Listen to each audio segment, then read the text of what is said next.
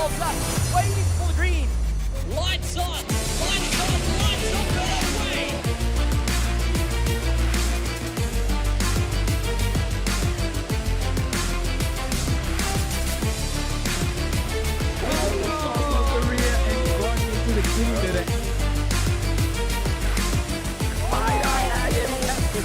Person taking in the championship.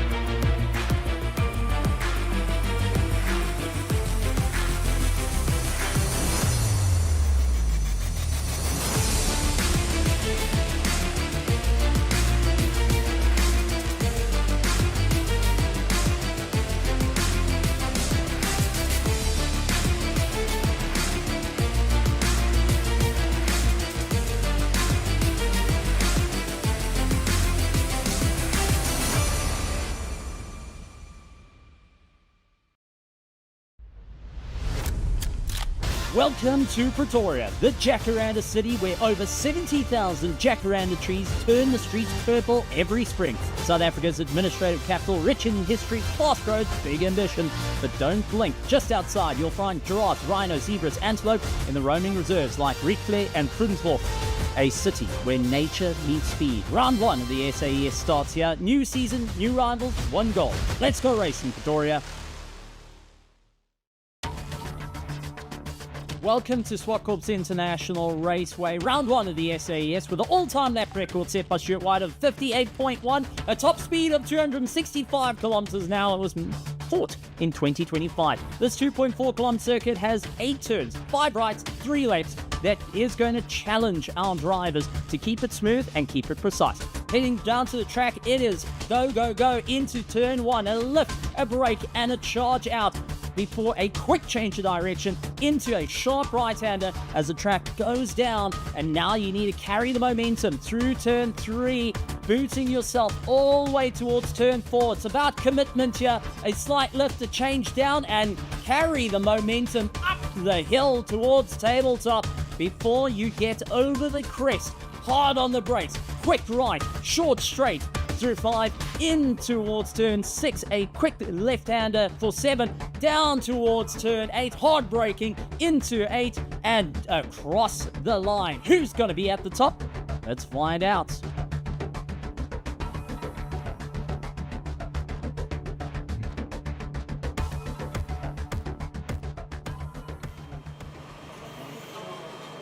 Good morning and welcome to the Southern African Endurance Series. Right, it's finally 2026 and we can get started with a new season. We're so excited. It's been a long wait since last year, November, since we closed off. Nice to see all of our competitors are back. Our fans are back, our vendors, we back. For those of you who don't know us, I am Nadine Wilkin and this is Chloe Grace, and we are your hosts for the Southern African Endurance Series. Chloe, before I tell everybody what's going on today at the track, we are out at Zwartkops. Why don't you give us a recap of yesterday's qualifying and practice? All right, so one thing, Nadine, that I absolutely love about our series is the storytelling, right? So I have to start with MRSSA, and we'll start with the Piri brothers, right? Amu, 12 years old, and he's doing absolutely fantastic in the sub 500. And then you have, of course, his big brother, that being Ora Piri, and he's, of course, a defending champion who's moved into Africa now. And just the advice between the two of them, where Ora tells Amu to say, don't push it too much, but then funny enough, he then does the pushing too. So that has been quite interesting. But you know what my favorite's been? The new liveries. Man, oh my goodness, you look at the new cars, old new cars, they look so much better. You look into Charles Arrange's car, the GT3 I know, right? The Arctic, apparently it's Arctic Ice is what they're calling it. So it looks really, really great. And then you also have Andre van Vuren, who also has new livery that looks really fantastic. Samlin as well, with Wayne Roach, his car looks fantastic. So those are some of the highlights. And of course, we'll get to talk about them throughout the day. And of course, commentary will also talk you through what happened through quali and some of the practice sessions. Thanks, Chloe. So yeah, so it's not too late for you still to head out to the track today at Zwartkops. Entry is 80 Rand for general access, but just for 200 Rand can get you onto the grid to meet all the drivers and be amongst all the cars and all the vibes on track. Our main race starts at 1:30, so make sure to get out here before then. But up first, we've got our GT Cup, our Sports and GT, as well as our MRSSA guys, and our invitational guests, which are the Silver Cup racing crew. Besides that, there's an entire fan zone up at the top. I was there earlier, and let me tell you, I mean, there's a shooting range, there's simulators, there's a mirror effect camera thing that you can like take photos with. We've got fullies on sale, we've got caps, we've got Formula One merchandise on sale. There's just so much going on, and it's an absolute buzz already. Our fans and our spectators have already started arriving. So yeah, I think it's going to be a really lovely day out, and I'm so grateful that it's cooler, because yesterday was a bit hectic. We were melting yesterday. If anything, some of the mechanics were saying that we are like some of their cars, the way we're overheating. Maybe we need some fans just to cool us down. So it's really, really great to have a little bit of wind, and we'll see how that affects as well the guys on track. Yeah, and I mean, we might be expecting a bit of rain later. Hopefully the rain holds out until the SAES starts, because the last thing we need is more of the MRSSA guys slipping around. Yesterday they were slipping on oil. Today we definitely don't need them slipping in puddles. Yeah. So yeah, hopefully that holds out. Fingers crossed. Then let's head over to commentary, where pit stops, Prince Nduweni, the chief as well, Temba Kumalo, and of course our encyclopedia, Stephen Koenig, are on standby. Well, good morning. Normally around this time of the day we say a bright and sunny welcome to the West of Pretoria here at Swartkops Raceway. Today it's a bit overcast, Steve. Let me not say ominous. Any race day is a good race day. It's great to have you here for round one of SAES in 2026. We're refreshed, we're new liveries, new team setups, new faces. There's so much that's gone on in between now and the end of last season. And it's great to get back up to speed, quite literally and figuratively, with today and this weekend's program event, Steve. No, it's going to be incredible. And with every one of the drivers saying the track is very green, we did have a little bit of a rainstorm as well. So all the grip is completely gone. And the drivers are having to really think out of the box. New cars for a couple of drivers as well. They're having to work on it. Plus, we've also got quite a few new drivers joining in as well. There is so much going on for both the endurance and for the bikes that we're going to be seeing out. Our Invitational with Silver Cup as well. They had their first round. This is everyone getting excited to be part of the show, being here, and we're expecting to see them taking all their cars, lining the back of the back straight, getting themselves sorted out as well. So we've got quite a bit going on, but the question is, who's going to be able to carry the momentum with the championships for 2026? Who's able to carry the weight of having a target on their back so much after 2025? I mean, this is where it's wild. There is a big one. You have Inter Africa that's looking at the hat trick, getting a double victory. The question is, can they do it? There is a lot coming back at them. The Norma Nova as a good one. One that was sold, goes off to Cape Town. It's now got a new motor. It's with Joubert, who's very well known for doing hill climbs. So he's gone and sold, he's got the car. And then all of a sudden, there's one picture that comes out, a container, tires, and there is a Nova sitting in the back. A very same Nova that was quite successful over in France with Nick Adcock.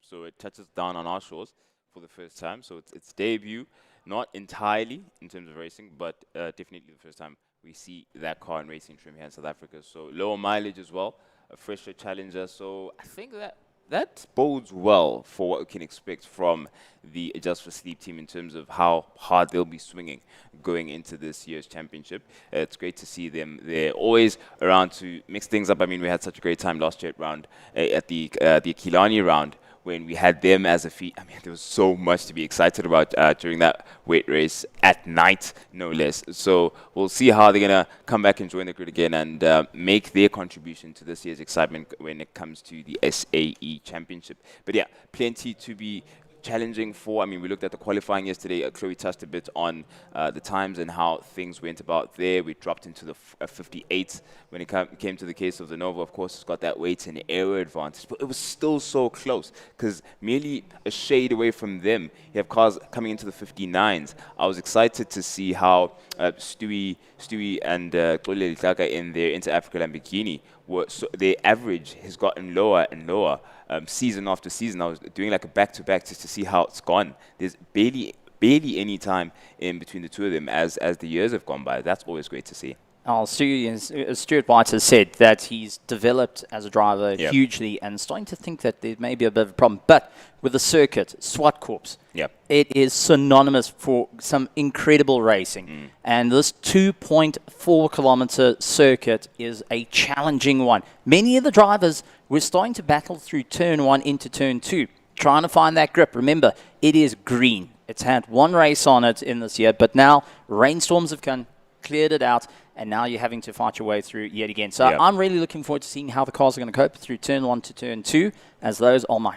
favorite set of corners to try and get. It favors the brave and the bold, but you've got to be on the money before you start heading down. Change of undulation, change of camber means that you really have to work the cars. You have to push yourself that little bit more. And even for the motorbikes, we saw drivers going and out braking themselves. So not only the cars have been facing it, everyone trying to shake off that bit of rust into turn 2. As they go into turn 3, it's all about momentum. As we said on the track walk, it is just keep your foot flat, keep going, keep pushing. You want to start making your way as fast as possible, and that's where we saw the fastest top speed being put in. Is on that back straight into turn 4. The one thing that we have had over the course of the years, instead of having the usual kitty litter that is over the top, we now have a bit of runoff for the drivers. But turn 4, a fast sweeping corner. If you get it wrong, we go back the first year we came here, where we landed up with one of these years, parking and getting stuck on the curbing. That's also a factor that drivers are aware of. A couple of them going and facing the exact same problem in practice, but they want to aim heading up towards turn 5, which is a right-hander. You go straight over the crest. Unfortunately, we have seen a few getting caught out with the excitement and everything lighting up underneath them. Charge their way through 5 into 6, and then start making your way down towards turn 7. So turn 6 is just a little gentle right-hander that starts to tighten up. Turn 7, you keeping your foot flat. It's nothing special. As a corner, it's just a quick chicane, but the problem is you've got to get your gearing right for turn 8. Yesterday, a multitude of cars landed up, out-braking themselves, flying off and landing into the dirt, pulling some of the rubble back onto the racing line as well. And we go back not last year, but the year before, where we had cars falling off and coming to a stop on that corner, which was blind and causing safety cars as well, which just threw the entire championship all over the show. I mean, these are factors that we've got to remember. And you go back last year, down the main straight, everyone's got to remember the Lexus-powered Toyota Altezza eventually getting across the line. It was cheered on by everyone. They came to a stop, but it was that moment that made everyone celebrate, not just the winners, but everyone that got to finish. 100%. And speaking of the winners, our defending champion into Africa, getting things ready, making sure that beautiful Huracan GT3 Evo is up to spec and up to condition for their first contribution to their title defense going into the year. You see some of the mechanics there getting things aligned, making sure your wheel alignment is right, and you don't have anything. It's incredible how much they work on the same thing. It's like repetitions. A lot of the time you see them working on the exact same thing they were working on maybe 30 to 25 minutes ago, but it's because so much can happen in one session. So much information is needed to be collected and understood to make sure the car is still on song and running according to the book that they've got from the Lamborghini factory. And we've also got a new entrant in terms of machinery. At least it's still combined racing, but if you saw them in a Civic Type R last year, bright red Civic Type R, that's changed because they're in a Super Cup Polo. Going and changing things out, a little bit more reliable, a little bit more to work with, and they're trying to really get this car up to pace. They've had a few problems during the course of it, but they fixed it up. MJR, a recently fully rebuilt car. It was in absolute pieces a week ago. They got the car all organized, put back together, and now ready to have a bit of fun with Marius Jackson and Joseph Ellerine back behind the wheel.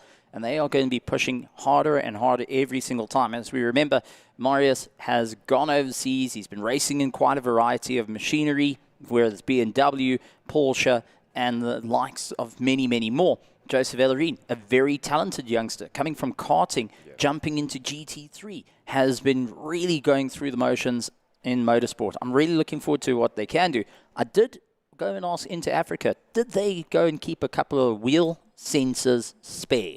Because every time they've come to Zwartkops, it's been a wheel sensor, and they parked in the exact same pit.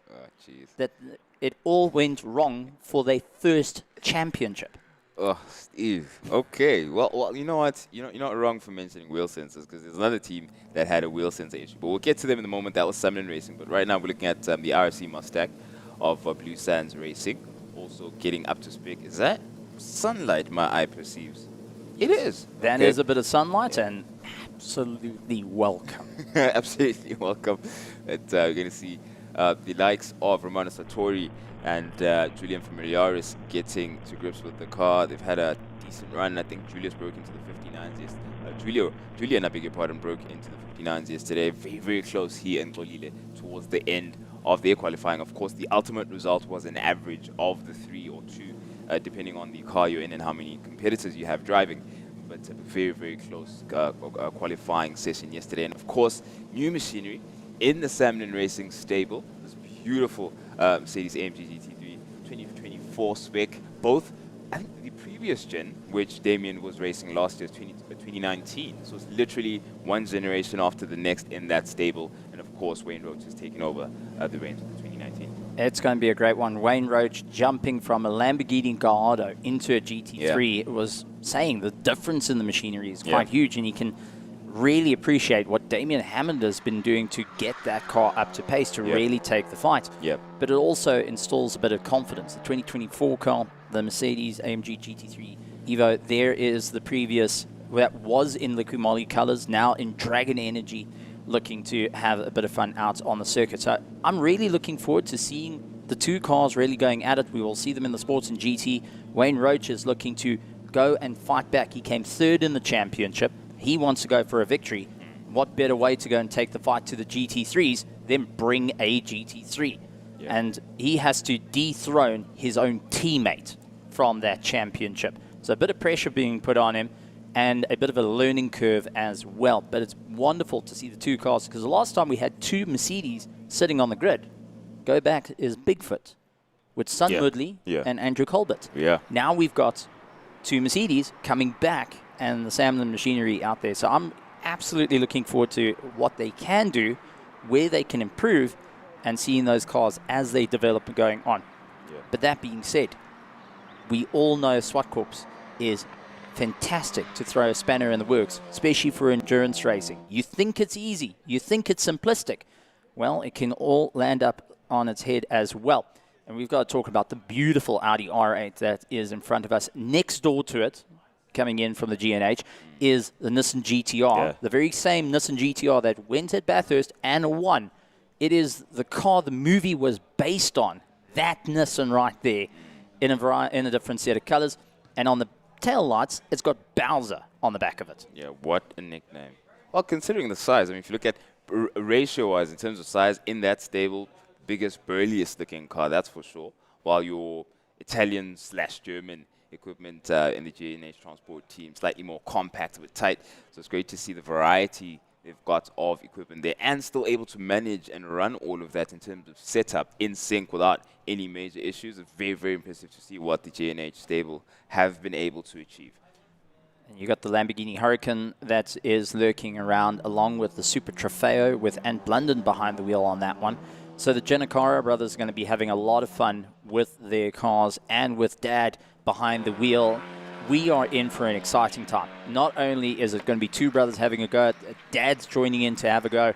Ant is in a completely different car because remember, he was participating in an Audi R8 GT4. He was. They've now moved over to the Super Trofeo. But one car that's been catching everyone's eye is this Lamborghini Huracan of Ricky, who has gone and developed it, and I've got to say, striking colors. GNH has forgo the usual route of white and blue and grey. They've gone for eye-catching, popping colors straight to you. You can't miss the GNH stable. must be exciting to be a kid watching all of this incredible equipment. Rocket is the affectionate name this car has earned. Chloe loves this car. she cannot help but wander into the pits of GNH purely because of Rocket. Absolutely an eye-catching and stunning car. As you get to see the Alcantara leather there still intact. Adam working on the car, just making sure everything is all good and on song just before they have their go out onto the circuit. Of course, the Zwartkops family is more than just furniture in South African motorsport. Really, history goes way back as a feature on our main circuits, and it's great to see their solid commitment to the series. Just some touches there going on with the team, minor details, and you get a chance to see what's in front of the racing driver. Relatively small dash, actually. When you look how far it is, and it's separate from the steering. Steering's right in the driver's face to make sure it's you got the elbows bent in a relatively safe position. When it comes to any discomfort, it definitely isn't much of an issue. It's a lot more snug than you would think when you look from the outside. I mean, it looks like there's a lot of creature comforts there for the driver. The whole thing with the GT3 cars, they've got a seat that can work for safety, and then you've also got to think about how the tub is built, all for safety, but they're built for endurance, so you've got to take into consideration. Lamborghini and Audi are the only cars that have a contour on their steering that allows you to just relax the wrists while you're driving. Everyone else is flat. Everyone else is, that's how it goes. It's a piece of sheet. Doof, done. Where Lamborghini and Audi have got a little bit of a contour just to relax those wrists, to also just relax them a little bit down, the elbows down, get you all comfortable to race. And you don't need to see a lot on your dash. You need to see your revs, your gears, that's it. Yeah. It will tell you a big red, low fuel. It will tell you low pressure. But don't worry about the rest of it. And you can see even in the Trofeo car how much work has been done. This is their essential Cup series that Lamborghini's gone and made. And the Super Trofeo, absolutely wonderful. And not many of them around. We have got, I believe, 2 in South Africa, and we get to see them here having a bit of fun with Ant Blunden behind the wheel. Former Iron Man. This car was a beautiful thing to see in red. More so in the all-black Ravenel livery. Great to see how the Zwartkops team continues to contribute. At least looks and entertainment-wise, we're definitely not lacking on some mechanical eye candy. It's been great to see how Ant Blunden also has been jumping in and out of different machinery. I'd imagine it's a bit more. It's in addition to your skill set, of course, as a racing driver, to go from one car into another. For example, in the case of Wayne Roach, who's gone from the all-wheel drive Gallardo into a car now that basically he's described as rear happy. He's now using different inputs to get the car stabilized coming out of corners. It's on its nose when it comes to braking. So all of those factors have to come in, and I'd imagine it's the same dynamic that you look at when it comes to the likes of Ant Blunden. That's it. But also another big stable, Stradale coming out in force with their Porsches, looking to take the fight to the front. You've got to remember, they won the first championship. After that, well, the fight was on. Now the question is, can they go and take the fight in the GT Cup side? Charles Rangi's going to be having a bit of fun. There's also the new livery, but Roy Aubrey now has got a bit of a problem because he was fighting with Wayne Roach in the Gallardo. Now Wayne Roach is in something a little bit quicker, and I do suspect Wayne Roach and Roy Aubrey are going to relive their fight with one another and looking to go and get a little bit closer. Yeah. That is a rivalry that started last year with 2 drivers having a little bit of a nudge, has now turned into who is faster than who, with Wayne Roach narrowly getting ahead of Roy Aubrey in qualifying. Yep, exactly. 4th and 5th they sit, with Roach in 4th and Aubrey in 5th. So we'll see how that goes going into turn 1. We have a beautiful shot off turn 1. We have that in an incredible view there of just how things culminate. Later on, when we have the lights go off at around 2:30 today, when the endurance race goes on. But of course, Solarangi is beautiful, beautiful. What's the color? Arctic blue. Arctic ice. Arctic ice. Arctic ice is the rendition of his Porsche 911 that we see this time around. Absolutely stunning stuff. He's excited to get back onto the circuit. And as you said, time and again, we've seen the Rangi's family staking their claim on history here in South African motorsport, and it's always great to have him as a feature on our grid. Rangi's, of course, in his number 85 is going to be 6th, so he's slightly behind Roach and Aubrey. He's not going to be racing this car for that particular race, but he's definitely jumping in and out of both pieces of equipment, as you would if you had the choice of equipment out of Stuttgart. You definitely not limit yourself to one, but that's absolutely stunning car to see, and how versatile it is too. What I enjoy is they've managed to put the caption on. If something goes wrong, you hear "Oh hi" on the radio. Yeah. If something goes right, you hear "Oh hi" on the radio. Yeah. That was a constant through last year, and now they've just made it their logo, made it their theme on the car, which Charles absolutely loves. And I think the fans are also going to be seeing that car. And if you're out there, go and say "Oh hi." Just welcome the car. It's absolutely great. Charles Orangi's adding a little bit of fun. That's what we're starting to see. A little bit more character coming into the racing. It's professional, but fun. And that's what I enjoy. It's not just this red tape protect, that's it. It is that little bit of fun. It's that little bit of welcoming. It's good to have a bit of banter as well. And really looking forward to it. But I do suspect the car that is going to be going for performance and index and looking to dethrone Pesty and also go and show Into Africa a hard time is going to be this. Yeah. The combined racing are going to have a full-on fight with their VW. Yeah, we'll see how they swing there, and I think they're going to be excited to come to grips with the car. I mean, they've been trying to get it as far as possible in terms of matching up with the form that they had and could enjoy, as the Civic Type R that they had last year was reliable. Now that you've got new equipment, you want to make sure you get all the niggles out as quickly as possible and get settled in. But excited to Charles Orange is, of course, going to be hopping into this piece of machinery that you have right in front of you. This is his number 85 competitor that he's qualified for yesterday. Just looking at his time, he put down a 1 minute 4.1, so that puts him behind Aubrey. And he's going to be having the time of his life. It's really great to see the GT Cup SA coming in full swing. I beg your pardon, sporting GT class coming in full swing and having a variety of machinery in a mix there, which is rather unique to see on our shores. We haven't seen something like that for the last couple of years, and it's great to see how creative and dynamic a set of regulations can get and give us a consistency in terms of competitiveness here with this particular class.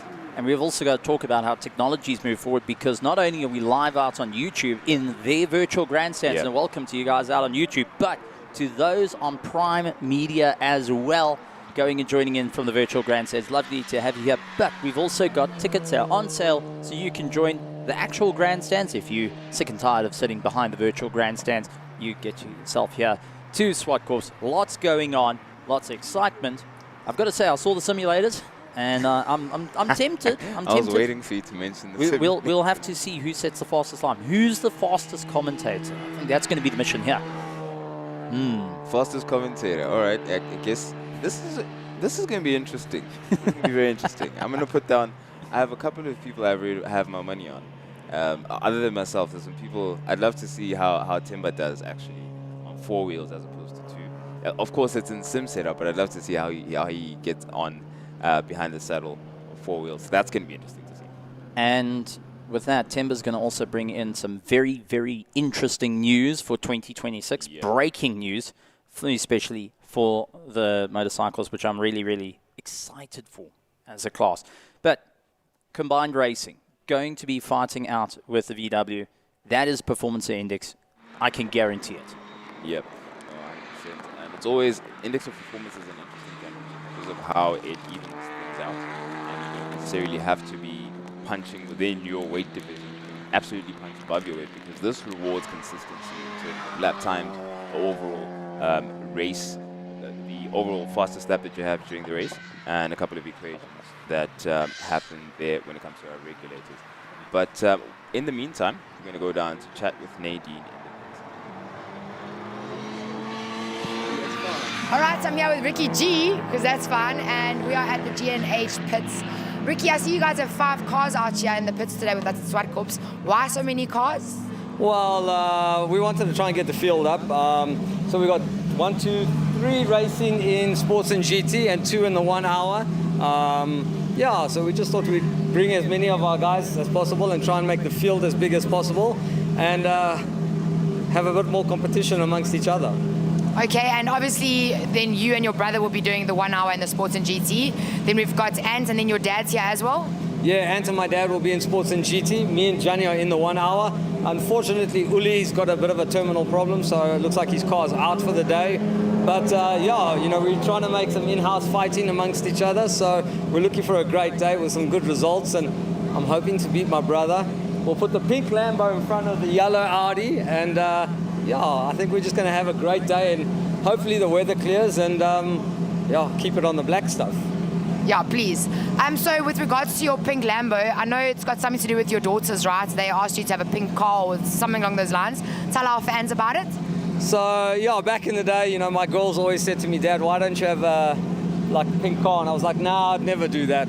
Then I said I'd do the helmet, so we did a pink helmet. Then I decided to do a pink car, and when we go out for a race, you'll see I've even Sparko organized me a bright pink overall, so we're going completely pink for the day, and it's for my girls, all three of them, and yeah, hopefully Dad can make them proud with a pink car. And tell me, any interest from any of your girls to be a racer one day?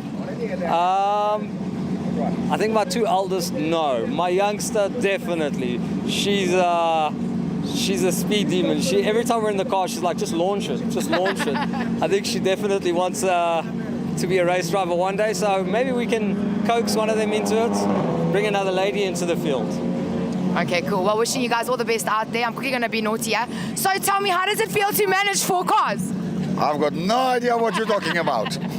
I just had to get him on camera because he hates it and he's running away. Anyways, let's go back to the guys in commentary while I find another driver to chat to.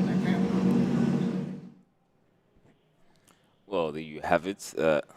GNH in full bright liveries. Fantastic, absolutely eye-catching. And unfortunately, Uli Sunny, of course, of that stable, being taken out by a turbo failure. Yeah. And you were so excited, Steve, about his Z4 yesterday. I think you're more disappointed than Uli about this, actually.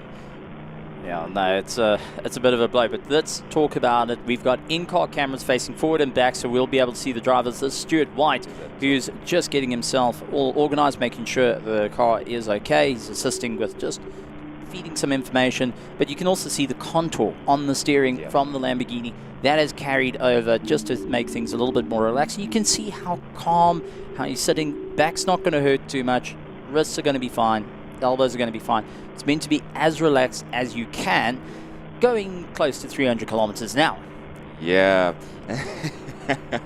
I'm glad you ended it that way, because there's something incredibly shocking about how quickly the eye movements of racing drivers are at that speed. You can see how relaxed and laconic he seems, and he probably looks exactly like this when he's actually racing at that speed. But the eyes and how much he's looking to the next apex and the next part of tarmac that he's on, absolutely incredible to see their skill set. But Nadine continues to find out a bit more what's going on this morning as all of our competitors are preparing. You can see Gerald, team manager at Inter Africa, getting some info in with Stewie there, having a bit of a chuckle. So yeah, all good vibes. It's good to see how family friendly, of course, our racing teams all are. But someone getting a bit of that family vibe is Nadine down in the pits.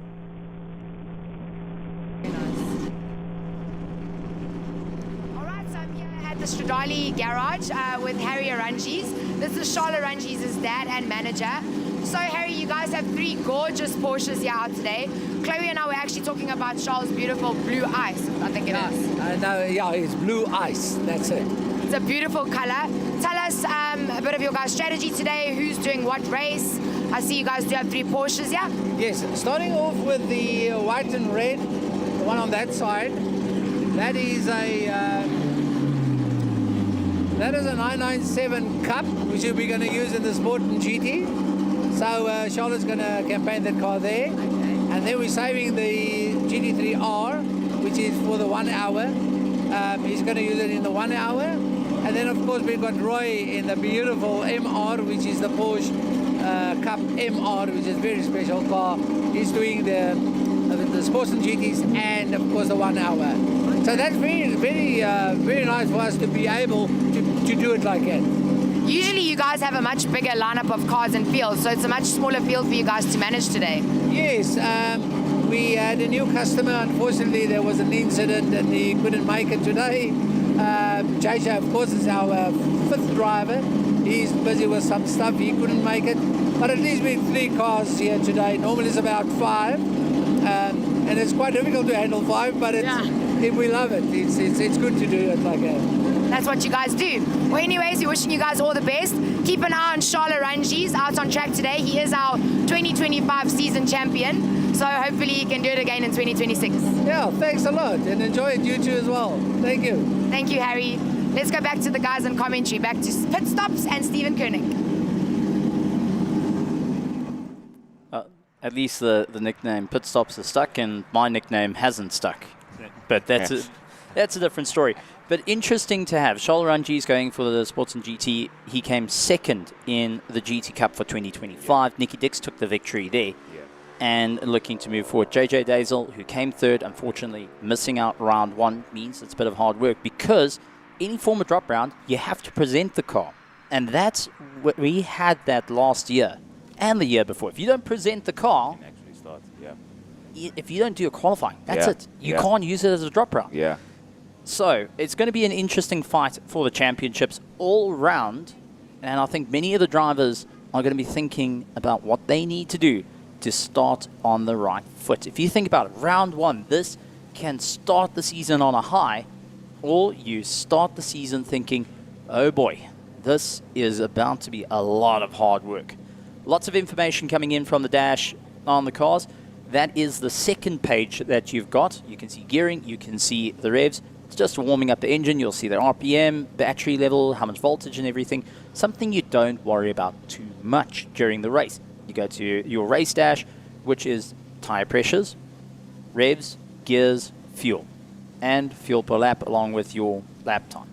That is the main things you'll worry about. So there's different pages that you get to utilize in these cars. A little bit more fancy, a little bit more fun. But yes, I am a bit sad that the BMW Z4 parked in the back, and one of my favorite little cars with Uli Sani, who I grew up with the name around, is going and sitting out, unfortunately.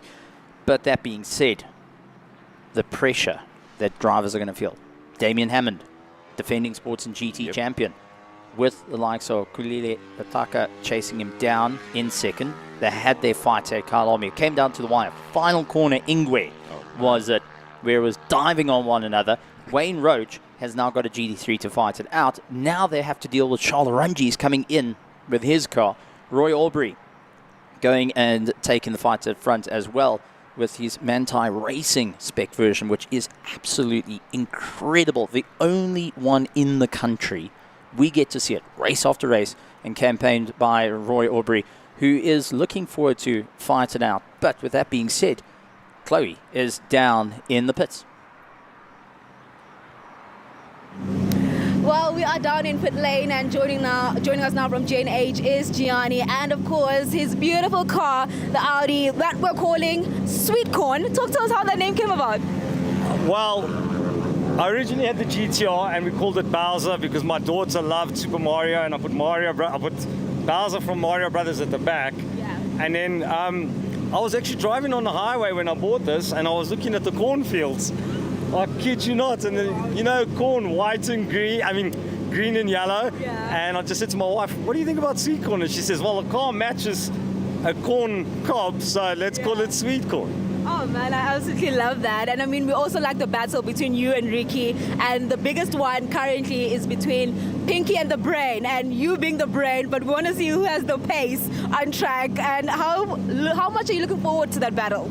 I always love racing with my brother. He keeps it clean, he keeps it tidy. We've had our little scuffles, but we've never in all of our years touched each other. So I enjoy racing against Ricky. He won't make a bad move, and I won't make a bad move on him. I'm looking forward to racing him today. He's a little bit behind on the pace. Yeah. And now we're in pretty equal cars. The Lambo and the Audi are pretty much the same thing, so I'm looking forward to it. I'm hoping he can at least ride shotgun for me for a little bit. Yeah. I've got Damien right behind me. And then I'm hoping to chase Shoal a bit. And maybe Ricky can slot in there somewhere and keep the rest behind. So, yeah, it should be good fun. It definitely should be, and I mean also the competition between you and Stradali is quite interesting as well, because talking to Ricky, he says that we have to beat Stradali. Yeah, so yeah, I'm not going to say, I can't say much. You know, I was part of Stradali for 3 years, so yeah, I'd rather just say let's see how it goes today. Shoal's my mate, so yeah, I won't do anything stupid, he won't do anything stupid. We'll keep it clean, keep it tidy. But you know, when the helmet's on and the light goes green, we're racing. You know, friends off track, on track, we're rivals. So yeah, he's a little ahead of me, but we'll see how it goes. We'll see how it goes. We definitely will. And Gianni, I mean, you talk about, of course, the Lambo and the Audi. We also have to talk about Adam and how special he is to the team. I mean, one man managing 5 cars. Talk to us about the similarities as well within the cars. Well, Adam, Ricky loves Adam. I love Adam. He's been part of our family for years. Obviously, with the Audi and the Lambo being very similar, makes it easier for Adam to work on the cars. So because the similarities are so close. The only thing that's different really is the body, but the engine, the gearbox, the drive shafts, everything is pretty much identical. So working on an Audi and working on a Lambo for Adam is one of the same things, put it that way, yeah.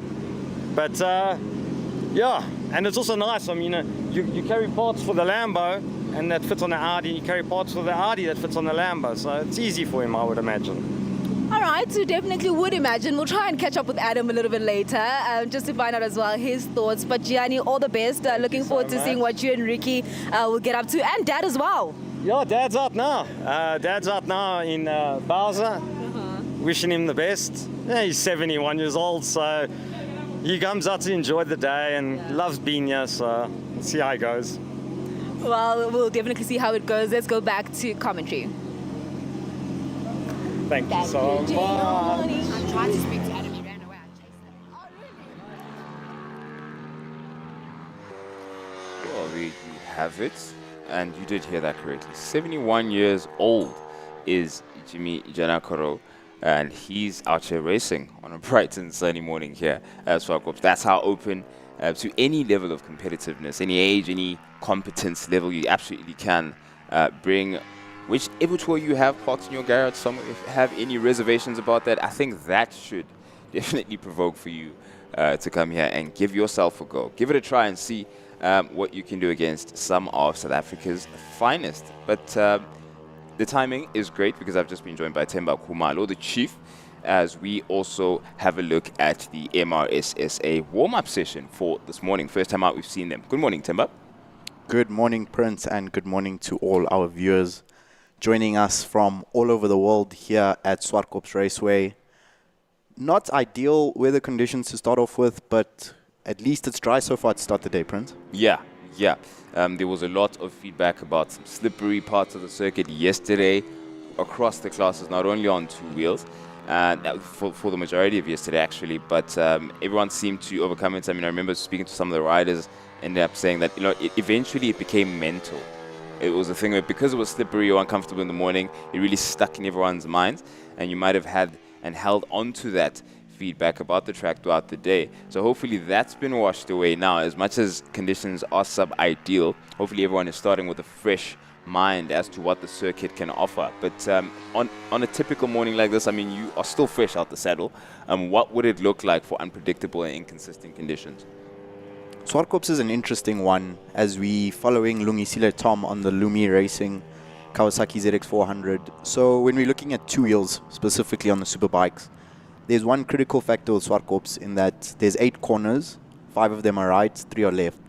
But the right-handers all happen consecutively from turn 2, 3, 4, 5, 6, as we watch Tom go into turn 6 at the top of the hill. Yeah. And exiting 6, you're going to see him flick it left, where he now goes into a consecutive sequence of lefts, 7, 8, and then into turn 1. Yeah. So on the bike, you have to be very careful at turn 7 in particular, the first of that sequence of left-handers, because you've now done 5 corners in a row on the right-hand side of the tire, and the left-hand side of the tire is getting cold. So that's something to keep an eye out for today. A very common mistake at Zwartkops to lose the front at turn 7 because the rider's either gone in with too much speed or too much lean angle. Another thing that we just saw on screen there is that parts of the track have been resurfaced. since the 2025 season. And I was speaking with Bundy this morning, Alan Holscher, who will be racing later in the National 1000 class. And he was saying that with the new tarmac versus the old tarmac, because you can see the exiting turn 1, where the tarmac is a lot darker, that's where it's been newly resurfaced. He says it's difficult to find certainty in terms of exactly how much grip levels they're going to have there. You can see that resurfacing again, going up the hill all the way to turn 5. So for the bikers, it's going to be a day of discovery, because the track's going to feel different when the track temperatures go up. If the sun does come out today, there's forecast for rain potentially later in the afternoon. So our riders and drivers are going to have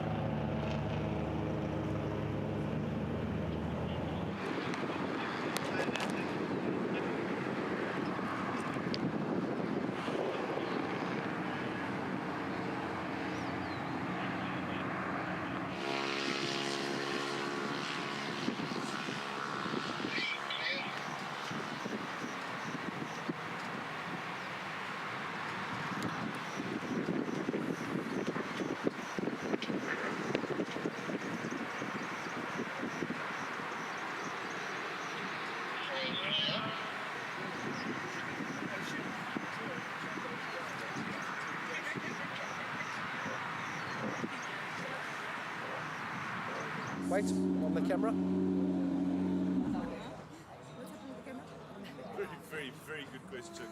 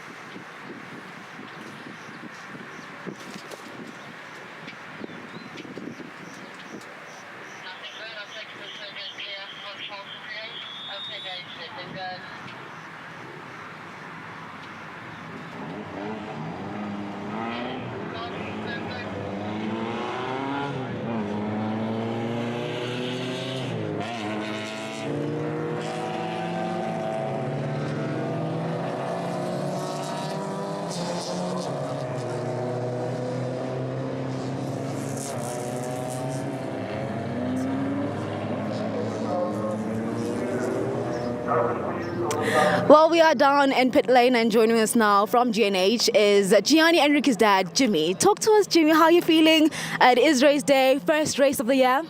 Well, we're quite excited to have this race today. Let's hope it all goes well and we have a good turnout, that everybody enjoys what we are going to do today, and we must keep the sport running. We have to. We definitely have to, and the beautiful thing about GNH is, of course, the number of cars that we get to see and the different cars. Talk to us about really the importance of having, you know, so many cars, and amazing how they look as well. We have a number of different cars. We got some BMWs, Skyline, Lamborghinis. We've now purchased a KTM that we want to put on the scene in the next race or two. So we're really looking forward to, we want to diversify a little bit. Instead of just having the real thing, try something else. But GNH has been going on now for 14 years, 15 years racing. And I keep on wanting to quit, and my boy said, "You're not quitting." So we don't know who's boss at the moment. Everybody can be boss. Talk to us about the handling of the Nissan. How did you feel as well on track yesterday? I must admit, in the beginning, I wasn't so sure about the Nissan.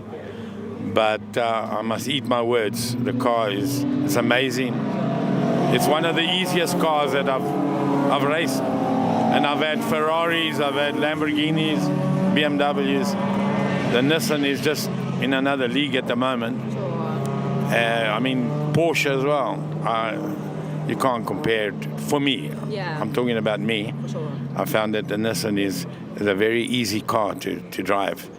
Just you got to understand it. But yes, we're hoping that we'll do something with it today. This is the third time I drive it. So I'd like to see where I'll go with it. And I mean, you talked to Gianni and Ricky as well, and then the interesting thing about them is that they debate about Pinky and the brain as to who the brain is between the two of them. Who would you say is the brain? They've been competing since they were 5 years old. So, you know, they're twins. They raced together. They were both South African champions on quads. So yeah. Both brains. Then even in the BMW, they were championship in BMW for 2 years running. Yeah. So they've done their fair share. So now it's time for them to let other people get something. Well, we've got a hint there. We do have, of course, action on track currently. So let's go back to commentary.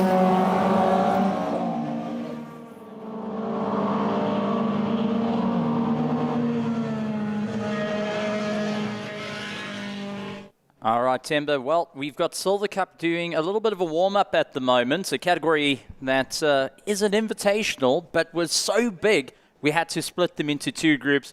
We've got our A plus and our Pro class will be going out, and then our Group 2 will be C, from our B class, C class, and D class will be going out and having a bit of fun. A mixture of tin tops and space frames to go and battle it out. Now, I've got to say, it's rather interesting to see how they've come to the party. 2 weeks ago, they did their first round. Then all of a sudden, they were like, hang on, we've got another race. Let's get everyone back together again. Once again, brought the fleet of vehicles to have some fun and have plans to take all their stuff all the way to the back end and share the love with everyone out in the grandstands. Such a joy to have the Silver Cup with us here at round number 1 of the 2026 South African Endurance Series. Steve, you were telling me a bit about these cars yesterday. For the viewer at home who's never heard of a tin top or a space frame, what exactly is that? Okay, so a space frame is literally a roll cage on wheels where you can put a fiberglass body on. They all were spec roll cages, so you had the Opel Tigers like what we have out here. They were originally built for oval racing, short oval racing, 500 meters. You're putting 30 of them on. They've got to be rough, tough, and easy to repair. They're one-piece bodies that you can take off. Then, when we refer to tin tops, they're more of your road-going cars, such as the Golf just ahead of it. The Golf Mark 1, everyone knows rather well. And these are cars that were originally road, built for the road. They were on the road, converted to race cars. So they're not purpose-built like what the space frames are. There's a variety of different space frames, as you've got turbocharged and non-turbocharged. Anything with a plus is a space frame. Anything without the plus is your tin top. But that being said, talking about someone that has a lot more information, let's go to Nadine down in the pits. All right, so I'm here with the familiar face, JJ Dazel, who's usually racing one of these Porsches for Stradali, but today he's here to support. So first of all, Mr. Celebrity Man, why aren't you racing this weekend? I'm here just to support my friend Charles. Why I'm not racing? Well, I don't have a car anymore, to be honest. Charles sold the one I used to race last year, so for now I don't have a car, but you'll definitely see me in a car a bit later in the year, definitely. Okay, and I don't know, maybe silly question, but did you have anything to do with this beautiful color? Yeah, I did. So obviously that's the name. Well, that's the game I'm in. So 2J's Detailing. We partnered up with Steck to sponsor Charles to just make sure he looks good this year. And I honestly think the car came out really, really good. People love it, we love it, and it looks super, super cool on track. So. Let me tell you, it definitely catches everyone's eye. It is beautiful, the work you guys have done, so well done on that. And yeah, so can we expect to see it round 2, or when do you plan on coming back? I'm not sure about round 2. I'll probably have a chat with Charles and them next week when we're back at the shop, and then we'll see what's going to happen. I don't know if it's going to be a Porsche, maybe a Lambo. We'll see. But I'm excited. We're looking forward for the year. I definitely want to get in the car. Awesome. Well, hope to see you out soon in a car again. And yeah, thanks for coming to support the team. Yeah, and for all the Porsche Cup guys, sorry I'm not there. I'll be back as soon as I possibly can. Just giving them a little bit of time to get ahead until you come and clean it up again. Exactly. Cool. Thanks, JJ. Good luck out there just now, Charles. Oh, hi. Oh, bye. Yeah, oh, bye. Quickly, how are you feeling going out there today? No, it's good. I mean, it's the first time in like 5 months I've been in a race car, so yeah, I'm getting in as much as possible. GT Cup this weekend with the old girl, and then the 1 hour with the R. So yeah, having a hell of a lot of fun being back.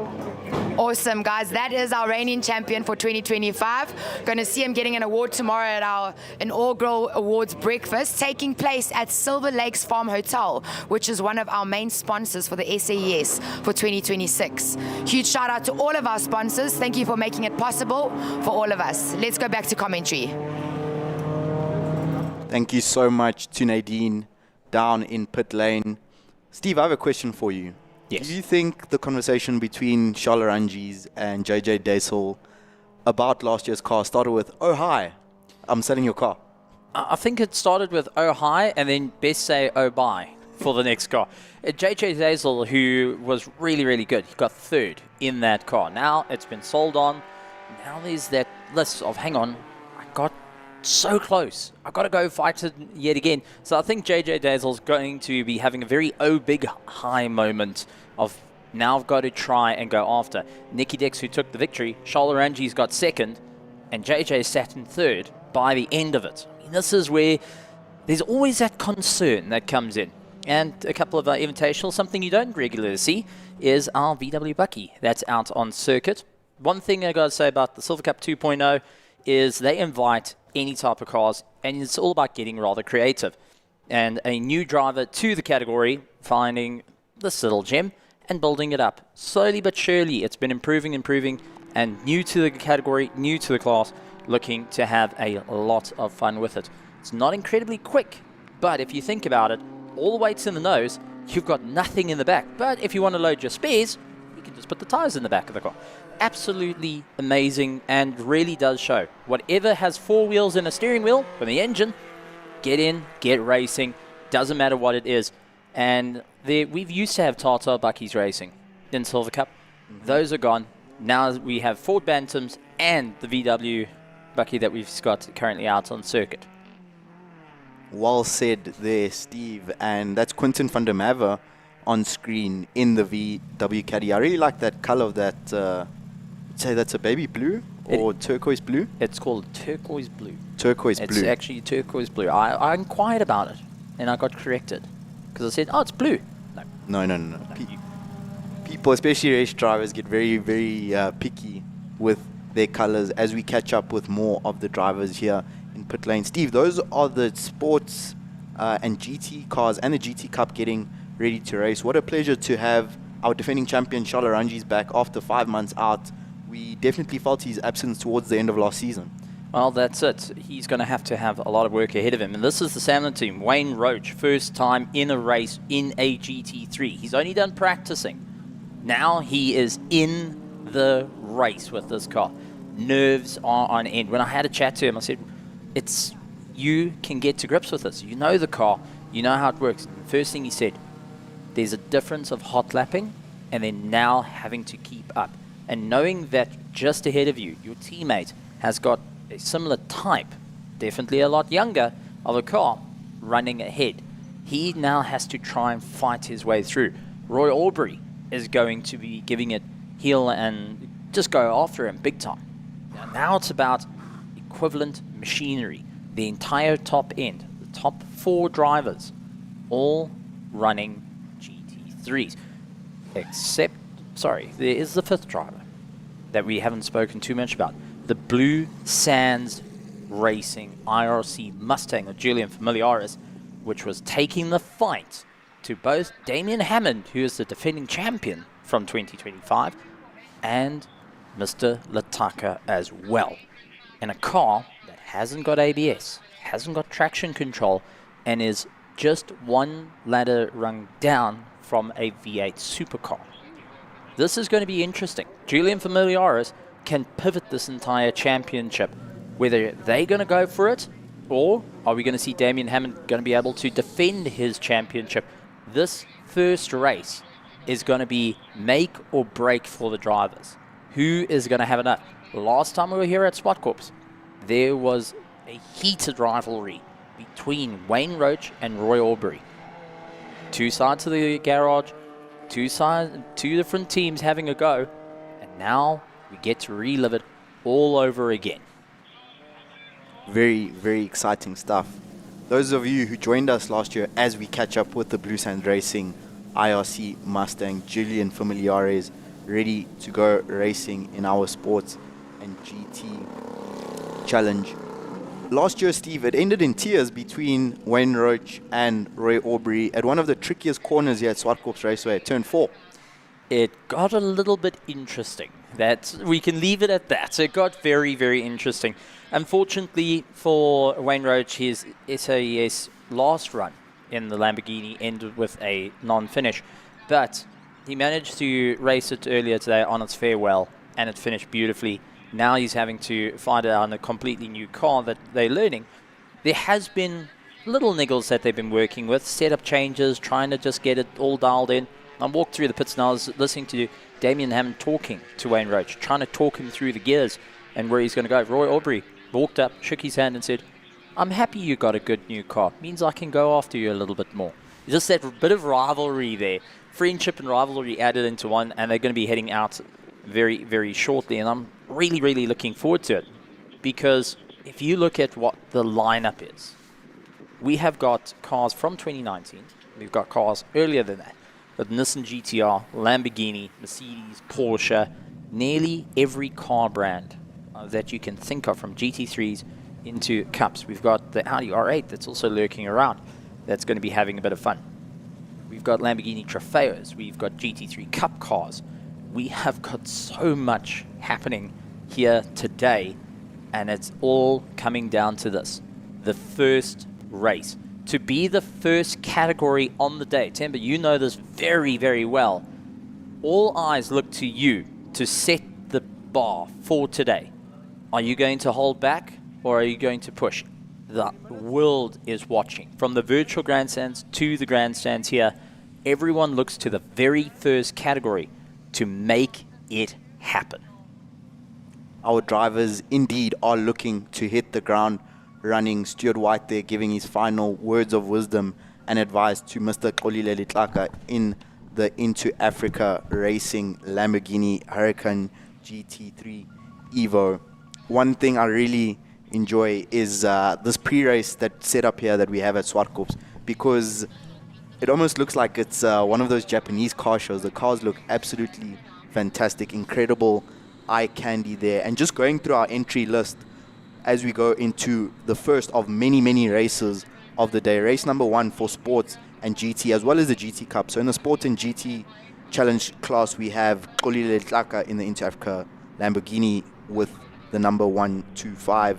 Julian Familiares with Juan Standa, Jimmy Giannaccaro, Ulrich Sane, Damien Hammond, and Ant Blunden. In the GT Cups, we look forward to seeing Sun Mudley as we join him on board in the Bigfoot Express Racing Porsche 991.2. Father and son duo out on track today, Prince. Looking forward to see what the Mudleys can deliver in terms of entertainment between Sun and Priyan. Yeah. Priyan definitely inherited Sun's relaxed, cheerful demeanor. I got the chance to meet him for the first time yesterday. Fantastic chap, and it's great to see him racing side by side with his dad. It's father and son in the case of Sun and Priyan Mudli, and it's also father and son-in-law in the case of Nicky Dix and Adi van Vieren. We saw them side by side there, so we're looking forward to a family affair in many guys. We've also got the number 85997 there of Charlotte Ranjis out of the Stradale stable family setup there. There is Sun, who just peeled out. We had a look at his onboard just now. It's Ant Blunden out of the Stradale Motorsports stable. There's Priyan in the car that Sun normally races, the bright yellow 911, and it's going to be an exciting morning of racing. Roy Aubrey getting ready to resume his rivalry with Wayne Roach, who's not too far ahead of him, and it's great to see just how how cheerful they are off circuits. I mean, it's nothing in between them. In terms of space, they're very close together where they're pitted, but also very close together in times. Top speeds achieved, I think they're like 2 kilometers per hour apart in terms of top speed they got yesterday. 137 kilometers per hour down the home straight was Wayne Roach's, 135 for Roy Aubrey. So when it comes down to a sprint, really is nothing in between it for them. Maybe it's going to be in the corners around how Wayne Roach, for example, navigates the slightly different nature, significantly different nature of a rear-wheel drive Burley V8 Mercedes GT3 as compared to his Huracan from last year. So all of those factors are coming into play for these two in the rivalry, and this is the view that Aubrey is going to have for, he would hope, as little a time as possible this weekend. Yeah, it's absolutely great. And moving from the Lamborghini Gallardo, which was the older version before the Huracan. Oh, I beg your pardon, and it was originally a road car, now into a purpose-built run. That being said, out at the front, the difference. We've got Into Africa, Mr. Lataka sitting with a 1 minute .6. Julian Familiaris with a 1 minute .9. Damien Hammond with a 1:01 will start in third place, with Wayne Roach lining up next door to him. Roy Aubrey will start in fifth with Charles Ranges. Nicky Dix will be following behind. Nicky Dix has got a lot to play for. Remember, in the GT Cup, he won 2025 and will be looking to fight it out for his class again. We've also got behind them Sun Mudley and London, Andre van Vuren, who yesterday ran into a little bit of a problem, and the COC and him had a bit of a chat. We've also got the likes of the next of the Mudleys coming in onto 11th. Volskink in 12th, Vali de Beer in 13th, Jenny Janakaro in 14th, Uli Sani unfortunately out along with Jan Stander as well. So unfortunately those two cars not coming to the grid. But the front end of the field all separated within 1.5 seconds of one another. Oh, incredible. That's exactly what you want to hear just before all of these cars are going to be descending on turn one not too long from now. 0.2 seconds in between those two cars. You see in front of you Maverick of Inter Africa Racing on the left, and that beautiful RC Mustang of Blue Sands Racing on the right, with Familiaris at the ready. And we're getting ready to get things underway. We've got green for proceedings to get underway, and not too long from now it's going to be lights out for all of these competitors to see what they have to say about round one here at Zwartkops. It's all about the formation lap. It's all about generating as much heat into the tires and into the brakes, because it is going to be a wild one into turn one.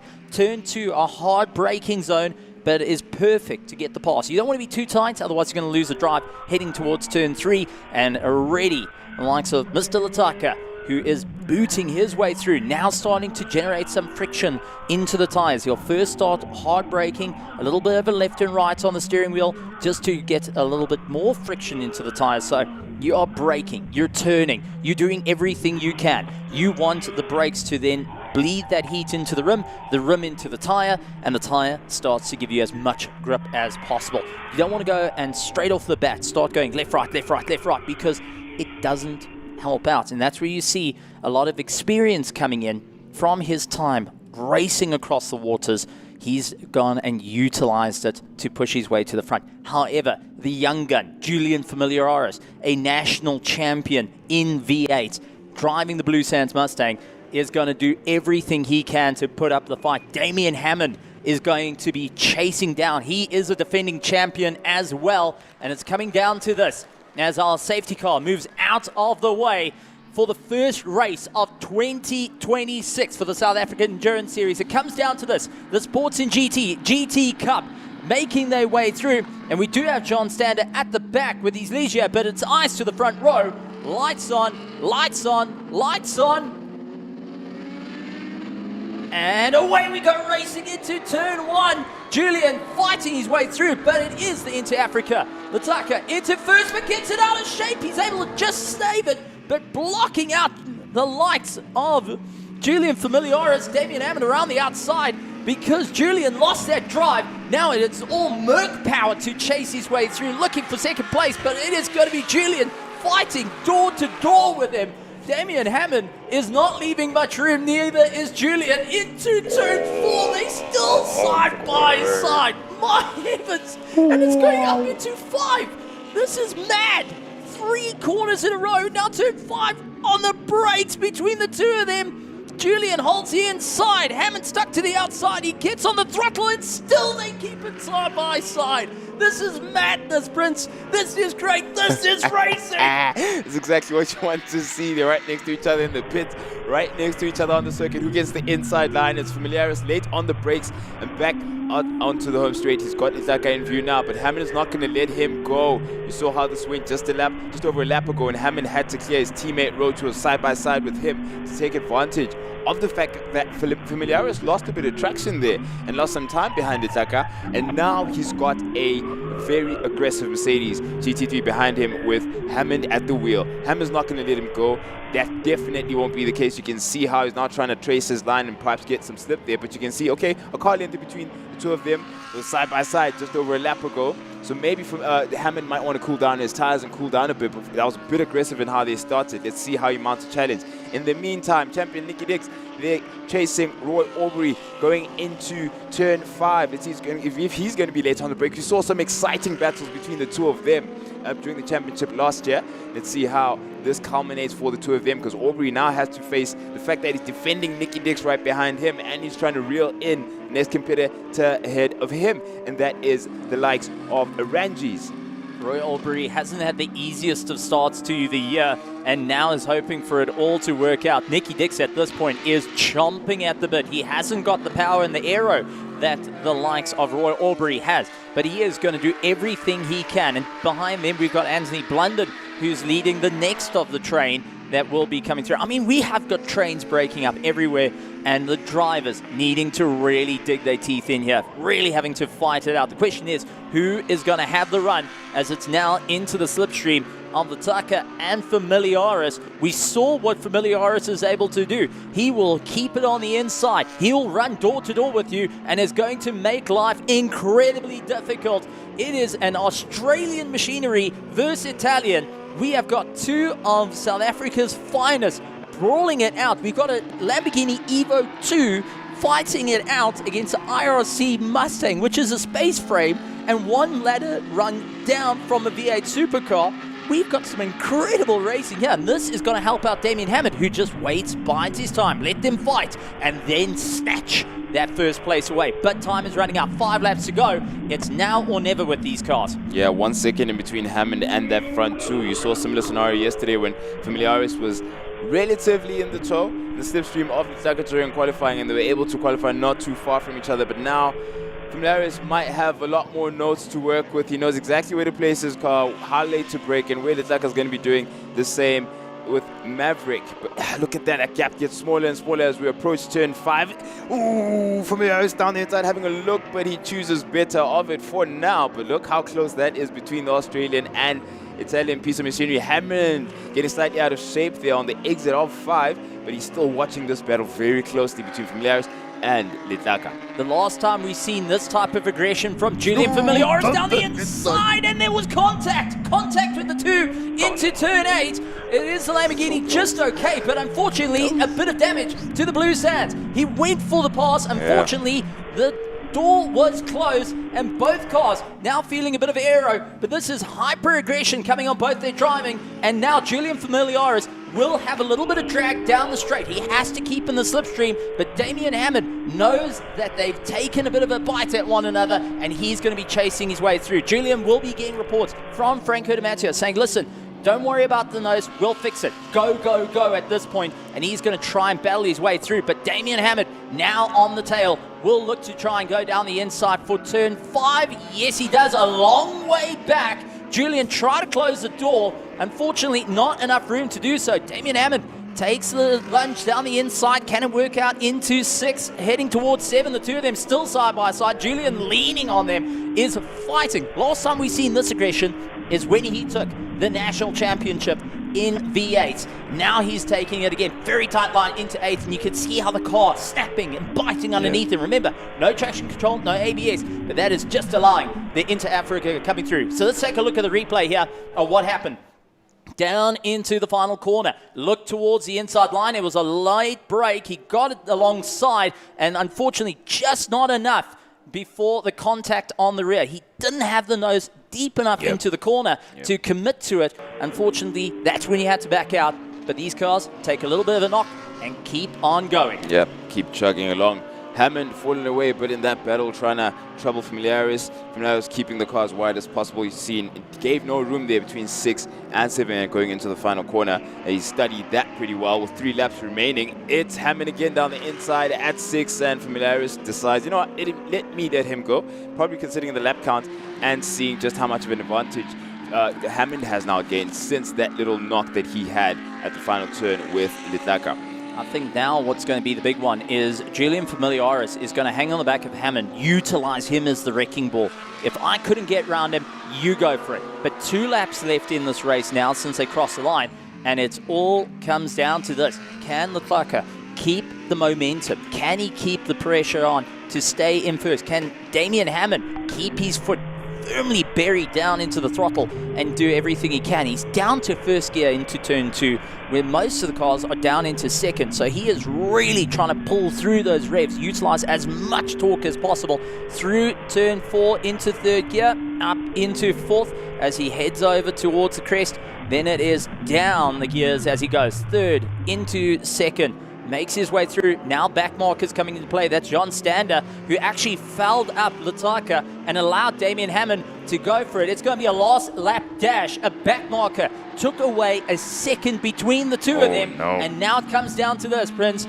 It is Merc versus Lamborghini. And if you weren't here at Kyalami, you're about to get a relive the situation between these two, because Damien Hammond is using every bit of the circuit. Look for the inside, looking for the cutback on the exit out of turn 2, standing on the throttle, just not close enough, had it backed off. The Lamborghini Evo Huracan 2 beating out the Mercedes AMG GT3 Evo. This is just madness now. The time's running out, and it is going to be a last dash towards it. Damien Hammond said he's coming to win. He's not here for second place. Litaka said he's giving it his absolute all. And now it comes down to just 4 corners. 4 corners. And how Damien Hammond must have been slapping himself, how much luck has come his way. But he's also worked for it. He's trying his best to pressurize Litaka going into the final turn 7. And now going into 8, that final left-hander. There it is. Is Hammond going to have a look? Puts the nose there, but no, it was too much German car behind Litaka to fit there. And it ends with Maverick taking the finish. Litaka takes the win for Sports and GT and GT Cup Race 1. What a battle between him, Hammond, as well as Familiaris, who fell away towards the end. How exciting was that all race long? Stephen Koenig, my goodness, what a good morning. Oh, that was incredible.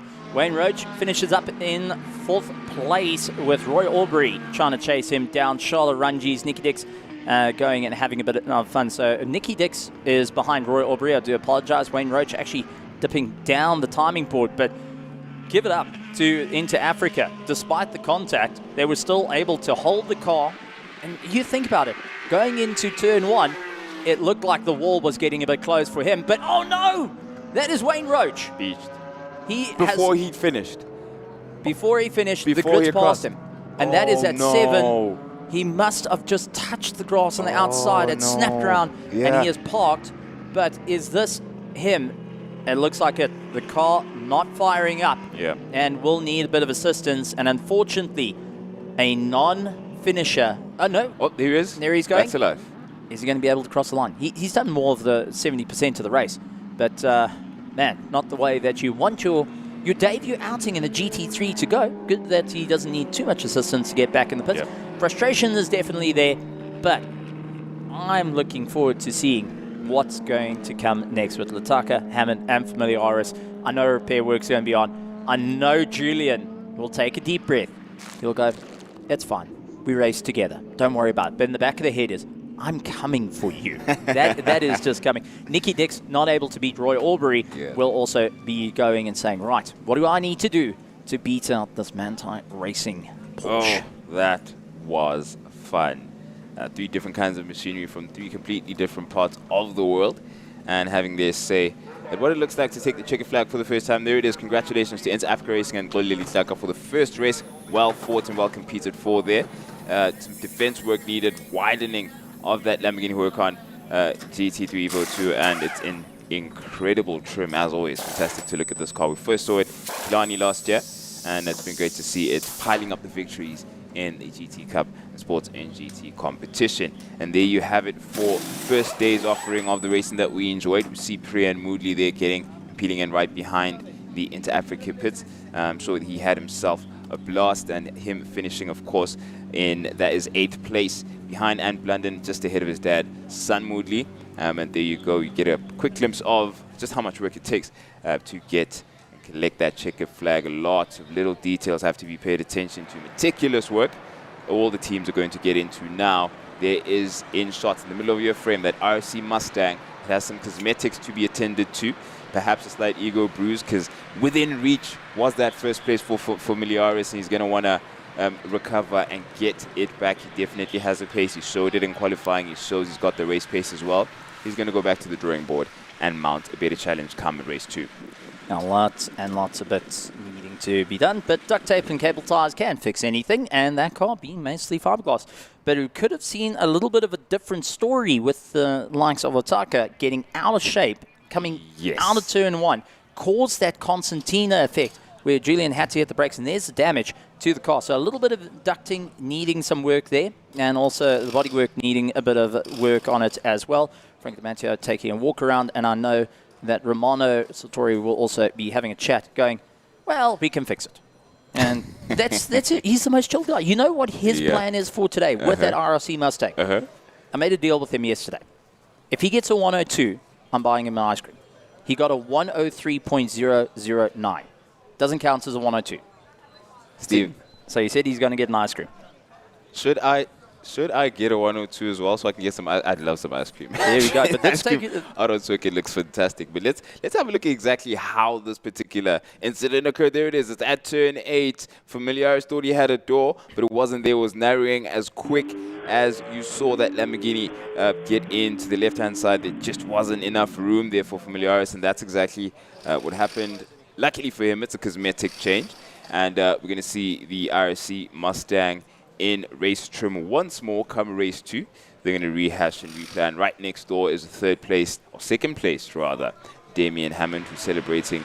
Quite interesting that they're pitted right next to each other. You might have a look over your shoulder if you're either one of those competitors to see who's getting the edge where. But there was a bit of an issue with Damien Hammond yesterday in the morning with that front left wheel sensor. If I'm not mistaken, they seem to have overcome it, as you can see, collecting the podiums.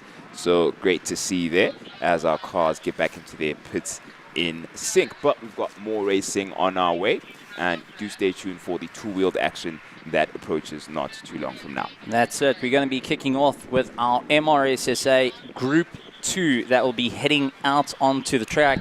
And these are your 600s, your 500s, and a little bit further down. But I've got to say, we are joined by an incredible commentator that will be coming on, Themba Kamali. But let's go down to Nadine, who has got Julian on the mic.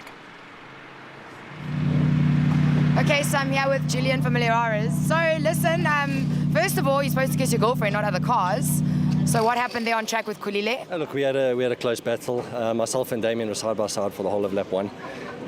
After that, we managed to pick the pace up a bit. We caught Exo, and coming into turn 8, I'd looked in a few places, and he was defending very well.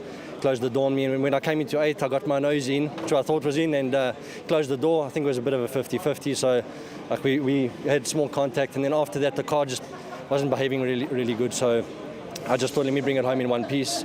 I saw Damien, he was coming up, and I thought, I'm not going to block him. So we settled for the P3, but all good.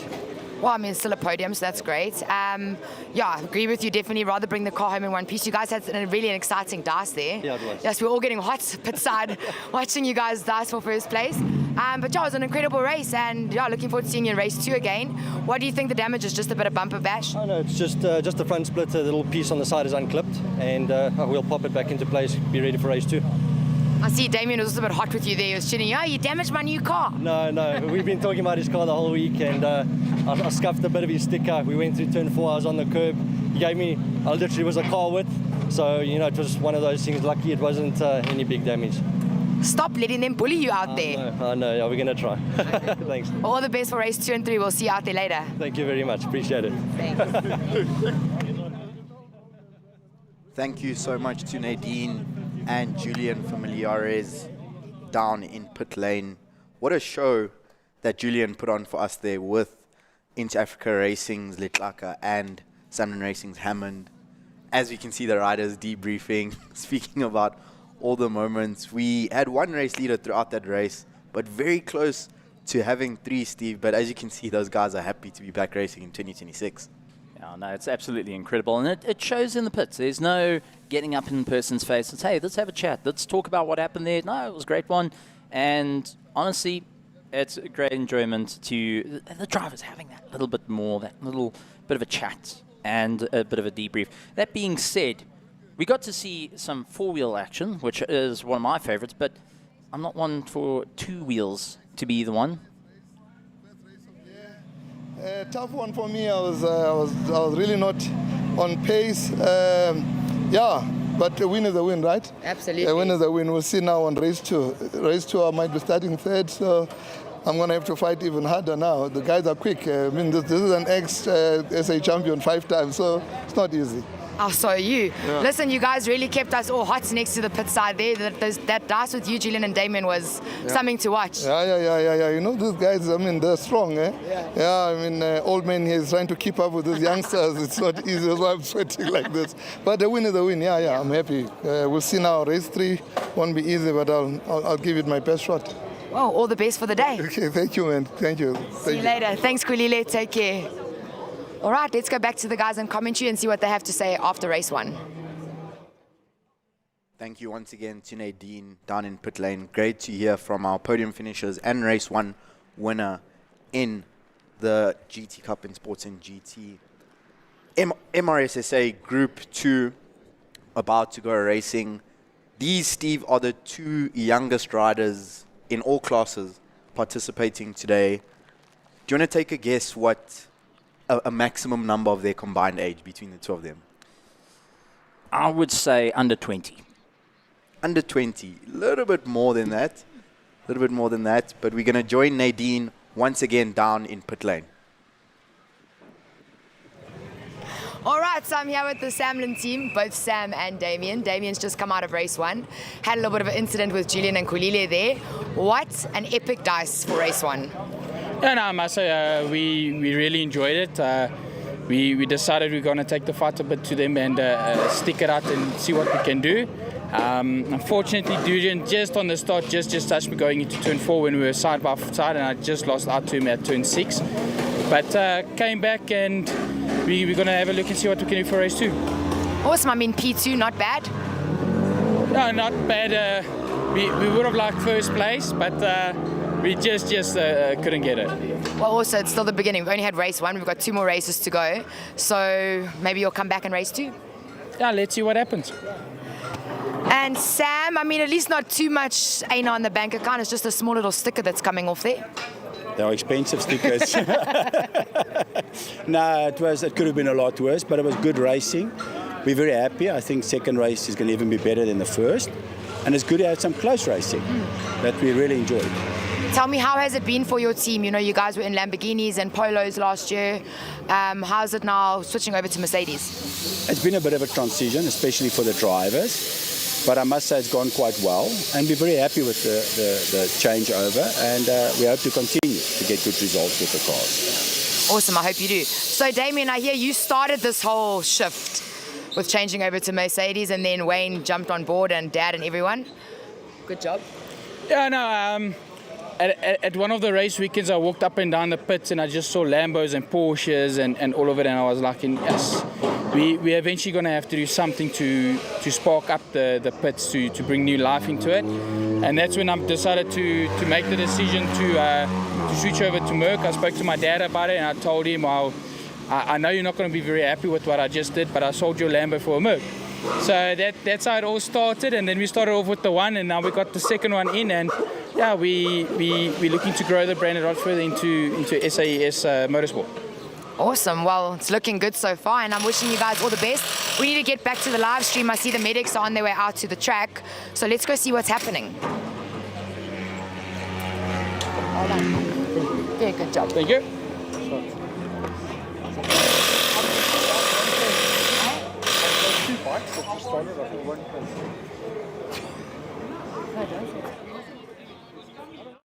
Like he has come up short there, turn 5 at the top of the hill. So let's take a look at what happened at turn 5 and walk us through this one. So we up into turn 5. Piri up the inside of Tom on the brakes. Are they going to make contact? Piri completes the move cleanly. Lungisile Tom, looks like there's some dirt on the track there. You can see those brown lines. As soon as his wheel touched whatever brought that gravel on the track, he lost the front. So a tough break there for Tom in his MRSSA debut, but really good to see him recover and get back on his feet. As you can see, a really, really small young rider. I think he's only 12 or 13 years old, is young Lungisile, but he's obviously frustrated with the start to his day. Yeah, unfortunately, it's make or break at this sort of one, and especially when you're that young, that is just feeling like race is over. And it's all about trying to get back on the horse, get back going. If there's a chance, get it going. And, well, it's good to see them out there. And we've got Amopiri that's out on circuit at the moment. Young rider, his brother has been signed up to Into Africa, and now he is trying to really make his way through. I mean, started out on Pee-wee 50s with a helmet that was heavier than himself, going and racing, and looked like a bobblehead. Now going and racing on this 400, really showing what he can do. I mean, it's incredible. This is a rider that you have been around coaching. You've been essentially through the early days of his career when he was under 10 years old. Now looking at being 13, going 14 years old on a Kawasaki Ninja, and really putting in some phenomenal times. A 1:14 as his best lap time, 1:14.8. And that is equaling a personal best time here at Zwartkops Raceway for young Amu. As you can see visually on screen, he is absolutely tiny. His feet barely touch the ground when he is sitting on that Kawasaki 400. And as Steve mentioned earlier, the Piri household is loaded with pedigree. Amu's older brother, Oratilwe, is the 2024 Sub-500 MRSSA champion. He's a 2025 reigning SPK 600 champion and will begin his title defense today. So really, really awesome to see Lil Bro trying to follow in the footsteps of Big Bro. And don't take away that Amapiri has got championships behind his own name as well. He's not hiding in the shadows at this point. He is really going and taking the steps forward and showing what he can do. Yes, it is a bit of a lonely race right now, but this is a showcase of talent. And talking about showcase of talent, Nadine has got some talent down in the pits. So I'm standing here with Adolf Boschov, and he has just joined the Into Africa team. How does it feel to be a part of a power team? Yo, it's amazing. The team really, the expectations I've had is what it is and 3 times more. Very professional. Yeah, it's just happy rider, happy life, you know, and yeah, super stoked to be with the team. Thank you to Into Africa Racing, Mr. EXO. Thank you for giving me the opportunity. Super excited for the first round at Zwartkops. So yeah.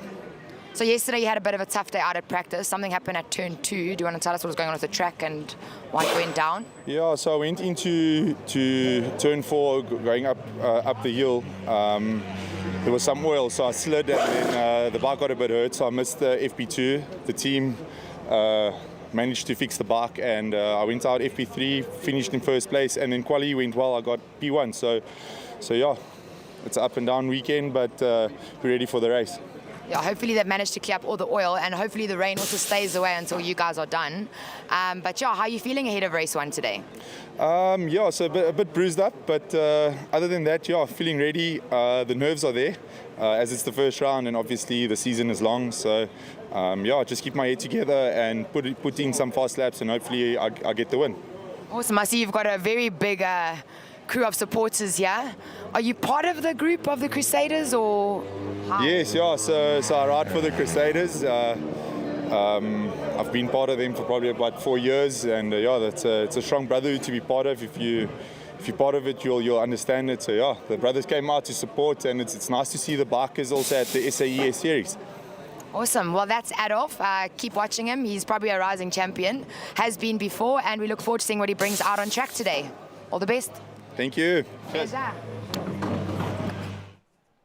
Thank you to Nadine and Adolf down in pit lane. Adolf Boschov, the 2024 MRSSA SPK 1000 champion and a multiple champion in South African motorsport. He's previously been a Supersport champion in previous Superbike racing series here in South Africa.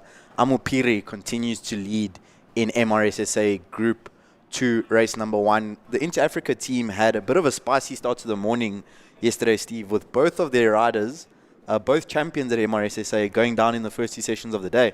Yeah, a bit of a difficult one, that being said. But we can't take away from the youngsters right now, because on his final lap, 1 corner to go, we've got Amopiri. He's going to be taking the victory. It was a lonely drive, but it was still a great effort on his part. Kept it all together. And as you said, this is a rider that can't even touch the floor. Has managed to find his way out with a best lap time of 1:14.5, going and beating out his personal best as well. So phenomenal to see him going and really getting the next elevation. I suspect that his brother has got a problem, because he's got a future younger champion coming through, hunting him down. And the whole Piri family is in full support. Imagine both your sons in the same category racing. I mean, this is some scary stuff right now. Who do you vote for? There we go.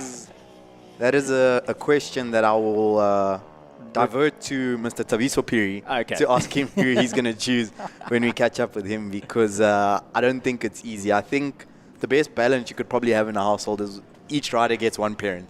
Okay. Depending on who their preference is. But I know Taviso personally, he supports his boys to the hilt and back. And Steve, that gravel, that sand that you can see on the circuit there up at turn 5 is going to be a factor for our national class, because they're going to be on 1000cc and 600cc superbikes. Big speed there, and hoping our riders can learn from the era that we saw there from young Tom. Wait, did you just say we've got a national superbike class that's racing? I mean, yes. Come on, you just broke that news here. Talk us through what's happened. This is big news. I was checking in there to see if Steve is locked in and paying attention. And the big news of 2026 for our MRSSA Superbikes is that it is now the MRSSA official national Superbike series. So these guys are fighting for a national championship and national status. So all to play for these riders. We welcome Mr. Prince Indiweni in the commentary booth with us as we prepare for that MRSSA national class. Prince, we saw a crash for Adolf yesterday. We saw a crash for Oratilwe Piri yesterday. On paper, they would be favorites in their class, but KTM's Troy Tonking is going to be up there in the fight, who qualified second yesterday. Yeah. And Troy had a bit of wasn't a bike issue during his qualifying. He also, I think, had a bit of a niggle, if I'm not mistaken, because I saw him going off the track actually during qualifying. So all of them have had it dished out to them when it came to at least the unpredictable things, because by the time we arrived at the circuit, Adolf's bodywork of his bike was already on the side of the Inter-Africa pit garage, and they were working on his bike. So yeah, a lot has gone into getting over the gremlins and the bad luck, and it's time to actually ride out in full race trim. And we saw a very busy Inter-Africa garage. Some of the fans, friends, and family of Adolf Boshoff there, who is now vying it out for a national championship. What does this do to incentivize all of these competitors now? This surely makes them dial it up a notch, because you know what's in it for you towards the end of the year. For sure, and 100% agreed. That national status gives that certification to all the riders that if I become champion at MRSSA in the national class, I'm officially the national champion of South Africa in superbike racing. Adolf Boshoff, as you mentioned, was the 2024 MRSSA superbike champion. He lost that title to Tristan Pienaar in 2025 after we saw that huge crash. For those of us who were with us at PE last year, that crash was no fault of Boshoff's. Dino Yotso, who was joining us for that weekend, had a big moment exiting turn 2 at Aldous Grabantia. Dolph went into the back of him, and he had a huge crash which effectively ended his season. So it's really, really good to see the 2024 champion back in 2026, back in those into Africa racing colors for the first time. You can see from our interview with Nadine that he's amped, he's ready to go. He's got a point to prove. Zwartkops is his home track. Boshoff, Pretoria boy. We also have Oratile Piri, who has had some international experience since the last time we spoke with him. He was over racing the ATS series in Thailand, where they race Moto3 style bikes. We also saw him at that Red Bull Rookies Cup selection event in 2025, where he unfortunately wasn't selected for the final cut for Red Bull Rookies Cup. And Troy Tonking has also been racing or training in Spain in recent months, and I know he's got some extra visits scheduled there this year. So looking at the international pedigree on display here, looking at the pedigree in terms of achievements of our riders on the grid, in terms of local titles won at all different disciplines of two-wheeled circuit racing, that's what adds that meaning of that national status, because you are racing against the best riders in the country. Oh, beautifully put. And it sets the stage for, I suppose, the mindset that each of these riders then go in when they go and represent the country out in Asia and Spain and places of that nature, where, especially in the case of Spain, what is it with the Spanish and the Italian, the Mediterranean region, specifically with two-wheeled racing? There's something in the air about bikes in that area of the world. What's going on in Spain? It's Spain and Italy, and the simplest way I can explain it to you is that the way football, soccer, Ibola, is popular in South Africa, in Spain, football and bike racing are essentially like equal. Or you could say football 1, motorcycle racing 2. So where kids in South Africa may grow up thinking, I want to become Sia Colisi when I grow up. Kids in Spain are saying, I want to become Marc Marquez. I want to become the next Pedro Acosta. And in Spain, you'll find that every single town there has a track. Doesn't matter how big or small. Any town you find in Spain, whether it's a long circuit or a short circuit, they've got tracks everywhere. So the riders get developed from a very young age to a high level. And that's where it's really fantastic to see our South African juniors getting that exposure to that level, because that then, did you see their Bandi? Have a look there. The riders are looking back at turn 5. We did mention that in our pre-race build-up that there's a bit of gravel on track. So that may be a factor. We'll see if the riders do notify the COC, but that's going to be a difficult part of the track on lap number 1 with all the riders clustered together in a group. Yeah, my thoughts exactly. You would hate to be on the outside of turn 5 going into the start of this race. And it was only Bundy and a couple of other riders who had a look at that. I suppose they wanted a proper look, but I think all of them have a general idea of what's going on in and around turn 5. Word would have spread quickly about that. So we'll see what the level of aggression that is going to take going into turn 5. Just going to have to be careful, I suppose. But you see a difference of approach with a lot of the riders, particularly when it comes to tires. I was talking to some of them and their opinions on slicks, semi-slicks, which one's better, which one's quicker. Everyone has a different magic that works for them, really, and what suits them. So there's really nothing to it when it comes down to it. You really want to come to this moment where you have to now show why you qualified where you did and fight for an actual race win and have it registered for this national championship. And as we have a look at Lawrence, one of our photographers, clearing the scene for our races to get underway. And someone else who had a bit of an issue was, we've got Brad. Brad Stock from Bikers Warehouse. Prince, this morning I was walking through the paddock as the warm-up session was starting. Brad pulled out the pit, but then he stopped and immediately turned back where Aston Nesbitt, his mechanic, was helping him. So they've clearly got a problem on that Honda, and he unfortunately will not be making the race start.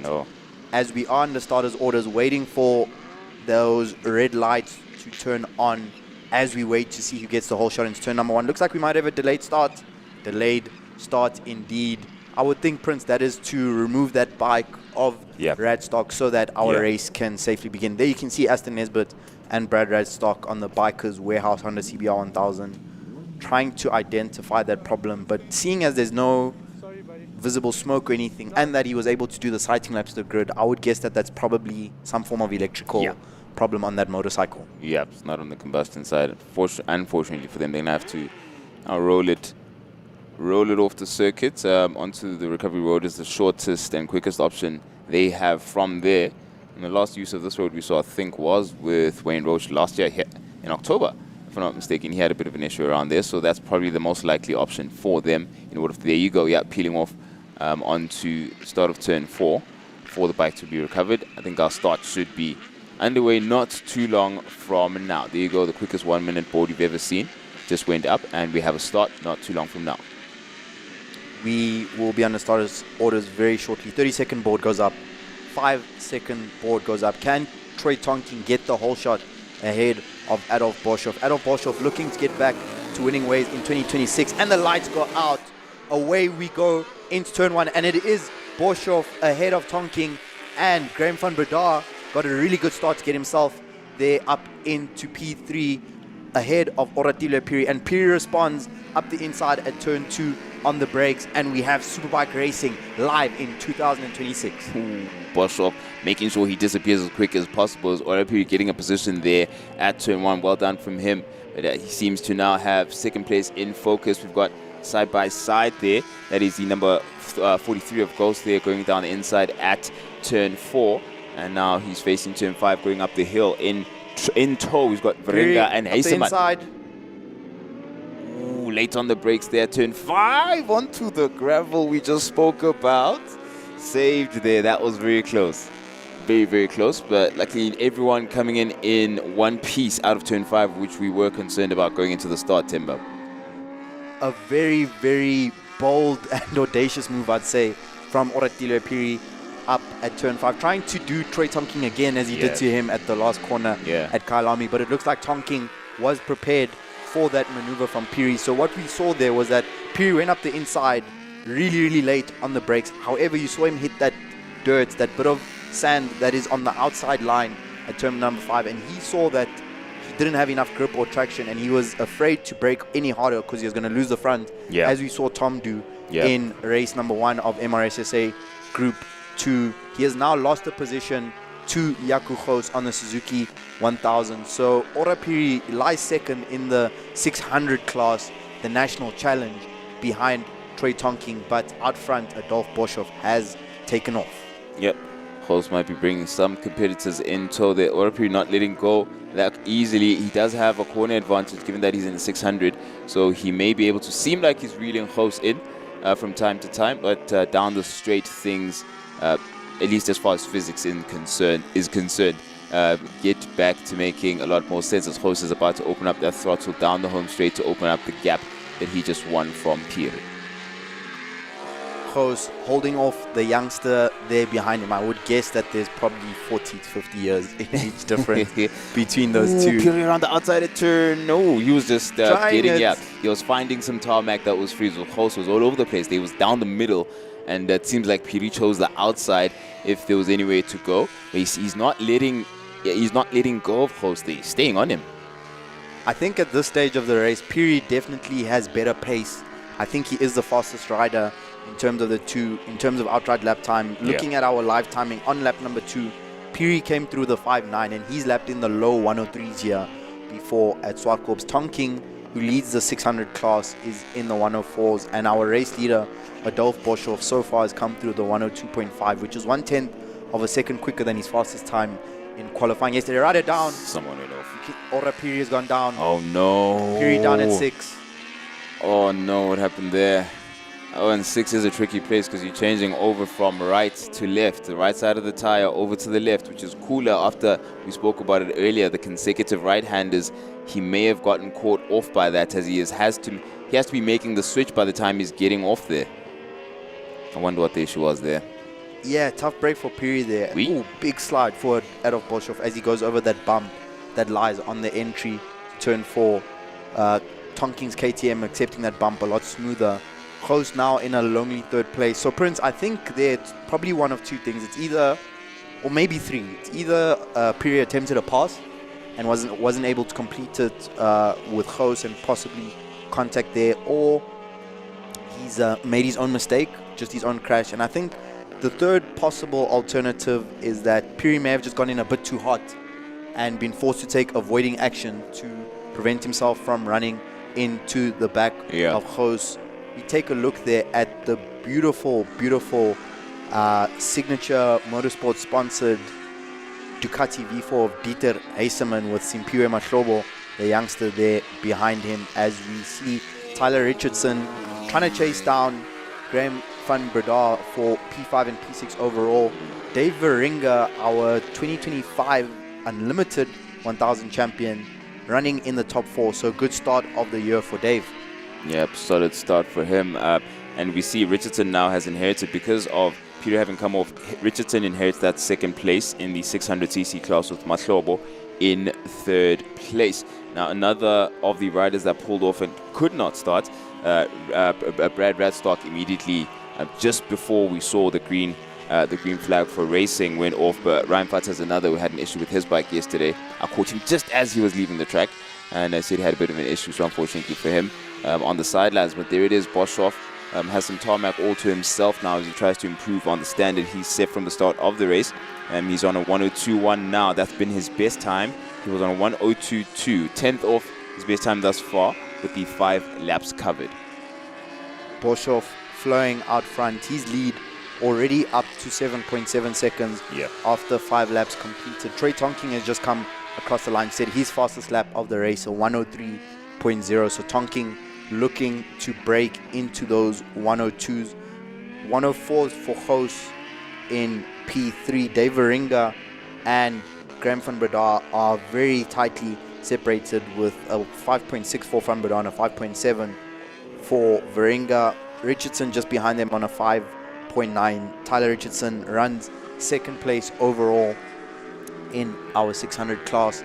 Adolf Boshoff, all action as he always is, making sure that the branding on that Inter-Africa bike can be seen from all angles. That's one way to put it. With 2 laps to go now, as he makes his way across for Inter-Africa Racing. As we follow him into turn 2, Adolf now with a really comfortable lead, 8.8 seconds out front. He will probably be backing off the pace now, though he doesn't seem to be from all the visual cues we can see. Exiting turn 3 at over 220 kilometers an hour. All black for Boshoff, but he is on the Honda CBR 1000. Quite a unique style for Adolf, as you see him hanging the upper body off, cutting all sorts of shapes. He clearly seems to be having fun out there, but that bike will not stop moving around. Oof. And that probably is the most difficult part, to try and keep that bike stable where you have some gravel on. He has to be really ginger about how he does that there, and he's got some back markers coming up now. He's going to want to clear that as quick as possible. First of which is Muller, and he's made light work of that. Now approaching the next of the back markers. Didn't quite catch his number there. There he is, done down the home straight, going into turn 1. He's well and safe and clear of the rest of the pack as he leads the overall standing so far. We've got 1 lap remaining, as Boshoff has done a good job of clearing the pack as soon as he could to get out of the mess and stake his claim on the first race and the first honors available for these MRSSA competitors for the national championship newly launched. Pretty impressive to start lapping people by lap 6 of an 8-lap race.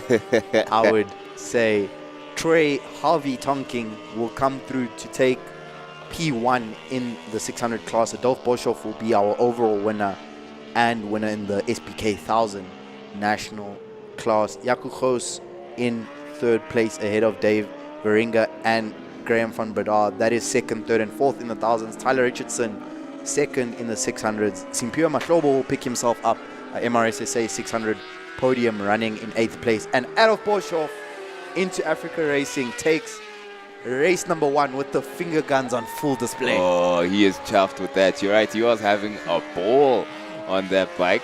Oh, fantastic to see just the passion behind him competing, and then how much he wanted it. And it's just the first of the races. He has 2 more to go, Adolf.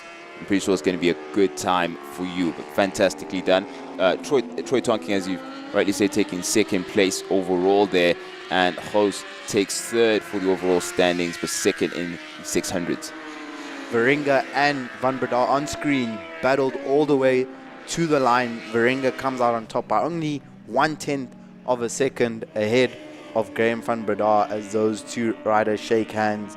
But there he is, your MRSSA first official national class winner, Adolf Boshoff of Inter-Africa Racing. We'll see how track conditions evolve, especially up there at turn 5, as we did see a variety of riders struggling there. Oratile Piri, keep your eyes out for him in race number 2. He will be back stronger, and he showed that he has got the temperament and the will to challenge Tonking for victory in terms of that P1 in the 600 class. So we look forward to seeing what he will deliver. Welcome to Graham van Breda. I believe this is his first MRSSA event, and he's already got himself up there battling in the top 5. Simpiwe Mahlobo took 8th ahead of Alan Holscher. Darius Buerter recovering from a crash yesterday to come through and take 10th place. Piri eventually came through for 11th. He said his fastest lap of the race on the last lap of the race, which just goes to show that had he had clear track, he definitely had more pace in the locker. We know that Piri has been suffering a little bit with brake problems this weekend, so he possibly may have had those issues coming into effect, causing a crash for him there. Yesterday he had a fall at turn 8 with brake failure, so possible that Piri may have been caused to go down by that. Rob Ferreira came through to take P12 ahead of Gavin Arb and Muller, completing our 14 runners. We are joined in the commentary booth once again by Mr. Stephen Koenig. Stephen, we've had a bit of 2. We go back to a bit of 4. Your thoughts on race number 1? Well, I've got to say, I'm super excited for the first round of the National, and it is absolutely incredible. Bolshoff, just a man on a mission to charge to the front, not only just winning out his class, but taking the overall victory and took the fight. I mean, this is a great side, and I've got to say, I'm really looking forward to seeing how it's all going to turn out. The question is, can he keep that pressure up yet again? We saw in the final lap, final corner, things got a little bit hairy. That's where the question comes in. For Piri, now he had that fall. Can he pick himself up, push that little bit harder yet again? Troy Tonking going and taking success this time around, but now the target's on his back. Can he push that a little bit more? I mean, there's so many dynamics happening in the race, and the pressure comes down to, this is the first for MRSSA, which was originally a social category, now getting a national. Beautiful stuff to see, and the caliber of rider to see there is something that really stands out. Oretilo Piri, to answer your question, he will without a doubt be back fighting at the front in race number 2. We saw in 2025 one of the most determined riders, and we are going to catch up with some of our riders in pit lane. Nadine Walken will be joining one of our podium finishers. We will be with her in a moment. But as you're saying, Piri wants to keep an eye out on. Troy Tonking seems to be a man rejuvenated in 2026. And we are now going to catch up with Nadine down in pit lane.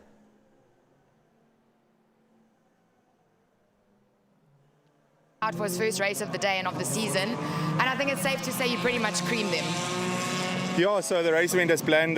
Started on pole, got the whole shot, and then from there on, I managed to pull a gap every lap, and I just maintained that lap and kept it cool. So, yeah, everything went as planned. The bike's working well. The team's phenomenal. You know, it's like incredible working with these guys. It just puts you on that different step. You know, it's like you're above the other guys at this stage, and can't thank the team enough. Thank you so much.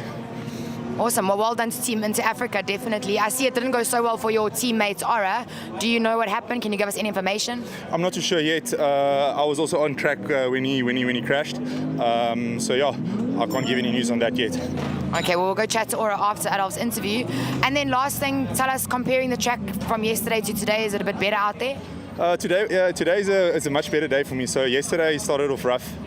I had an accident in FP1. So today I feel like I'm back in my rhythm, and the track feels better for today. And also we're using new tyres as well for the races, so that plays a role as well. So yeah, the track definitely feels better. Okay, well that's Bike 32. Keep an eye out for him. We'll see him in race 2. Let's quickly go chat to Aura. Thank you. Thank you. Aura!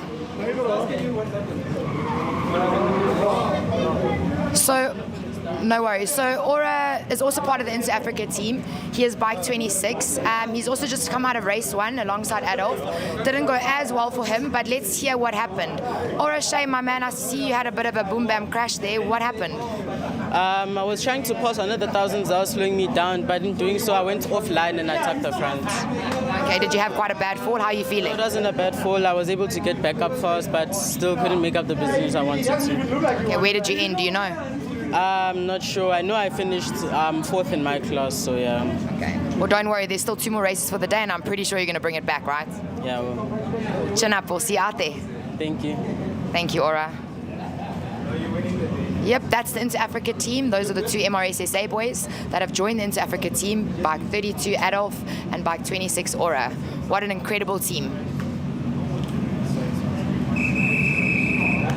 Well, back with Silver Cup 2.0, and this is our first group standing start, not a rolling start, and all eyes to the lights. Bang it into first gear, keep your clutch in, wait to let go. Prince, I'm excited because madness is about to reign with 46 cars that got entered. They had to be split into 2 groups, and now we get to see them go at it at the front in our pro class, not getting the best of starts, and it is going to be a big run towards the front as everyone side by side charges through turn 1. Yolandi going and starting out in first gear instead of reverse gear in her first race, but it is all about who can be at the top, and Jan Minna going and having a great time in his backdraft, leads the field for the very first time in his history, and fell off at the exit too. Oh no! Commentator's curse. Oh jeez, you mentioned it too soon. You wouldn't live it down. 2 space frames out of the 46 entries there. One of them being Zwartkops,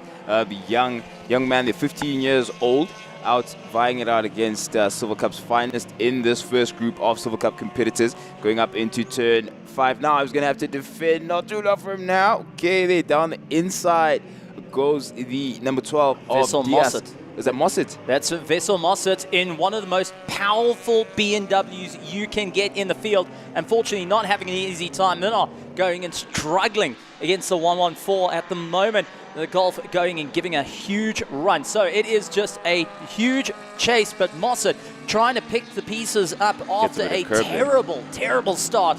Started in pole position, and now it's all gone ahead. Marius Truter leads out the field with Tony Sasbo chasing down. Jonathan Visser going and taking his old/new car into 3rd place. Vessel has got a lot of work to try and catch up to Tony Sasbo ahead of him. I mean, that car right there is incredible. The problem is, if you don't get the start, you saw how quickly Marius Truter dived up on the inside and went for the pass. Tony Sasbo did exactly the same, but Minot trying to make his way through at the moment.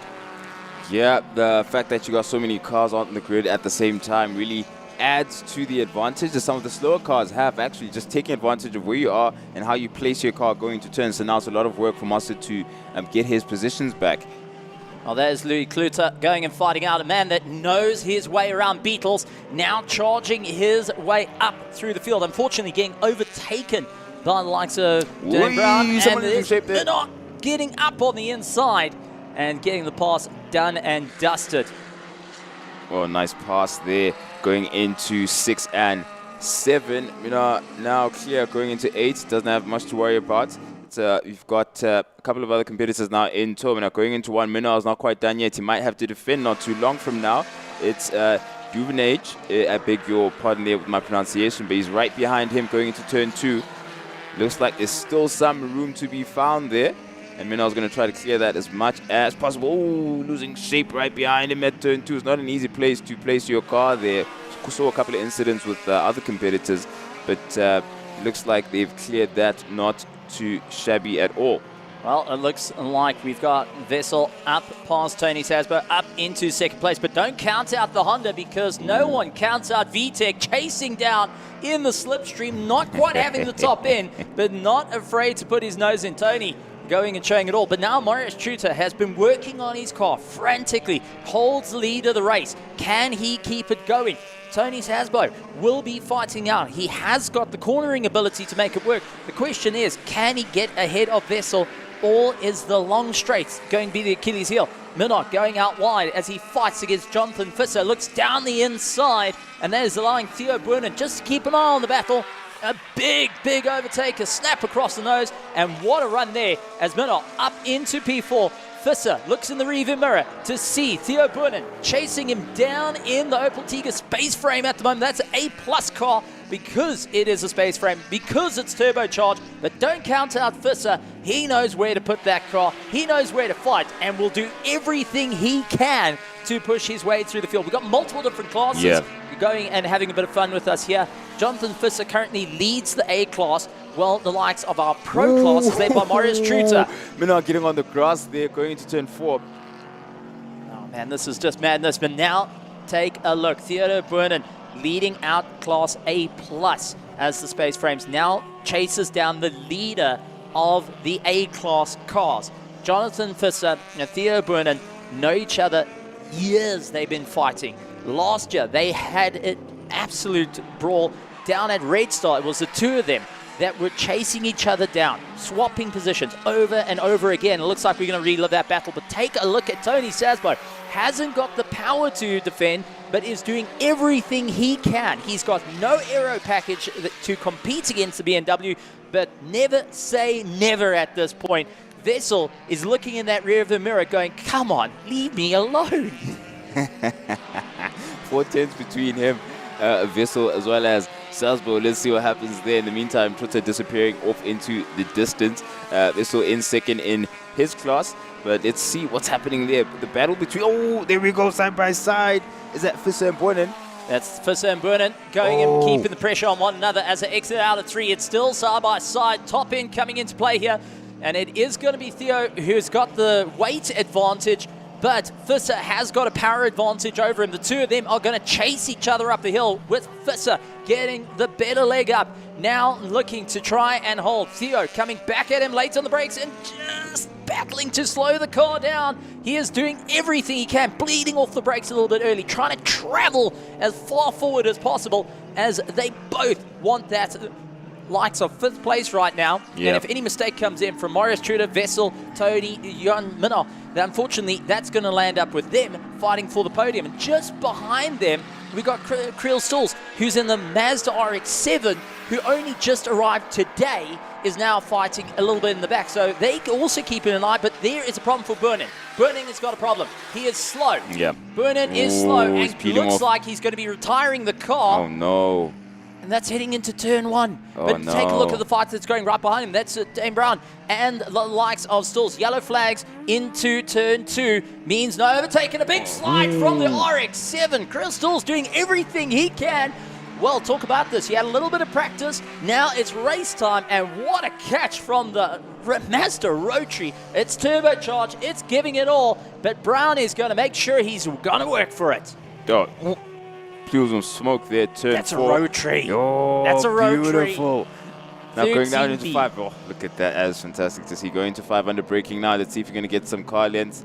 Heavy on the brakes, on the nose. Tricky part of the circuit to be here. Really have to be careful how you place your car. Don't go too wide. Oh no, Krill Stalls losing out, and that's allowed Louis Klutzer to catch up. Brown now starting to open up the distance as well, and Krill just doing everything he can fight. Klutzer going and licking his lips at the moment, chasing him down, and Quinten Duvenacher going and chasing a little bit further back. The Duvenacher family coming in full force. Quinten looking to close that gap. He had a brilliant round in his previous race. The first round of the Silver Cup was earlier this year, and now looking to do it again. Louis Klutzer, who comes from historic Beetle racing into now Silver Cup, and has been doing an absolute bang-up job, because take a look at the Beetle chasing down the more powerful Mazda RX-7 ahead of him. I mean, this is madness. Oh, who would have thought of that? Klutter's got a fist in his teeth. Jonathan Visser has got a problem. That has allowed Minot to run away. Dan Brown's got a position. Here comes Chris Stalls, and here comes Louis Klutzer. Problems for Visser. And Chris Stalls has gone off in 4. Chris Stalls off in 4. He saves it. He's onto the runoff road and looking to rejoin. A little bit too quick, a little too dirty. Time is not up to temp. Yeah. And now he's got to try and join back on. He's going to keep out of the dirt, run on the grass, and try and rejoin a little bit further up the road. But that has thrown him completely out the race. Oh, Klutzer must be kicking himself. He had it all there.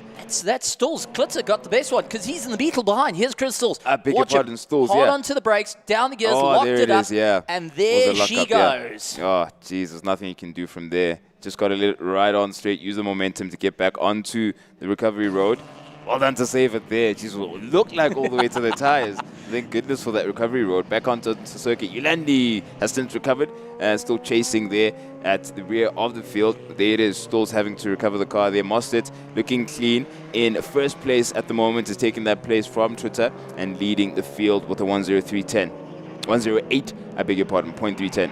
And and having an easy run now. Just needs to keep going. Owner of the team going and showing off what he can do. Yolandi fighting out a little bit further back with Esme Duvenacher and the likes of Lawrence Tolliard all brawling out. Yolandi, a debut outing in round 1 earlier this year, and they got Tony Sasbo all over the back as Checker Flag comes out. Vessel Mossad takes the victory. Yolandi gets up ahead, but it is going to be the likes of Tony Sasbo to take second place. Minnow up into third after a catastrophic start for both of them. They managed to move themselves back into the podium. Vessel's going to be happy with that one. Minnow's going to be happy with that one. Tony is going to be saying, what do I need to do to go quicker? He's the only guy I know that went and replaced his windscreen 3 times before a race. And Stoll's going to be kicking himself after that turn 4 incident. Oh, it was all there. So much has happened in the past couple of laps, and so much compressed into what is the first group of these Silver Cup cars that we've seen. Brilliant racing. Recovery job. Masters starting off the back and having to work his way up the field to get into a more comfortable position to take that race win 6 seconds ahead of the field. Got a monstrous car. Marius Tritter, you got to give it up to him. Get a phenomenal launch off the line. Was able to hold the position until it was just, there's no replacement for displacement. He was able to finish. Take a look how close to Tony Sasbo. 0.05 when they came across the line. I mean, that is incredible. And you, folks, if you want to try and figure out that is less than 30 centimeters. That is roughly 15 centimeters across the line between the transponders of the cars. Not even the cars, the transponders themselves. Yeah, it has to go down to the millimeter at this point. Oh, that was exciting racing. Fantastic to see from our invitational class. They're going to be chuckling and having a blast in between now and the next race and trying to rehash things and put things together for them to continue the day's proceedings. That was the first group of the Silver Cup competitors. Exciting stuff. Beautiful to see the cars in the pits, getting up close and personal with them to see how they look, understand exactly what it takes to get them all put together, but then to see them race is even more satisfying. We'll be going on now to Group 2, where we're going to have a recovery job there. Of course, one of our space frame cars having to bow out earlier. It was Boynan who was involved. Not involved in any incident, just peeled off at the end of the straight. The car gave up, and has to now be recovered out at just after turn 1, going into 2, and you can see the recovery team there laying out a course as to how the car is going to be recovered. So it's going to take a bit of time, and it's going to give our next group some time to prepare for their race. Shout out to the Zwartkops marshals. Shout out to AA Towing as well, and for all the hard work they do behind the scenes. Thankless jobs for both of them. And from AA and to the marshals, out, massive shout out. Honestly, I take my hats off. Without the marshals, without AA, this wouldn't be happening. And a bit of fun fact history. Do you know, before MSA even existed in South Africa, guess which body was running motorsport? Before MSA existed. Before MSA existed. I would never call that out. Who was running it, Steve? AA. Really? It was a break-off from AA. So AA was originally running motorsport in South Africa, and you never used to think about it. What? But they ran it before, and then it later broke off into MSA becoming the governing body that was developed out of AA. That is incredible. And a lot of the MSA originals worked for AA. Oh, wow. They worked in reception, they worked in the mailroom, they worked in all sorts. They then helped out because motorsport was there, but not too fancy. So they were like, oh, well, we're going to keep it off to one side. Then eventually it grew.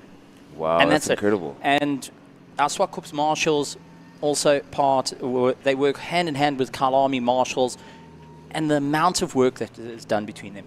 Shout out to all. It's absolutely incredible. They actually do fire training, they do medical training as well. So there's so much they do, and they welcome the communities to come in and be a part of the show as well. So it's phenomenal, and it's nice to get a little bit of background shot, and there's a little bit of history for you. So shout out to AA. Without you guys, motorsport would be looking vastly different. Incredible. And it's been over it's been over, I think, close on to 30 plus years that MSA has been around. And previously to that was AA. If you look at how many GPs we had during the course of that time. Exactly. I mean, all the newspaper and magazine articles I remember going through as a kid, it was blasted air all over. That's the reason and why. My immediate assumption was, okay, corporate involvement as a sponsor, but this is literally like... They were the governing body. You know what? Incredible. Fantastic. So, Silver Cup 2.0, this is our second class. This is now our B+, B, C, and D classes going out. They're a little bit slower, but don't take that away from them. Because usually the whole method goes, the best racing and the most side-by-side racing you can get, and you can go and ask Nick Adcock about this one, as he's been in there, the closest racing you can get is when you slow the cars down. Because now it's all about momentum. It's all about keeping it going, and you will go door to door. That is why take away the GT3 aspect, bring in this aspect, something a little bit different. And it's why in the endurance racing, our performance index is always so close, but it's never been the GT3's fighting for it. That being said, our second group out onto the grid. Hayden Archer looking to have a bit of fun. He had a little bit of a problem with his fuel issues and his oil pump as well. Hopefully they got that car sorted out. We got Blicknote Senior, who's out in his Mazda 323, looking to really charge his way through. A very interesting car, a historic, but is going and putting in a huge fight as well. We're going to have some fun here. This is going to be exciting, but we do have, unfortunately, our Peugeot 206 pulling off. Yeah, there's Rian Draper, if I'm not mistaken. Yeah, yes, that is Rian Draper. And then we've got Hein, who is in his Golf. Interesting fun fact, Hein made his own exhaust. He bent that. He made his own exhaust, bent it and everything. And the first time they ran that car, it was 20 liters of ethanol with 1 liter 95. That is how they ran the car originally. Wow, what a Don't know if ratio. it's still be running like that, but wouldn't recommend it for anyone that's looking to get a lot of life out of their car. But with that being said, lined up on line, ready to go, our Silver Cup 2.0, our second group of the day. We had to split them up because they entered. Everyone wanted to be here at the SAES. Everyone loves being here at the SAES. And now it comes down to this. Who is going to have the jump off a line? And it's going to be a wild, wild run. So, got green flags for racing. It's going to be an interesting charge through. 1 minute board goes up. There was a little bit of oil spill at 5 and 6. Cement was applied, but now it comes down to this. Watch for the lights, rev it up, bring it up to about 5,000 RPM in first gear. Ready to go. Don't get too nervous. Don't shake. Wait for the revs to come. You'll hear them rev up, up, up, up, up. Drop clutch and go! As they charge off the line, some of them stalling out, and unfortunately, right at the back. And it is just absolutely gone topsy-turvy off the start. But a VW Caddy going out and having a great job. Like I said, I love that VW Caddy. But it is going to be an interesting one. Pitcher's front wheel says out in front. Hines side by side at the moment, trying to see where he can go. And he is going to have a different time of no to move forward with Valenza as well. So as you can see, evenly matched vehicles booting it around the track.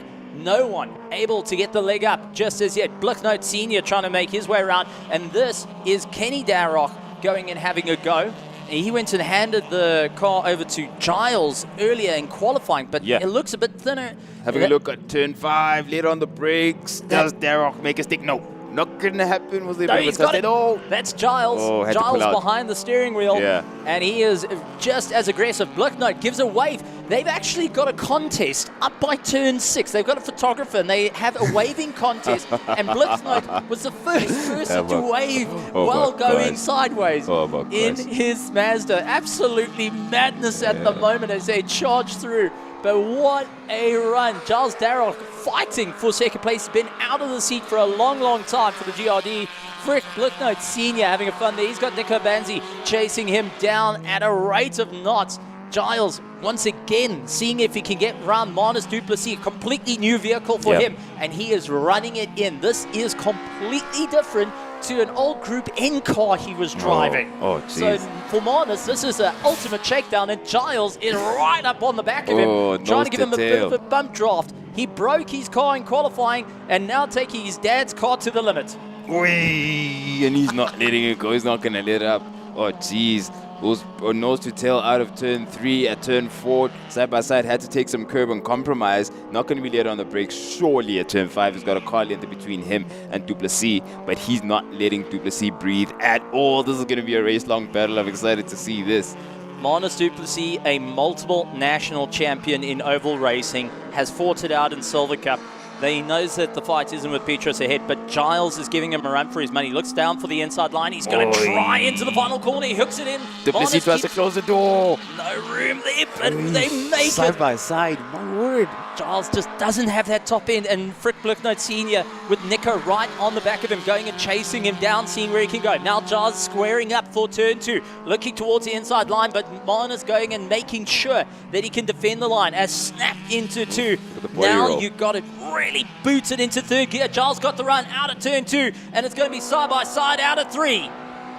Oh, nearly. Closer than before. It was nose to tail a lap ago, nearly side by side there, but it's still Giles trying to make it stick. Going into 4 now, he's not going to commit there, not enough room. He's going to leave it for 5. I think he wants a decent drive coming out of 4. Good thinking there. Let's see if he's going to be late enough on the brakes and find enough space to pass Duplessis. Does he make it stick? No, he doesn't, but he definitely is closer than before. He's going to try buy some time. Let's see if he leaves it going into 8. He was trying to bait the move, couldn't get it done. Yeah. Marnus saw it coming. These two had contact at Red Star last year, and now it comes down to this. Duplessis has learned. He has worked out and will continue the push, but Giles is really taking his father's car, not his car, his father's car to the limit. And I'm sure that the Darroch family is sitting on the wall going, please don't break it. It is turning into a wild situation. And just beyond these two, you have Bluchnote and Nico having a go. They waiting for an opportunity. And slowly but surely, you got Andres Willemse and Hein Koch also starting to close the distance between them. And take a look at the defense here. Duplessis moving across the nose, blocking off Giles, who had to lift going into 3. That is a lot of time lost. Giles needs to go for the move and commit to it. That's the only way you're going to get past Marnus Duplessis. Both drivers, this is between a rock and a hard place. Both drivers, aggressive on the attack and the defense, and now they're going to do exactly that. You have got champions brawling at one another. Giles going for it later on the brakes at 5. Can they both make it out alive? Yes, they do. Side by side. Going into 6. Giles has the inside line. Duplessis says no thank you. Rubs some paint. Rubbing his racing. Takes the inside. Going into 7. Brilliant defense from Duplessis there. Oh, what a run. Wow. Duplessis having a go. Giles will be fuming underneath that helmet right now. He wants to chase him down. Duplessis is leaning on him, but take a look at it. I mean, just wow. Oh, wow. Close the racing so far. But the question is, who's going to get the better of them? They're going to be back and forth. And at the moment, Duplessis is holding back Giles, doing everything he can. He's got the power on the exit. He's got that little bit more room. Giles, unfortunately, not having as much straight line, but is focusing on the attack. He's trying to open up that corner. Yep. If he can push Duplessis wide, he'll get that run. But just as you start venturing back, it looks like Bluchnote having a bit of an easy run. Here's a replay of that.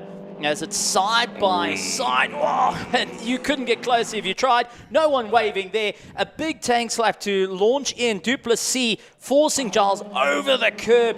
Both of them showing the skill at the moment. But Giles up on the inside into 5. Again, more curb. Oh, how much curb do you want, Giles? Going to keep the inside now, but you'd rather be on the outside going into 7, and that's what Duplessis is choosing. It's going to pay off for him again.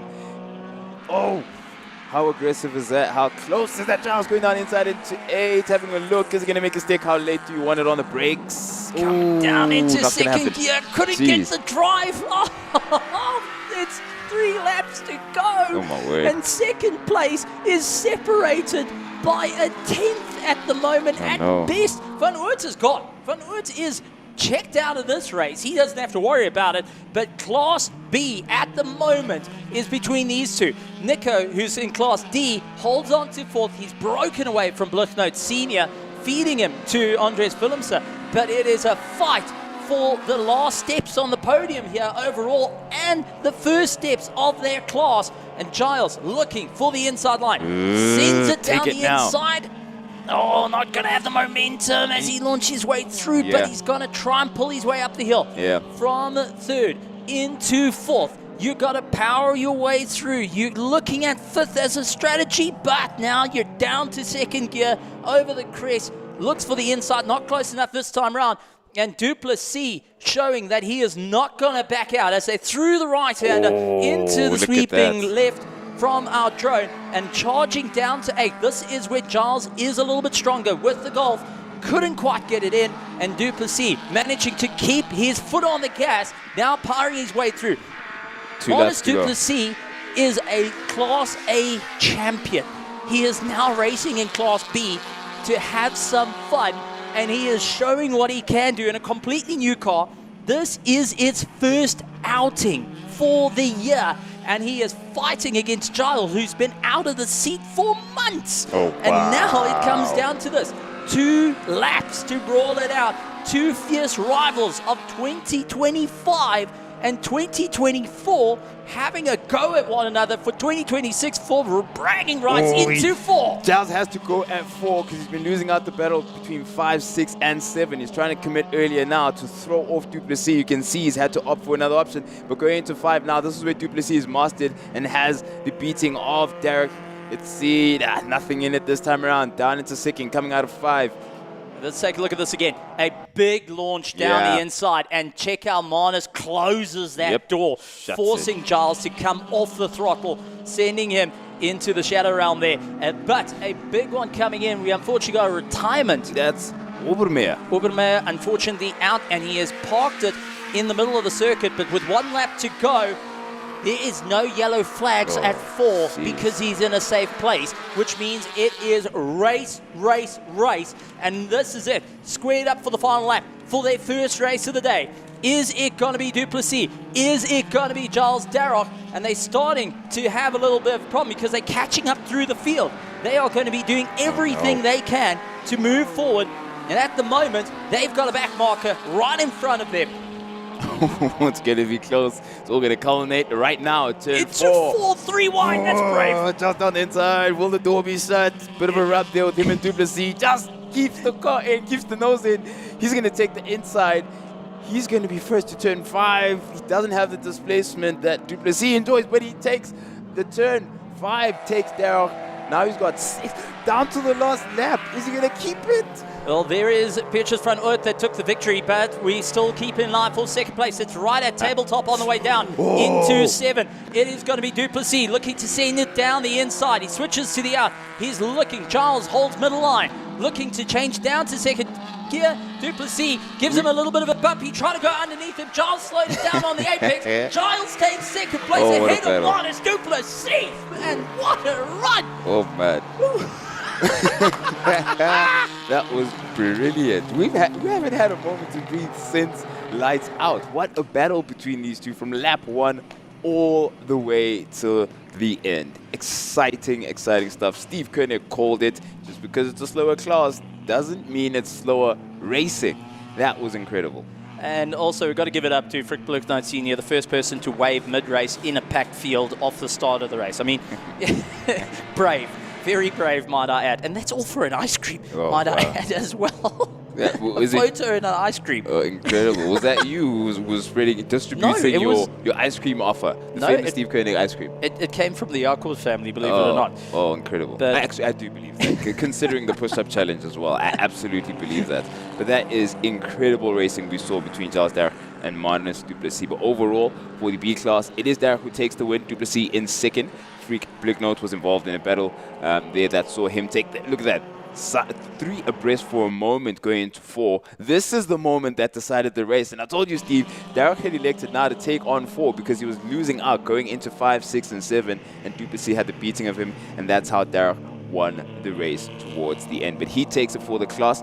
In Class B and B+, it is Petrus who takes the win there. And in Class C, it's Manus Schreef, as well as Finte in 2nd and Neves in 3rd place. But incredible racing between those 2 racing drivers, and they're probably going to be chuffed with themselves as soon as they get out the car there. It's all smiles and nothing but laughter between the 2. It all culminated at turn 4, and this is the first time they go out. It's just the beginning of the day. I'm a combination of excited and stressed when it comes to that particular battle. But we'll see what they have in offer for us. I think I've launched my chair somewhere into the shadow realm at this point. Yeah, no, your chair's been a thing of the past all race long. But we're going now, as you can see, it is GT Cup, Sports and GT lining up and getting ready to go racing. And they're going to be onto the circuit as soon as we're done recovering the last of our Group 2 for the Silver Cup. It's going to be a great one. But take us through what is the rest of the day looking like, Prince, because this is action-packed start to finish. For anyone that wants to join, they can still come to the track. But for those in the virtual grandstand in YouTube and in Prime Media, massive welcome to you. Yeah, 100%. We've got we've had a full day in terms of all the offerings and classes that we have out on circuit, other than, of course, the main event, our endurance race later on, which starts at around 2:30. But from here on out, we're looking at race 2 for all of our classes that we've had this morning. So we started again now. The round robin comes up with GT Cup and Sports in GT competitors, which are lining up on the circuit, and a quick recovery job being completed there. So that race is going to start not too long from now. It's MRSSA, the Group 2, our 2 youngsters getting out onto the circuit. Then the national class comes after them. Then we have Silver Cup Groups 1 and 2, which just finished exciting us for the day's racing. And that's how our circus goes. Then after that, we have MRSSA Group 2 starting proceedings again for the later part of the day.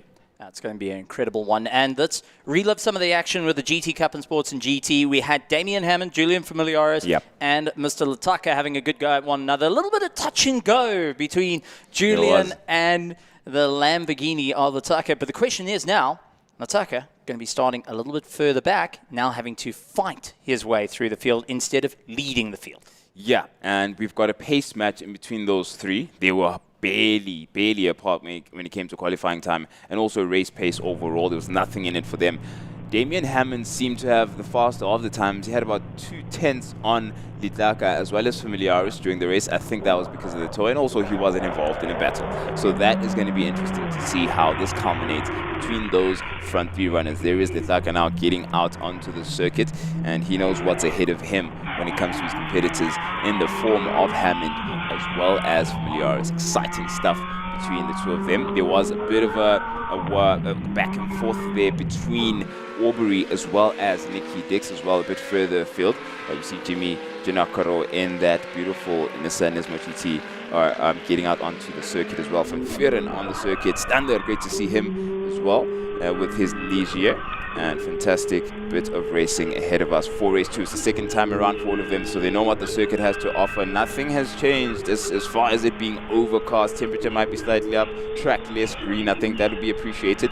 But yeah, all of your competitors are on board with Roy Aubrey, having a look at how Familiaris is warming up his car. The cosmetic damage has been repaired. It looks brand spanking new. I wonder what it took to get, what magic it took to get the car looking like that again. We've got Nikki Dix in the brightly colored Curvent International 911 of his. There's looking brilliant behind Roy Aubrey. So let's see how they navigate turn 5 again, which had a bit of gravel. I think that's been cleared by now. We've had a couple of races. We're on board with Familiaris here, who's prepping himself for that battle for top honors in that podium. The Sports and GT is going to be rather interesting. The GT Cup, I've got to say, I'm looking forward to seeing Nikki Dix. Can he overcome the odds in a car that's got less aero, less power, and has got Roy Aubrey going and leading the field? But you've also got Charles Arangis, his teammate, going to be backing him up a little bit further behind. That is pushing. He's been out of the seat for a while, but running third in the GT Cup. That's no sneezing effort. He's able to put that fight in, which was absolutely incredible. Wayne Roach, unfortunately, did not land up finishing the race due to a spin earlier on. And that is going to make things rather interesting because he is going to be at the back with Jan Stander in that Ligier. However, game, set, match. We have got a race on the cards in the front and the middle of the field. 2 different classes going to brawl it out for victory here. Now you have got Damien Hammond, got the inside line into turn 1. We saw the likes of Tucker get a bit squirrely in the exit on the first lap with his car, which caused that concertina effect to come into play, which also compromised the likes of Roy Aubrey to have Nikki Dix come at him. I mean, there is so many moving parts here. And also, I'm sure that son Mudley doesn't want to be beaten by his son. For his son, though, well, I've got one up on you, Dad. Let's try another one. That's exactly what he might be grinning and mouthing to himself. And there's Helmut Janakaro being placed right behind Sun Moodley. Actually, then Sun Moodley is behind Ant Blunden on the right-hand side of the circuit there. Van Vuren right behind Janakaro, of course, and that is Standard bringing up the rear of the field. So yeah, you're right, there was a bit of a moment there as it's like a clear turn 1, but we're going to get things underway. Looks like the marshals are happy, and we get race 2 started for GT Cup, Sports and GT. It's going to be a great one. Second race of the day. They were the first race of the 2026 season. They raised the bar, and now everyone had to catch up to it. Now it's their turn to lift it again. After seeing what Silver Cup did, the Invitational, now it's their chance to say, hey, listen, you had a good race, but let's show how the bigger cars are able to do this. Let's see how it can all stack up as they move off a line. A symphony of engines, whether it's V8, whether it is straight sixes. I mean, there's so much going on. Got the V10s also in the mix. There is just a symphony in the grid. Yep, it's 2 V8 versus a V10 out at the front. So let's see who wins that battle where displacement is concerned. Coming out of the circuit, we saw Wayne Roach now. He's starting from rear of the field, so he's going to have a bit of work ahead of him before he gets into his real pace, his real stride, getting a lot closer to some of the competitors. He was right next to the likes of Aubrey and Nicky Dix, so do watch out for him as he makes his way from the back of the field. A little bit of weaving, trying to generate some heat into the tires. They will brake a little bit harder, a little bit of brake drag as well, just generating some heat into the brake pads and into the disc, which will then feed off into the rim, into the tire, and get yourself going. So just trying to warm up that carcass off the bat. We have got our Astron Energy safety car, big shout out to them as well, with J Lo behind the wheel and one of our marshals here at Zwartkops who is showing off what he can do. But it all comes down to the safety car lights off, and it is up to Lataka to lead out the field, thinking, right, now it's my time to back things up. It's my pace. You all got to follow. 100%, and he's going to set the bar, and that bar is going to be held until turn 1. Anything can happen when you go racing here at Swartkops. It is race 2 for GT Cup in Sports and GT with Hammond, Didlaka, as well as Familiaris going down into turn 8. We're looking at lights on for race 2. With lights on, hold. Lights off when we're racing. Didlaka takes the whole shot, clean and clear. Hammond tucks in second, and Familiaris back into third. He's going to want to get that battle on early as possible and not let Hammond get away from him. Hammond laid on the brakes and very close up to Didlaka. Keep an eye on that. In the meantime, Nicky Dix making a play, so now has Roy Aubrey in his sights. Hammond continues to try and reel Didlaka in. Nicky Dix in a sandwich there behind Aubrey and ahead of, that is, Ranji's. I believe he's in a bit of a Stradale sandwich there. Ranji's having a look down the inside. He's going to bide his time. Having a bit of a go into turn 4. Runs out wide though. Heavy on the anchors goes Hammond. It seems like Didlaka had cleared him a bit there on the exit of 5 going into 6 now. Familiar is still there, not letting it go. Nicky Dix choosing a tighter line. Behind Aubrey, we've had a moment with Sun Moodley going around and tucking everybody, but 4 or 5 cars have now lost out on their positions. Moodley with the moment, he's stuck now at the exit of 5, but everyone else who was involved in that incident behind him has cleared it. Let's see if Moodley is able to recover. In the meantime, this is your focus for that front 3. Didlaka still ahead, Hammond not letting him go, and Familiaris watching that show very closely. It's Aubrey late on the anchors with Dix not too far behind. Sun Moodley able to recover, but you know what's going on at 5 again. Gravel on the road. That is going to make life tricky for these full set of 6. Nicky Dix trying to close up the gap. Unfortunately, doesn't have the same power as Roy Aubrey, who's got the bigger brother, the bigger sister of the Porsche lineup, having a go. Charles going to be backing him up a little bit, trying to identify where can I get that pass. But let's take a look at the replay here. As it all went wrong, Sun Moodley looked like he got, was it possible contact with Wayne Roach? Not or clear. did he slip around? It looked like he lost the rear there. It didn't look like contact. Let's have a look there as Ant Blunden clears the scene. But yeah, it's still the same picture we had at the beginning of the race at the front. It's Hammond biding his time behind Didlaka. And it looks like that is from Liara is falling away a bit more now as the cars get into stride. We'll keep an eye on that. It's been quite exciting here as Nikki Dix is still inside that Stradale sandwich. So he'll be looking to clear that not too long from now. Slightly adrift is Priya and Moody watching that battle closely as well. So we've got a mid-pack trio, I beg your pardon, that is now exciting us, whereas in the case, oh look at that, Nikki Dix has lost some place to Charles Arangis coming out of turn 2. Arangis cooking something for Dix there. He needs to keep his wits about him going up into turn 5 where it might culminate.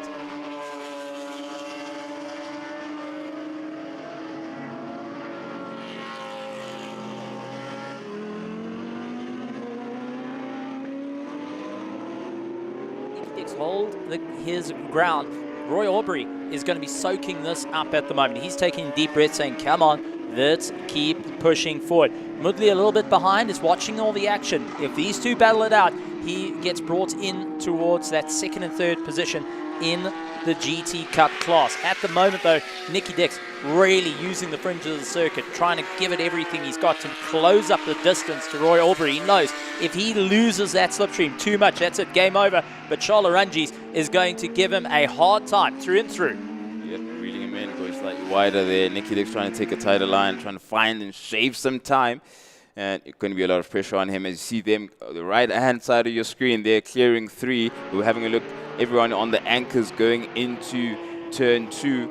And Priyan watching from the distance. Charles Arangis trying his best, shortening turn 4. Wide on the exit there, perfectly executed. Ooh, Nikki Dix making it narrow, going down the middle on the brakes into 5. Arangis has no option but to tuck behind him and keeps it in tow. Going into, and the exit, I beg your pardon, of turn 5 is still Arangis as well as Dix, nose to tail. Arangis getting a bit of a slip there, but keeping it together. He might prefer it that way. Having a look down the inside, going to 8, but nothing of it. Not yet, as we have 4 left to go. Charles Arangis been out of the seat for 5 months, and it looks like he has found his stride in just a few heartbeats. I mean, this is absolutely incredible, and Nikki Dix is working incredibly hard to try hold his ground. They run out a little bit wide, switch back, coming in full Charles Arangis. Can he get his nose on the inside? Unfortunately not. Nikki Dix just having the run out at 2, but now has to cover himself off for turn 4 as Charles is in tow, pushing harder and harder at the moment. He knows he's going for a chase here at the moment for Class B of the GT Cup. They are going to be fighting it out left, right, and center. So Nikki Dix is in a Class C car. Charles Arangis is in the Class A car. Similar spec, but it is still an incredible chase between the two. Yep. And at the moment, I'm taking a look. Taka has so far set the fast lap time of the race with a 1:06 as his time. Damien Hammond a 1:01.1. And Julian Familiaris with a 1:09. So Julian's a lot closer to Lataka's time, however, is too far back. That has opened up the gap, but we are keeping an eye on the GT Cup because Charles Arangis is flirting with those edges of the circuit right now. He's getting right towards it, but you can see how hard both drivers are giving it. They all, and my heavens, what a block coming in from Nikki Dix to try and hold back Charles Arangis, who just took a breather there and said, okay, buddy, I'm going to come for you. Yeah, Charles Arangis, he's definitely acquainting himself with the outer limits of the circuit. Reminds me and reminiscent of some of the other youngsters that we've seen out on the circuit this weekend. It's fantastic to see he's fighting tooth and nail to try and get advantage. There you go, wide as you want. Nikki Dix has also adopted that approach now to get his maximized run out of turn 4 on the anchors into 5 again. Deep, late on the brakes goes Arangis to make sure, look at that, extreme as you want, all the way out to maximize on the momentum coming out of 5. Tight and loses the rear again. I think he slipped a bit of the curb there with his right front wheel, and that lost him the rear, but he managed to keep the car in shape and right behind Nikki Dix as we bear down on the checkered flag. 2 laps to go. Roy Aubrey is soaking it up right now, and he is getting support from the Stradale pit.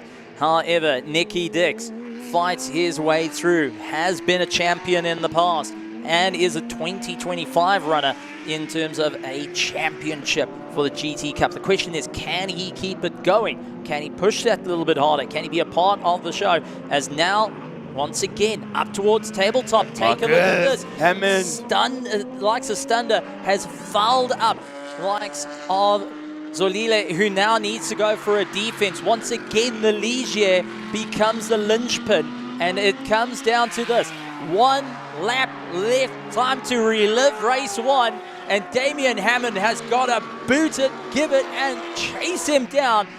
It's going to be tough for Lataka and that Hurricane Evo 2 versus the Mercedes-AMG GT3. Damien Hammond has been in this situation before. A clean exit out of 2 compared to what he had in race 1, but now needs to get a little bit brave. He needs to bleed off the brakes a bit earlier to try and get that nose ahead. He's going to have to lick it, stamp it, and send it aggressively because he's got a couple of corners to go. It was 1 lap just now. Wide he goes now. He's trying to bear down on Litaka. Litaka heavy on the anchors going into 5. And he's a car length ahead. You see, he's got the entire shot to himself there. Hammond didn't quite commit there, didn't have the distance. And Litaka checked out early on the race. Got interrupted towards the end. Latest as you want with the back markers, and seemed like Hammond had a chance.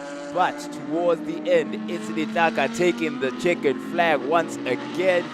It is him for GT Cup. Sports in GT, only Litaka takes first, and Hammond in second, with Julian Familiaris in third. As it started, it finished, and got very shaky towards the end between their front 2. Julian Familiaris 0.9 of a second behind Hammond, so was right there at the line.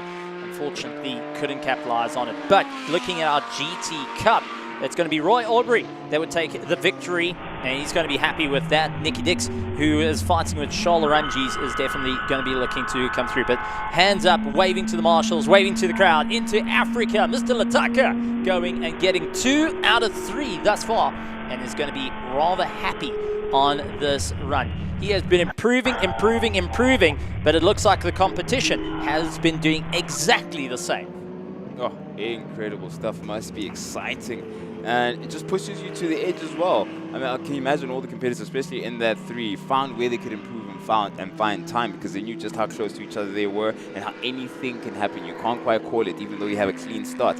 So it's brilliant to see Litaka piling up the wins there in this particular class, and Hammond right there. He knows he's got something to find going in. He's got one more opportunity coming his way for this. Let's see if he's able to maximize on that. Familiaris slightly more drift than he would have wanted in 3rd place, but you can see the camaraderie between the 3 out of the camps there, all congratulating each other on the achievement. It's another win in the bag for the day for Inter Africa Racing as far as Sport in GT is concerned. Let's see what one more race has to offer for them in race 3 later today. So stay tuned for that.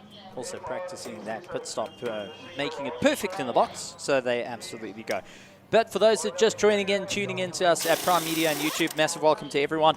We are so far onto our 2nd heats of the day. We've just had our GT Cup and Sports in GT. We're going to be moving on to our MRSSA Group 2 here at the beautiful Zwartkops Raceway for round 1 of the South African Endurance Series. A 2.4 kilometer circuit is a short one, but it is a lot of fun. Whether you're on 4 wheels or 2, but there's plenty of stuff happening here at Zwartkops.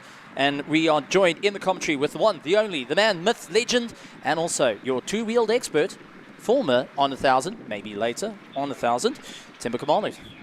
What's the myth, Steve? The myth that you drove a 600. Some say he rode a 600.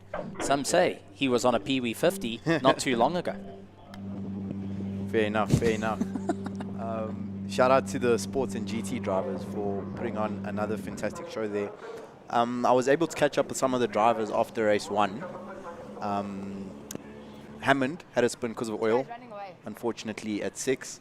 He said that, in his words, he said that the more experienced drivers were able to suss out the oil and avoid it, and he said he just fell a little bit short, and that's why he had that spin in race 1, but could see him recovering with a better finish in race 2.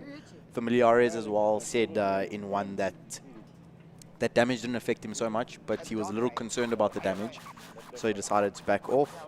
And as we can see in pit lane there, Nadine, maybe she can catch up there with Sun Mudley and find out what happened with that spin of his at turn 5. But the one positive thing I could see, Steve, is that it seems like that cement dust is cleared at 5, and grip conditions look much better up at 5 at 6, which will be crucial for our 2-wheeled competitors shortly. That's it. Sun Mudley, a little bit of scratches on the paint, a little bit of work to be done there. But it could have ended a lot worse. He had Wayne Roach in the mix. He had the Janacaros in there as well, and the variety of the GT Cups having a bit of fun. Nadine going to be having a chat to Sun Mudley shortly, so we're looking forward to hearing some words of a bit of an exciting moment in 5. Nadine. Okay, so I'm here with Sun Woodley from Bigfoot Express. Sure, Sun, so I hear you, or I saw that you had a little bit of an incident with Wayne Roach out on track. Do you want to tell us what happened and where you were on the track? I was in the middle of the field, and I think he didn't notice me and he was coming too fast, so the only thing is how was his brake, so he asked me to be, I think when you learn to drive fast, you must also learn to stop fast. You can't just drive fast and not predict what's going to happen in front of you. I'm sorry, I don't mean to laugh, but I just love the way that you explained that. So yeah, a little bit of damage on your car there.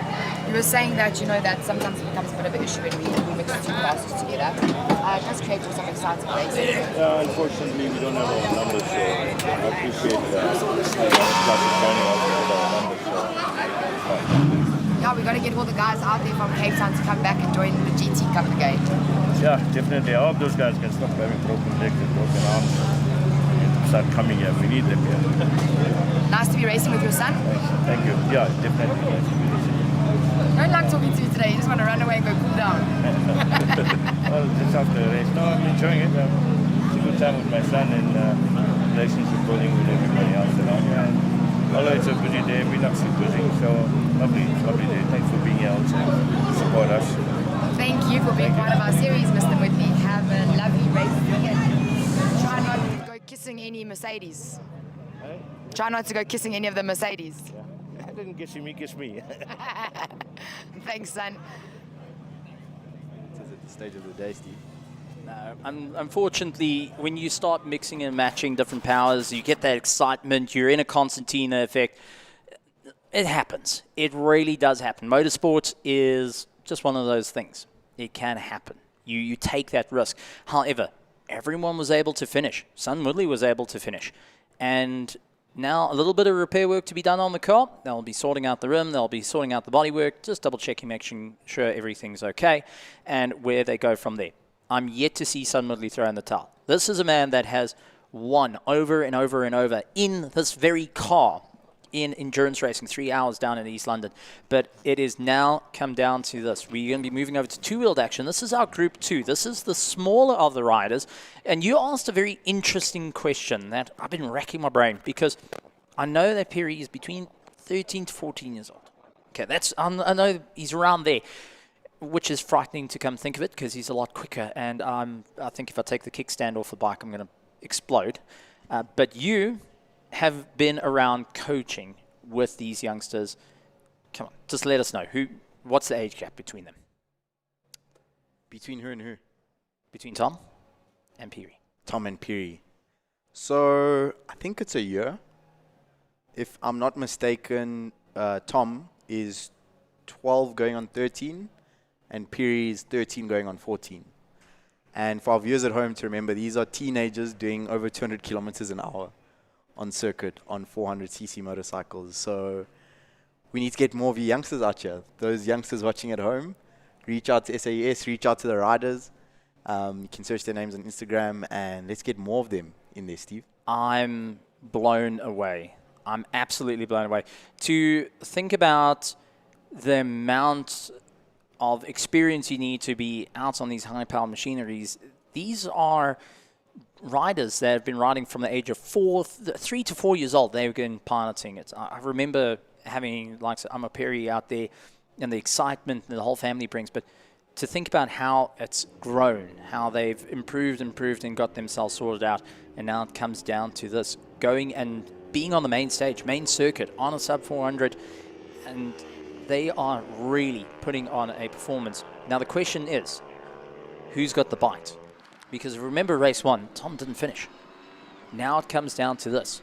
Can he get the victory? Started with the best qualifying, started on first, unfortunately fell, and that was him out of the race. It's going to be down to the wire of seeing who can go. But at the moment, Perry leads out, with Tom trying to catch him up at the moment. The Lumi Racing is chasing down Team Titan as much as possible. MRSSA Group 2 race number 2 underway. Our youngsters on their Kawasaki 400s, Amogelang Piri and Lungisile Tom, do battle. Both riders coming through in the 114s last lap round. So the first thing, Steve, which is super positive to see, is Tom back out on track, fully fit. The Lumi Racing team has done a great job to get rider and bike prepared for racing. Poor Mr. Piri Senior Taviso, while trying to help Amo get ready for his race number 2, is still busy dusting off the other son, who unfortunately went down in his first race, helping Ora get back up to speed. We are going to join Nadine down in pit lane as Piri continues to lead ahead of Tom. All right, so this is Wayne Roach from Samlin Racing. We've just chatted to Son Woodley, who had the incident with Wayne on track in race 2. So let's hear your side of the story. So I think it's a racing incident, to be perfectly honest. We started 14th because we didn't finish the first race. So that makes it always very, very busy down into turn 1 and 2. And then the cars seem to file out single file quite quickly. But we're competing with a lot more power. So overtaking these cars wasn't a big thing. We were waiting for the back straight. And it was the same with Son's car. He would have seen me behind him. I moved right and drew level with him, in fact, slightly level, and I was surprised when he turned in. I'm going to put it down to a racing incident, to be honest. Well, Wayne's a lot more serious than Son was. Son was at least having a joke about it, but it's all good. Don't worry, brother. Got it through. Still got race 3 to go. Tell me why you said now you didn't finish race 1. Sorry, I didn't even pick that up. What happened?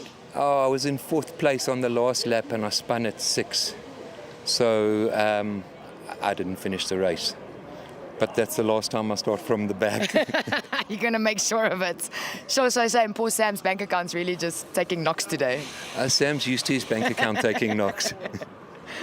Okay, cool. Listen, there's still race 3. Wishing you all the best out there and try not to go doing any kissing or bumper bashing, and at least you're starting a bit more up to the top. We'll keep it tidy. It's just Roy now. All the best.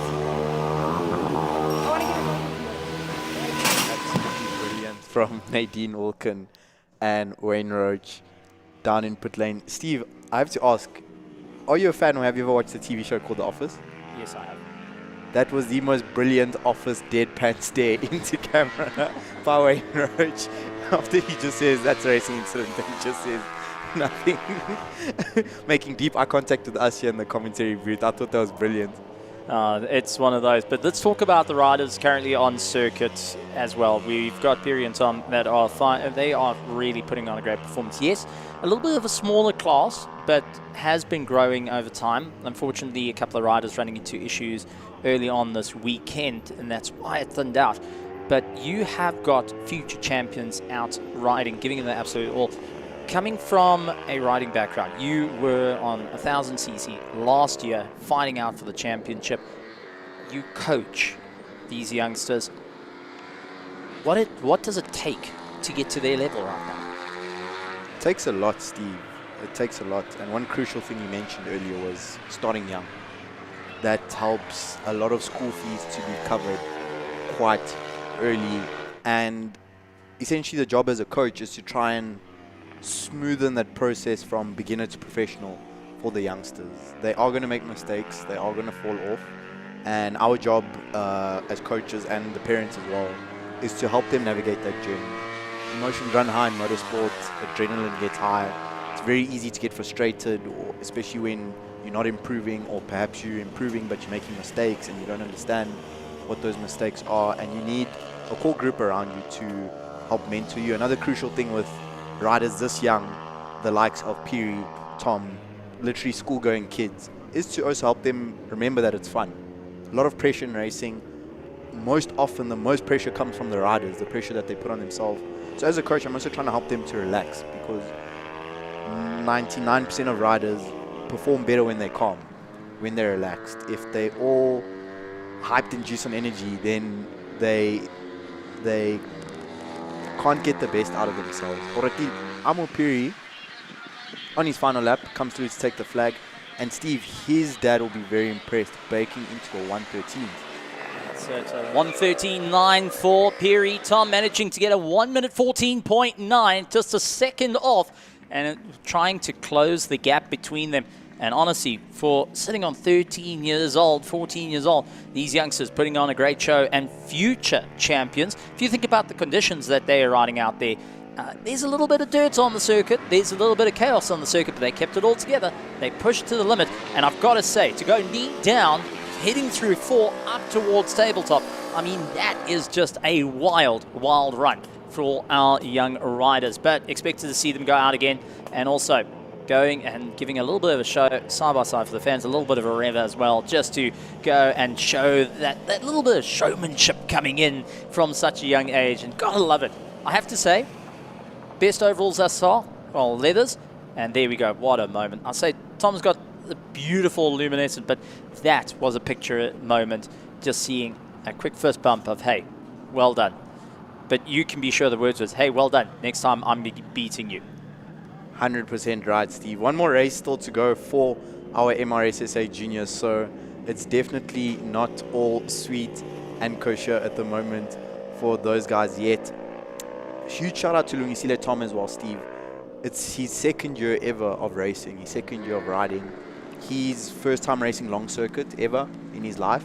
So for him to only be a second off the pace of Piri, who's been racing for quite a few years more than Tom, I would say probably 4 or 5 year difference in their racing experience. Really impressive from Lungisile Tom, because this time last year is learning how to ride a little 65 KTM, and now he's sending it on a Kawasaki 400 on the long circuit with the big boys. As you can see on screen, our MRSSA official National Superbike Series is about to go racing for race number 2 on the day. You can see there on screen the rider with the red number 20. That is young Tyler Richardson, another one of our teenagers representing. You can see on the front of his tire that little bit of white there, that's a sticker, so that's giving us a signal that he's got fairly new tires. You can see Adolf Boshoff with the white 32 on the all-black bike. You can see the white sticker on his front tire as well. So for our viewers at home who are wondering what that is new tires on for those riders. We don't take the stickers off because they tend to come off within a lap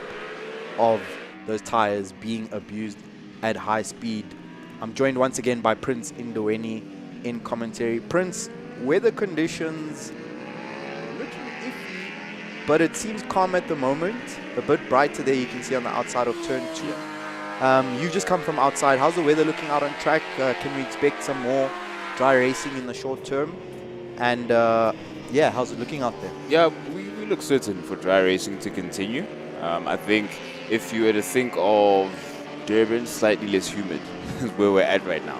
Slightly less thick and heavy under despite the cloud cover. So it's still warm, despite the fact that we don't have the sun clearly out. We haven't seen the sun in hours. But it's still quite cool. Dry conditions, no one has to worry about the wet. At least for now, we do have a forecast for around an hour from now, though. Reports were saying, as of earlier this morning, reports were saying around 12 is when we might expect some of the heavens to open up and grace us with what I hope won't be a deluge. But yeah, for now we're still dry, and we're gonna be excited to see what the likes of Adolf Boshoff has to say once more for his campaign now for what is the national class that he's competing for in the 1000 cc's, and the rest of the competitors gave us a lot to chat about. I know Orapiri will be looking to recover for his class. He ended up finishing 4th in the class, and he wants to swing back at the likes of Tonking in the 600s. Just having a look there, couldn't see Oratile Piri, but as you can see there, he's the last rider lining up on the grid. Brad Radstock has taken up the grid. Oh, fantastic. After he had a DNS, did not start in race number 1. Let's see what Brad can do now in race number 2. Looks like him and his team have got that bike ready. We are preparing to go under starters orders. The 1 minute board is up. 30-second board is up. Looking towards those red lights. Who can get the whole shot into turn number 1? What will the response be from Piri? Can Tonking compete? Huge wheelie for Troy Tonking off the line. That gives him a very bad start, and Oratile Piri up into P2 off the line. Fantastic start from Orapiri there. Tonking has to recover from that wheelie. Bit too much torque now. He's got both on the tar going into turn 2. We've got 3 contact. abreast. Contact. That was Piri on the inside of Ghost. Piri on the 600 carrying that corner speed. Yaku Ghost closes the door, finds an Oratilo Piri sized problem there on the apex. Both riders escape unscathed through turn 2. Then there's the battle that we are looking forward to on screen. It's Piri versus Tonking. That is for the lead in the 600 class. Going down into 5 now. Tonking is going to be late on the brakes. Immediately takes that from Piri. Also navigating Ghost, who's there. Piri now stuck behind Ghost. Some flames behind his bike there. Saw some flames coming out of his exhaust. Let's see what the start looked like. That wheelie. There it is from Tonking. Good recovery from him. He looked a bit out of shape there. Oh, unfortunate stall there. Troy Tonking on the charge. He is not messing around. 3 moves in 1 lap. Really, really impressive there from Troy. The 2-for-1 special up at turn 5, going up the inside of Piri and Ghost at the same time. Not many people can flex that achievement. Piri now trying to go around the outside of Ghost into turn 2. Look at that, 600 versus 1000cc. Will they make contact again like they did on lap 1? Ghost using the extra 400cc and extra 100 horsepower that he has on that Suzuki to stay clear of Piri, but Troy Tonking making amazing progress in these first 2 laps. Oh no, and Oropi is watching that thinking, I need to clear Ghost, I need to clear Ghost. Now Ghost is going to be busy in the corners there. He's done it at turn 4. Oropi around the outside of Ghost. Ghost has the displacement, so he's going to be late on the brakes going into 5. Watch out for that battle. In the meantime, Tonking looking at his rear view mirror to see how far off or near Oropi is. Piri has cleared Ghost. Ghost couldn't quite make it stick going into 5. Richardson there on the trailing end of that battle might want to capitalize and stick close. Indeed, and one critical factor as we take another look at Liqui Moly's Tyler Richardson running in 3rd place on the 600s. Prince, is that Troy Tonking is racing in the 600 class. However, he is on a KTM RC8C, that bike boasting 899cc. So Troy does have a bit of extra torque on those corner exits, which definitely at the tight and twisty Zwartkops circuit makes it a bit easier for him finding his way through on the 1000cc motorcycles. For Oratilo Piri on the 600, and we see him brave up had the to think inside twice into 4. Dave Ringa off at 4. Can he hold it together? That's the fast one for Dave, and he goes down. Darn it. And he goes down. Tough break for Dave Ringa there. We hope the rider is okay. A very, very fast crash at turn number 4. Piri went up the inside. Ringa ran wide. You saw Ringa hit some of those bumps on the outside at turn 4, and he unfortunately has a crash. Take us through the action replay, Prince. There you go. Ringa had a bit of a correction there, and he could not gain the form back on the bike. Had to run off onto the sun at the entry of 4, and there was just no coming back from that. Couldn't stabilize the bike. I hope he is okay. He does see he got up very, very gingerly and slowly, as you can see. Took quite a knock there. Because, that did not look comfortable. Oh, there he is walking off. Great to see him walking off. The marshals assisting him. Of course, he's going to be a bit tender after that. It was not comfortable at all. But unfortunately for him, one moment of correction, he sort of went in and it looked like he hesitated leaning in too much. Maybe the awareness of Piri coming down the inside. He wanted to be a bit more careful there going into turn 4, Tembo. You can see Varinga there not too happy with the situation at the moment trackside. So what it looked like to me there, Prince, as Ghost and Van Breda now engage in battle behind Oratilo Piri. So while we were catching up there with Dave Varinga, Oratilo Piri has now made his way up to 3rd place on the road. He has now got the 1000cc's out of the way, only Tonking and Boshoff ahead of him. So what we saw there, Prince, what it looked like to me, I should say, is that Piri went for the move on the brakes up the inside. At 4, it was a clean move. He didn't make any contact. But Troy Tonking sideways into turn number 2, backing that KTM in. That was beautiful to see. It's like he was turning his bike into a skateboard. Did you see that? Because he has to. That was incredible. He was quite upright for someone going into turn 2 there. That was very cool. I think he's sending a message there to Adolf Boshoff to say, hey, listen, mate, you're not the only one who can get a motorbike sideways here at Zwartkops Raceway. But as we're going through there, it looked like, as we watched Van Breda, just at that moment there, Dave Varinga was offline as he had to pick up for the bike on the inside, and then he hit a bump and both his feet came off the pegs. I see. So it looks like at that moment, Dave for a split second as Ghost down goes the inside.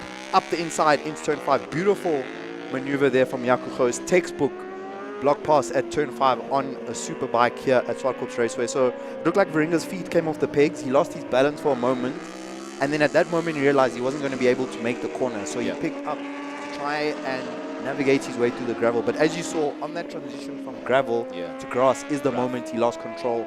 And at that stage, there was not much more Dave could do as we catch up with Rob Ferreira and Darius Buerta doing battle further down the field. Darius Buerta trying to find the setup, find the way to understand his bike around the circuit. Had a chat with him about just the way the bike is behaving. He's not entirely happy. Down the inside he goes, going into turn 8. Fantastic, made it stick there. And Ferreira's going to have to watch him now and see how he can answer back to that. But a brilliant place taken there by Darius Buerta, considering how he's had a couple of niggles that he's had to work through with his bike. But it's great to see that he seems to have the beating of them so far in this race. We have 3 laps to go, and it's a perfect time for you to be gaining places. But someone who's gained place and hasn't let it go is this man right here, who's clean in the lead. A lap ahead already is Adolf Boshoff. Adolf Boshoff continues to lead out front. Seriously impressive pace from him. The only rider lapping in the 101s. He's got down to a 101.8 in this race. Troy Tonking matching his speed from race number 1. He's just done his best lap of the race on lap 6 out of 8 with a 103.138. Oratile Piri also with very, very impressive pace. He is lapping consistently in the 103s, which is very, very impressive speed on a Yamaha R6. So he is going really, really smoothly. So I think Prince, especially in terms of that battle for the 600 class, because in our official national series, it is quite clear for us to see that Adolf Boshoff is in a league of his own, going unchallenged at the moment. It looks like to me that if Piri can somehow find a way to get ahead of those thousands and ahead of Tonking at the start, that he possibly can have that opportunity to fight for the race win in the 600. No, 100%. And it's a good thing for Piri to have done an earlier job of clearing the back market, or clearing the traffic, I beg your pardon, and keeping his nose clean and out of trouble. He was, I think, rather fortunate going to turn 2 there, because the bump that seemed to make Moringa pay for it could have been his. You just never know where the bump is going to come from. There's a very small piece of tarmac between the two of them. He was lucky to have avoided that and kept it clean, and from there it's been smooth sailing. But it looks like right now second is secure for him.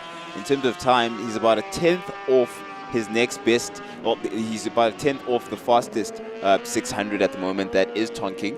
So Orapiri will want to try and shave that time as much as possible, as that is a Boshoff there getting his knee pad onto the tarmac. He's getting ready to clear the back markers now. He's going to want to keep it neat and tidy. You do not want to get caught up in a mess. That's going to disturb the clean day of racing that he's had thus far.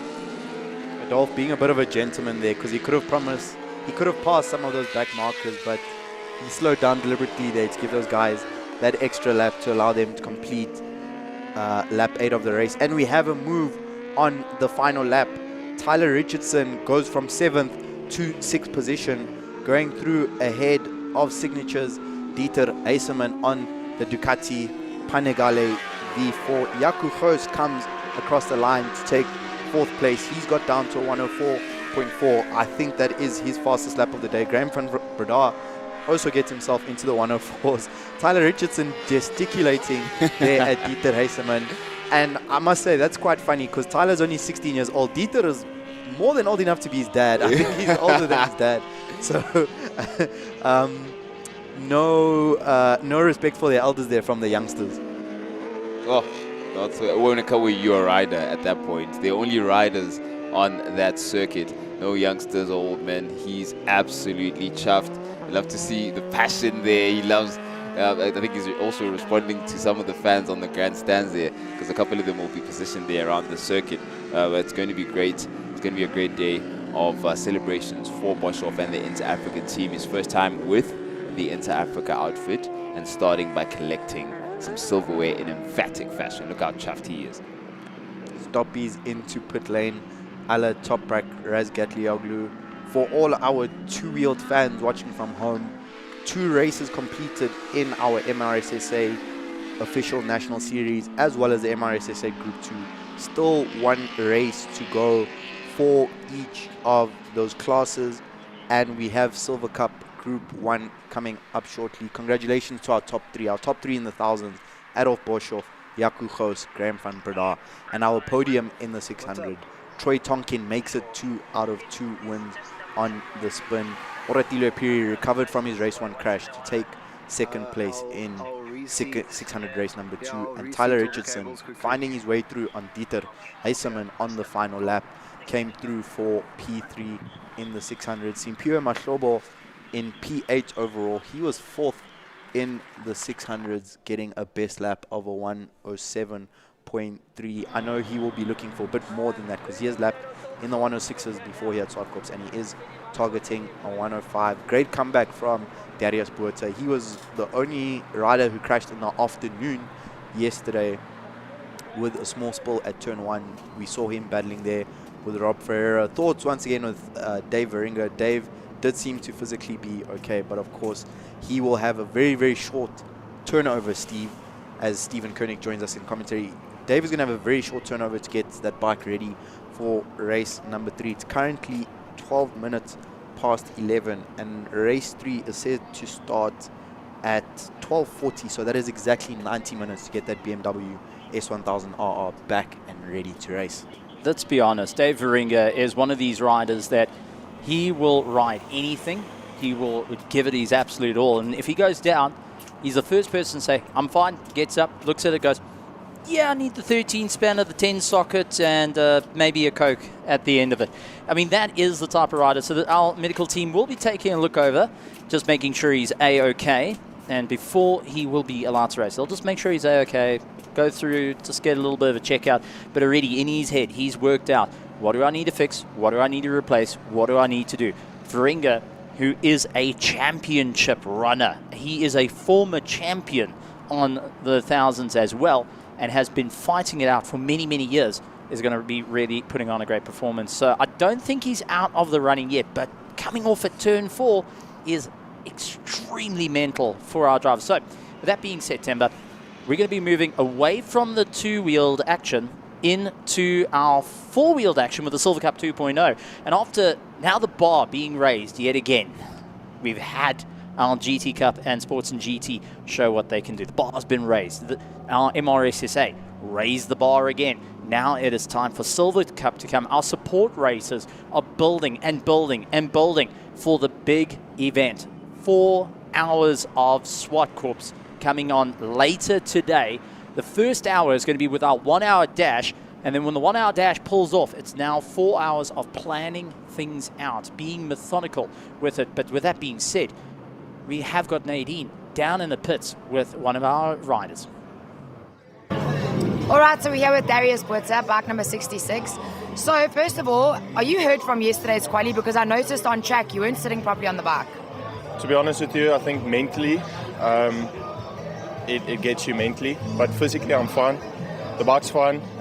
It's just that mindset of crashing, you know. It sits with you. Once you crash, it's difficult to get comfortable again, but at least I am comfortable now. So all I have to do is work from there. Do you find that you've got better since race 1 to race 2 now? A little bit, yeah. To be honest with you, race 1 was, I don't know, it was over quick. Race 2 was a bit difficult, I have to say. I think the pressure was on everyone. So making passes and that was difficult, yeah, but doable. Okay, well, hopefully race 3 you're going to be sorted mentally.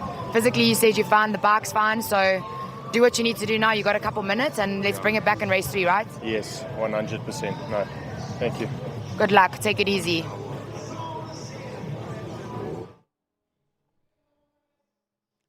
Well, with that being said, Darius is going to be looking forward to the future. And one person that has been going and enjoying it all, Prince, I mean, it has been Heat 2 of the first national MRSSA 1000. I mean, this is incredible stuff. This is groundbreaking for MRSSA. It originally was a category of, let's just get motorcycle racing back to the fun. Let's get it back and get riders enjoying it. Moved on to it was a social, it then became a national challenge, and now a national championship. It is just been a climb and a climb and a climb for them, and now we have finally reached the top. You win this, you're aiming for wearing a beautiful green blazer that very few are privileged to have in South Africa. Yeah, 100%. It's going to be massive celebrations going into the end of the year. And the journey you've just described here shows that progress is a function of time. And the fact that the series and the community have been here for long enough is now reaping rewards as far as the tier upon which they stand as a national championship in South African motorbike racing. So definitely exciting to have that incentive around. I think also for the youngsters, knowing that's what they have to look for, because it's not just the tier, for example, in the 1000cc where it is a national championship. It is also the junior tiers that are now looking to that, to ascend to that level. So the incentive definitely is massive for them. The likes of your Aura Piris, your Troy Tonkings, they're all looking at that bitting, having a bit in their teeth, knowing that this is what I have in store for me should I be consistent and remain on this trajectory in motorcycle racing here in South Africa. But in the meantime, we have another interview with Nadine in the pits. Stock. And I mean, I'm so glad you made it on track for race 2. Yeah. Do you want to tell us what went wrong with the bike on race 1? Yeah, so yesterday I crashed in the first session of practice, and I think overnight just the electronic gremlins crept in. Somehow my electronics, I think my fuel tank had snapped the line of my quick shifter. So it didn't start in race 1, but managed to get it ready for race 2. Yeah, pretty pleased with my results, man. Really, really happy. Awesome, and what are those results? Yeah, well, you know what? I finished the race, that's my result. You know, because I started at the back. Start wasn't great, but you know what? We held it together, and I brought it over the finish line. That's what I'm very chuffed. Awesome, Brad. Well, we're looking forward to see what you're going to do in race 3. Very much. Hope it starts. Awesome. Thanks very much, guys. Appreciate it. Thanks. Ashton, come here quick. So Ashton is involved in some sort of development with riders, with your school and stuff. So do you want to just tell the audience and stuff what you actually do? Yes, definitely. So firstly, I have a workshop, and then my wife and I run a short circuit racing series called South African Short Circuit Series, and it's probably the best place to get your kids going in motorsport, where you're on 2 wheels, you know. So we start all the way from kids about 4 years old on Pee-wee 50s, all the way up to super motards on the 450s, and yeah, that's basically it. We have a good amount of entries per race day. It's always action-packed. It's not on as big a scale as SAES, but you know we're trying to get there. So yeah, this is probably the feeding ground for the racing today. Awesome, and if people want to get hold of you, how do they find you guys? You can find me on South African Short Circuit Series on Instagram, or Aston Not Ashton on Instagram. Or AN Racing. Or AN Racing, yeah, or Facebook. It's up to you. Yeah. Well, there you have it. If you're looking to get your kids into any form of 2-wheel racing, these are the guys to speak to. Before I let them go, though, so what's this? This is Team Vicky and Kirk. Yeah, so, you know, when the bike's not working, this is the guy. So he's my guy. I know nothing about electronics, or I'm just not even riding for that matter, but yeah. This is the guy. So if you want anything done on your bike, AN Racing is the one to go to. Yo, thanks, yeah. Brad. And Bikers Warehouse. So Bikers Warehouse. Yeah. I need to pay him a com after that. Yeah. Yeah. Thanks, guys. All the best for race 3. Thanks very much. Bye-bye. Let's go back to commentary until I find Troy. Well, with that being said, it's time for Silver Cup 2.0. And I got to have a chat to Carl Stoltz in the Mazda RX-7. And turns out he had brake failure. And they were trying to fix it. That's why you're going absolutely everything. You put your foot onto the pedal and you push it down to the ground and the pedal stays there. That generally is a more frightening effort, that being said. But now we're in for a bit of a race with our first group going out. And this is our A's, our A+, A's, and Pros that are out on circuit. We saw the likes of Wessel Mossad had a terrible start, but was able to get himself back up in first place. Mario Strutter went and took second place. He was leading the race for a little bit on.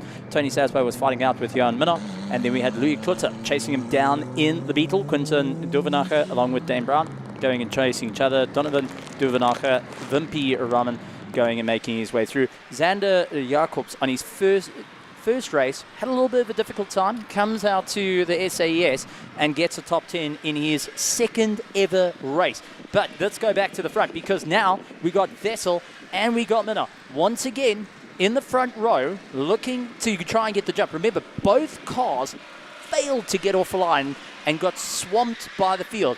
And it comes down to this. Will they be able to do it? We have got a backdraft that is lined up next to a BMW. I mean, that is two big monsters in the front. The question is, can they keep ahead? With Tony Sasbo lurking around just a little bit back. Let's have a look and see how Mostert manages to get off the line there. He's got a clearer start than he had in the previous race. He's definitely going to love this. And we have not too long to go now as our Silver Cup cars get ready to go. 32nd board just went up. Into first gear, hold the clutch, 5 seconds, and this is where you start to get the shake. You watch the lights, you pick the revs up, drop the clutch and go, and it looks like a brilliant start coming in from Tony, who launches his way through, but it hasn't got the run as Mostert got the best launch off the line. Xander getting a little bit falling back as he tries and get a little bit more grip. Minot up into second. Tony all over the back of them, pushing as hard as he can as the field come ramping through, each pushing a little bit harder this time round. But Vessel, with clean air, can start making his way up through the field. Jonathan Visser trying to pick up the pace and make his way from the back. Xander just biding his time at the moment. And Minot up on the inside of Vessel for turn 4 heading to 5. And there is Visser, who's trying to claw his way back after having a bit of a problem in race 1. And he's got the run. But Tony Sasbo, once again, looks on the inside of Minot. And how's this? You have got a straight 6, a V8, and you've got a VTEC Honda, 4-cylinder, hunting them down. You can't even match what these are. This is absolutely incredible. Tony trying to keep in the tow. Vessel hoping to get a bit of heat into the tyres, and that's where he can stretch the legs. However, for Minot, who runs in second place at the moment, has got his mirrors absolutely full of Tony Sasbo, chasing him down, all sitting in the pro class, leading out the field. Dane Brown holds on to first place of Class A a little bit further behind, but take a look at this as Vessel goes off to the dirt. Oh no, turn 1 has claimed the leader of the race, Mostert, and he's going to have to go down into third. Yeah, recovered and back in third now. He's going to have to chase down Sabo as well as Minna, who will be kicking themselves at their stroke of luck, but there's nothing in between them and Mostert, so do not count Mostert out. In the meantime, Sabo is the first target that Mostert has in mind. Going up now, clearing turn 4, going into 5.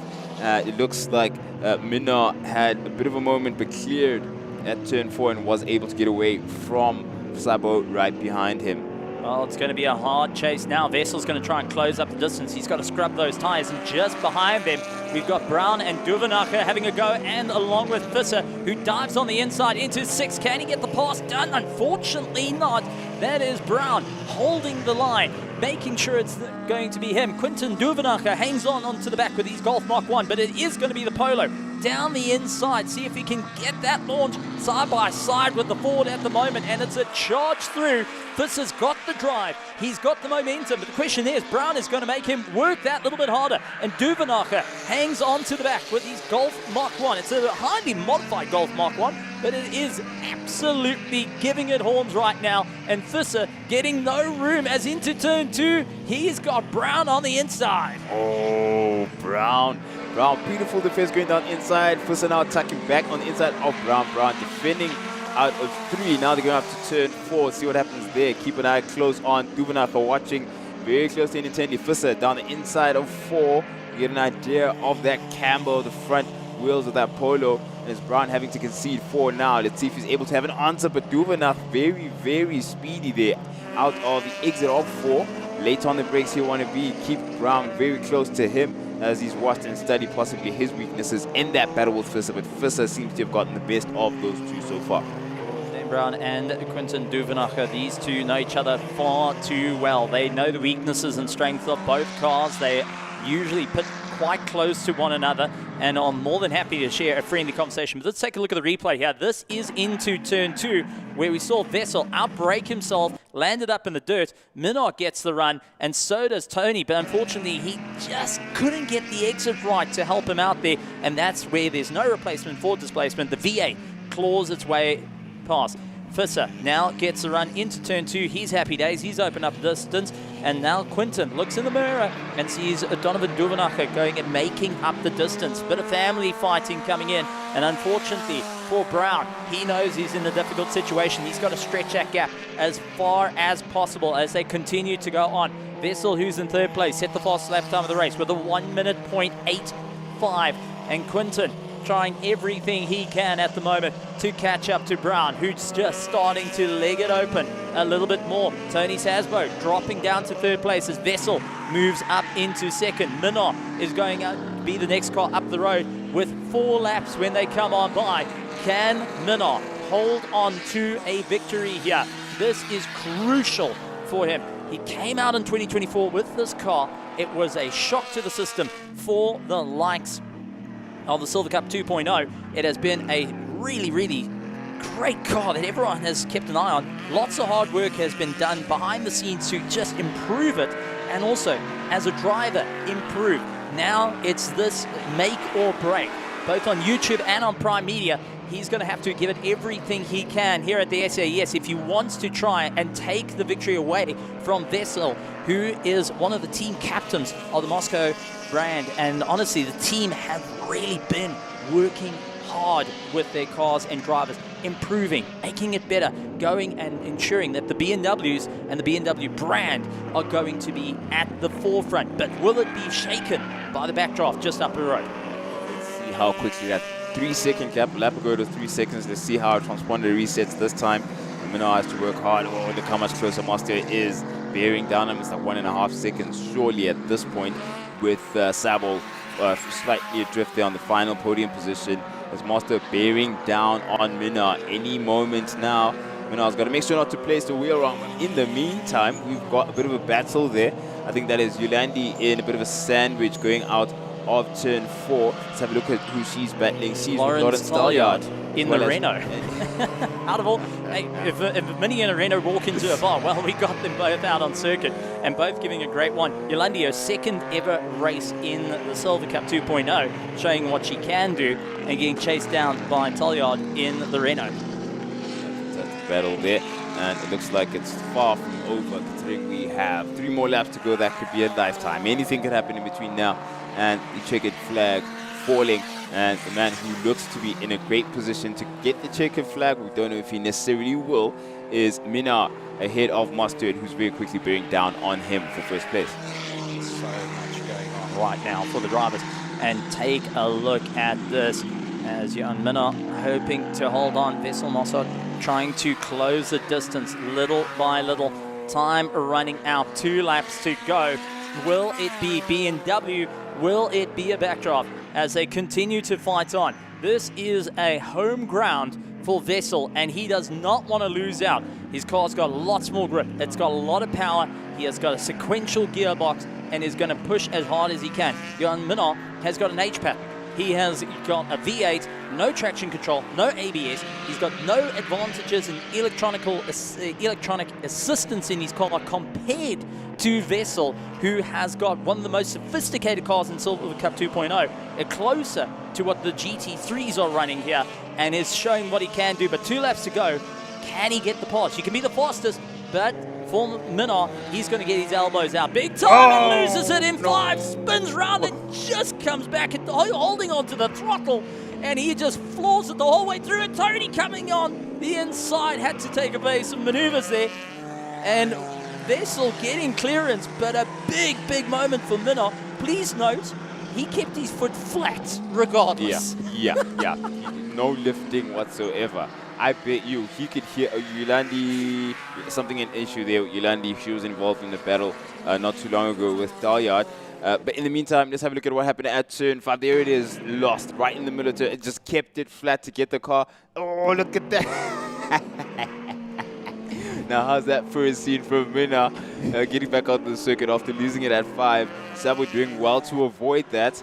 But a bit of gravel coming onto the circuit there, so your competitors will want to be careful of that. But in the meantime, Mustard, thankful it looked inevitable for him to take first back. It was just a matter of time, but it came so close. And look how close Minot is to Sabo now. Sabo hasn't quite cleared him after taking that position in between. Oh, looks like Mustard lost it. That's Mossad Senior that's lost it, and he's just ahead of his son, a little bit further behind. But take a look at Tony Sasbo holding back the likes of Minna. But it's down to the wire. Tolliard trying to see if he can get past Mossa Senior. He looks for the inside. Can't quite get that pass, just as done. But here comes Vessel Mossad. Looks for the dart. He gets the victory. But who is going to take second place? Is Tony going to be able to hold it down to the line? We're looking back, and it is going to be Tony ahead of Minna, going for second and third. What a race. What a bit of drama. And Yolandi, unfortunately, a car breaking down. She drove that to the racetrack. That's going to be a long tow home. But well done. Vessel actually lifted to allow the race to continue on. So at the moment, the cars ahead of him are still racing for position. And that is going to be a hard push as Talia gets right in behind. He's trying everything possible to close the distance at the moment. The question is, can he get it done? Can he make it work out in his favor? But our leader, taking a gentle drive right now, is in a race. He's got to keep that in mind. Everyone behind him at the moment is still racing. They can't pull in. They have to cross the line. One of those everyone's is his dad. So that's gonna be an interesting conversation. It's either gonna be a good job, son, or what were you doing? You interrupted my race. But let's see. The chicken flag hasn't quite fallen for those three competitors. Bearing down on turn 8 now. It is Mostert Senior. He looks to have the beating of. It was. I think that was Blignot. Yeah, was involved in quite a battle with him now. But it looks like he does take the chicken flag and has the beating of them. Well done to Mostert Senior, having finished their race. And wow, exciting from start to finish. Sad there for Yolandi, who just peeled into the left-hand side at the exit of turn 1. An issue there with her car, which, as you said, you drove to the circuit. So it tells you the versatility and ease of access and entry into the Silver Cup. I mean, non-stop action from start to finish. What an exciting race. But overall, there's Mostert, Vessel Mostert, who takes the win. Tony Sabo fought against Johan Minna, who had a bit of a moment and gave up third position at turn 3. And that is your front running, and that is your podium for Silver Cup. Esme Winton fought Esme Druvenacher going and fighting it out. Unfortunately, wasn't able to pass Philip Mostert Senior, but still put up a solid fight nonetheless. And it's now just waving to the crowd, waving to the marshals for all the hard work. A bit of clean-up work in turn 5, and I think you said a little bit of dirt. I think what happened with Midart is he started just digging. They're expanding the circuit now. He's just gone and created it. He left a couple of 11s as well up on turn 5. So great work by our drivers. Tony Sasbo going and showing that VTEC is not dead and can fight it out with best. But there is a lot of dirt up there, and they got yet our next Silver Cup racing to go out on the circuit. But well done to Vessel. I've got to point out, this BMW, seriously impressive. When something goes wrong, he's able to pull it back from the brink and go chasing after. It's why it's one of the quickest of the BMWs lurking around, and races in not only Silver Cup, but it races in a couple of categories as well. It's been built so well, and it's getting to show off that it's got the power to do it, and it's taking on cars that are a bit closer to your road going ones as a more of a, well, closer to what a race car should be built as. So I love the versatility. I love how the cars come from different backgrounds, how much work goes into them, and it doesn't matter on the budget. There's still plenty of great racing. But that was just our first group. We got a second group that's going to be going out, if you're not sick and tired of that, but there's still plenty of action to come for anyone that is out there in the virtual grandstands on Prime Media and on YouTube. If you are close to Centurion, Zwartkops Raceway, you definitely want to be here and enjoy the racing. I mean, Prince, take us through what's more to come. Yep, we're going to Silver Cup Group 2. That race that just came and went certainly wasn't the appetizer. Definitely a hearty meal. Another hearty meal's on your way, for you with Silver Cup Group 2. Then we go on to race 3. We start things off again with MRSSA Group 2 starting things off. Have a bit of a break, and then it's GT Cup and Sporting GT in their race 3. MRSSA Nationals has their race 3. Of course, earlier on in the day, they were back-to-back with Group 2, so we split them slightly. And then we go on to the likes of Silver Cup to wrap things up for the day, for their final say on things. Back-to-back, we have them as Group 1 and 2. And by 1 o'clock, we're going to have all of those proceedings done and dusted. And then it's the big one, the main event, going on to start. Flag down, lights off at roundabout 2:25. We're going to have our formation lap, so by 2:27 we should have things underway for the 4 hours of Swartkops. Oh, that being said, some great racing. Unfortunately, we do have a retirement for our B class We got Jared Ogmeyer. We saw him, unfortunately, pulling off. And that is because it lost oil pressure and landed up running the bearings on the camshaft. So you get that beautiful metallic sound that just sounds like 1,000 Rand, 2,000 Rand, 3,000 Rand until you turn it off. So unfortunately, he's out of the running for the second and third heat of today. But Zwartkops, 2.4 kilometers of absolute fun. A short circuit, looks simple, but incredibly hard, and it's been catching some of the best drivers out as they've been going. So this is going to be an exciting one. Qualifying for our 4 hour has been done already. They had all 3 heats, so go and get 3 drivers out or 2 drivers, get their times together, combine the times, divide it by the amount of drivers, you get an aggregated time. But take a look, there is our marshals doing a lot of work, and also Silver Cup fans and plenty more of our fans going and enjoying, and that is overlooking turn 8. So they're able to see all the diving action that's been going on, whether you're in the Sports and GT and GT Cup, whether you're in the Silver Cup, and to come our 1 hour along with the 4 hours. So we have got so much racing. Our support races have been incredible. From 2 wheels to 4 wheels, I've got to say, everyone's been pushing that little bit more, going and stepping up the game. The pressure's there. You walk in the pits, the excitement, but the tension still remains. Yeah, tension never quite goes away. We are here competing, and we do go racing. Certainly has been an exciting day of racing where our support classes are concerned. But we're going to have a quick rerun of some of the highlights we've seen from the day's racing up until this very point. In particular, the race that just came and went with Group 1 in the Silver Cup. It was lights off, and immediately Mostert had his claim on things. You can see Blignaut, who would later on be involved in a battle with Yolandi. But as it stood, it was Minnaar out trying to ask questions of Mostert, difficult as it may have been, but he smelt it, and he knew if he stayed close enough, something could materialize for him. And we also had the mid-pack battle there involving Visser. Visser had to do a bit of work for him to clear the early runners when it came to Group 1 of Silver Cup. It's just incredible stuff, and Jonathan Visser having to fight his way through the field after a failure in race 1 caused him to drop right at the back. He had to clear the Duvenachers, he had to clear likes of Dane Brown as well further up a field, and it wasn't easy to get past Duvenacher. He had to really fight tooth and nail. But with that being said, we now are going to be starting to move on to our second round of the Silver Cup. This is going to be our B class, B plus, all the way down to D class. They're going to be having a bit of fun.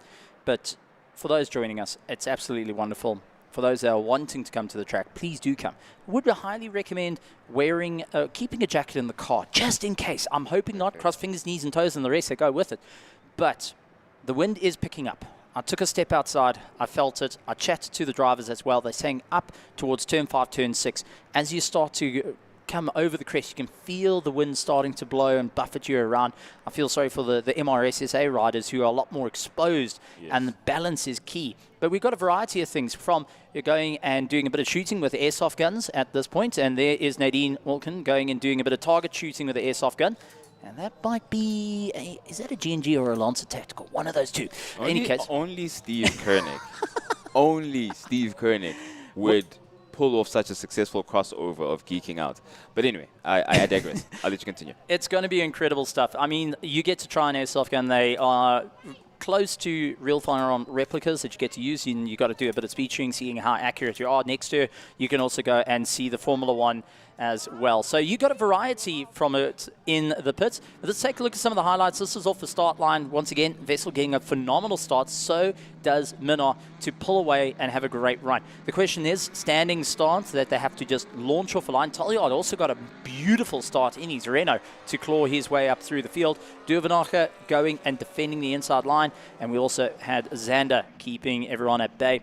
Philip Monsert a little bit further back, going and fighting out with his BMW. Tony says both throwing hammer and tongs at the moment, but it has just been action, action, action from all our support categories. Yeah, it looked like the rear was trying to overtake the front with Zander there at turn 1 at the beginning of the race, but then we had that overtaking move that is Mostert on Sabo, recovering that position in at turn 5, popular overtaking destination. And then at the moment when Steve Koenig was just explaining to us how beautiful that BMW of Master is, it's when Minard lost the rear and the rear tried to overtake the front, and turn 5 does what it does, ask questions of every single racing driver's skill, especially when you're looking at rear-wheel drive with a rear-happy car. Even Master Senior lost it there at the very same spot, and I think by then we already had some dirt on the circuit, so it couldn't have been easy to be around there.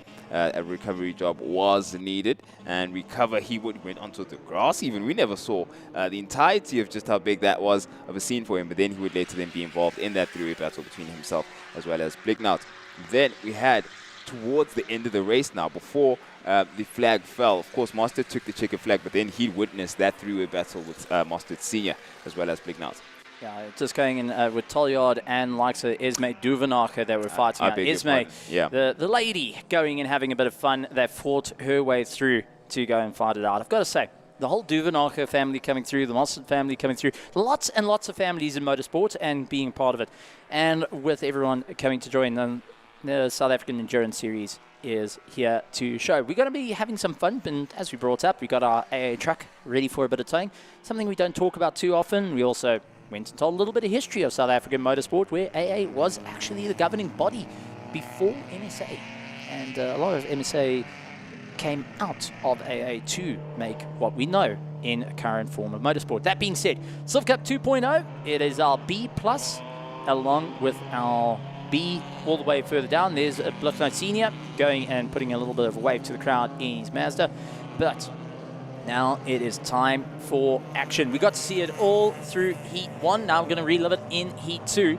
And I'm really, really looking forward to seeing the battles out on circuit and who is going to be at the top of Silver Cup 2.0, going and having a ton of fun and looking to once again raise the bar. And then we'll be moving on to our Sports and GT. They're going to do exactly the same. Failed to deliver, they do. If you've just joined us, it is Steve Koenig who just gave you an incredible overview of what we have in store for us over the next couple of minutes. My name is Prince Ndiweni, and this is going to be fantastic rest of the day's racing. We're pretty much halfway through the support program. Support classes have come and gone, and we're looking at race 2 of Group 2 for the Silver Cup competitors. 46 entries we saw. We had to split them into 2 groups, and we're going to have the second of those go at their racing not too long from now. Steve Koenig has already ditched his chair because he knows exactly what's about to happen. You're about to experience the most exciting couple of laps worth of racing. Just because these cars are slightly slower than some of the equipment we have out on circuit doesn't mean they're less exciting. Never equate the two. You're about to be entertained thoroughly. Well, Petrus van Oort, who you're not going to worry too much about, is in a space frame. He's in the B+ car. That means that it's naturally aspirated space frame. It's a lot lighter. The power-to-weight ratio beats out anything that's in the grid with him at the moment. So he is looking to have a clear run. But keep an eye on Giles Darroch. He's in a C-class car, but he is fighting out with Manus du Plessis, who's in a B-class car. The two drivers were literally door-banging, lap after lap, driving over the curbs, going and pushing each other. But now Giles starts ahead of Manus, and right behind him has got Nico and Frick Blicknout Senior looking to get a run. But this is a standing start. Who's going to get the run? Petrus needs to get out of dodge. He does not want to be involved in the fight right now because Blicknout and Nico had to go, Giles and Manus had to go, Andres Willemse and Manus Krief all had to go, and it comes down to this. Lights on, lights on, lights on. 30-second board into first gear. Gently bring up the revs. Take a deep breath. Time slows down and launch it off the line as they get a phenomenal start. And Giles immediately cuts off the nose of du Plessis. Has Nico up on the inside. Frick Blicknout trying to look around the outside. He is in one of the oldest of the cars. A bit of a take slap, but he's able to save it in the Mazda. Nico looks for the inside of Manus du Plessis. Giles going on the inside of Petrus van Oort, who has got a poor drive out of 2, but will get the drive to boot away. He has got plenty of power under the right foot and is lightweight to do everything he can. Giles Darroch hoping to close up, driving Kenny Darroch's car, and right behind him, Manus du Plessis, first time out in a Class B car. Frick Blicknout Senior battling it out at the moment, has got the likes of Willemse just getting around him in the Golf Mark 1. Now the Mazda hoping to close up the difference as they head up to turn 5. Giles hard on the brakes, swings the car in, and you can see that inside rear starting to lift, and Marnus du Plessis smells blood in the water. Willemse loses the car and slips right in front of Bluchnote. How that was not going to break the 2, I have no idea. Oh, only in Silver Cup. Only in Silver Cup will you see that incredible that the recovery was able to be completed there. It is Derek still defending there from du Plessis. Du Plessis seems to have found a car length or so as of turn 5, where it looked like Derek had the advantage under braking, but even deeper on the brakes is Marnus du Plessis. We got a quick replay of what happened there at turn 5. Du Plessis and Derek cleared the scene, and there was that sideways swipe. Oof, so close. Oh my heavens. Frick Bluchnote Senior took a deep breath there and waited for the bang. Hayden Archer trying to go around the outside of Hein. They the two battle it out in the 2 Golfs, but it is Giles who's opening up the distance. He is holding nothing back, and right behind them, Nico Banzi, who has got a little bit of room, is trying to close up to the likes of Marnus du Plessis. Absolutely phenomenal racing from the top end. Now there's a bit of an opening. We got Petrus, who has utilized the power and the lightweight nature of his car to open up the distance, try and get away from the 2.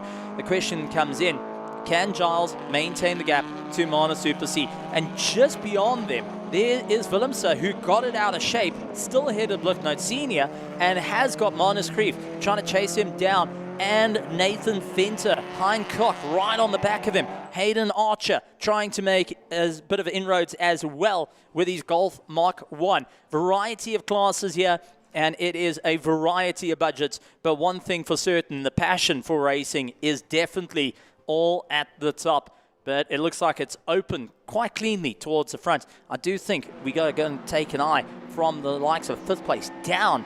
That is where we're going to see most of the battles starting to form at the moment, unless Marnus closes the gap. That's the exact thought I was concluding in my head, that battle for 7th place in particular, Krief Venter and Hein Koch, there's nothing in between them, nothing at all in between them.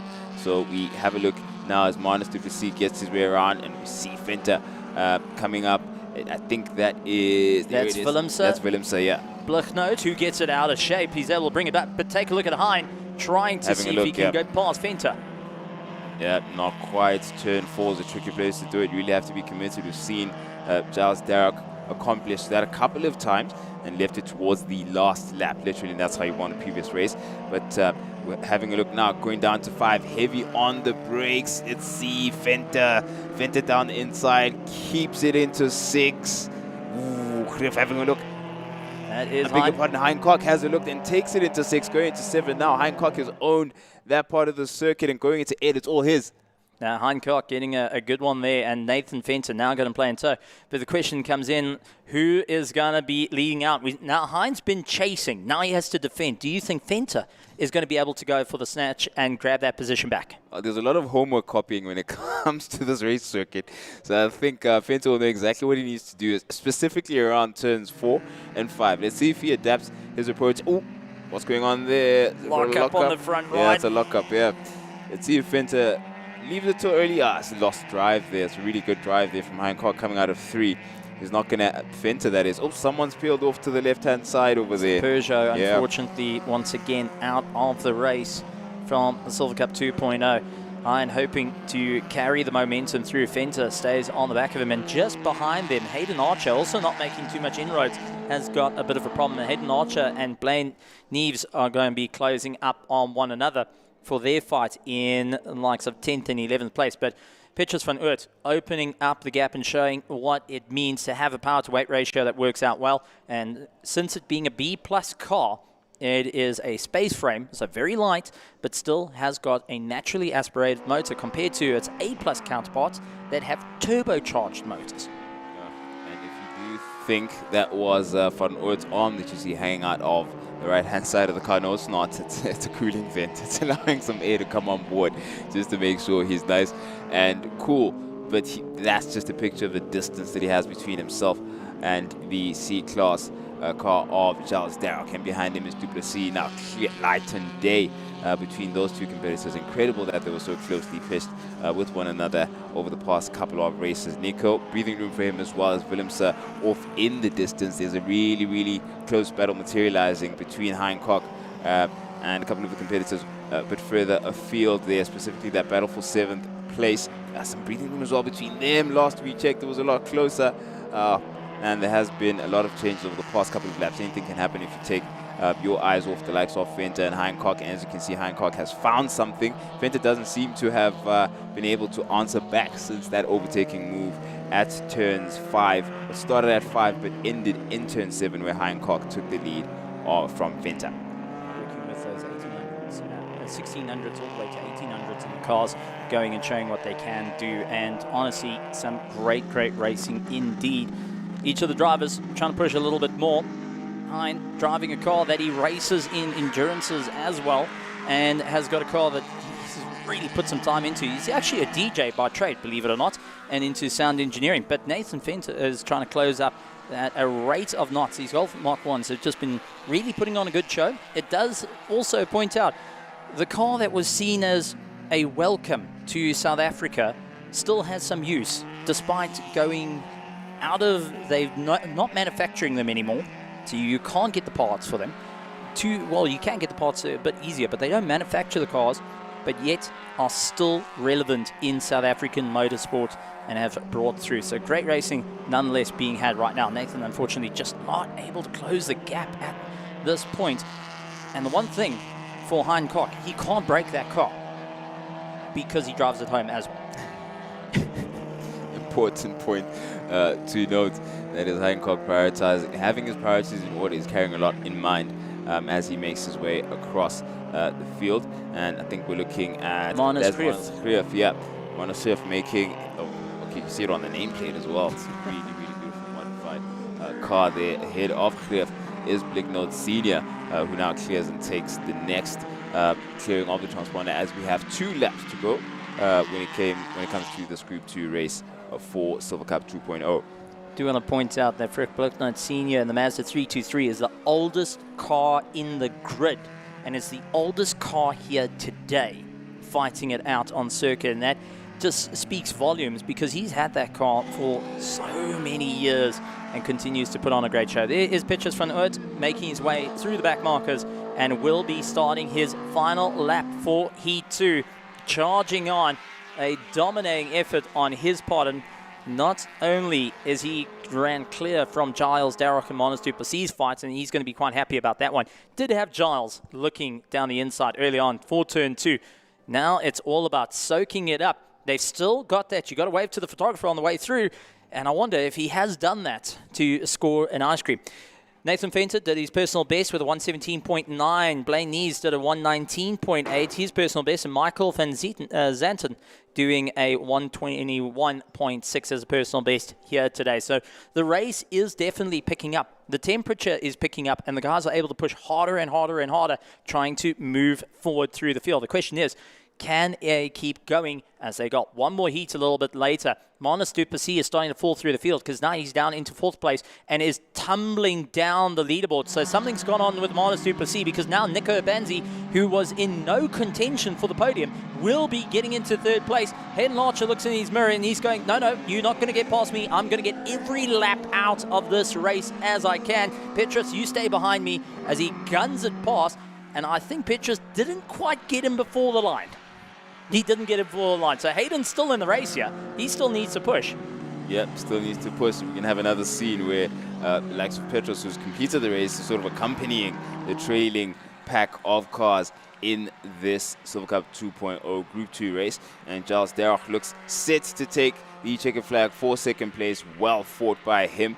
Absolutely impressive couple of races he's had, as Nico is going to have to push and take himself 3rd place. Giles Darroch drove really well, clean, quiet race this time around, and not much in the way of fighting. But the early part of the race, at least, he really had to make sure he established the pace that he would have studied his homework for to find, given the first race, I beg your pardon, where he really got us all excited, especially in his battle earlier on in the race.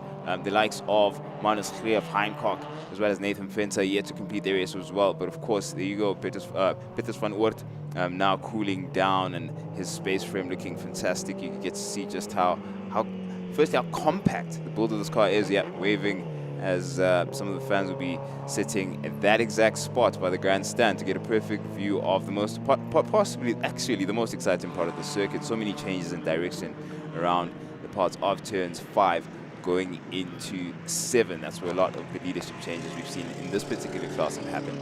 So very, very good to see how he's collected a victory trouble-free in his space frame. It's definitely a good one of note. But that being said, our Silver Cup 2.0 moves off and they are done and dusted for their Heat 2, which means we're going to start looking a little bit further on because we are moving into our final heats of today, starting with our MRSSA Group 2. The youngsters going to be heading out, and then we'll have a very short lunch break before we move on to GT Cup. But let's go through the positions as, well, you have some incredible voice to do this. Well, thank you, Steve. Peters van Oort takes the overall win. Giles Darroch in 2nd place. Nico Banze in 3rd. Andries Willemse in 4th place. And Frick Blugnoot Senior in 5th place with the oldest car on the grid. Manus Greef in 6th place. 7th and 8th go to Heinkock and Nathan Fender, who in a bit of a battle that cooled down towards the end. Hayden Archer in 9th place, and wrapping up your top 10 is Jared Lee Thomas in his Toyota in the Class D. Incredible work. And Omnis Cloud sitting at the top of the circuit. Stay right away. That is my words to say. Unfortunately, a Peugeot 206 once again running into a problem and coming to a stop on the circuit. So not quite what you want to have. Mons Duplessis as well into turn 2. You can see just pushing the car, having a retirement as well. They'll be battling to get those cars up and going, and I know the Duplessis family have a good bit between the teeth, but it would explain why he couldn't catch up to Giles, why he just tapered off towards the end. And we'll have to see how it all works out now. The question is, who's going to be at the top? If you had to look at today's racing, what would you say has been the best thus far in terms of our support races? In terms of our support races, I think the best thus far just concluded their race. Group 2 has been phenomenal. I think that was the most exciting, yeah. Group 2 definitely for me has brought it. You've got the little engines that could, little engines that can. They've really brought the fight to it. You don't need to have the most cutting-edge equipment or the most recent equipment when it comes to your racing, and they've proved that you can still go out and have fun and compete at a very competitive and affordable level. So I've definitely enjoyed that. Fair enough. Well, I'm going to toss a different one to you. I know Timber is all in for the national racing that we've been seeing in terms of our bikes. But I'd have to say the GT Cup and Sports and GT has been a bit of a thrill as the break up through the field. And having the GT Cup, Nicky Dix having a go, and Roy Aubrey, Charles Ranchis getting involved in the fight. You also had the likes of Lataka, Julian Familiaris, and Damien Hammond. So it's going to be some great stuff there. That's my personal take to it. But that being said, for anyone that has just recently joined us on Prime Media and also here on YouTube, welcome to the virtual grandstands. Yep. Welcome to you. Great to have you. I can see a lot of excitement building up as Steve has been scrolling up and down his screen. Plenty of opportunity to come down and join us and have your fair bit of entertainment, not only on the motorsport front, but overall it's a really great family-friendly environment. We've got live band playing. We can hear the music where we sit here up in commentary. We've got all sorts of food stalls, out a whole variety of things for you to come out and enjoy. We saw the Sims as well.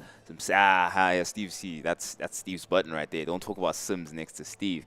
And they've also got a shooting range as well, which is very exciting. I saw Nadine having a go. I think I want to go see if I'm a good shot. I'd love to actually try that out. But so plenty variety for you to come out and enjoy today's day of racing and family activity. Plenty to do. And do you know that what Nadine was doing was using an airsoft gun that uses 6mm BB plastic BBs. So the same BBs that you would run around with a pop gun, but it's a little bit of a higher velocity. It's battery powered, runs on a motor on the inside, gears, everything that works. Really good. It's actually quite fun to look into it. But a variety of racing. But let's also take a look at some of the highlights from our Yep. GT Cup and our Sports and GT that were on a little bit earlier from race 2 as we prepare for race 3 to come a little bit later today. Yep, race 2 certainly was exciting, and the stage had been set between those two, Xolile Tlaka and Damien Hammond. Damien had to neatly tuck him behind Xolile with Familiaris not too far adrift.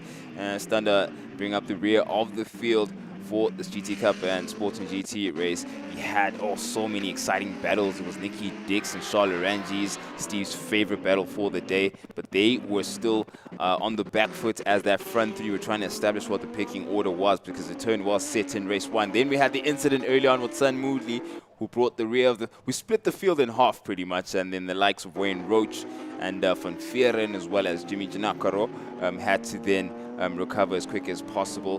One of the biggest losers out of that at number 63 there, now having to come up back onto the field and work his way back up. And unfortunately for them, it's racing. That's the nature of the game. But as far as back markers stand, huge role played by Standa there. Potentially, it could have decided things between Xolile Tlaka as well as Damien Hammond. But Damien Hammond wasn't quite there to capitalize, and Xolile Tlaka managed to clear and get some torque and get ahead and take that second checkered flag for the day's racing in the Sports and GT Cup category. So really, really exciting stuff. I don't blame you, Steve, for being so excited by this particular category, especially race 1. I think I can see why you got worked up there, but also great to see overall camaraderie between the competitors, them talking, having a chat after the race. Got quite heated, of course, towards the end of race 1, but you can see it's always a pleasure to be behind the wheel amongst trusted competitors, because trust is also very important, despite the fact that everyone here is competing. Well, that's it, and it's also building a rivalry, considering this is round 1 of the SAES for 2026. It's all points to 0, everything to score now, and each of the drivers pushing that a little bit harder. Even when there was a scuffle, there was a laugh afterwards. Yep. I think the only person that was serious was Wayne Roach going, yeah, no, it happened. And he goes, well, so what?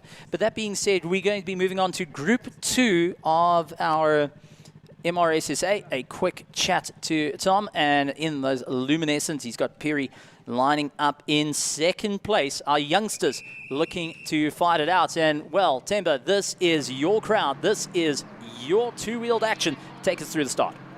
You can see Amo Piri holding that 400 up with these tippy toes on the left. Same goes for Lungisile Tom. We are under starters orders. That 5-second board goes up. The red lights will come on. It's a head-to-head between the youngsters. It's Tom versus Piri. Who will take the whole shot into turn number 1? And Tom gets the better start this time around. This is how he started race number 1, but Amo Piri around the outside holds it absolutely pinned and takes the lead of the race. He's on the outside. That will now turn into the inside for turn 2. Small mistake there from Amo Piri. He saw foot off the pegs. He outbraked himself, and we've already had 2 lead exchanges by turn 2, Steve. Absolutely amazing on the 400s, really showing what the Campiri around the outside, really putting a lean in for 3. Tom not backing down, helps to get into the slipstream, to chase him up the hill. A dab on the brakes and a shoot up the hill. This is a lot of hard work to do, and these young riders knees down and take a look. Tom back into the lead. Now it's a drag race towards turn 5. Tom up the inside going into 5. Piri holds on to that advantage for now on lap number 1 of race number 3. Piri using all the track there up at turn 5, but Tom will be very, very happy with how this first lap has gone. In the previous 2 heats, he had allowed Piri to get that gap ahead of him, but he now has latched onto the back wheel of the number 28. So it's 28 versus 13, Piri versus Tom. The bikes are equal, Kawasaki 400 versus Kawasaki 400 as they complete lap number 1.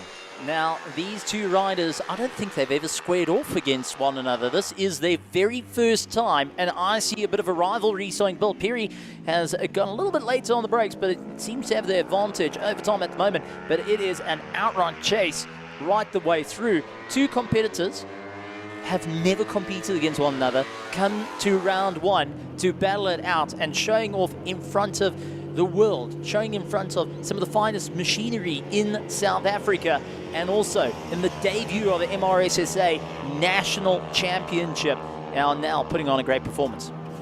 Really, really impressive stuff. And to add to that, MRSSA debuted for both of these youngsters. For both of them, the first time racing at the South African Endurance Series, first time racing in the MRSSA Superbikes. And Tom doing his best for now to hold on to that back wheel of Piri. Piri has slightly extended his gap on this lap by a couple of tenths. You can see Piri using all the track. They're going right alongside that white line before they go into turn 8 to complete lap number 2. We take a quick look at the live timing, and that is the fastest lap of the day from Amul Piri on lap number 2 of race number 3. He comes through with a 1:13.8. Tom behind him, Lungisile Tom from Lumi Racing, has also set his personal best of the day, and I think his best ever at Zwartkops with a 14.4. Well, going and giving chase, putting his head down. He has got a weight disadvantage compared to Amapiri in front, but is going to utilize every bit of skill he can. I've got to say, incredible that these riders at such a young age, knee down, fearless as they go through into turn 4, right against the curb, going and utilizing that skid plate on the knee to go and push their way up through the time. However, Piri is utilizing that weight difference to his advantage, trying to close it up. The question is, with a height difference, he's really got a mass to bring down and to pull back up. That is incredibly difficult. Where Tom has a bit more of an advantage, it's easier for him to sway with his weight. Tom, the slightly taller of the two riders, and with that extra height, gives him a small advantage in terms of manipulating the bike, throwing the weight around from side to side. But on the flip side, Piri has an advantage in terms of experience because he has been racing a lot longer than young Lungisile Tom. Tom in his second year of racing. He started last year in the short circuit series, his first season racing a 400. We've also seen him out racing 150s locally, but his first time here at MRSSA. Piri now starting to stretch his legs. Another new fastest lap of the race, a 13.5, and Piri continues to go from strength to strength with 2.5 laps remaining. Well, Lungus at Tom managing to a 1:14.3, also his personal best, improving every lap. However, Piri stretches open that gap a little bit more at the moment. Both youngsters fighting it out, and no fear on the runs of Piri as he charges up the hill. I mean, take a look at how late he's on the brakes, dips it down, and really gets right up against the curb, just trying to utilize every bit of momentum possible. And Lungus at Tom, a bit more shallow in his lines and getting upright a lot earlier compared to Piri. Now, a difference in riding styles there. Piri seems to be on the knife's edge, where Tom is taking a little bit more of a cautious approach. He's in confidence shaken since race 1. I think it goes back to that experience. Amul Piri, as you've said, as you can see, Lungisile's dad rooting for him there on the pit wall. Amul Piri has been racing for about 4 or 5 years longer than Tom, so you will see those small details, those small differences in terms of lines, but these are things that at round 1 Lungisile Tom will for sure improve on as the season goes on, and racing with the likes of Amul Piri and more youngsters to join that in the season. We look forward to seeing him make progress and continuing to learn. 2 laps to go, another 1:13 for Amul Piri, a 14 again for Tom. So these riders have gotten faster and faster as the day goes on. Amul Piri will be targeting a 12. That would be a huge coup for him to go home with. And as Steve mentioned, you can see he's getting up to the top of the hill. On the superbikes, you brake round about that 100-meter board, so you can't actually see the corner before you have to start braking for it. But on these 400s, they're carrying so much corner speed that they're getting up to the top of the hill before slamming on the brakes as we follow Tom through 6 and 7. One more lap to go for Amul Piri to make it a clean sweep of 3 starts and 3 victories on the day. What a run for the youngsters, putting on a phenomenal performance. And I've got to say, it's incredible to see these youngsters out there pushing that little bit harder and inspiring the others in the pits to just get part of it. I was walking around and got to chat to a few of them. They were saying, Dad, can we look at one? Can we look at a 400? Can we go and race against them? I want to have a go. And that is just what's coming in. And honestly, I see future champions in the very near future that are going to be giving the 600s a good run for their money before moving on to the 1000s that are up. Boshoff, mind out the way, because you've got likes of Amul Piri and Lungus Tom coming through. They're going to chase him down.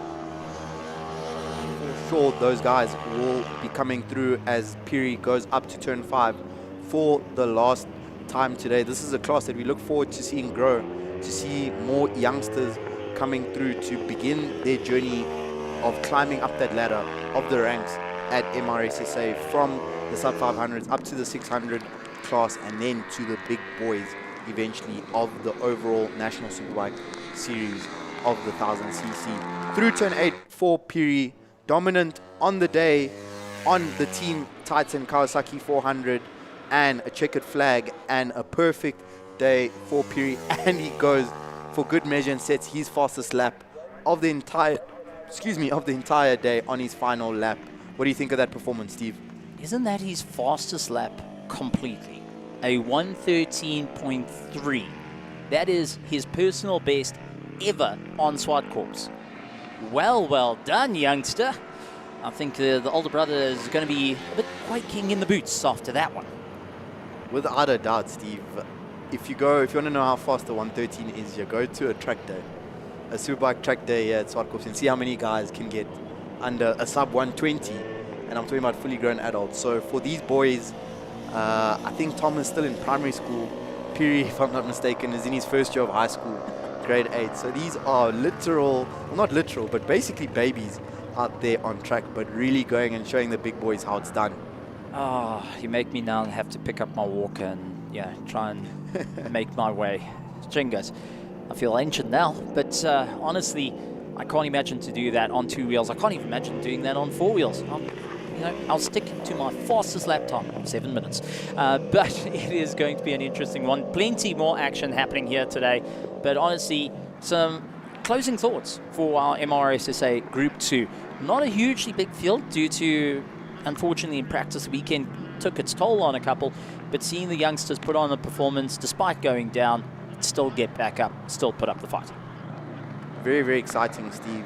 And last season, we didn't have the juniors racing on their own. So it's really great from SAES to also have the juniors have that time separate, specific for theirs on track where they can then become the highlight and become the focus in that moment of the day, so that we can also get, us and all the spectators and fans can get a good look at who the up-and-coming youngsters are at MRSSA, who's going to be our future 600 champions, and we can see that pipeline of progression because, as we mentioned earlier in the day, Orapiri was the sub-500 champion in 2024, went on and won the 600 championship as a rookie in 2025, and it's only a matter of time until we see the likes of Piri, Tonking step up to that 1000cc class alongside Richardson. So a clear ladder of progression up to achieving that national status and fighting to be the top rider in the country.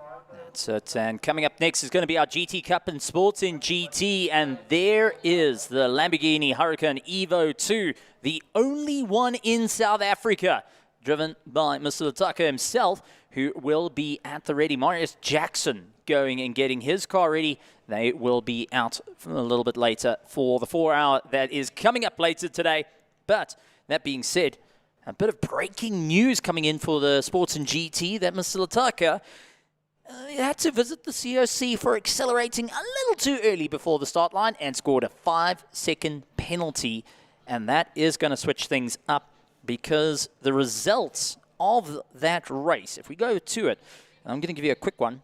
It was Damien Hammond that took the victory ahead of Lataka. It was first Damien Hammond, second Julian Familiaris, third place goes to Lataka. The pressure that is on. You fought it out in race 1. You really thought you got the jump off the line in race 2. Unfortunately, a little too early. Now it comes down to the final wire. And honestly, I'm looking all for it. Roy Aubrey, Nicky Dixon are hoping to give everything they can to push a bit forward. So, with that being said, I am in for a bit of a smiling treat at the moment, Zemba. And I know that you have got a bit of racing a little later with the MRSSA, and that has also been nail-biting. It really has been truly exciting racing, Steve. The sprint racing has been exceptionally impressive, and we will be catching some highlights very, very shortly. The GT Cup Race 1 and Race 2 have been sensational today, Steve. So very exciting to look at those highlights with Race 3 coming up shortly. Well, that's it. And honestly, let's take a look at a couple of the highlights a bit earlier today from our racing and just take a look at some of the action. This was the likes of Tucker ahead of Julian Familiaris coming around the final corner. And you'll see the exact moment they meant to go and accelerate. And he's already starting to put his foot flat and had a little bit more room to clear on by from Race 1. Julian Familiaris tried his luck, and unfortunately, a little bit of a tank slapper from Tucker. This is Race 1. This is where life got a little bit difficult for him before, a little bit later, he was in Race 2 and scored that penalty.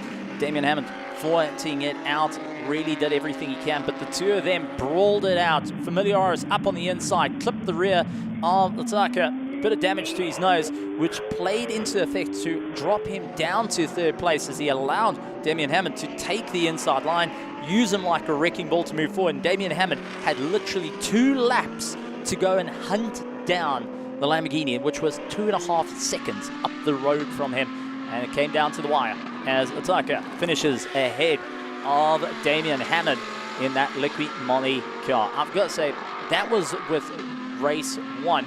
Roy Aubrey going and takes the win in Race 1. Unfortunately, we did see a bit of a mistake coming in, and that was Charles Rangi's braking a little too late at turn 5, and Wayne Roach, who hooked a bit of a spin, a little bit of oil, and unfortunately, that didn't work out in his favor. But, I mean, take a look at some of the action that we've had all day long. It is drama, drama, drama the whole way through, in the immortal words of Murray Walker, and really putting on great performance. Whether it's 2 wheels or 4 wheels, you've just got to be a fan of petrol-head racing here in South African Endurance Series.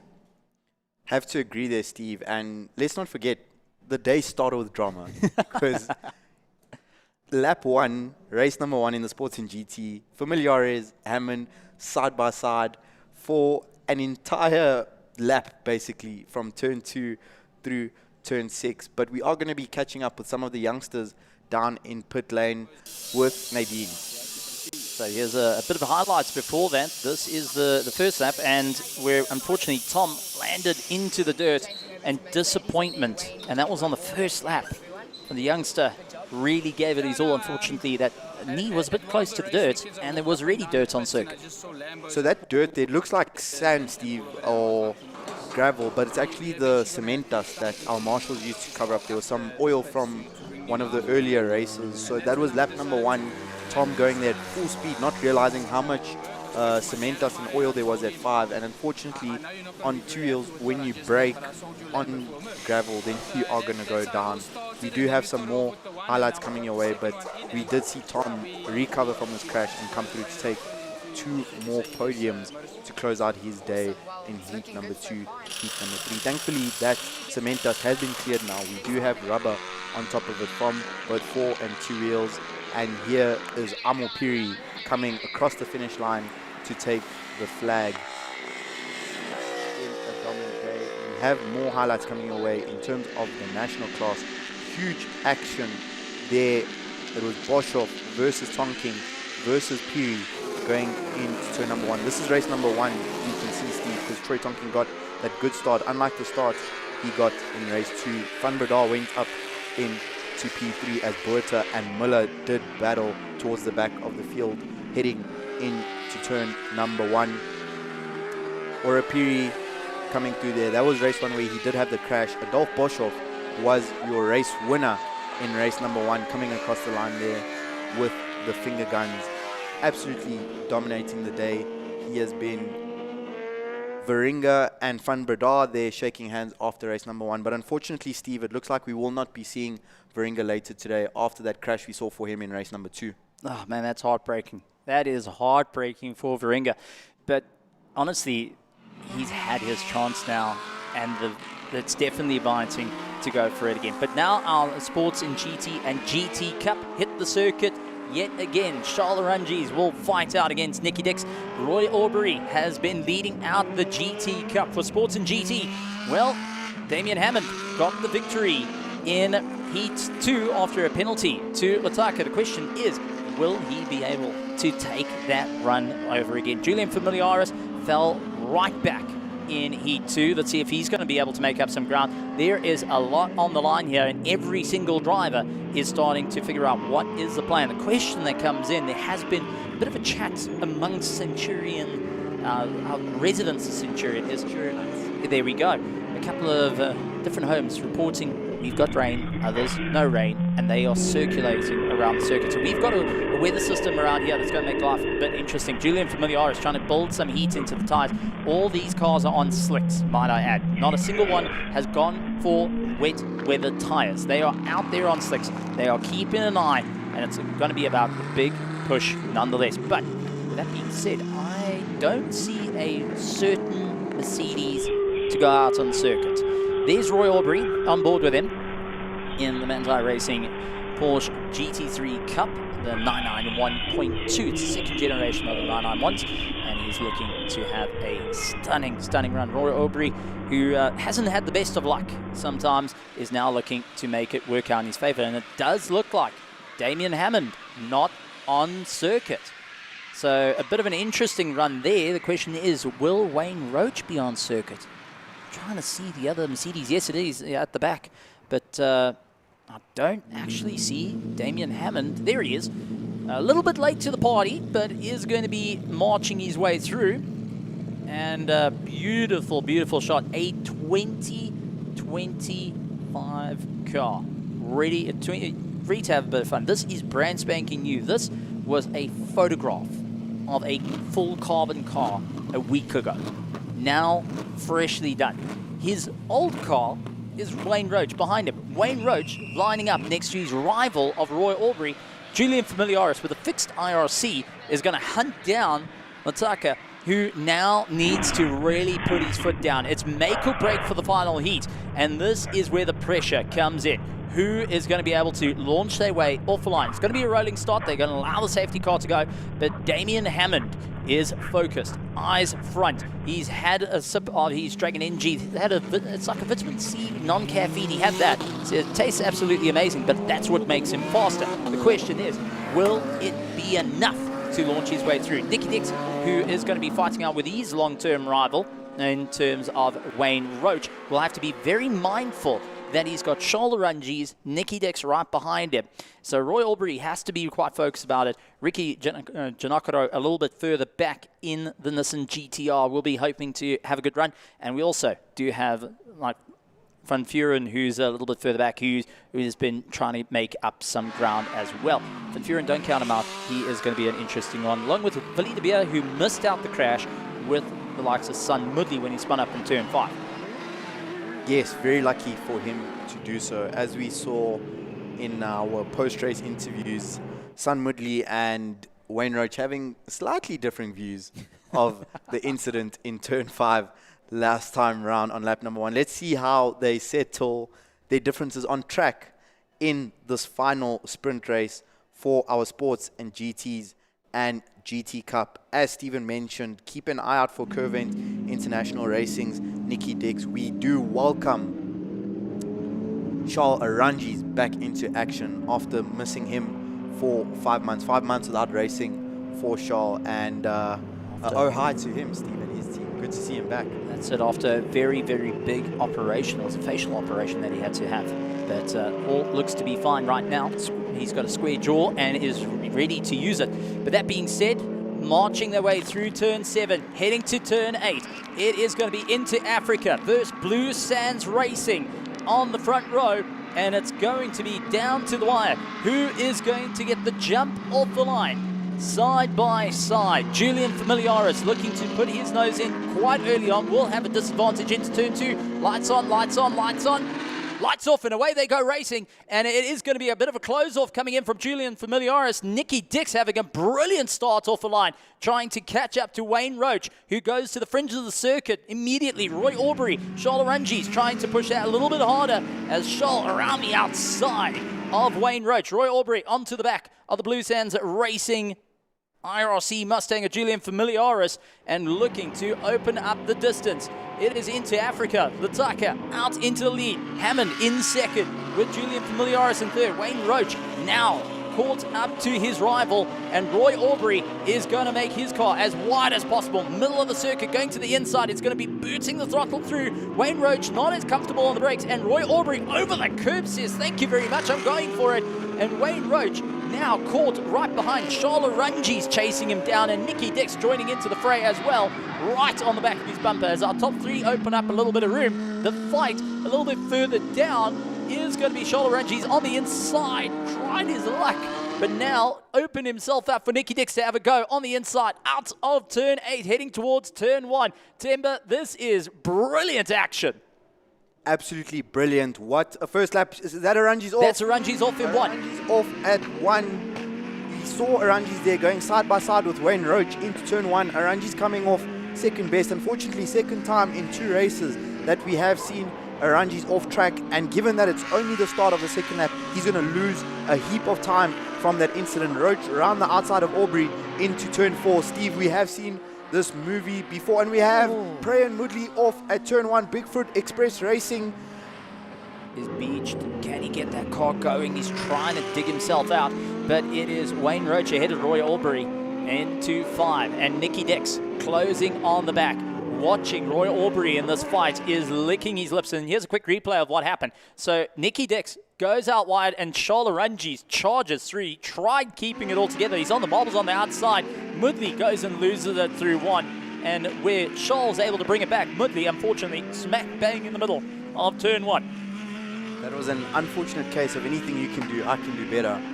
There, unfortunately for Moodley, tough break for him. He's coming back from 10 years gap in his racing career, was catching up with him in the pits. He says he's still building up his confidence and rhythm. As we see Aranji's on the comeback charge, it's Aranji's versus Giancarlo into turn number 3, absolutely flat out. It is going to be Bowser battling against the Porsche, the Nissan GTR GT3. The car that won Bathurst 12-hour is now trying to keep alive ahead of Charles Runge's, who charges his way through. Wayne Roach up into 4th, behind Julian Familiaris and Roy Aubrey in 5th. Nicky Dix trying to do everything he can. And you got Jenny Giancarlo trying to keep Charles Runge's at bay, who is losing the tail, and right behind them, Anthony Blunden. And Blunden's going to be chasing him down, seeing where he can go. Julian Familiaris onto the back of Damien Hammond as we jump on board with the IRC Mustang. It is going to be late braking the whole way through. Familiaris is wanting to do everything he can to move forward at the moment. The question is, how far are they willing to go at the moment? Both drivers looking to push. Both drivers looking for a victory, and that is Jan Stander, who's parked the car, trying to get it going. It's beached on the floor. No, there's no way of digging that car out there just under horsepower. He's going to need a bit of assistance. Question is, where did he come off at turn 6? As Tembo's got brilliant eyes, and I need to get my glasses checked. We're about to see if I am proved right. Indeed, it is 6, as we see on the onboard footage. Stander beached at turn number 6. Will we potentially have a stoppage to the race there, because that car is in quite a vulnerable position, slightly off the racing line. Blue flags waving for Leclerc as he enters turn 1, going up the inside of Pran Moodley. Pran Moodley is a lap down after that spin we saw for him a short while ago at turn number 1. It's Hammond versus Familiaris at turn 2. Will the back marker play a factor in this battle for second position on the road? Pran Moodley has seen the blue flags waving, so we'll see at which particular moment he selects to allow our leaders to come through. Hammond up the inside of turn 1. Will Pran go wide to allow Familiaris through? How much time? Ooh, Julian Familiaris unable to find his way through. Safety car on Moodley safety at car. Turn 4, and the safety car is out. Unsurprising to see that there, given where that car is positioned off Stander at turn 6. Yep, and you know what? This is going to be an interesting one indeed. And I just got a bit of a notification from Mike Verrier while we're behind safety car. He's going to be back in racing with the Sports and GT in a newish car. So I'm interested to see a newish car. So that's his statement right there. But there is Jan Stander, who unfortunately has got the car beach. And this is one thing about running these sports prototypes, is when you go off, there's not a lot of suspension travel with the cars, and unfortunately has become beached on the grass, where they're going to need to give it a little bit of a tug to get it back over. At the moment, you can rock it around like a seesaw. But what does the safety car do to our grid? Tell us, Steve. Well, what about the lead of about 4 seconds to Damien Hammond? What gets reset? Well, the gaps will evaporate and we will essentially have a second race restart. The gap will become null and void. However, time running out for our drivers with only 3 laps remaining. Which leaves 1 lap again for Damien Hammond to go for the victory. 3 out of 3 races, he's had 1 lap to go to cross the line first. He got the victory due to a penalty, but now has to earn that spot, because next time by, this is going to be 2. By the time we go green, it's a 1 lap sprint. Roy Aubrey has got to chase Wayne Roach. He's got Nicky Dix on the back of him.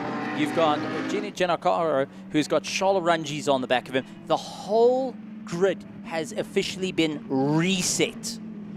And now the pressure comes back in. Who is on the button for the final heat of the GT Cup and Sports and GT? 1 lap. You've had it twice now. This is a 3rd time. This is Lady Luck, you hoping is in the pits. And already, take a look at the Mercedes closing the gap. He knows it. He wants it. For Into Africa, they're going to be on the radio and will say 1 word. Go. And they will chat to him after the end, because this is it. This is going to be the fight. Remember, Damien Hammond is a lot younger than Lataka. However, Lataka has got a lot of experience behind his belt in GT3 racing. Damien Hammond's got a lot of experience with smaller vehicles. And now it comes down to this. 1 lap. 2.4 kilometers. 1 lap to decide it all. The safety car peels off into pit lane, going into turn 8. 1 lap to do it all, to crown himself king of Zwartkops this morning at Zwartkops Raceway. We ride on board with Samlin Racing's Damien Hammond into turn 1. He's got a great run. Gonna go up the inside of Leclerc into 2 and successfully completes the move. Can he hold on to it on the exit? Damien Hammond, Samlin Racing hit the front with half a lap to go. With a lick it and send it from far. There was 3 postcodes between them, and now middle of the circuit. Lataka looking to come back as they charge through 4, looking towards turn 5. Will Lataka do exactly the same? You did it to me, I did it, I'm going to do it to you. He's got only a couple of corners to go.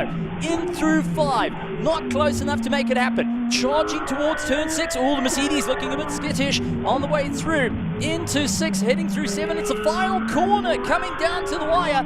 Will Lataka take that set into turn 8, or has he got too little space? Well, it is going to be Damien Hammond who books it into the final. Out of the 3 races, this is the first time he crosses the line across in first place. Lataka into second, tried his best, but couldn't get that run. Julian Familiaris in 3rd, Wayne Roach up into 4th, Roy Aubrey ahead of Nicky Dixon, Charlotte Runges back on the money after the big off he had in turn 1. Jenny Janakaro in 8th, along with Ant Blunden, Andre van Vuren, Willie de Beer, Volsking, Son Mudley.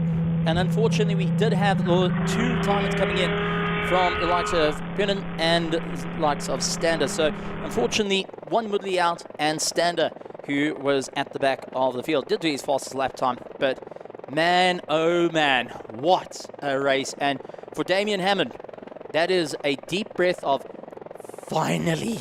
The entire day I was waiting for that.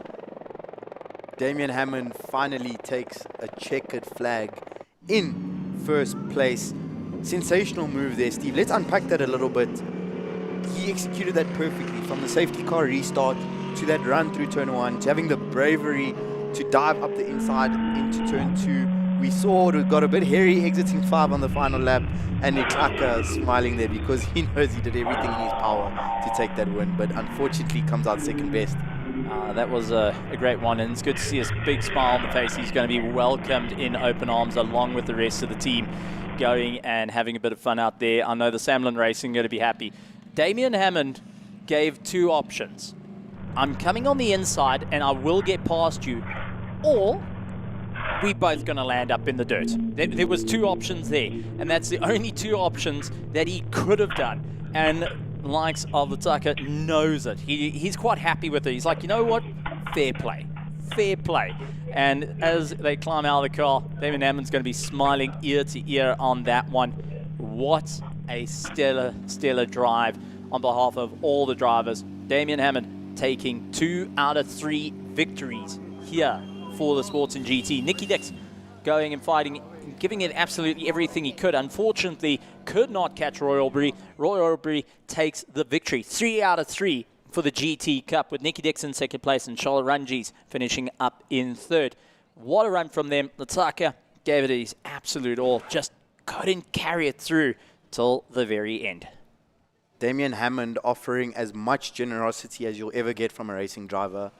Either I go through or nobody goes through.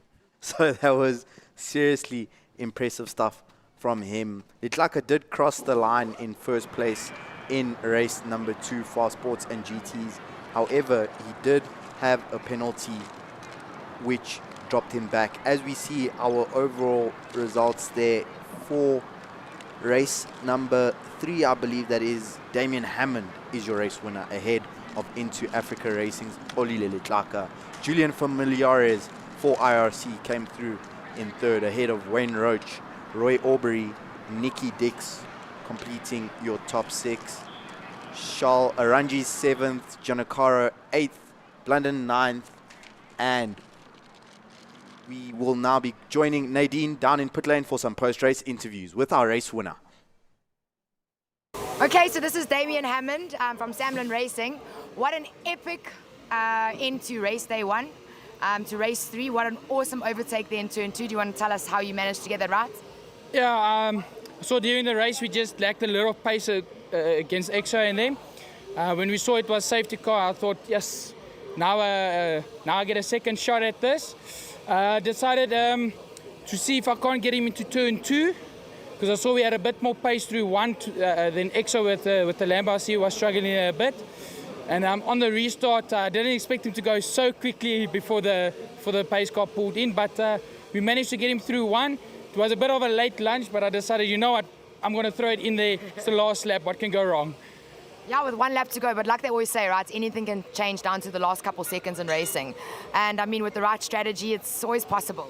Yeah, I must say a big shout out to my guys, to Liquid Molly, to Dragon and all of them. So without them, it wouldn't have been possible. We got a good team with us, and we can just build on from there.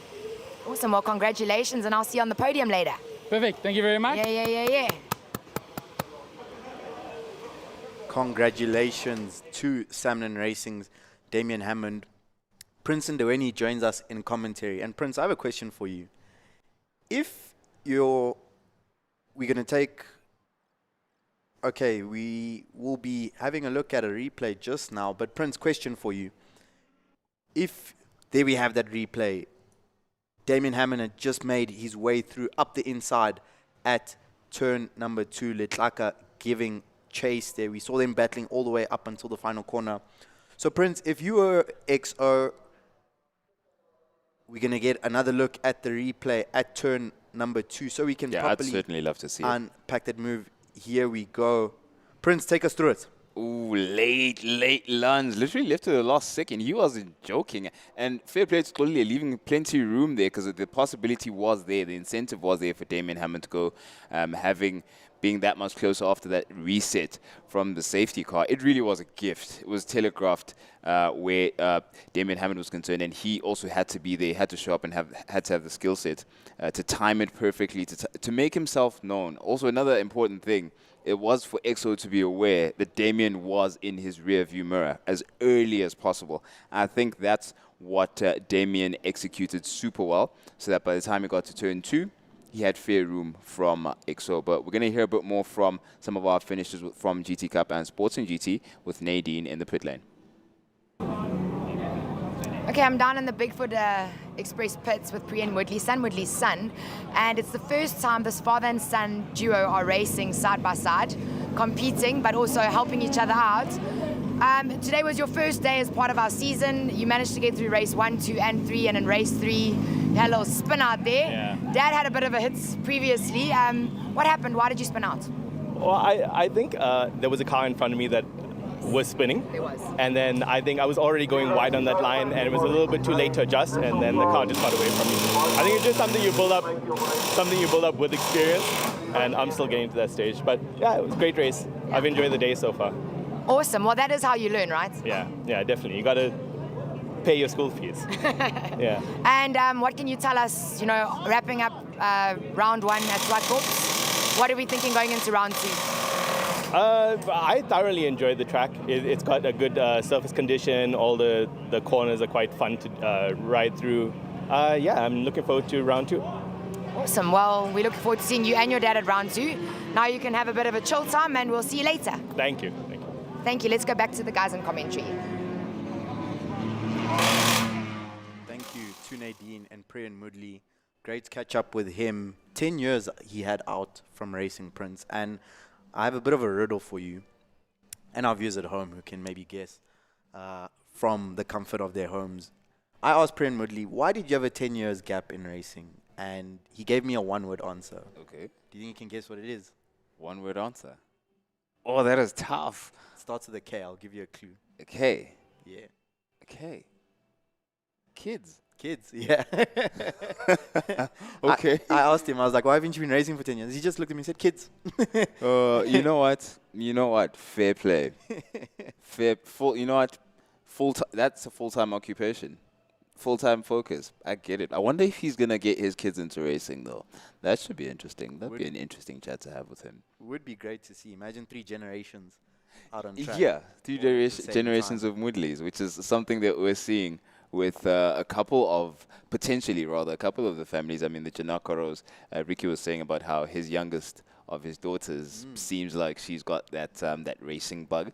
So perhaps we'll be seeing them soon. But what we are seeing even sooner than that is the conclusion of the first national race for the 1000 cc's. And it is Adolf Boshoff who's done an incredible job for the day with race 1 and 2, and he is looking to wrap things up. You can see him on the far right of your screen and getting ready to collect the whole shot, all things being equal. But there's a couple of things that have been happening across the field, haven't there, Temba?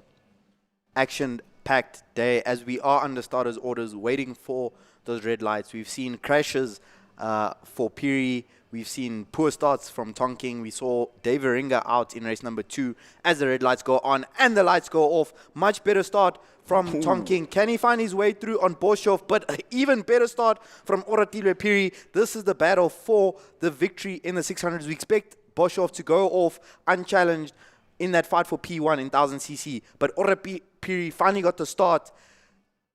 Prince, what response do you think we're going to see from Tonking? He's going to answer right away. Give it until turn 5. You'll see. Both of those two are very racy and aggressive. And Tonking likes to get the work done early. We've seen it for the past couple of races. And I think he's going to do exactly the same. Host is right behind him, and he's got the 1000cc, which has the displacement that usually pays off down the straights. Let's see if that materializes going up the hill approaching turn 5. Not quite the case as Tonking bears down on Orapiri's best mate. Look at that, look how close that is. Yeah, Tonking is definitely cooking something up early to make sure he doesn't struggle to consolidate that lead for the 600s.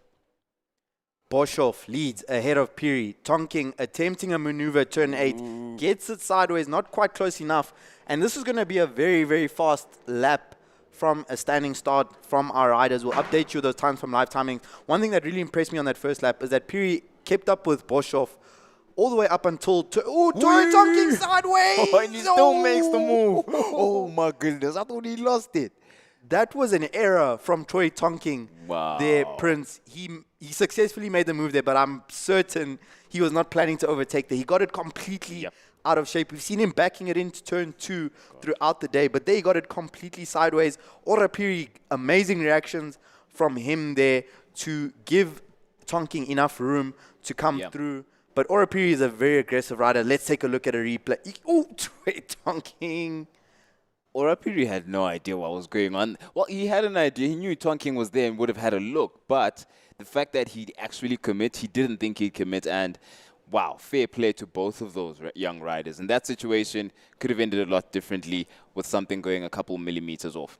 Piri would have been thinking that Tonking would run wide, and have a look at that, man. 102.5 from Troy Tonking. His fastest lap of the day. Yeah. Only 0.2 seconds slower than the fastest 1,000, which is Adolf Bolshoff on a 2.3.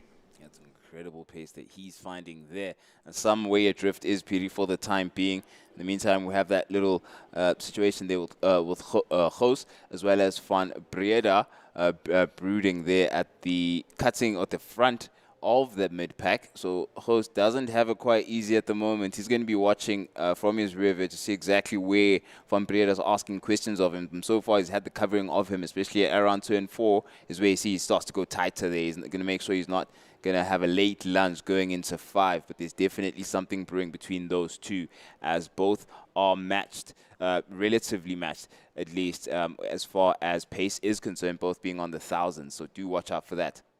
I predict another fast lap from Troy Tonking. It looks like that gap between him and Boshoff did not increase. 5.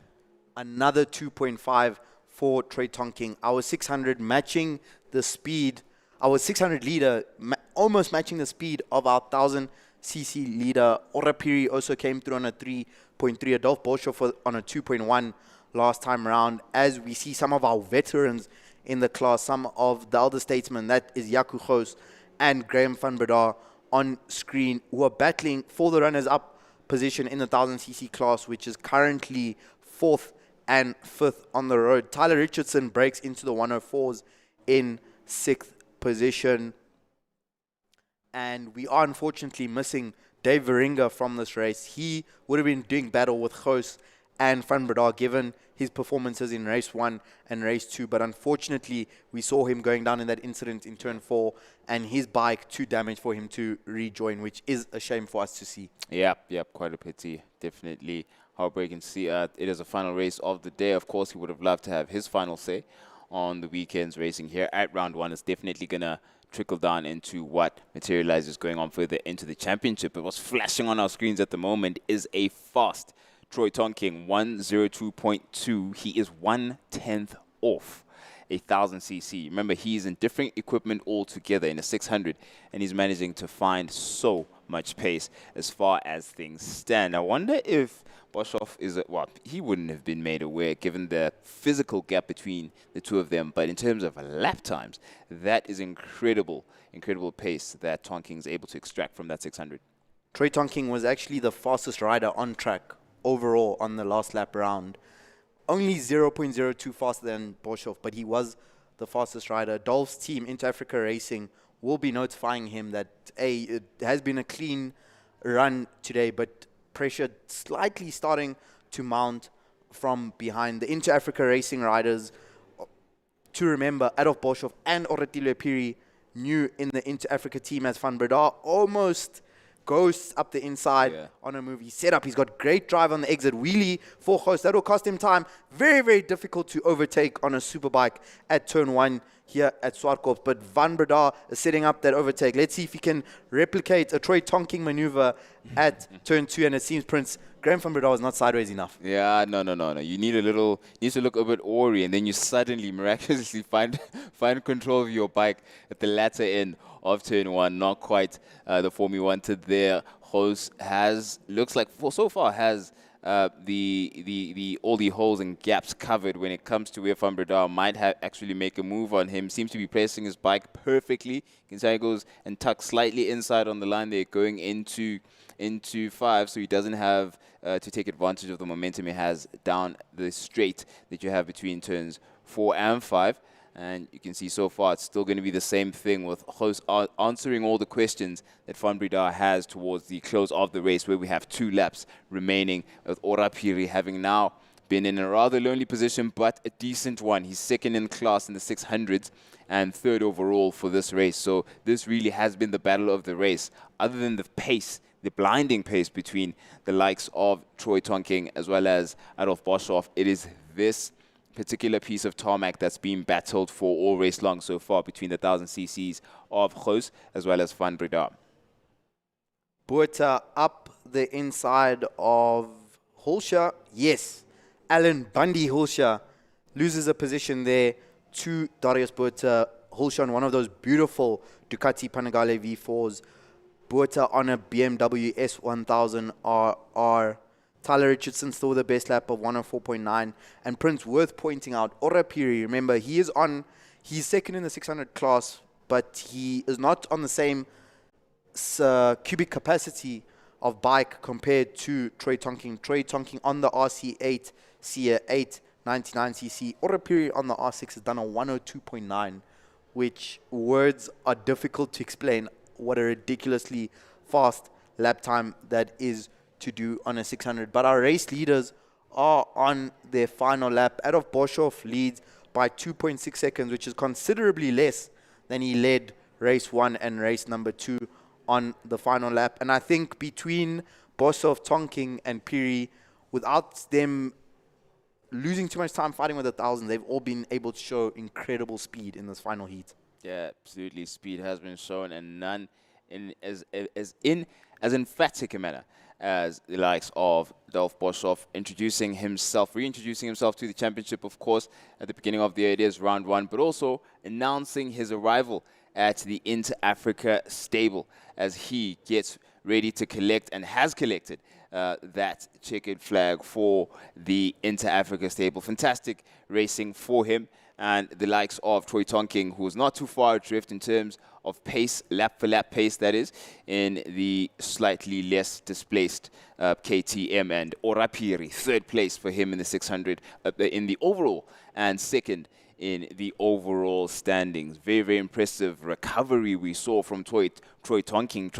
He's trying to cleanly break into turn 1, but ended up with a sideways overtaking maneuver on Ora Piri. So fantastic bit of skill displayed from him.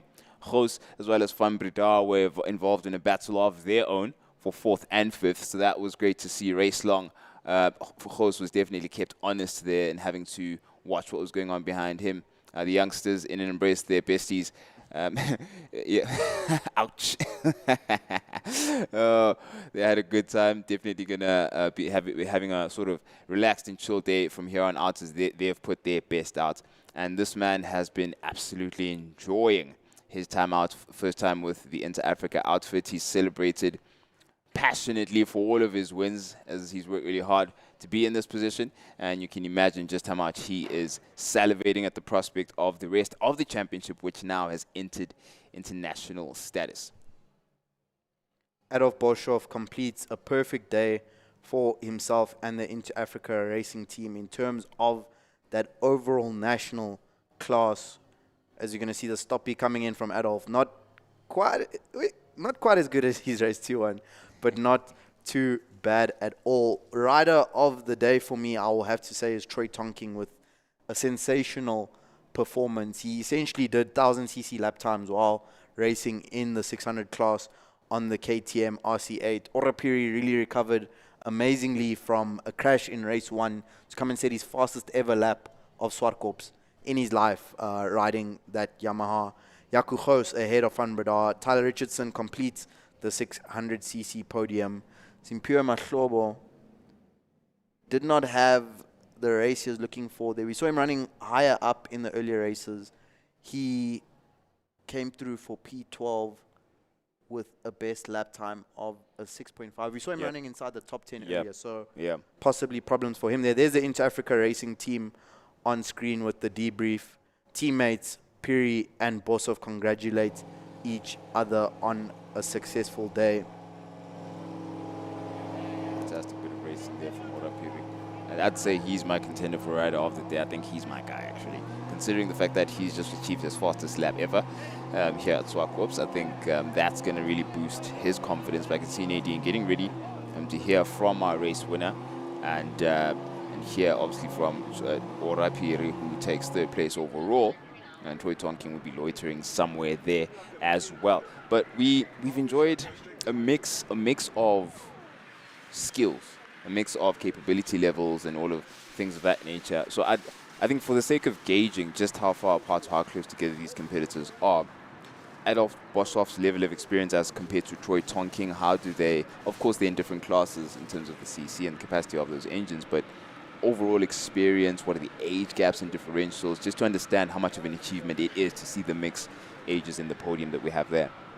It's vast, Prince. It's really vast. To put it into perspective for you, Troy Tonking was born in 2009. Okay. So that's... No, 2008. Yeah.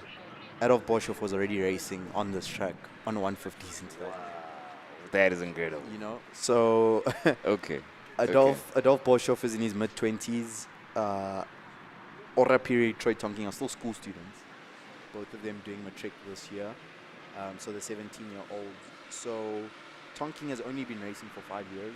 Piri racing a bit longer than that because his dad was a track rider, so he inherited that from him. If I'm not mistaken, Piri started racing around 2014, 2015. Troy Tonking around 2020. But Adolf Boshoff has been racing since the mid-2000s. So for these youngsters to keep up with one of the fastest riders in the country, in all disciplines, that's including overseas riders, you know, one of the top riders in the form of Adolf Boshoff. Yeah. For those youngsters to keep up with him, remembering the fact they're not on thousands, is really, really impressive.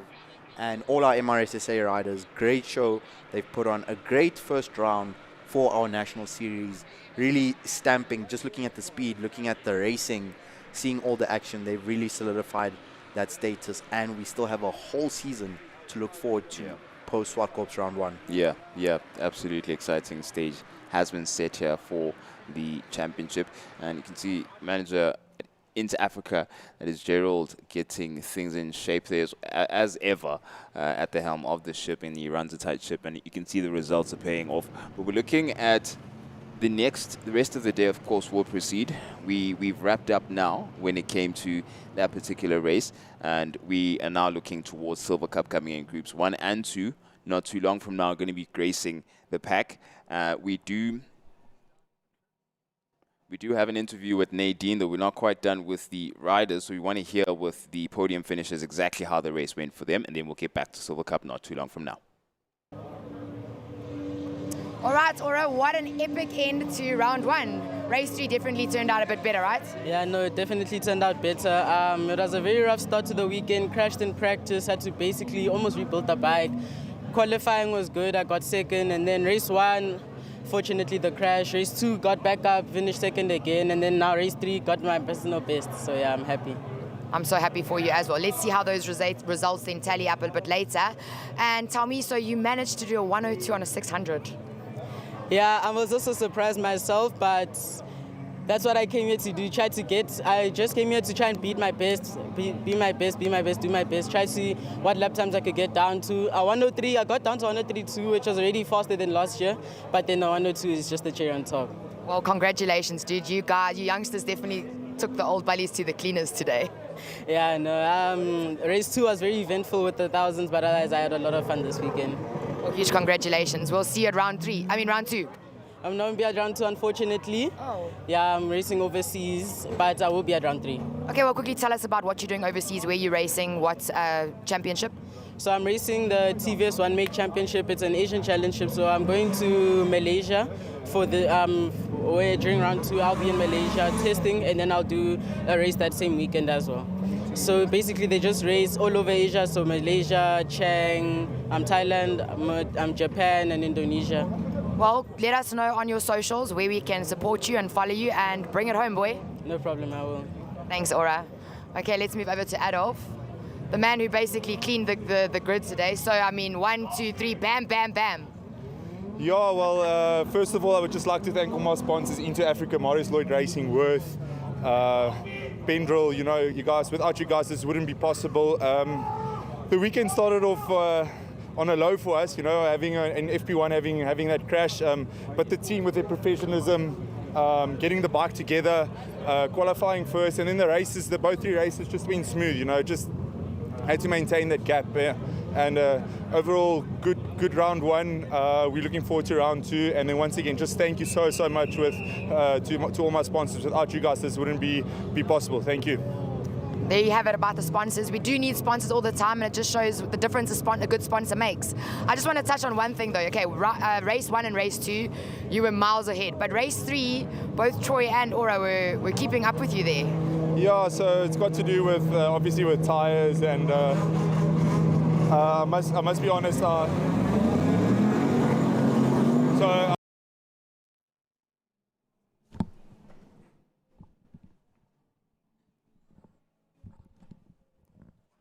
Well, as our Silver Cup 2.0 takes off, Wessel having a great start. Minna trying to make his way through. Tony Sasbo up into second place. Visser trying to move forward as well. As everyone looking to get the jump up through the field. Phenomenal to hear from our winners in the MRSSA Nationals. But now we're into the Silver Cup, and Wessel holding the center of the circuit, holding back the likes of Jan Minna at the moment. And it is going to be a great race, but their final heat of the day for them as they're going to be battling out. This is Class P and Class A and A+, battling it out at the moment with the likes of Dylan Brown and Quinton Duvenacher hoping to get the run. Philip trying to make his way through, but Tony Sasbo losing out the time, and it is going to be Jan Minna up into the lead, trying to go around the outside, not quite going to work, and it's nose to tail Prince. This is insane. Oh, that is not an easy thing to do. Well recovered there from Sabo down the inside at turn 8. Oh, we're not kicking up some dust. That's not going to be nice. Not going to feel great. But that car has always been the more rear happy of the competitors we've seen from this particular group of Silver Class 2.0 cars. On the ragged edge of note, and that is our P class. It's the Pro class moving out of the way. Right behind them, we've got Dylan Brown along with Quinton Duvenacher. Jonathan Visser trying to make his way through. He's in the Pro class as well, and he wants to catch up to those three as quick as possible. Marius Truter as well, just carving his way through the field, had a little bit of a rough run, but take a look at Jan around the outside. Tony trying to guard the inside line through turn 4, not going to make it easy, going out a bit wide, taking away his advantage to have the best exit. Now it is drag race to the top, and this is where the V8 will capitalize, but it is going to be the Honda that dives up, gets the pass done, but Tony runs out of it wide, and that allows Minna to dive through on the inside for 6. And going out wide isn't always a bad thing. As you can see, Tony managed to recover, because what is the outside at 5 turns to the inside at 6 and 7, so it paid off there. Minna has to try again, going down into the restart of the lap. In the meantime, some battles. Brown has a lot going behind them over there. I think it's Duvenacher and Visser and the likes are all in the picture to try and shake things up as far as that class is concerned. Truter getting the pass done, managing to clear past Duvenacher. Now needs to see what he can do to carry on. Marius up into 5th place. He's got plenty of power underfoot and wanting to make up a bit of ground. That there is Visser having to fight it out behind Quinton Duvenacher at the moment. And Quinton, who's on the back of Dan Brown, who is leading out the Class A field and will be pushing harder and harder. It's a turbocharged car that he's got. It is plenty of power underfoot, but started its life as a road car, much like many that are on the circuit. Marius getting the pass through turn 4, and now it's all about the run. Tony up into 2nd place, watching his mirrors like a hawk, and there is Minna, absolutely no fear. That has got no ABS, no TC, and you can see exactly that Cobra wanting to strike onto the back of Tony Sasbo's Honda. It's all about the VTEC kicking in to try and get the run through. However, Minna, who is just absolutely having a ball with the biggest smile underneath that helmet, and this has helped Wessel Mossad to charge up to the front and break away from these two. So he's having an easier run this time around. The question is, will the back markers come into play as they have in previous races? I mean, this is their final run for the Class A, A+, and Pro class, who continue on the charge. At the moment, though, it's Dan Brown who leads out ahead of Jonathan Visser. They will be fighting out a little bit further back through the field. Marius Truter up into 4th place. Yep, you can see Minna maximizing on the tarmac available and seems to be paying off for him. As you can see, wider than ever as compared to Sabo right in front of him. Tony now going down the middle, making sure to keep it as narrow as possible and not present any form of an opportunity there for Minard to try and take advantage of. But at every point of the circuit, Minard is maximizing on what's available for him in terms of traction. He actually should, considering just how rear happy that that little race car is. As you can see, they're going out wide after the exit of 7, going down into 8 now. Sabo is not going to breathe for the next 4 laps or so. Going to have to keep it neat and tidy. As you can see, you've got an angry and aggressive Johan Minard right behind him. He's able to get the run out of the corners, and that's where the Honda's having a little bit more luck. And a big run. Xander getting caught at the top of the hill, trying to get himself going. And that is Mossad Senior, who clears on by, and Xander, who is slow up at the top of tabletop, coming through 6 into 7, will be trying his absolute best at the moment to keep the run, but might have a bit of a problem coming in. Yes, pulling into the pits. So that is Xander out of this race and won't be seeing it through. Tolyard trying to make a bit of a run on it, and that is Minard losing it just before 4. A very uncharacteristic. Last time we saw this was early in the year, coming out of 3, but you don't often see a spin on the entry and not even reaching it, so might have caught the dirt pushing a little too hard. Let's see what happened there. We're going to get a quick replay. Our first place runner, of course, Mustard. There it is. It started at 3. It started. Oh my gosh. That. Oh man. Okay, I do want to point out, last time we seen someone lose a 3-3, they destroyed the Onco barrier, and that was earlier this year. He is darn lucky, but throwing him down the field and loses it into 4 on the restart. Something's super wrong there. Right foot a little too heavy at this point, and unfortunately that has compromised him. And the dust cloud kicking up, he might have picked up a bit of a problem of a puncture as well. But that being said, Tony's got a little bit of room, and Marius Stritter up into 3rd, Dan Brown into 4th, Jonathan Visser into 5th, Donovan Duvenacher up into 6th. Will be quite happy with that. Quinton Duvenacher, Philip Mossad Senior up into 8th, Richard Raman sitting in 9th, and Wimpy Raman chasing down into the top 10. And wow, oh wow, and this is what happened. So he stands on the gas, he absolutely boots it through, got dirt on the tires, and the tail just lets go. Snap, snap. Yeah. And so close to the... No, he did catch the wall on the exit, and that might have been why he was going a little bit slower. Wow. Over-enthusiastic. Just a tad bit. He's still rolling. He's still there. Yeah, still rolling, and Tony Sabo has some breathing room with Marius Stritter now. The nearest competitor was some way off. 2 seconds or so is the gap between the two of them. Duan Brown also some way adrift, about a lap in between him and that P-class competitor in the form of Stritter. But yeah, Sabo would be slightly relieved and also slightly disappointed. I think he would have liked to be involved in a battle or race long, but also can get so close. So that's unfortunate there that I beg your pardon, Johan has fallen away from that front 3 battle. Mustard in the meantime, breathing room and then some, as he's got just 2 laps to go to collect another win under his belt, another notch there. He started on a recovery job, of course, with race 1 and then took race 2, and now has come to take 2nd win of the day. He was taking very gingerly through 4th, so feeling it out there, but now picking up the pace yet again at the top, looking in the rearview mirror and seeing Tony starting to close up the distance. So Vessel's going to be quite happy on this one. Got a little bit of breathing room, but still got to remember he's in a race with 1 lap to go, and anything can happen.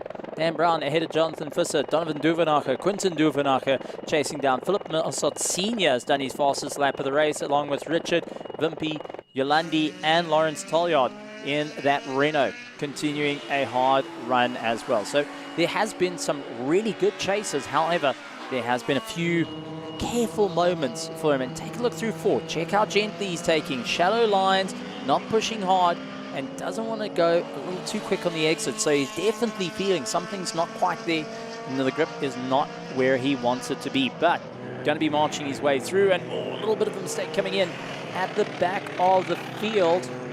And that looks to be Del Bluchnout and Esme Duvenacher, who are running close. And Esme, unfortunately, now seeing the leader on the back, just waiting. Now is Our leader going to give it one extra lap. No, Esme going to lay down, allows the leader to come on by. And that means her race is done and dusted, because here comes taking the victory. Goes to Vessel Mossot, who has done it yet again in the BMW, charging his way through. The cars ahead of him, however, they've still got the race going on. Tony Sasbo finishing up in second place.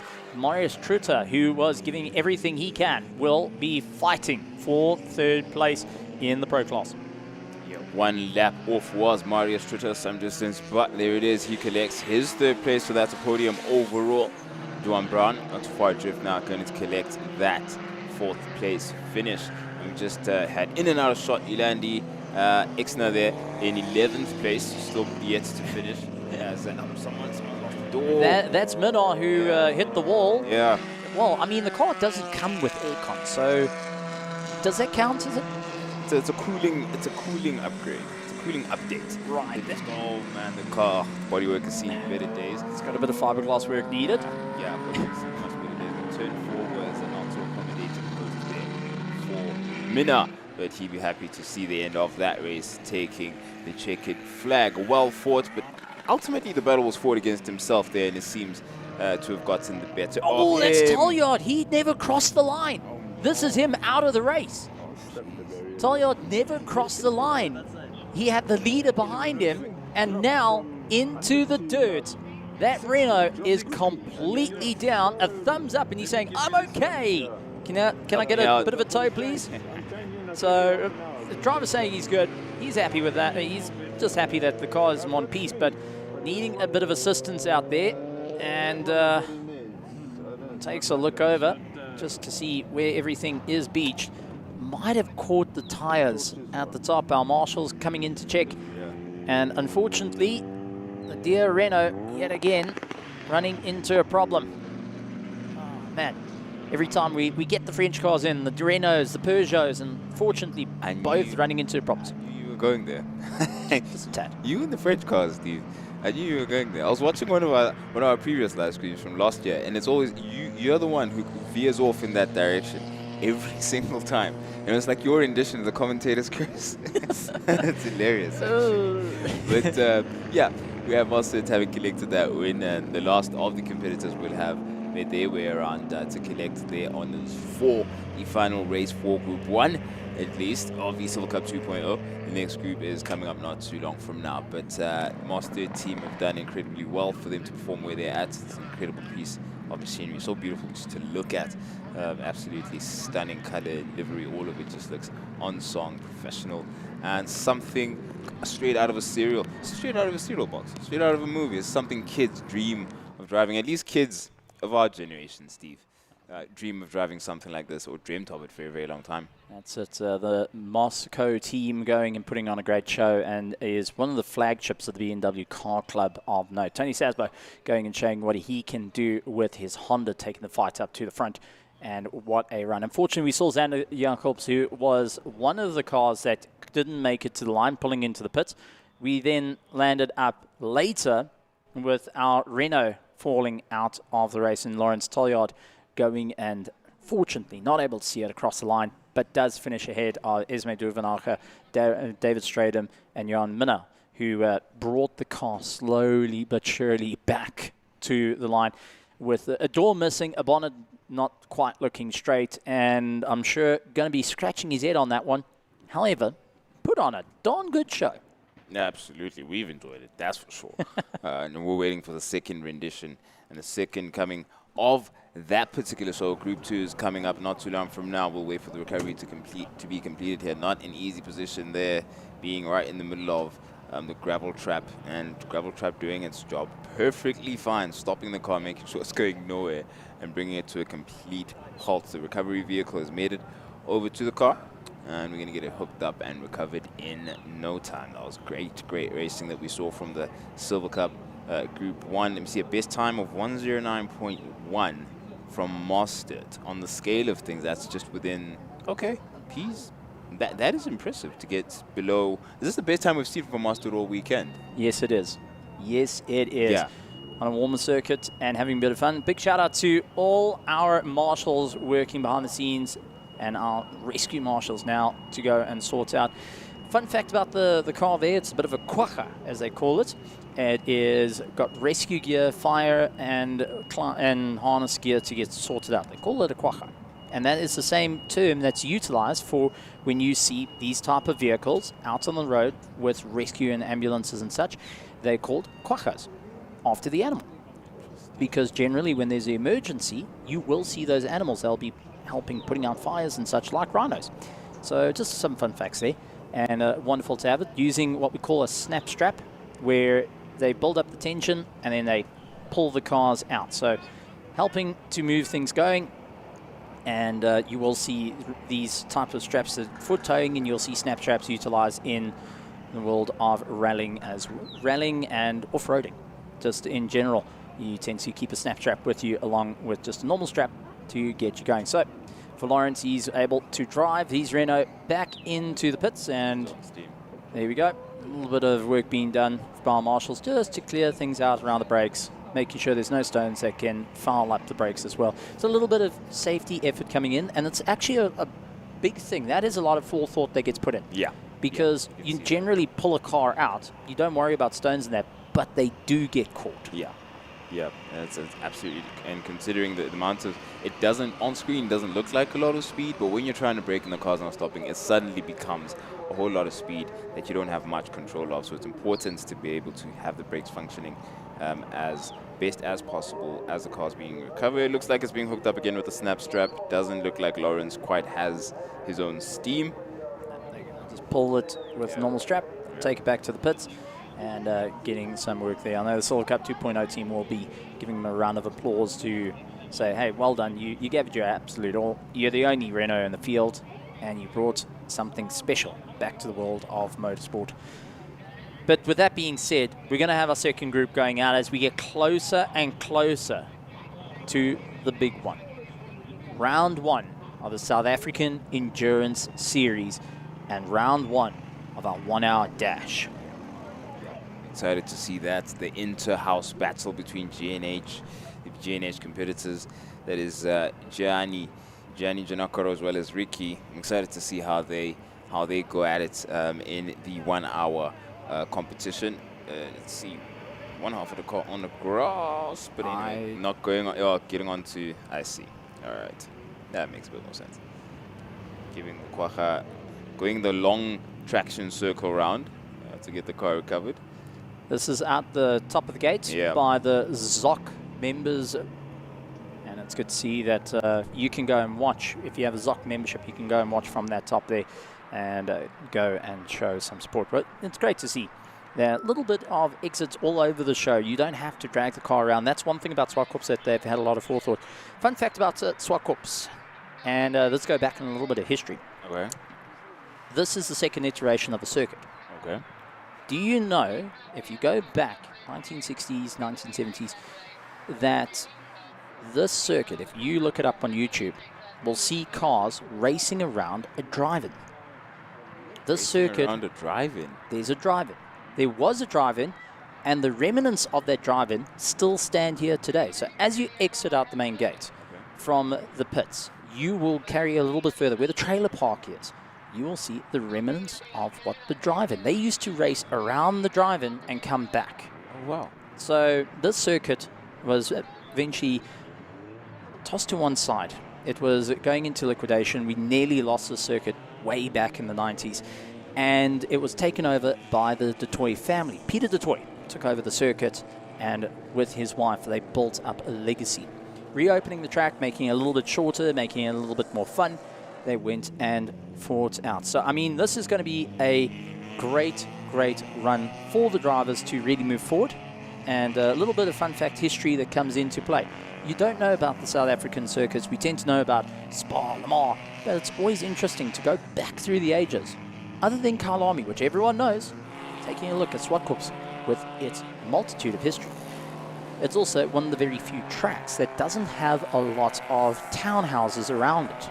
And one of the very few tracks in South Africa that don't have townhouses around it. Because what they landed up is buying the land around the circuit to keep the people from buying up land and building up townhouses and factories closer. So to keep it as open to avoid complaints. And at one point, there was a bit of thoughts of extending the circuit from the top of tabletop to extend it a little bit further out, which was eventually put to bed.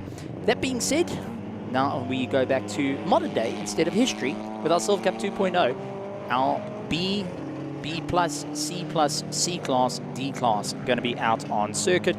And I found out from Honest Duplessis, he broke the gearbox on his car, and that is why it let go, which means Giles is left alone to his own devices. He did his quickest time in the car. It's a C-class car, might I add, not even a B-class. And he was able to fight it out. However, in qualifying, he hurt the engine on his own car. His dad borrowed him this car, and he managed to put a ding in the door as well. So, talk about a race weekend of a bit of work when you get back. Oh my goodness. Yeah, it's not exactly... Last thing you want to see is...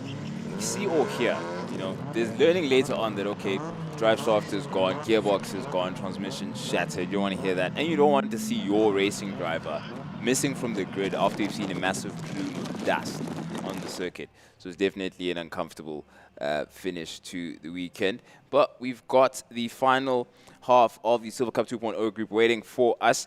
46 entries came down this weekend. We had to split them in two to make sure that we accommodate the entire Silver Cup 2.0 grid. And man, they've been quite a revelation on entertainment. In fact, this is consistent. Silver Cup 2.0 always gets us excited through the years as a support class. Now that I think about it, I'm not going to knock Silver Cup like that.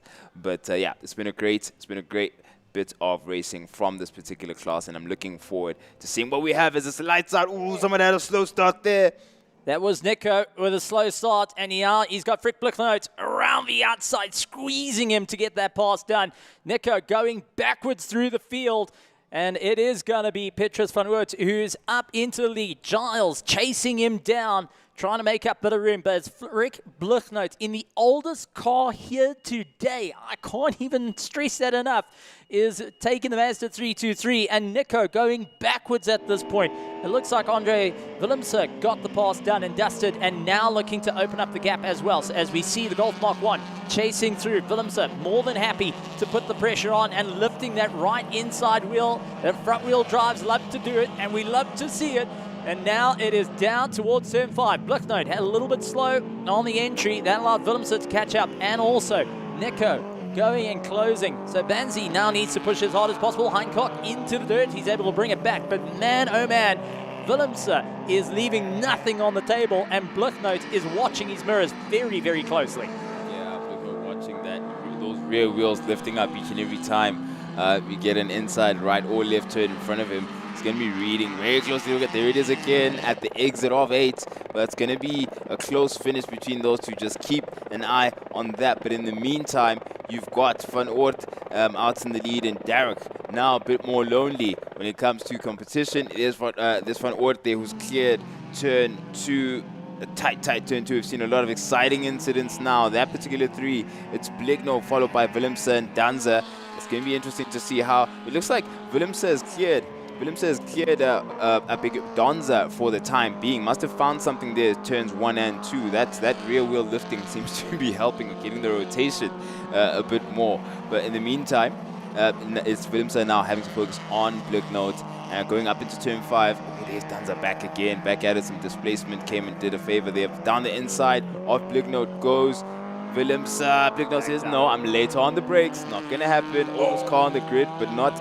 Oh, there you go. Turns out the inside of Willemse. Now he's going to have to pay the price and start that all over again. He missed a gear, and you could see him frantically go back to try and do it.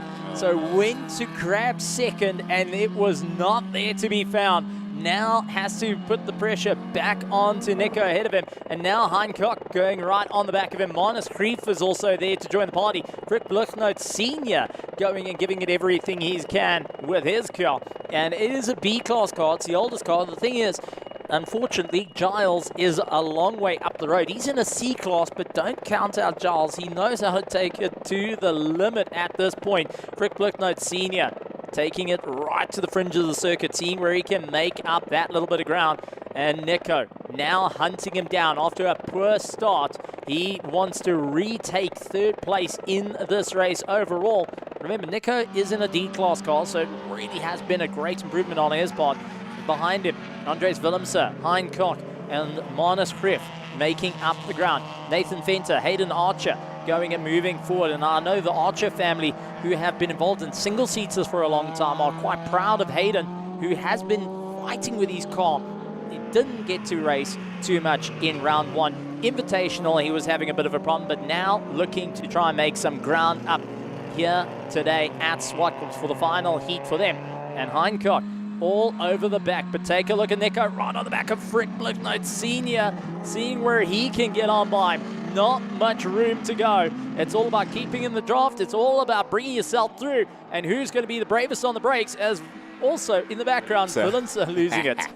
Willemse losing it and also trying to keep the track as narrow as possible. Blicknote maxing out on the tarmac. They're going absolutely wide at turn one with Danza right behind him. He's going to be threatening the oldest car on the grid as much as he can with the remainder of this race. 5 laps to go, so we've still got some way as Van Oort sets another fast lap there. 110.7 just flashed across our screens, and naturally that, as would be the case given that class difference that we have. But this battle here from start to halfway point, it's just been these two. Willemse fell away from this battle. There is Danza now lining himself up on the inside. Willemse tried this before and struggled, but Danza will fly where Willemse failed to walk. Let's see, Blicknote keeps the corner. That is the longest turn 5. Blicknote found another 10 meters or so in turn 5 and defended that somehow around the outside. Incredible. Nothing has changed over 12 years with Frick at this point. He knows where to put this car. He knows where to fight it out and where to go. The difference is who's going to be the bravest. And Nico is throwing everything he can at Senior, trying to see how far is Frick Blicknote willing to defend. And take a look at the difference in line in turn 1. Yep. He takes a shallower line, but he focuses on the corner entry for 2 to get the run out in towards 3. Unfortunately, that's where Blicknote, who has got a lot of the older suspension, it's a leaf spring suspension, just battles to try and keep that car in check and sways all over the circuit. Yep. And just behind them, they've also got the likes of Willemse, Heinkoch, and Manus Krief, who are fighting out amongst one another in the Golf Mark 1s. But there is Petrus van Oort, our leader of the race, in a Opel Tiger space frame, and really running ahead. Remember, this car has got plenty of power under the right foot. It isn't naturally aspirated, but it is also a space frame. Incredibly light piece of machinery, and is the only one of the space frames that's in this class at the moment, and is just keeping it all together. The reason that he's not a plus car is because it's not turbocharged. Second place is Giles Darroch at the moment in Kenny Darroch's car, and showing what the GRD team can do, and a little bit of work done to the car. He's having a bit of fun out there, really pushing as hard as he can to keep the momentum going, with Frick Blicknote Senior and Nico Banza going and trying to close up the gap between one another and fight it out. But Giles hoping to keep his foot on the button the whole way through at the moment. Yep, and you can see, just looking at the difference in performance of these cars, barely any body roll when it comes to Van Oort's space frame, as compared to so much swaying back and forth with a number of the cars in the other classes. Different profile altogether. Purpose-built. Yeah. Remember, the space frame is a purpose-built and low to the ground. The center of gravity is a lot lower. So, and it doesn't have huge mass on it. It's a fiberglass body. It's a one-piece fiberglass body that you can pick up with 2 mates and take it off. Well, however, you have got 1-ton vehicles charging up to turn 5 with Frick Blicknote Senior. Look for the inside. There is Giles trying to make his way through, but third place is on the cards up at the top of the circuit. Frick Blicknote and Nico, who are constantly doing everything they can to fight it out for third. And we're running out of time. 2 laps to go, and this is where the action is right now, with Frick Blicknote Senior in the Mazda 323, keeping ahead of Nico Banzi at the moment, who's making life incredibly difficult, hunting down the Mazda, doing everything he can to close up the gap. And it is just a phenomenal run from them, but our leader keeping an easy way through. Not too much to worry about. A car that's purpose-built for oval racing and circuit racing, showing off what it can do. versus the rest of the machinery that comes as road cars. The same stuff, you picking up second-hand cars from a granny's backyard. That's what's out on the circuit right now, and really going and showing what they can do. But now our leader onto the final lap. Giles will also be coming through shortly with the likes of Van Oort going and giving it his absolute all to try and close up the gap. Yep. Some great racing indeed from all of them. Fred Blutnote Sr. holding on for third at the moment. We'll also see one more lap to go in that Mazda 323, the bright yellow that is running in third place, with Nico chasing him down in the Honda. And in the Honda Ballard a little bit further behind. Hayden Archer going to be taking a look in his rearview mirror, seeing Van Petrus closing up at a rate of knots. Won't be arguing too much there. Will be keeping the lines rather predictable and allowing the leader to pass easily and safely. So Hayden Archer going to be quite happy on that run. But 3 out of 3 for Van Oort. An easy run for him. A little bit of a mistake into turn 5, but what a run on his part. Giles will be running in second place. The question is, third place. Third place yet to be decided, and the de facto corner has been turn 5, but in the meantime, checkered flag is being collected for the third time. Petrus Van Oort. Fantastic racing there, as you should have expected. High standard set, high standard kept, and two boots. He got a 1:10.4 as his fastest, so we're still getting faster. I think penultimate lap of the race is where he set that time. And Giles Darroch collects a second place, relatively lonely as compared to the first couple of races we saw from Group 2, but he'd be happy to collect that, with Blicknote having fought off and battled to and fro, swinging here and there. It's not quite done yet, but it looks like he's got the beating of Nico Danza, having cleared turn 7, going down now into 8. It looks like Frick Blicknote has enough experience to keep any car at bay, in particular that of Nico Danza, and he secures himself the final podium position. Wow, oh wow. Mazda 323. Can't go wrong with the 1970s taking on the fight. And we also have a Percher. They finished Hayden Archer, more than happy with his car, and will be happy to be here. Yesterday, he was having a discussion with Andrew Horn, saying, yeah, I've got a problem with my car. And Gerald, who is looking after Andrew's car this weekend, went and walked him through what they can do to try and figure out what's happening with the oil pump to keep the car alive, and he was able to race. He was ready to throw in the towel yesterday, and they've managed to get that car going, so it's absolutely wonderful. But our Silver Cup 2.0 putting on a phenomenal show, and what a run we had from our invitational support class, going and bringing in a mass of drivers. They're going to be absolutely happy with a stellar race. And I think for Blicknote Sr., he's going to be more than happy to grab a bottle of water after that hard-fought fight. And that would be rounding out our field for our support racers here today, as we cast our eyes forward to the main event. Round 1 of the SAES 4 hours of Zwartkops, and the 1 hour dash that is looking to be at the top. Congratulations to Silver Cup 2.0. Thanks for joining us. We look forward to seeing you again. And, well, I've got to say, I'm looking forward to them taking everything at the back and lining from turn 3 to turn 4. They're going to be doing that. They're going to be enjoying it. And there's a push-up challenge as well. Yeah, I look forward to seeing that. I haven't seen a lot of push-up bodies, so we'll see. That's going to be interesting. I'd love to be there to enjoy some of the festivities. Well, the Silver Cup 2.0 has come and gone. Few races come and gone for the day. Silver lining, perhaps, is our forecast. Seems to have thrown us off, Stephen Koenig. We've got a clear shot of what our climate looks like, at least where this frame is concerned. You're at around turn 4 here. And seeing this part of the circuit, the home straight is in full view from turn 1 to turn, goes from turn 8 to turn 1. And this looks pretty clear. I mean, around this time, we were expecting to be wearing our raincoats, etc., having maybe some boats here and there ready. This is looking good. Listen, that was your call. Yeah. That was your call. Now, and I got to own it. I have to own it. You have to own that one. You have to own that one. And for anyone that doesn't know, the nickname that was scored by Prince is Pit Stops, going and doing it now. The question is, Prince, Pit Stops Prince. Let's talk about what we're going to see. Yeah. 4 hours of Zwartkops, and you have a very good habit of contacting a certain car that leads the field a few times. I do. I live vicariously through one of the mechanics at Inter Africa Racing. Prince, my namesake, mechanic, fantastic gentleman. Had a chat with him yesterday, actually, describing some of the experiences that they've gained as a team, traveling to the Middle East and racing there.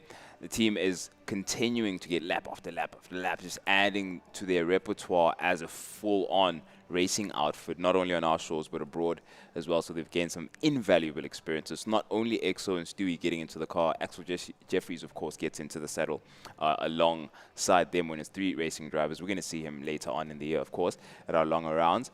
The team of mechanics as well. 4 of the team went alongside also with Gerald, team manager as well. So the team really is stacking up the experience, and it's paying off. We can see the results right here on home soil, and it's fantastic to see. Well, I was actually having a chat to them, and I said, so how do you feel coming as a defending champion this round, looking to go for the hat trick here, looking to take a second win to go and fight it out for the championship?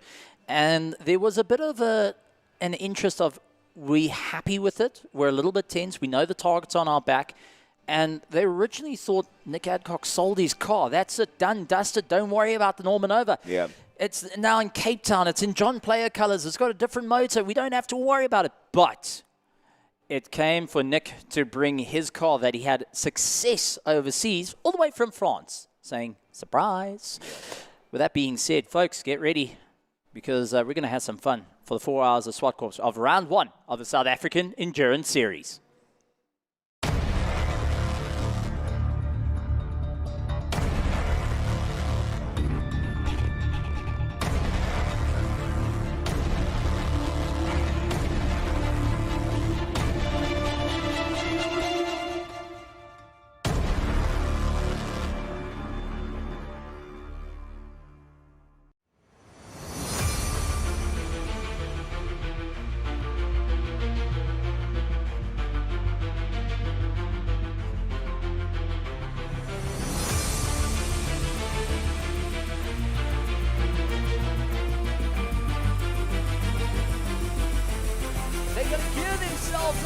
Waiting for the green.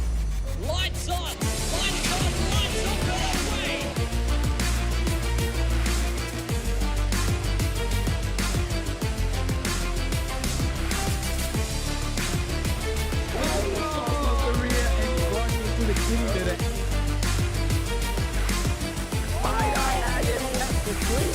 Taking in the championship.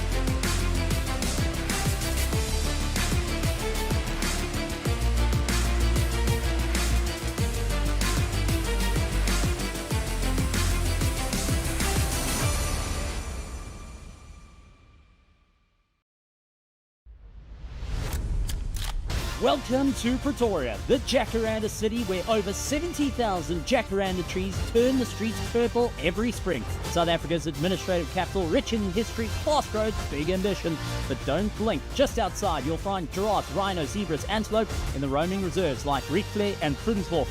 A city where nature meets speed. Round 1 of the SAES starts here. New season, new rivals, one goal. Let's go racing, Pretoria. Welcome to Zwartkops International Raceway, round 1 of the SAES, with an all-time lap record set by Stuart White of 58.1, a top speed of 265 kilometers an hour. It was taught in 2025. This 2.4 kilometer circuit has 8 turns, 5 rights, 3 lefts, that is going to challenge our drivers to keep it smooth and keep it precise. Heading down to the track, it is go, go, go into turn 1, a lift, a brake, and a charge out before a quick change of direction into a sharp right-hander as the track goes down, and now you need to carry the momentum through turn 3, booting yourself all the way towards turn 4. It's about commitment here, a slight lift, a change down, and carry the momentum up the hill towards tabletop before you get over the crest. Hard on the brakes, quick right, short straight, through 5, in towards turn 6, a quick left-hander for 7, down towards turn 8, hard braking into 8, and across the line. Who's going to be at the top? Let's find out.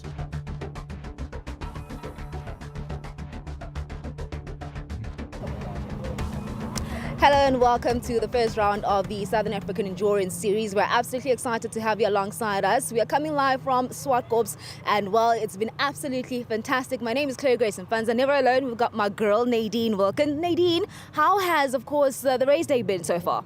Chloe, I've had an incredible day out so far. I mean, besides for all the action on track and just all of our favorites taking podiums and stuff, I've been out in the fan zone. I mean, we've got a simulator thing going there. We've got the shooting range. We've got a live band who, let me tell you, that man knows how to work an electric guitar. There's awesome food. There's things to buy. And yeah, it's just been an all-round awesome vibe. I mean, the grandstands are looking nice and full. Yeah, I'm excited to get started with our endurance race though. The GT Cup and the Sports and GT guys and the MRSSA guys definitely brought a lot of action this morning. It was great watching them. No major injuries or mishaps, but yeah, super excited to get going with the SAE. You know what my favorite's been? Seeing Nadine interviewing Stan Moodley and giggling while at it because of the conversation you were having with him. I mean, Stan is just a hoot, right? He just, no matter what happens, he's always so light-hearted about it, and he always manages to turn it into a joke, and I couldn't hold it in, Chloe. Like, I just let it go. But yeah, it's been a really nice day out, and I'm excited to see what you're going to bring out the guys on the grid now.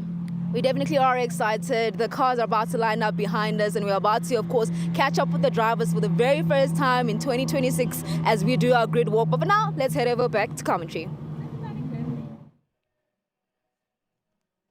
Well, there you have it. The stage has been set for the main event, the Grand Finale, the 4 hours of Swartkops. And we have some of our competitors getting out onto the circuit, getting ready for their grid walk. If you just joined us, you're here at bright and sunny.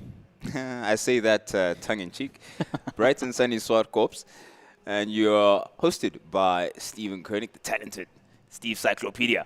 And my name is Prince Indiweni. Alongside him, we are joined by our third commentator, Themba Khumalo, who will be hopping into the saddle here in commentary, in and out as the race proceeds. It's going to be 4 hours of incredible endurance racing. Of course, this race is a race within a race. We have the 1 hour dash competitors that are part of our 4 hour endurance race. So at the 1 hour mark, we're going to have our winner peeling off with the rest of the 1 hour grid, and then the 4 hours continues from there. So stay tuned.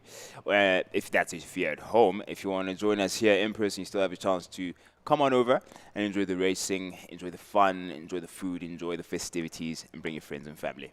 Now, 80 Rand entry gets you through the gate to enjoy the fun and to be part of the show. And that being said, you say tongue-in-cheek. We've heard all sorts, whether you're in Rudaput, there's a little bit of rain, a little bit in Fulways, Sunninghill has caught it, but here in Centurion, it's all looking good for now, and I'm going to keep that there. But also, going and blowing a bit of smoke there, I might think the gasket's out on my car, so careful. But an interesting run. We've got our cars lining up. For the first time for the South African Endurance Series, we are going to have the Shelby Can-Am in a very, very long time that will be doing the entire 4 hours of Swartkops. This is a car that previously was in the national championship. It has raced in endurance racing, but for many, many years stopped. But now it's back to race in the nationals, which is always great to see. But there's a bit of history that comes with that car and a bit of drama because it's the very same car that brought out a safety car at Kyalami.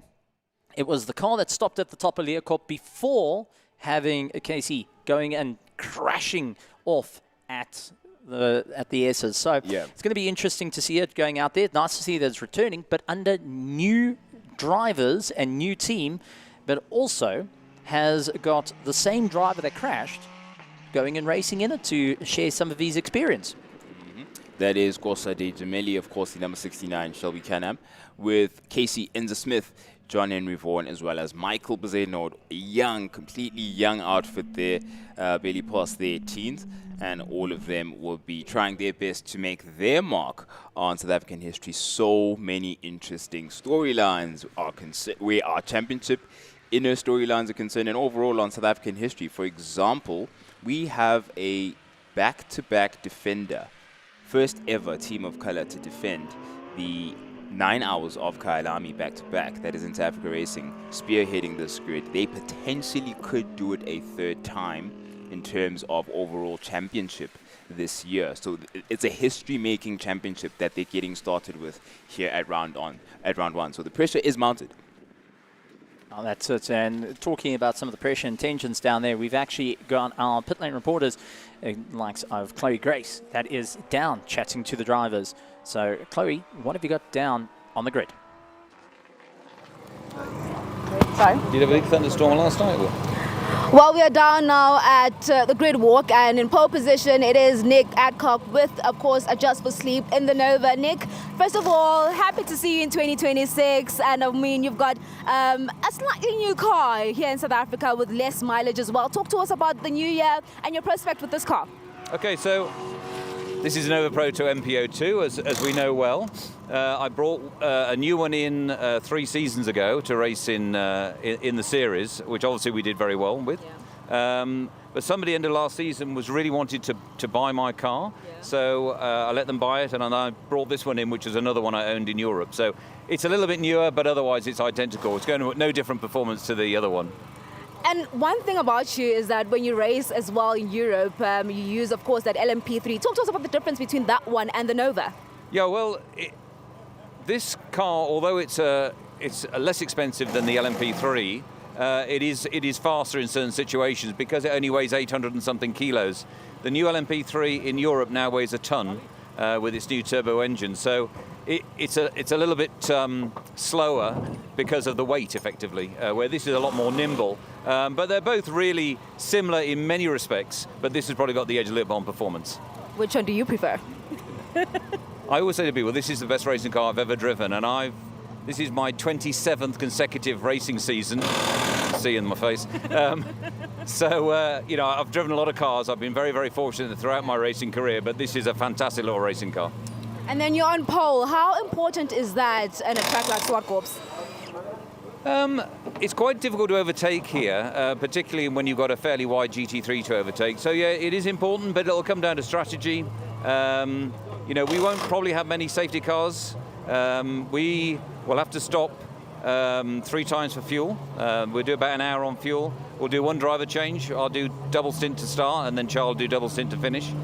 And what the rain gods may bring us. So remember Kyalami last year with that rainstorm mid-race? Everyone loved it apart from me, who stayed in the car on slicks. All the best, Nick. Thank you. That is, of course, pole position, Nick, and while his teammate, Charles Visser. Charles, Happy New Year. How are you feeling for 2026? Thank you. Compliments to the season to you and to everyone watching as well. I'm actually feeling very good. It's nice to finally be in a race car again. I mean, I've been sleeping too much this before the season.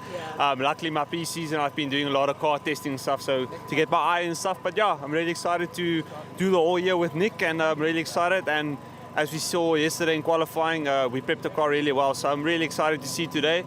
Don't know about the clouds, but I'm going to keep optimistic and positive right now. Are you ready for the rain? I'm actually not, to be honest. I don't know why I'm even wearing a white suit because I'm kind of scared right now. But if it happens, I'm just going to give it my best, play it safe as well, because that's the name. That's what you do in endurance racing. You know, I have to think about the team as well.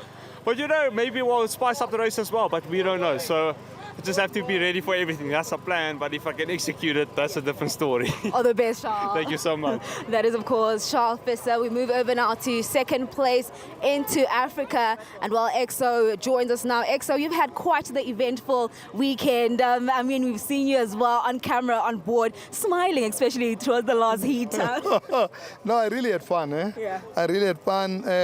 First race of the year, first sprint races of the year. We really had fun, and it's nice to be back in the car. It's nice to be back racing, and it's good to see this community of motorsport back here again. Yeah. So I was just happy that we put on a show with the sprint races, and yeah, so it was quite good. I enjoyed that. And the other thing that's quite interesting, EXO, is the fact that you talk to a lot of the drivers down the paddock, and they say that, hey, EXO is closing the gap on Stewie. How do you feel about that? You know, a good master is the one that produces a student that's better than him. So he's been selfless. He's taught me all that I know, and this is how we should uplift each other. Yeah. And he's done a good job, and I would never be better than him. Not now, not in the future. There is an almost 30-year gap between me and him. So he has a far bigger, brighter future than me. I'm just happy to be part of his journey. So that's all I had to say about that. Are you looking forward to the overtakes? Because we saw a whole lot of overtaking going on during the day. I'm looking forward to watching Stewie do his thing in the next hour and a half. And, you know, I want him to enjoy this part of the first hour. Yeah. As you might know that after the hour, then the cars peel off, and it is just a sad story of circuit racing in this country. And I wish we could do more. That's why when people talk about Formula One and this and that, I say, hey, first invest in the local races and build it up, and build young people to come through the ranks and promote a motorsport culture in the country. Then we can benefit from this thing. But yeah, so yeah, it's going to be nice watching Stewie chasing the Nova. The Nova is going to be very quick. Sure. And we're happy to have them back here. They've been the biggest supporter of the series. I mean, they race overseas as well. And it's going to be nice to see how it plays out today. It's always been like this for 2 years, where we keep chasing them. Yeah. And we've always had the luck of winning the championship by small margins. And yeah, we're back at it again. And let's see if we can create history and win this championship for the third time. Yeah. It's never been done in the history of the sport. This championship is almost 57 years old. Sure. So it's the oldest championship ever. That's why I'm surprised that people are not following or supporting it. Well, looking at the grid walk, it seems like you're changing it, EXO. All the best. It's coming. Thank you. It definitely is coming along well. And while, I mean, speaking to spectators, you look into, of course, this Lambo that looks absolutely fantastic. What's been your favorite car so far? It's most definitely this one, because it's been winning the races so far, but also the Porsche 911 as well. Yeah. So, yeah, I like those two. All right, enjoy the race. All right, thank you. Well, we continue, of course, going down the grid, and it's quite interesting to, of course, see what is going on down, of course, here in pit lane, and I mean, looking into the grid walk. And joining us now is Gianni. Gianni, we've got Sweet Corn, and she looks absolutely amazing. I mean, we talk about you having to move from the Nissan to now driving the R8. How has the transition been for you? It's been a little bit difficult. Obviously, you know, the GTR is a front engine car, this is a rear engine car. Thankfully, you know, prior to the GTR, I had Lamborghini, so it has been difficult, but yeah, we've adapted quickly. I mean, yeah, we're fourth on the grid, so we're stoked. Yeah. It definitely stoked, and I mean, then you also look into the rivalry between you and your brother. I mean, who's faster? I was talking to your dad earlier on, and he was saying, from 5 years old, they've been competitive. Yeah, we've been racing most of our lives, you know, and being a twin, there's always competition, you know. Whatever I get, Ricky must get. Whatever Ricky gets, I have to get. So, yeah, you know, I wish him the best today. He's starting behind me, so clearly you see who's faster. No, love my brother, and I'm very proud of him. You know, he's done well this weekend. So, Yeah, let's see how it goes. All the best, Gianni. Thank you so much. That is, of course, Gianni Giannacaro, who will be driving the Audi R8. And then when you go over here, you've got, of course, Charles Arankis, who is, of course, driving this Porsche 991.2. And Charles, I mean, we haven't heard you in over 5 months. You're back. It's good to have you back. Firstly, oh, hi. Oh, hi. How are you, Chloe? Good. How are you doing, Charles? Great. We are great. It's great to have you alongside us. Your car looks absolutely fantastic. Talk to us about the redesign as well. Yeah, look, JJ, that unfortunately couldn't be here today racing. One of his suppliers said they needed to do something with a cool car, and what cooler car than this? So, yeah, I must say very big thanks to JJ and Steck South Africa for this great wrap. And then, yeah, I think it's just we're pushing between me and JJ our brands. Yeah, I'm going to get some airtime now. So our merchandising brand, Oh Hi, and then #GT3 coming from our reality TV show. So yeah, I think it's a cool initiative. It's cool on the track, and yeah, the car at least looks amazing. It definitely does. And what's the difference between the Porsche you were driving earlier in the morning to this one? Because, I mean, we were talking about it and how chalk and cheese it is, but in terms of the transition and you managing that.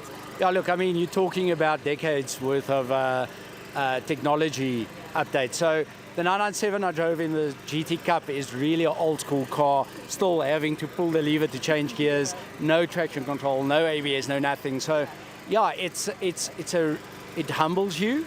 And then you get in this, and it's a freaking rocket ship. So, you know, I'm very fortunate to be able to be getting in different cars. It probably makes you a bit slower end of the day, you know, now to get in this transition, get your head around it. But, you know, we're here to have fun and we're here to put on a show, and I think we're doing that quite good. Definitely, and I mean, we know how much you guys love to support Dad. What do you think of the car, and are you happy to see him back on track? Yes, we're happy to see him back on track, and I love the pink on the car. It's your favorite part, right? Yes. All right, I'll see you at the podium. Say all the best to Dad.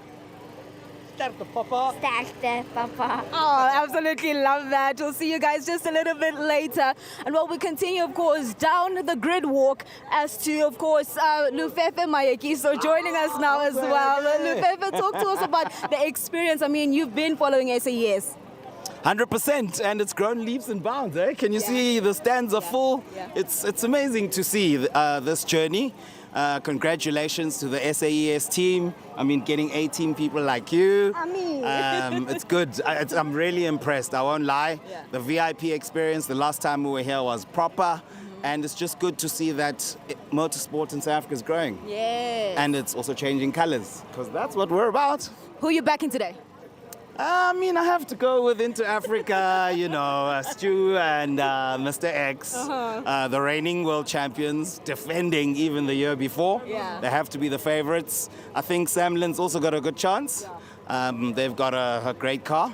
I mean, it's the first race of the season, so we'll see how it goes. All right, enjoy it. All right, thank you for having me. We continue, of course, going down the grid walk. And I mean, when you talk about new cars, Damon Hammond, who had an absolute jewel today. I mean, you've had quite the weekend and you've got a brand new car. Talk to us about how this new Merc, the latest one, it's handling and how you feel around her. Yeah, no, it's a bit of a transition, especially from the old Merc to the new Merc. There's certain stuff what I have to still figure out and learn about. There's a lot of stuff what changed on the car. It's I must say it's a better change than before. So what we can do is just take the new challenge and learn from it and see what we can do. Talk to us about the corners, because that's the one thing about Zwartkops, how tight they are and how your car handles in those tight corners. Yeah, no, so we do struggle a bit with turn 2, 5 and 6.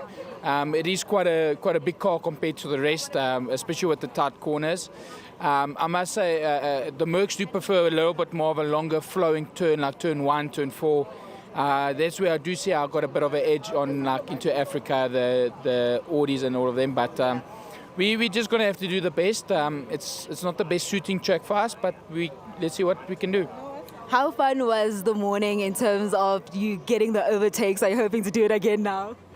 I'm hoping for some good racing, clean racing.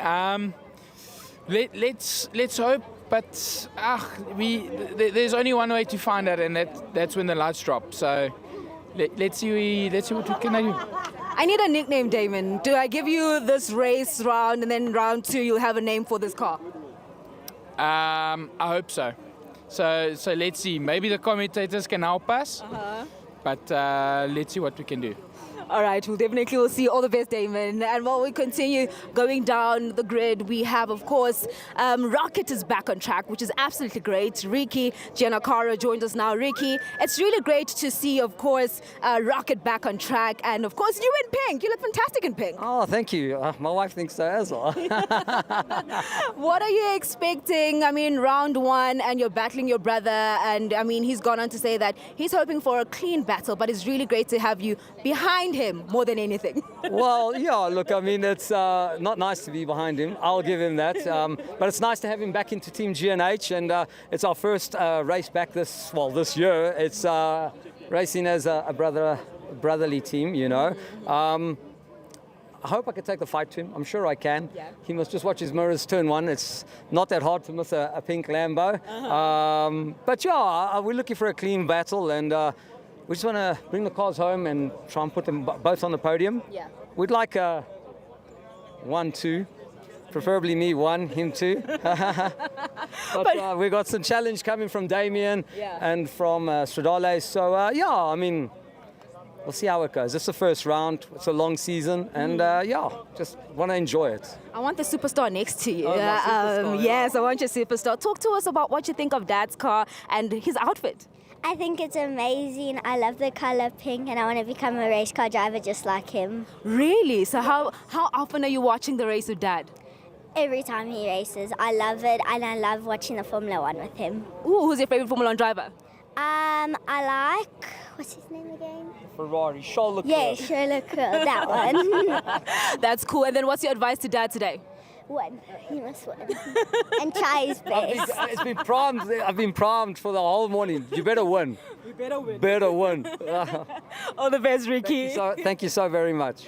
That is, of course, Ricky Giannacaro. And, well, we go over to down the grid. Where's Andrew? There we go. Andrew, how do you disappear from me like that? How are you doing? I'm sneaky. It's very sneaky. Talk to us about your prospects for 2026 and, I mean, first round here at Zwartkops. First round, so far so good.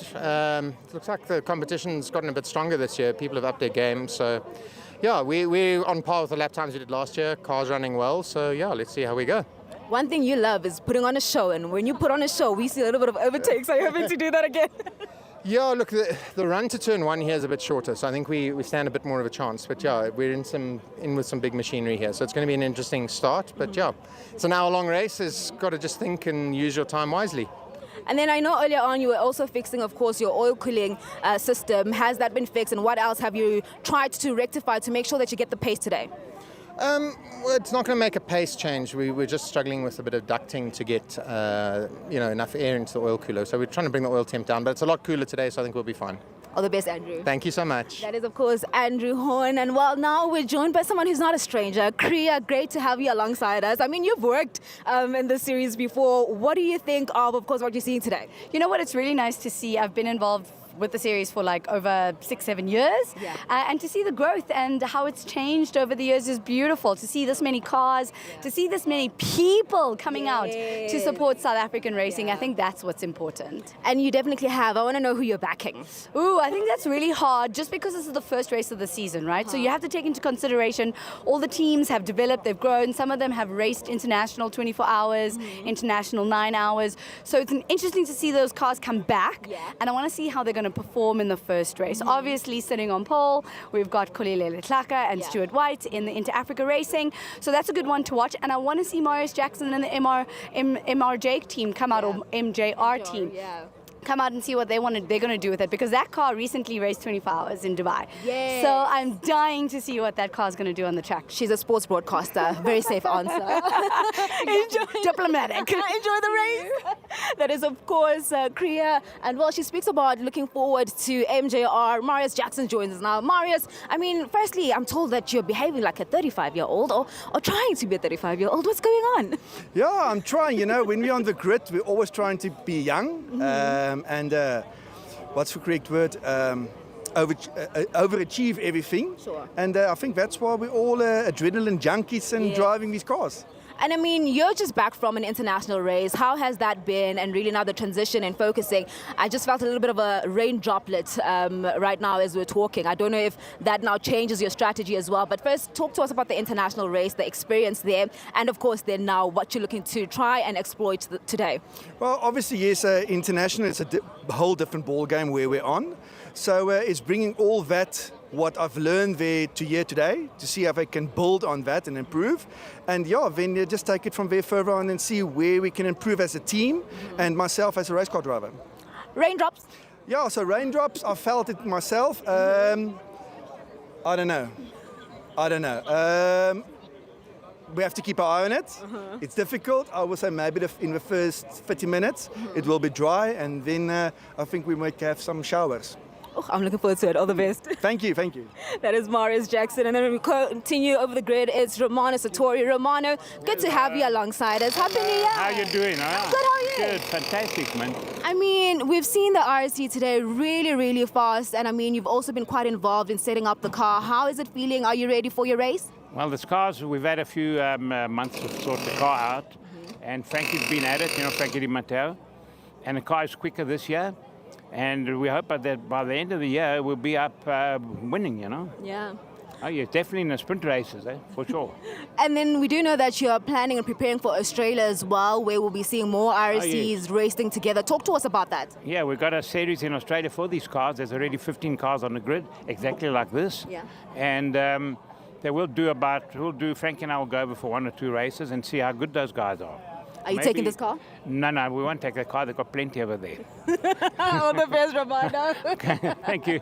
That is, of course, Romano Sartori. And well, when we talk about changes from a Lamborghini to a Mercedes, Wayne Roach, how has the transition been for you? Chloe, it's been incredible. You know, it was negotiations that went on for 3 months with Sam, and Sam is more determined than I am. So I've been blessed with the fact that he's put me in a Mercedes, and it's truly a blessing. Still love the old Lambo, but this is a big step up. It is. And how's the handling, Wayne? Because I was talking to Damon earlier on in terms of, the corners and really handling the Merc, how different it is from a Lamborghini. It's in another class of its own. So the GT3 cars carry a lot more aero, and that's the part that you've got to get used to, is you can carry a lot more speed through the corners, and that's what I need to get used to. The car will do a 59. I'm only on a 103 at the moment. The team has been quite impressed with you, especially when you look into testing, saying you're just 2 seconds behind Damon, so meaning you're adapting really well with this car. We've hardly had any time in it, so 2 seconds is a normal time difference when you're getting used to a new car. Probably take this year to get down to a second or 0.8 of a second, but the rest will be difficult. How's the rain? Because I'm feeling raindrops. Are you feeling nervous? Are you feeling excited? No, we just drive faster to get the first hour done. All the best, Wayne. Thank you so much, Chloe. That is, of course, Wayne Roach saying that he is, of course, looking forward to the rain and saying that they will just drive a little bit faster. I'm sorry to ruin your picture, but I have to talk to Roy Aubrey, who's had an absolutely fantastic weekend. Talk to us about how this has been for you, Roy. I mean, it seems like you find the sweet spot with this car. Yeah, I think so. It's taken me a long time to get used to the car. But I'm now sort of feeling confident in the car and trusting the aero and all that. Today's been fantastic. I think the weather gods have played the game just nice and sort of cool, and not like yesterday afternoon. It was really hot. So you sort of then it takes it out of you, takes it out of the car. The tires go off quite quickly. But today we've had a lot of fun. Quickest Porsche on in the 3 sprint races, and we are going to have a fun for an hour now, and it's quite nice because they did a 103, they did a 103, they did a 103. So there should be a group of us that are going to have good fun for the hour. Talk to us about the fact that yesterday, when we were watching you in practice session, you were doing a 103.2, and we were quite impressed by that. How were you feeling after that, and really what helped you to achieve that? I think it's, as I say, I've got to trust the car now, and I think we've worked the setup. With this car, you've got to you know, you've got to get brave and trust the aero. So I think I've got myself into that space now, and you know, I'm chasing that elusive 102, but we'll see. You know, we'll just give it a go. Maybe we'll get lucky today because of the weather. I think you might, Roy. And, you know, I was talking to Harry earlier on, and he was talking about how, you know, one thing about Roy, he loves his car. He will look at his car, and I'm like, I can attest to that. I've seen Roy marveling at this car. Do you still feel the same way a year later? No, absolutely. I think my whole life, whenever you came to the track and you had your little car and you'd look at other cars and you say, like, oh, that's a lacquer car. I wish I could have a car like this. I mean, this car is like, to me, I mean, it's one of the most incredible Porsche race cars in the world. And you know, there's nothing I won't go anywhere and say, oh, like that car's nicer than mine. Maybe when I'm big, I'll have one of those type of thing. I am big now. You're funny too. All the best, Roy. Thanks very much.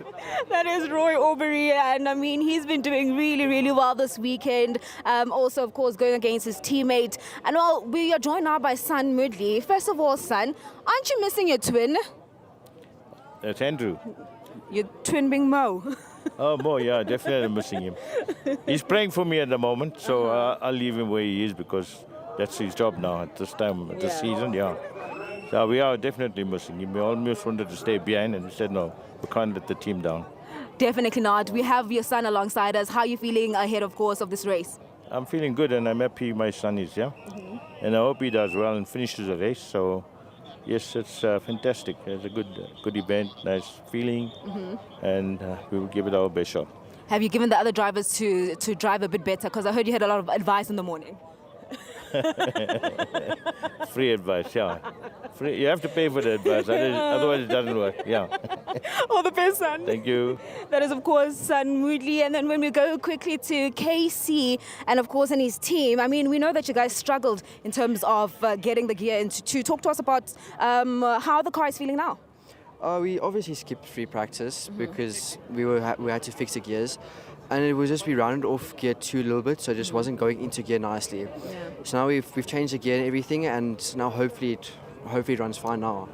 One thing about you, you made a debut, and you were giving the big boys a run for their money. Are you hoping to do the same today? I would really hope to do it, but obviously we have quite a far way to go. Hopefully we make up some positions and end up finishing good. All right, and how's the car feeling for you? No, it was better this morning. We obviously got the gears sorted, which were second gear was just rounded off, so we couldn't get the car into gear, but yeah, all should be good. All the best, guys. Thank you. Thank you so much. That is, of course, the good team. Now, let's see if we can quickly get into, of course, Priyan quickly. How are you feeling? I heard that because of kids, you decided to stop racing for 10 years. How's it been back? Oh, it's good, man. It's good. Yeah, I'm enjoying the speed. It's a different type of speed now. And how's the competition with Dad and maybe some of the advice that he gives you? Yeah, I mean, he's learned a lot of things over the last 10 years. So any input, especially with the car, because I don't know the car very well. So any advice, I always look to him to see what I can learn. What has been the key learning for you with the Porsche this weekend? I think really, I think, you know, there's so many things for me to learn that I'm just like trying to absorb everything I can. Okay, all the best then. Thank you. That is, of course, Priyan Moodley saying that he's trying to absorb everything that he can. Well, we're about to say lights out and away we go. We're done here with the grid walk. We're taking it back to commentary.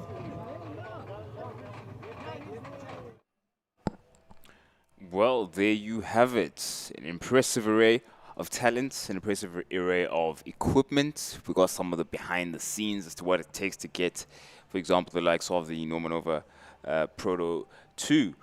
Which Nick Adcock has gone to great lengths to race, not only across our shores, but also to race it here after having done so with this very same car, which is now making its debut in race trim here in South Africa. So that is some exciting stuff to hear. Yeah, and the teaser image of it in a container with tires in front of it had the entire community alight of what could be. I saw some interesting posts of it's a hypercar, it's another Ligier, it's all sorts, but very few Winston figured out that it is a Normanova NP02 coming up. But there is a bit of a rumor mill having a chat to Nick Adcock. I was like, listen, you sold one car, you got this car. What's next? Yeah. And he was like, well, might be another one. So we'll see that. And he's also going to be driving a Ligier GT car. a little bit later on this year as well, trying it out for the first time. So maybe we might see some interesting machinery coming through into South African racing. That being said, the 1 hour dash that's going to be in this is going to be exciting. It is going to be an absolute brute force through them all. And considering this 4 hours of Zwartkops has 3 different races going on. You've got the 4 hours of Zwartkops that are going around. You've got the 1 hour dash. You've got your classes that are out there. But my personal favorite, the Performance of Index, is on the cards as well. And the winners of last year's Performance of Index, Team Pesty Racing, not here on the grid, which means there may be a new crown that can be taken. Yep, and it's not very easy to take that particular championship because it takes discipline and it takes consistency, because you're basically looking at the 2 qualifying laps, 2 fastest laps.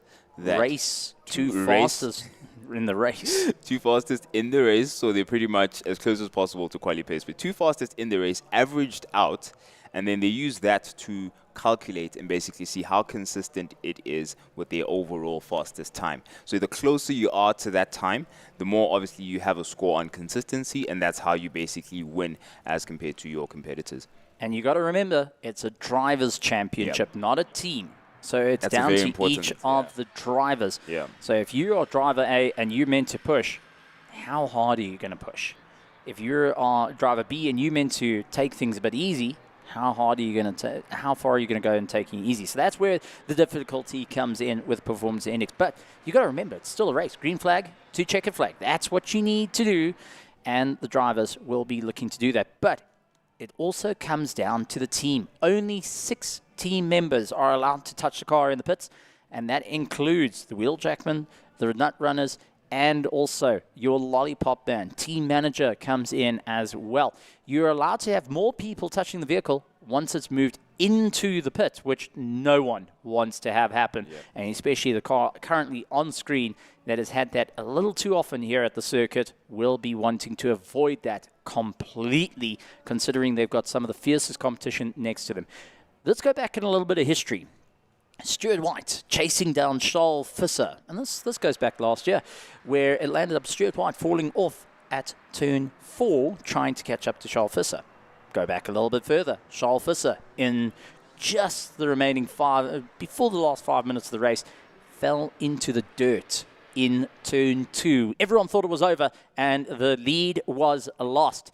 But he was able to get it out with a little bit of help, and now coming to it. And history being made. I mean, there's so many stories that you can unpack here, so many different dynamics. I've got to say I'm super excited about this. Yeah, these 2 in particular, Stewie White, who we have in frame now in that Inter Africa Lamborghini, and Charles Visser have really gotten, I beg your pardon, that is Janakaro, who has very similar overalls to Stewie. Yeah, we're looking at pretty much a pair that's grown up competing against each other. And they know exactly what the other has in terms of strengths and weaknesses.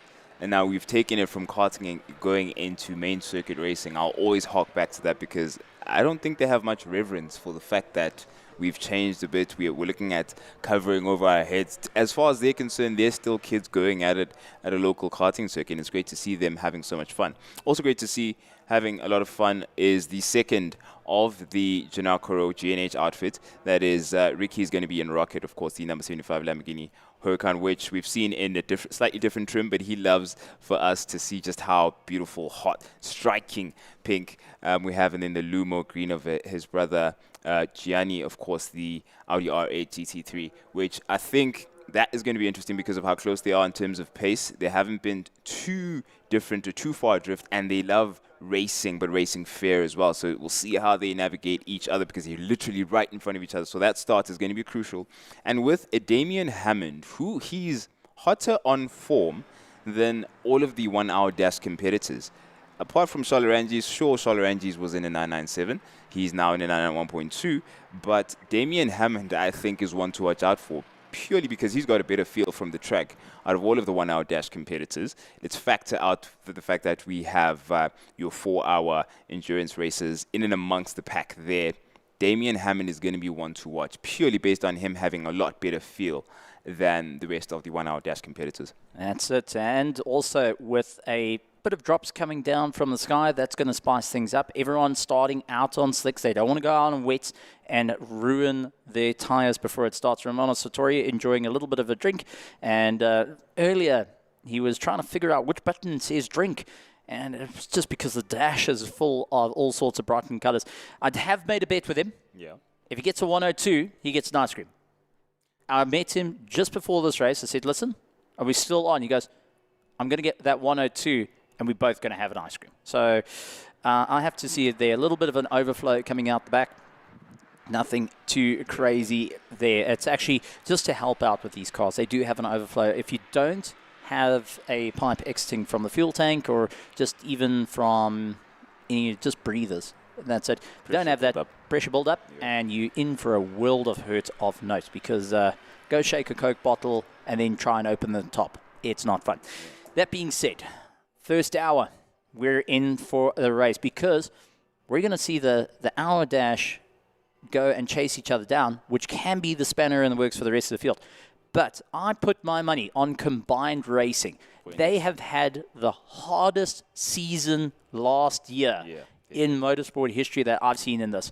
And now, new car, new opportunity, racing in Class E, and this is going to be something to keep an eye out on. Yeah. Super Polo might not be the quickest on the track, but like Team Pesty has shown last year, it's about the consistency. Yeah. It's about getting it across the line. You can put yourself on a podium if people land up with a bit of misfortune, and you are able to go for a performance index, beating out teams' budgets that are vastly bigger than yours.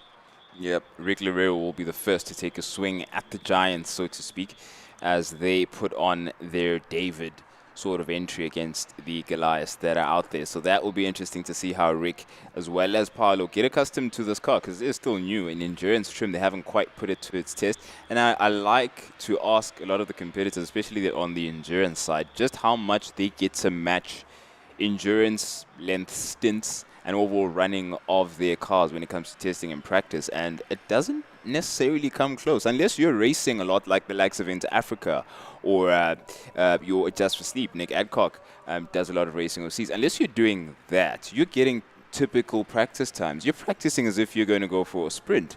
So in terms of knowledge of the car, you're going to have to endure, so to speak. In terms of the lesson that the car has for you, I like this, I don't like this, I like this pressure, this temperature, and this is where it's weaker and this is where it's stronger. So all of that is going to culminate and be served to the likes of Combined Racing, and I think they're going to take it in good stride, given how that particular piece of machinery has performed on South African shores over the past years. And also has been shipped over to the likes of Germany to be part of the Nordschleife series. So the question comes in, though, Roy Aubrey, looking to take some positivity forward. You've got Gary leaning in, checking on the radios, making sure everything is A-OK. And it's good to see that the team's just doing their final once-overs. This is where the pressure starts to come in and drivers start to get ready. It's always nerve-wracking when it comes down to this, because the conditions are unknown. You don't know what it's going to be. Everyone's guessing. When is the clouds going to open up, if they open up? When are you going to be able to really get your foot down? For the 1 hour dash, they're in a sprint race. They don't have to worry about going another 3 hours after. That being said, they can throw the spanner in the works for those that are racing in the 4 hour and make life a little bit difficult. Vice versa. The 4 hour guys can race at 90% and hold back the 1 hour dash, creating the concertina effect, and then it's a world of hurt going on there. Yeah. So lots and lots going on. And we are curious to see how this goes. And that also comes in, which of the teams is going to be able to step up this season? Nick, who has got so much on the line right now to really charge forward. He's enjoying his time, bringing in some interesting machinery, behind the wheels some interesting machinery, but lines up against one car that has foughted his South African championship on numerous occasions. He's looking over to the car, actually. There we go. So it's going to be game on for our drivers. So interesting fun facts coming through, and I'm looking forward to seeing how this is going to be. Stuart White going to be first in the car for Inter Africa. An interesting call. Nick, who is the consistent driver that takes things a little bit easy and gingerly and knows how to manage. He's going to be double stinting this, where Stuart White, far more aggressive, incredibly quick. He's essentially your, I would say, your gold driver, your platinum driver, where you got Nick, who's more of a silver driver that comes in. You've got 2 generations that are about to slug it out off the start for the first hour alone. Yeah, 2 different approaches, and also 2 different pieces of equipment in terms of weight, overall performance, how you've got a bit of an aero advantage when it comes to our incredible qualifier that is the Norman Nova NP02. Incredible for them to break into the 58s yesterday, and they continue just to find this pace over and over and over again. And the fact that their average stayed that low speaks volumes of Nick Adcock and Shalfissa as a combo of racing drivers. And then you have Stewie as well as Bully there in the Lamborghini Huracan Evo, which has now made its way to lead the pack alongside that Norman Nova NP02 as the cars get ready under green flag conditions in their formation lap to warm their tires up as much as possible as we get ready to get things underway. We've got 2 championships running concurrently at the moment, at least for the first hour. Champion of the 1 hour dash, the national challenge, that is Damian Hammond. He's a defending champion. Andrew Horn came in 2nd place last time around, and those 2 are going to be gritting their teeth at the prospect of their first swing to try and reach for that championship honor. It's round 1, so much in between now and the end of the season, really not worth even projecting or speaking about. It's all about what comes down to this next few sets of corners, this next few sets of apexes and racing lines and conditions that might vary apparently. Won't say too much about that. There's so much in front of that particular championship, and I think Damian Hammond has the upper hand, at least as far as this race is concerned, based on having had a bit of a warm-up as compared to his other competitors. But as far as the overall championship, we're also looking at a different set of projections there, Steve. Well, at the moment, the overall champion and defending champion is going to be Stewie White and Mr. Lataka himself, as we got our drone up in the air. And just a reminder to those that are flying around, we've only allowing 1 drone in the air. So please, if you are flying, rather just keep it in the box. But now down into the final corner, game on, lights at the ready. Round 1 of the South African Endurance Series, 4 hours at Zwartkops. We've been waiting, and now it has arrived. Lights on, lights off, and away we go racing here at Zwartkops, and it's Stuart White who takes the lead of the race ahead of Nick Adcock. Charging into turn 2.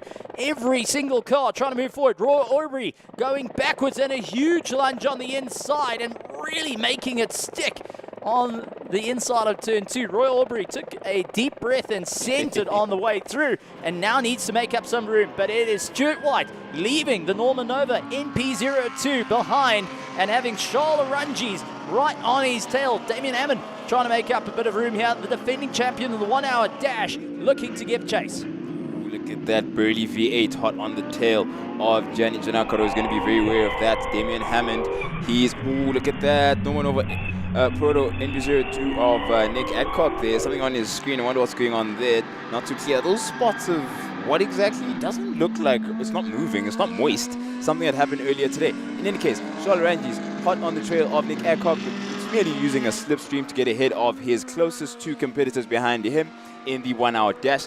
It's Nick Adcock now clearing turn 1 with the clear view of Stewie White, who's far ahead, of course, in the 4 hour endurance race, at least as far as the start is concerned. Charles Rangi's might want to decide quickly what he wants to do about Nick Adcock in front of him, because he's got 2 1 hour dash competitors in the form of Gianni Giannakaro as well as Damian Hammond, not too far adrift from him. And they are in a very, much tighter race as compared to the far more stressed out 4 hour race. In 1 hour's time, a winner is going to be decided as far as round 1 is concerned for the 1 hour dash. Well, what's on the windscreen of the Norman Nova Proto 2, it's actually just air bubbles underneath the tear-off, and that's what's given it that little bit of a lift. But don't worry about that. That's an easy pull-off in the pits.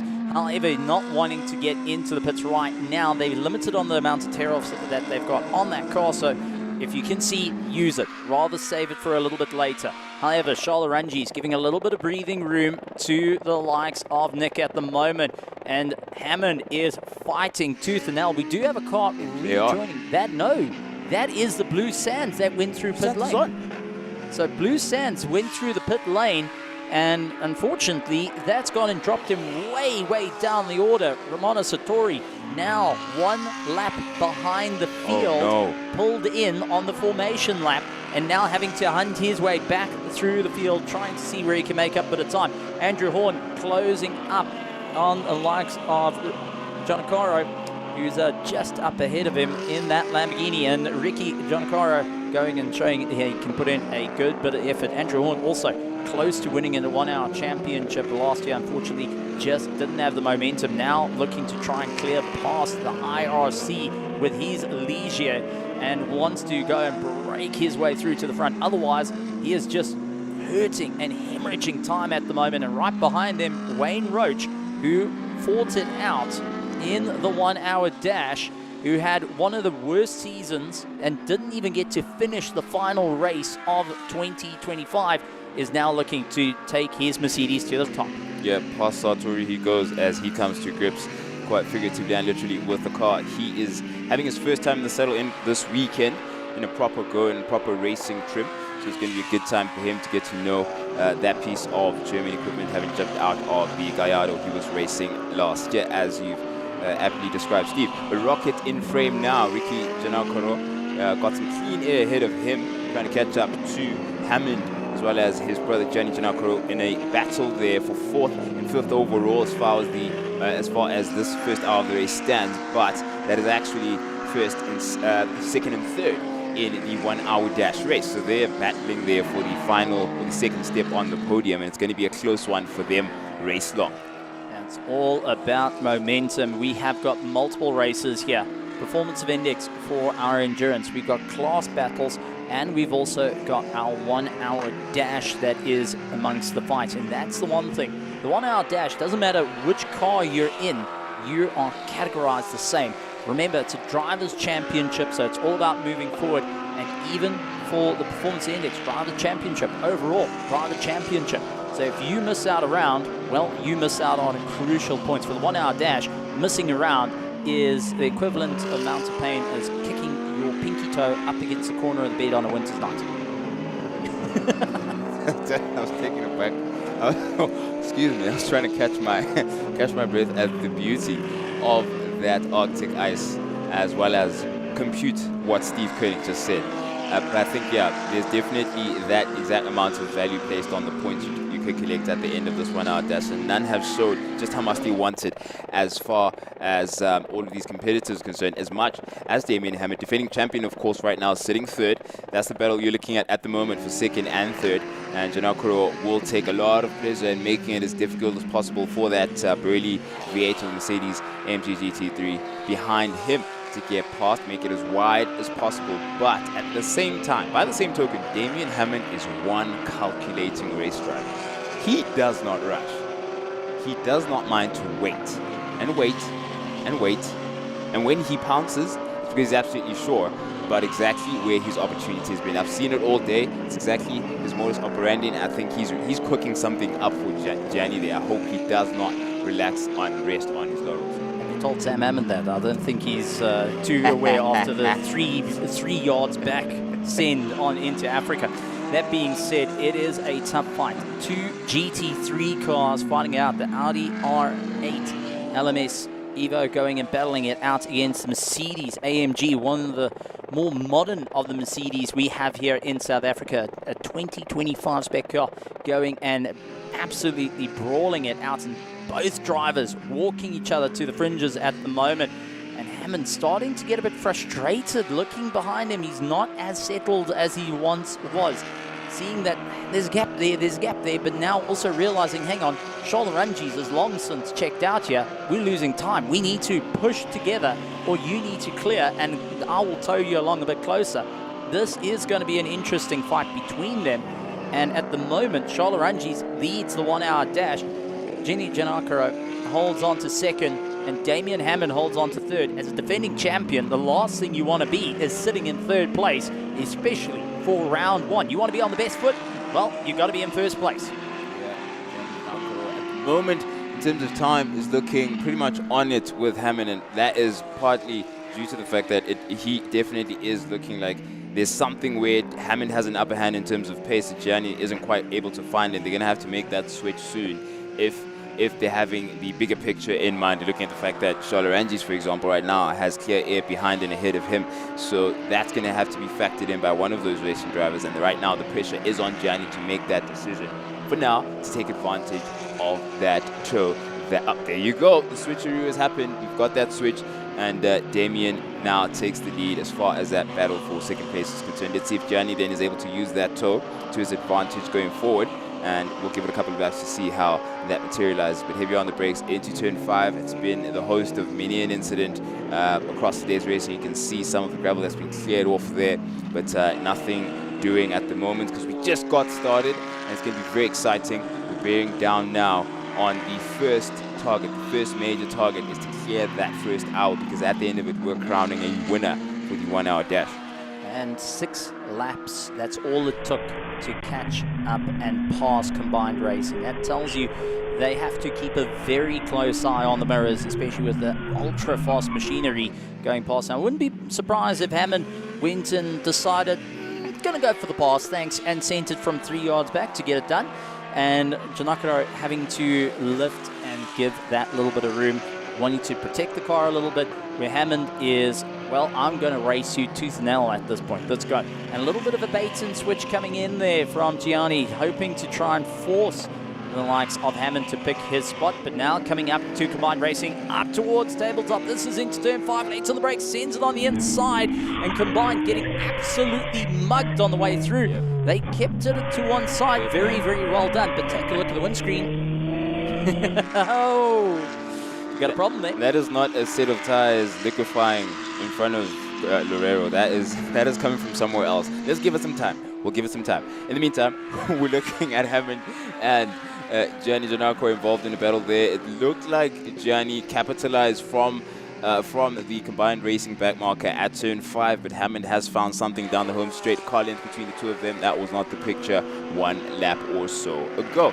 In the meantime, Solorangi's clearing. That is Priyan Moodley, another of the 1 hour dash competitors. He's clearing turn 4 as it stands, ahead of his father, son Moodley, right behind him. So quickly things are coming into frame now as far as pace and what each of these competitors is aiming for and can achieve with the equipment at hand. Solorangi's all too familiar with this situation which he's in. He's getting into rhythm at the moment and getting ready to catch up to some dust has been kicked up at turn 5 and 6. We're going to get a picture of who was affected and why not too long from now, but someone must have gone off. Hopefully nothing too concerning to worry about.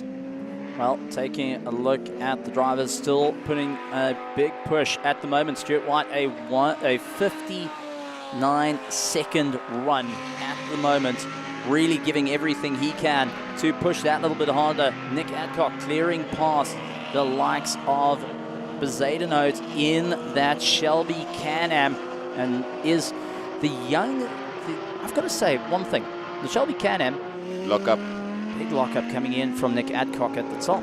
That is rather strange to see happening. And oh, that's MJR. Marius Jackson. Oh, MJR off at the entry of turn 5, just on the left-hand side. No, that is what happened there. So Marius Jackson parked off. Just finishing up the sentence, the youngest team that is an all-young team is in the Shelby Can-Am, which that car is older than all 3 of them. Marius Jackson trying to go through the restart process and just doing everything he can to try recycle and restart the system. Holding in, trying to put it into neutral to see if he can engage a reverse gear or just anything at this point. He is turning on the ignition. There's the reverse. So you actually have to get it into neutral. There's multiple buttons that you have to use just to be able to engage reverse, because that is a gear you don't want to use. However, moving a little bit back, he's got to be so careful in rejoining. The position he's at is quite a tricky one as we get a picture of the light drizzle. We've been informed that there is a light drizzle at the moment that is not going to turn into full on-rain. And we do have a better chance of the sun coming out to clear this out not too long from now. But do stay tuned for that. Very dynamic conditions we're under at the moment. For example, we couldn't have called what just happened to Marius Jackson. We'll get a clearer picture of that a bit later. Of course, we have our ever eager performance down in the pits in the form of, oh, look at that, Michael Pozzino getting familiar with the tail-happy Shelby Can-Am there at turn 8. Going to be having a blast. He alongside Casey Enzer-Smith as well as Jean-Henry Vaughan. Very young outfit there with Corsa Dejimeli making their debut as a full-on season starting from round 1. They joined in the latter end of last year, which is great to see them. They were around for, of course, the SAES 9 Hours of Kailami last year, and yeah. Casey was in the previous Shelby Can-Am that actually crashed in the S's, and that Shelby Can-Am they got currently is the same one that stopped at Zwartkops that caused the safety car prior to the whole matter. So it's good to see it back out there. But with that being said, the team is not unknown to the world of endurance racing. They were actually racing a Toyota Celica that was dressed up the same as the Toyota Celica rally car. So they do have a little bit of experience with rallying, but a little bit of a different beast with the Shelby Can-Ams out on circuit. Well, rumored there might be a little bit more lurking around, and I do know Mike Ferrier saying he's got a little bit of FOMO, and he's looking to come back and show the youngsters how it's done. So good to see that they're out having a bit of fun in the car. Losing second gear yesterday, they spent the entire morning stripping the gearbox, putting it all together, and now it's trying to make their way through. However, windscreen wipers starting to turn on, everyone's starting to slot through, and unfortunately Phil Hammond is down behind the likes of Gini Giannacarlo. There's been a switch up in the past 3 minutes or so, which is about 3 laps worth of action when we were paying attention to what happened to Marius Jackson there, which we'll find out in a moment. Gianni loses it at turn 1, loses the rear, regains, he didn't go onto the gravel trap, but then Damien Hamlin's like, thank you very much. Perhaps something similar happened to Damien, you just never know. But unfortunately for Gianni, as quick as he got it, he lost it. Yeah, heading into turn 2, going and braking and just battled to slow the car down. And there's the bite that comes through. Traction control saving the rear along with a bit of driving skill. And you can see how the car immediately slowed down, not only from the driver assistance but electronic assistance. But this is where you start fiddling with the dials inside these cars. Traction control up, ABS control up. And where you're going to start to chat to the team because you're starting to see a little bit of a shine on the racetrack building up. And this is the one thing that many of the drivers are worrying about because they're out on full set slicks. It's not wet enough to go onto wet tires right now, which means that if you put it on, you're going to kill the wet tires before the end of the race, even in the 1 hour dash. But if you're racing on it right now, it's not conditions for slicks. This is greasy conditions. This is definitely like racing on butter. Marius Jackson able to get back onto the said butter. He recovered from that issue that troubled him. It seemed to be at its worst at turn 5, but he was able to get the car into the mode that he needed to recover it, get into reverse, and get back out onto the circuit. Stewie White ahead of the field in emphatic fashion at that. Seemed very relaxed and getting on song as we get across and make our way through these mixed, semi-mixed conditions, greasy conditions. Can't call it as yet. In the meantime, Nick Adcock making his way across, passing the back marker there, the Lereo Combined Racing Super Polo, along with Charles Irangis, who leads the 1 hour dash competition of this race. The RC Mustang had a bit of an issue, peeled into the pits and then came back out. So that's why we see them where they are. That's how the past 15 minutes has gone. It's really been such a busy 15 minutes. So much has happened. Reflective of endurance racing, that's for sure. Well, there's been always a good question that comes up is why is the 1 hour dash in existence? Now, the 1 hour dash actually has developed to allow drivers who want to experience the world of endurance racing, that want that little bit of a taste test, they're able to do it. As well for those that don't really have the budget to do the full 4 hours, 6 hours, 9 hours and such. So this is, one, a good training tool for those. Second, it allows drivers to build up that bit of experience, that bit of knowledge with it, and those that don't have the budget to go the long distance, they can still get to experience what it means in an endurance race, which is longer than, well, any sprint racing in South Africa at the moment. So that's something to take into consideration, and it's why the 1 hour dash was brought in for the competitors. And for those like Andrew Horn, doesn't have the budget to run a 4 hour with his leisure, but he gets to experience the endurance racing. full 1 hour instead of just a 15-lap race or a 10-lap race with his car. He can just work with it and still get to battle it out against the likes of Wayne Roach, who's tailing right on the back of it. Beautiful shot there. We're on board with Stewie White to the left of your screen, and he's got, I think that's Priyan Moodley, he's got to clear now. He's got to go the long way around, and you've got to be careful with the conditions being variable at the moment. Or it looks like the worst is over. The sun is now a bit more prominent as compared to a couple of minutes ago, but Stewie White making light work of clearing Priyan Moodley. And then next up, you've still got the wipers going, so there's still something. Ricky Janakaro in rocket there has Andrew Horn as well as Wayne Roach in tow. Those three, of course, competing, or those four, I beg your pardon, competing for the same honors about 40-odd minutes from now. We're going to see the ultimate result when it comes to the 1 hour dash. And in the meantime, it's Wayne Roach trying to trace and perhaps improve on the line ahead of him. That is the standard being set by Andrew Horn, cuts a different figure as to compared to the cars around him in that Ligier, and it's always great to see him out onto the circuit. He's been an absolute pleasant feature to have out on the 1 hour dash competition over the past couple of years, and as ever, he's a prominent figure. There goes Wayne Roach now down past Priyan Moodley, so all three of those faster runners of the 1 hour dash have now passed Moodley, and they're going to try and own the tarmac that they've been fighting for over the past couple of laps. We're catching up with this battle because there's been so much going out in the front, but now Ricky Janakaro has a bit of work on his hands as he's trying to close that gap to his brother ahead of him, Gianni, quite some way off, battling with Damien Hammond, but now he's got Horn as well as Wayne Roach right behind him, ready to capitalize. There's Roach down, trying to go side by side with Andrew Horn up into 5, heavy on the anchors, pulls it off, tricky place, turn 5. You might not have it if you think you do, but both of them clear it quite well. And it's Wayne Roach now having Ricky Janakaro ahead of him. Well, Andrew Horn running 4 cylinders ahead of him, 8 cylinders, and ahead of that, 10 cylinders. So he's a little bit down on displacement to make it work, but due to weight, he's able to take the fight to them. The Ligier, and that was formerly owned by Nick Adcock and raced in the SAES a bit of time ago. So we've seen both Ligiers have come into the country, both race on the same piece of tarmac, likes of Jan Stander was driving a little bit earlier, and this being Andrew Horn's car, went through the Rico Barlow Just for Sleep team over the course of the years and have been really showing what they can do. Unfortunately, now we're starting to see the effects of horsepower coming into play.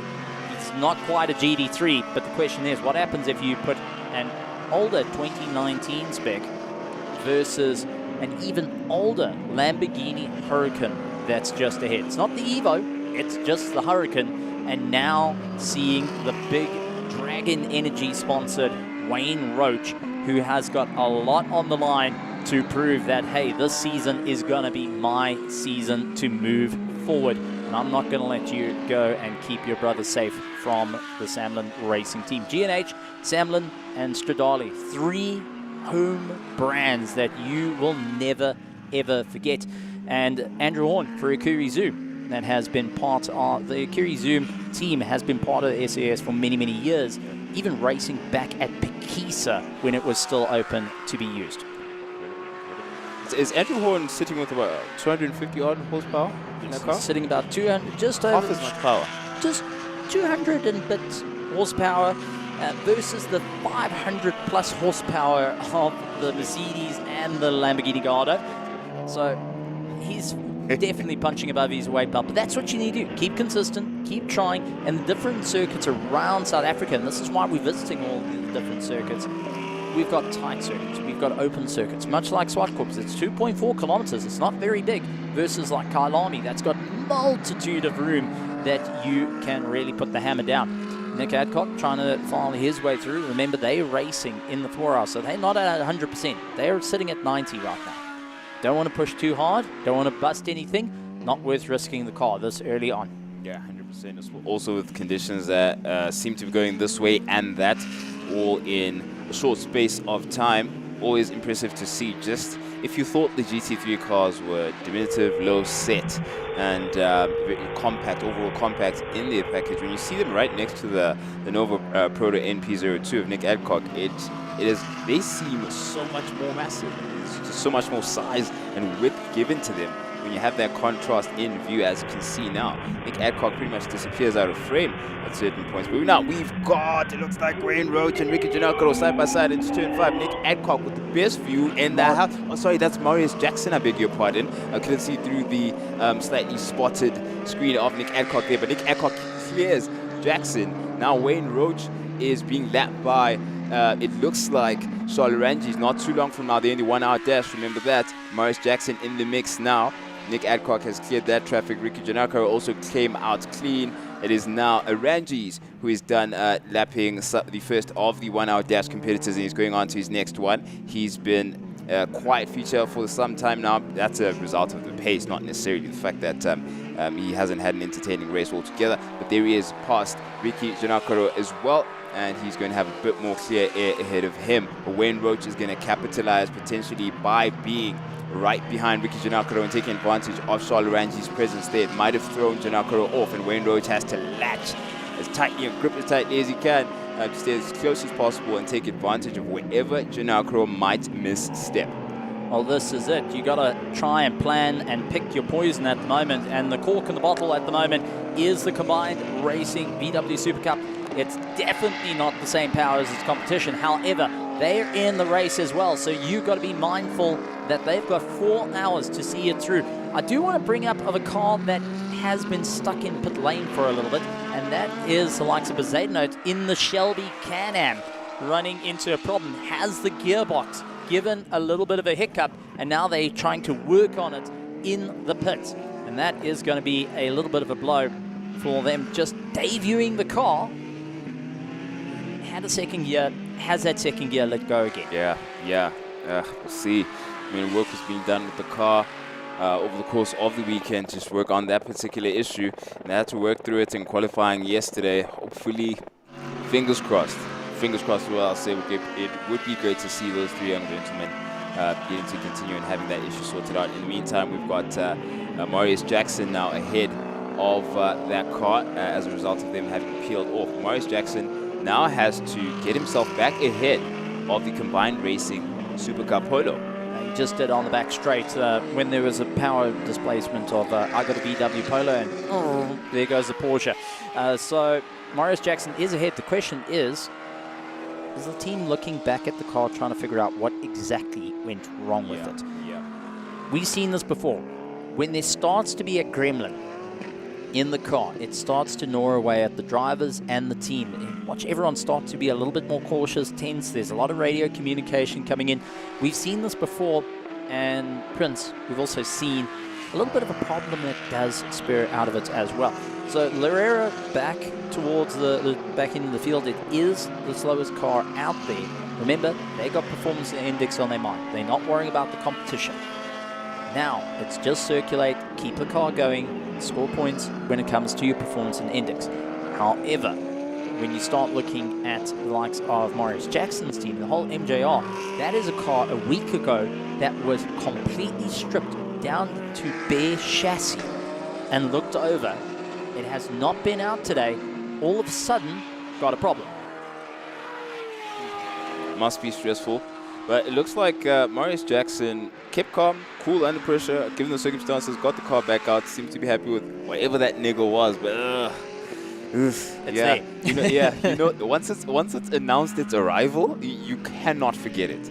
So hopefully he's mustering all the mental strength he has to keep that thing out of his mind and back out and focused onto the circuit. Now, another interesting factor where index of performance is concerned. Look, I hate to be the guy who speaks about the weather, but it's there. There are clouds above us. If something changes before we have our second stints come into effect, or the second or third driver gets into the circuit, that vastly changes what their contribution to the lap average will be. In dry conditions, it's one thing, but if you're going to put a lap down in wet, another thing entirely. Do you want to be driver 1 or driver 2? Remember, performance index is a driver's championship, not a team championship. So driver 1 is fighting against himself. Driver 2 will be fighting against himself. And a driver 3 would be doing exactly the same. So if you're racing in wet conditions, you're racing yourself in wet conditions. Now, no one wants to be trying to get performance index in wet conditions. That is a nightmare. You want to focus on doing everything you can. Dry. Exactly. Easiest to work with. However, if you put it that the team's contribution comes into play, then you go a different kettle of fish. Then the average starts to open up. So I would be more focused as right now for the likes of Loureiro, who's hoping to move forward for the combined racing. He's going to be focusing on his drive. When he hands the car over to Dad, they're going to say, right, you focus on your drive now. Let's move through this. Let's try and figure out what our game plan is. And they've had Marius Jackson just pull into the pits. MJR has got that Porsche in pit lane. Remember the Gremlin? The Gremlin's talking. You said it. There it's going, and they will be double-checking that car, making sure everything is all okay. You said it, brother. We're looking at Ricky Janakoro at the moment. He's in frame. He's cleared. At least it looks like for the time being, Wayne Roach is not too far off. A few car lengths now. A lot closer a couple of laps ago. But they seem to be getting into their 1 hour rhythm as they are the 1 hour dash competitors. So Wayne Roach will be, look at that. He's trying his best now to recover on what he lost a couple of corners ago because they were a lot closer. In the meantime, Nick Adcock making strides in his less aggressive, of course, approach as compared to the likes of Stu White, who's going to be hammering it, absolutely hammering it at the moment out in the lead with 30 minutes across, halfway across the 1 hour dash race as we have these two 1 hour dash competitors in front of us at the moment. It's still Wayne Roach as well as Ricky Janakoro at the moment, who seem to have offered us the closest moments between the competitors. Initially, it was Damien Hammond who was in the picture when it came to him, as well as Gianni Janakoro, but they too have sort of stressed their legs a bit more out further ahead of the field here, the 1 hour dash competitive class. And we're on board on the left-hand side of your screen with Nick Adcock, and you can see he's looking snug and getting into a rhythm as the sun continues to change what we thought was going to be variable conditions. And we're right now, we're good. Well, good. A little bit of information coming in for the Shelby Can-Am. The tyre came off the rim in pit lane, which tore it apart. But furthermore, with our dear Shelby Can-Am, that really got worse is the clutch got damaged in the process.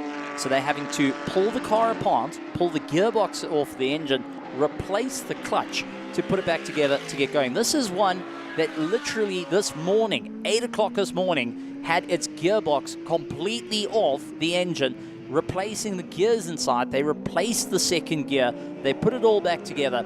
The tire falls off, the clutch gets hammered, and now you're trying to replace the clutch all over again. If you want to talk about getting your hands dirty, that's the way to do it.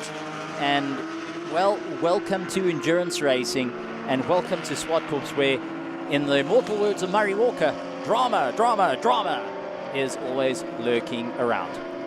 It's like trying to put out a fire in your left hand with your right hand, and then you realize there's actually a fire in your right hand as well. You're like, okay, what are you doing? We've seen that before as well. Giving yourself a round of applause. It's Sean Rangi's making his way past that RSC Mustang over towards the end of the lap, starting a new lap afresh. And he's got a couple more competitors to look forward to getting around. RSC Mustang has gone trouble-free since peeling back into the circuit, having gone into the pit lane. So whatever issue that was, it is now sorted. And Romano is looking pretty happy and snug where he's at. And as it stands, it still is, of course, the overall lead. Got Stewie White and Nick Adcock in second in a race of their own, 30 seconds in between the two of them. Different strategies and approaches in play there, different levels of consumption, different weights, different aero abilities around corners. All of that has been factored in to how those two racing drivers take this race on. As far as the 1 hour dash is concerned, that is your leader in the Arctic Ice Porsche 911 991.2. Charles Rangi's as ever in the lead, ahead of Damien Hammond, who's a bit further adrift in the 1 hour dash. I do want to point out that Charles Rangi is 3 seconds off the back of Nick Adcock in the Nova and can firmly make it life rather difficult. We've seen this with the likes of Damien Hammond at Kyalami and MJR back into pit lane, diving back into the pits. So obviously something not quite happy with that car as yet, and they're going to be trying to work a little bit hard. Stuart Wines, I think when they put him in the car, he said, what's the plan? they told him over the radio, but all in his head was green flag go. And that's essentially what he had, green flag go.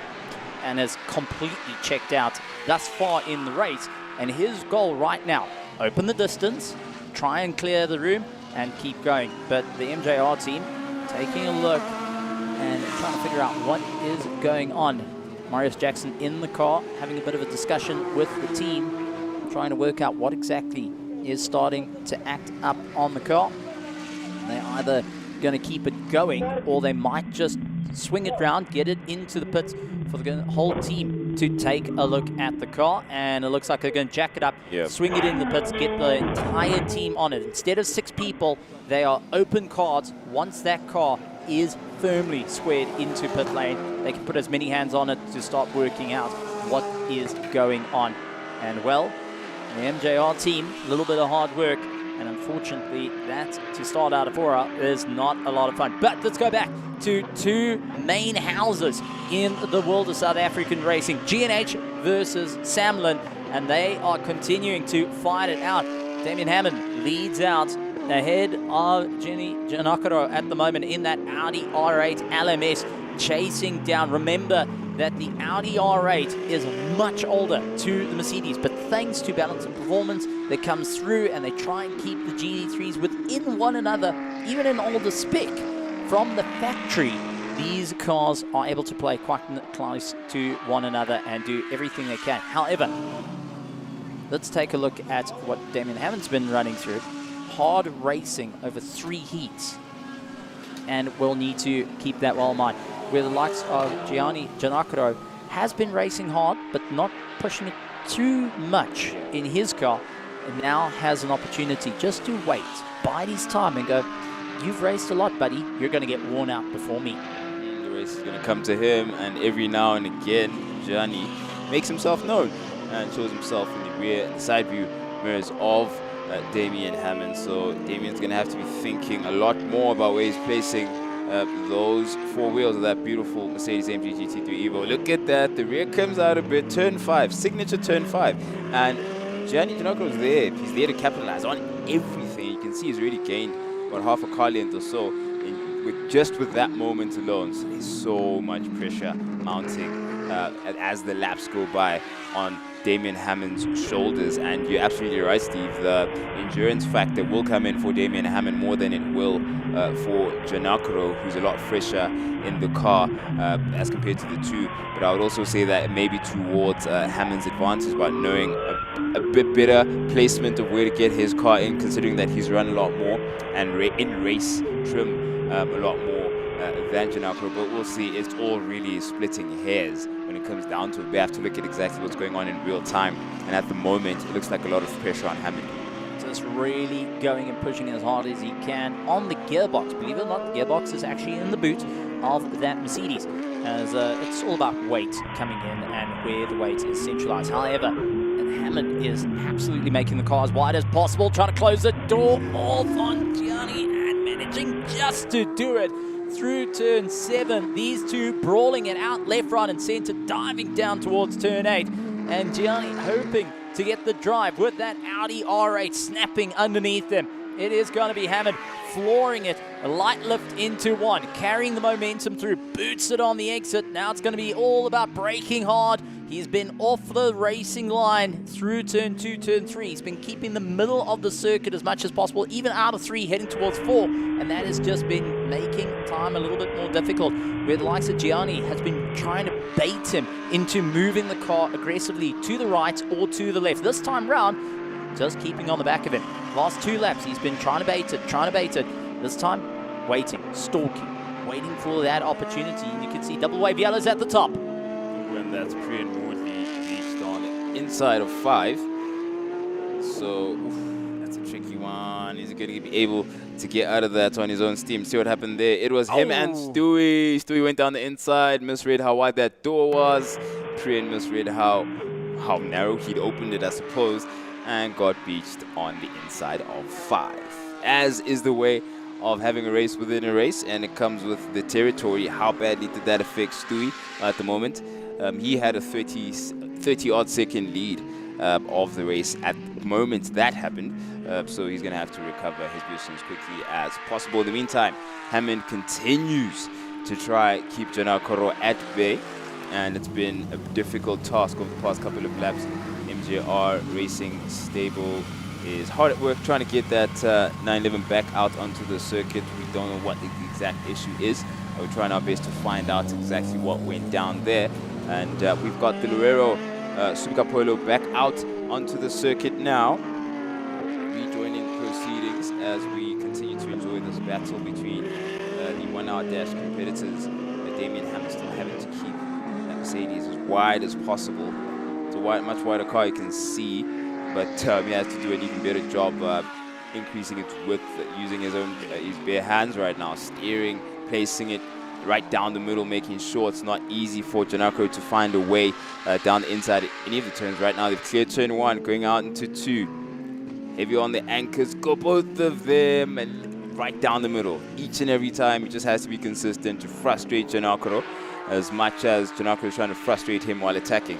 It's defense and attack back and forth between these two, and it's gonna be the picture, it looks like, all the way to the end of the race. I mean, we're 2/3 of the way across on the 1 hour dash race. 20 minutes, just over 20 minutes remaining for this particular race. So it's going to be a close one in finishing up for 2nd and 3rd for the 1 hour dash. And I also want to point out that we've got the combined racing in the pits. I was chatting to Tim Kamalo now, picked up that there is a bit of cooling issue. Not only just the driver starting to overheat, but also a little bit of an issue coming towards the radiator. They've been picking up a temperature issue. They're back out on circuit now, but there is that concern from combined racing. Gremlin starting to pick up early here, but it's now down to the wire as we have 1 more minute, and then it's 20 minutes to go for the 1 hour dash. It's now or never to get the passes done, and immediately Hammond going and making sure the car is squared up on the inside for turn 2, forcing the likes of Gina Janakoro a little bit back. Charles Ranges has checked out of that fight and leaving them be, but Nick Adcock is coming up to the fighting duo. Is he going to get let by easily, or is he now having to sit and wait and lose time to Stuart White on the way through? Because take a look at the train up ahead. You've got Roy Aubrey that's now going to suddenly have all these cars coming at him. The biggest winner here might be Damien Hammond. Depending on how easy he makes it for...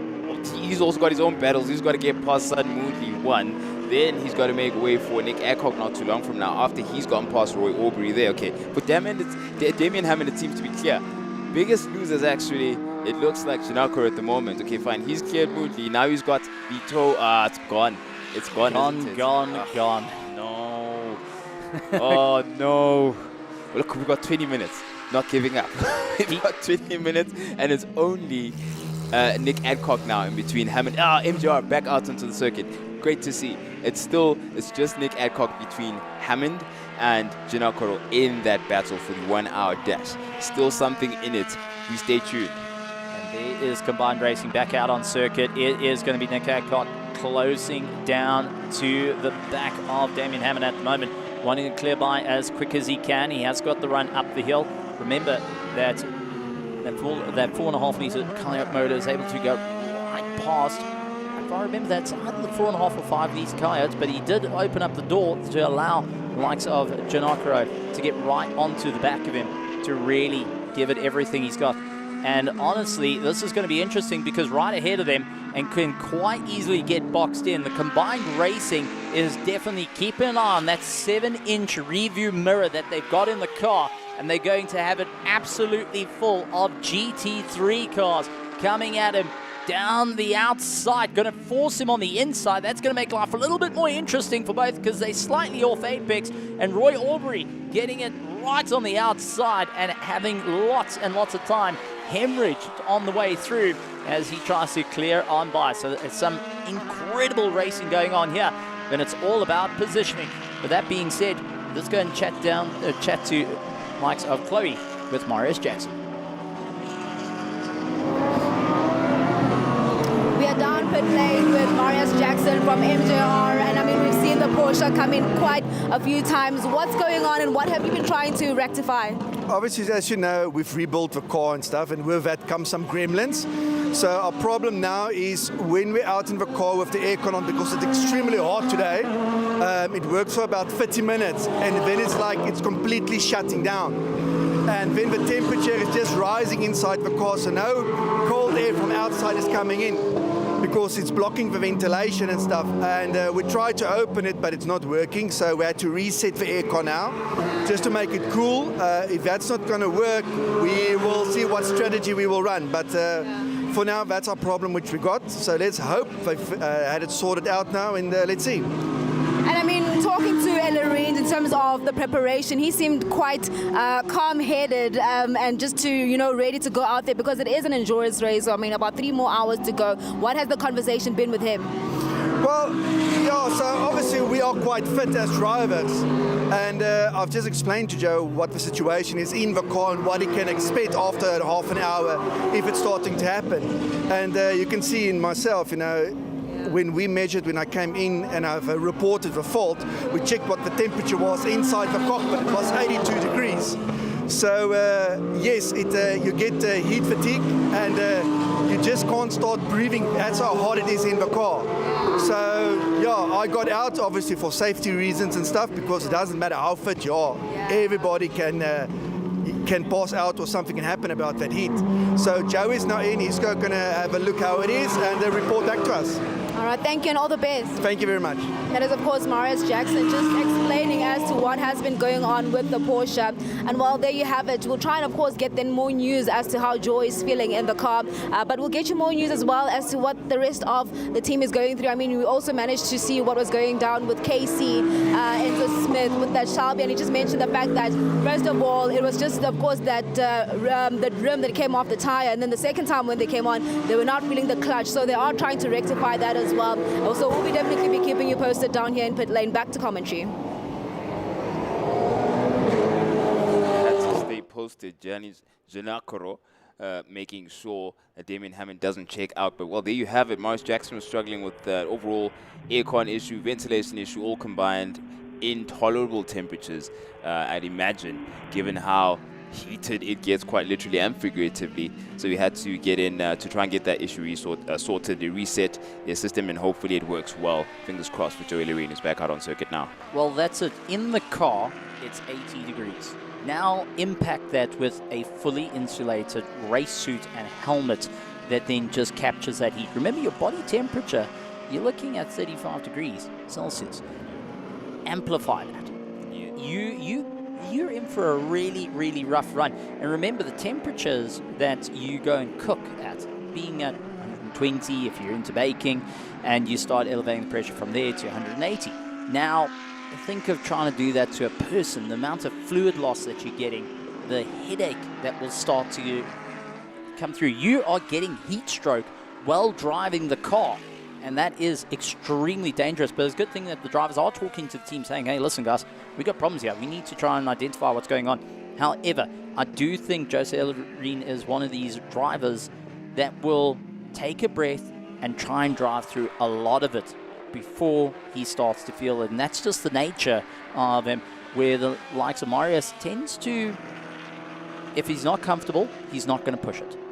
He knows that got to protect the car, got to work through and see how it all goes. However, take a look at our leader of the 1 hour dash at the moment, now lapping the 1 hour dash, and that is just ahead of him.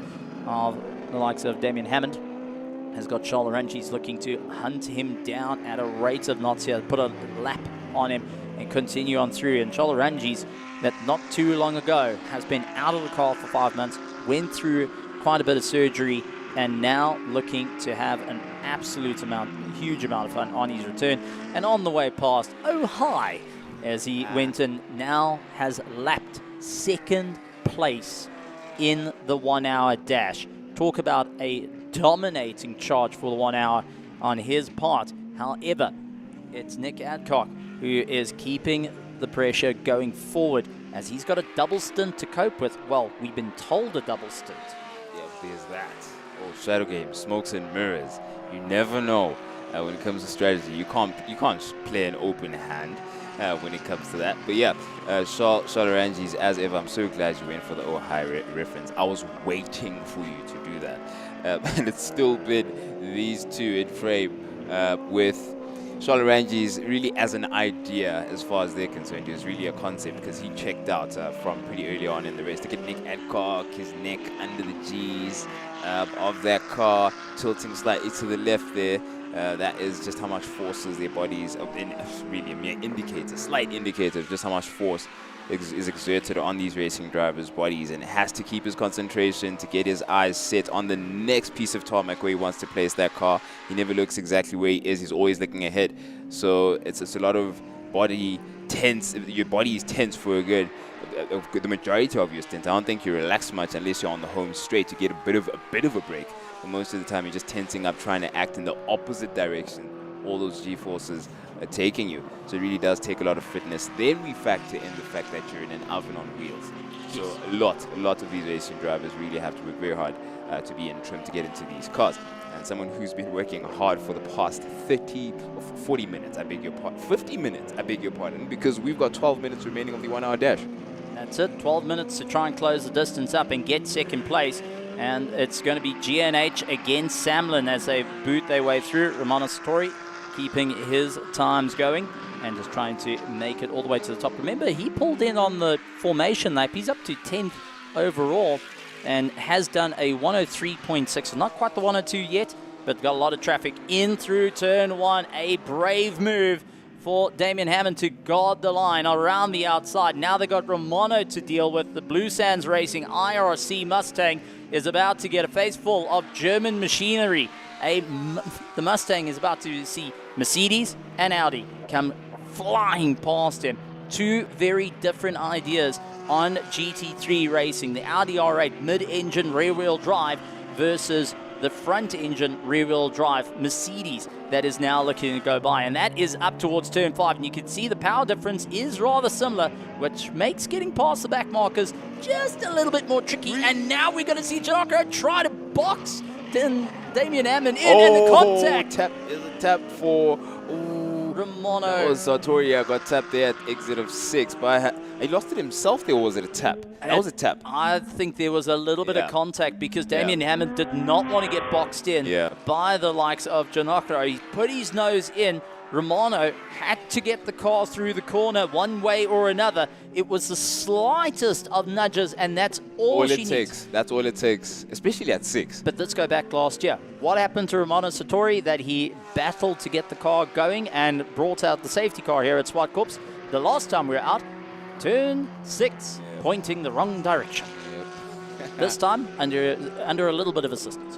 Turn 6 is a long right-hander. I mean, you saw that drone shot we have of 6. It is a long time to stay in that one steering input. I mean, a feather could really throw you off there. So I do understand. And at the same time, it's racing. Damien Hammond was like, whoops, has to continue. He's got to fight. He's got a fight on his hands here with Janako right behind him. Sartori still in the same position. I've got a funny feeling safety car may be coming out. Let's take a look at the replay here. So he gets a snap oversteer, tries to dive on the inside, over the curb, little bit of a touch. Romano tried to close the corner off. Remember, that gets a lot tighter. But that car being stuck there may bring out a safety car.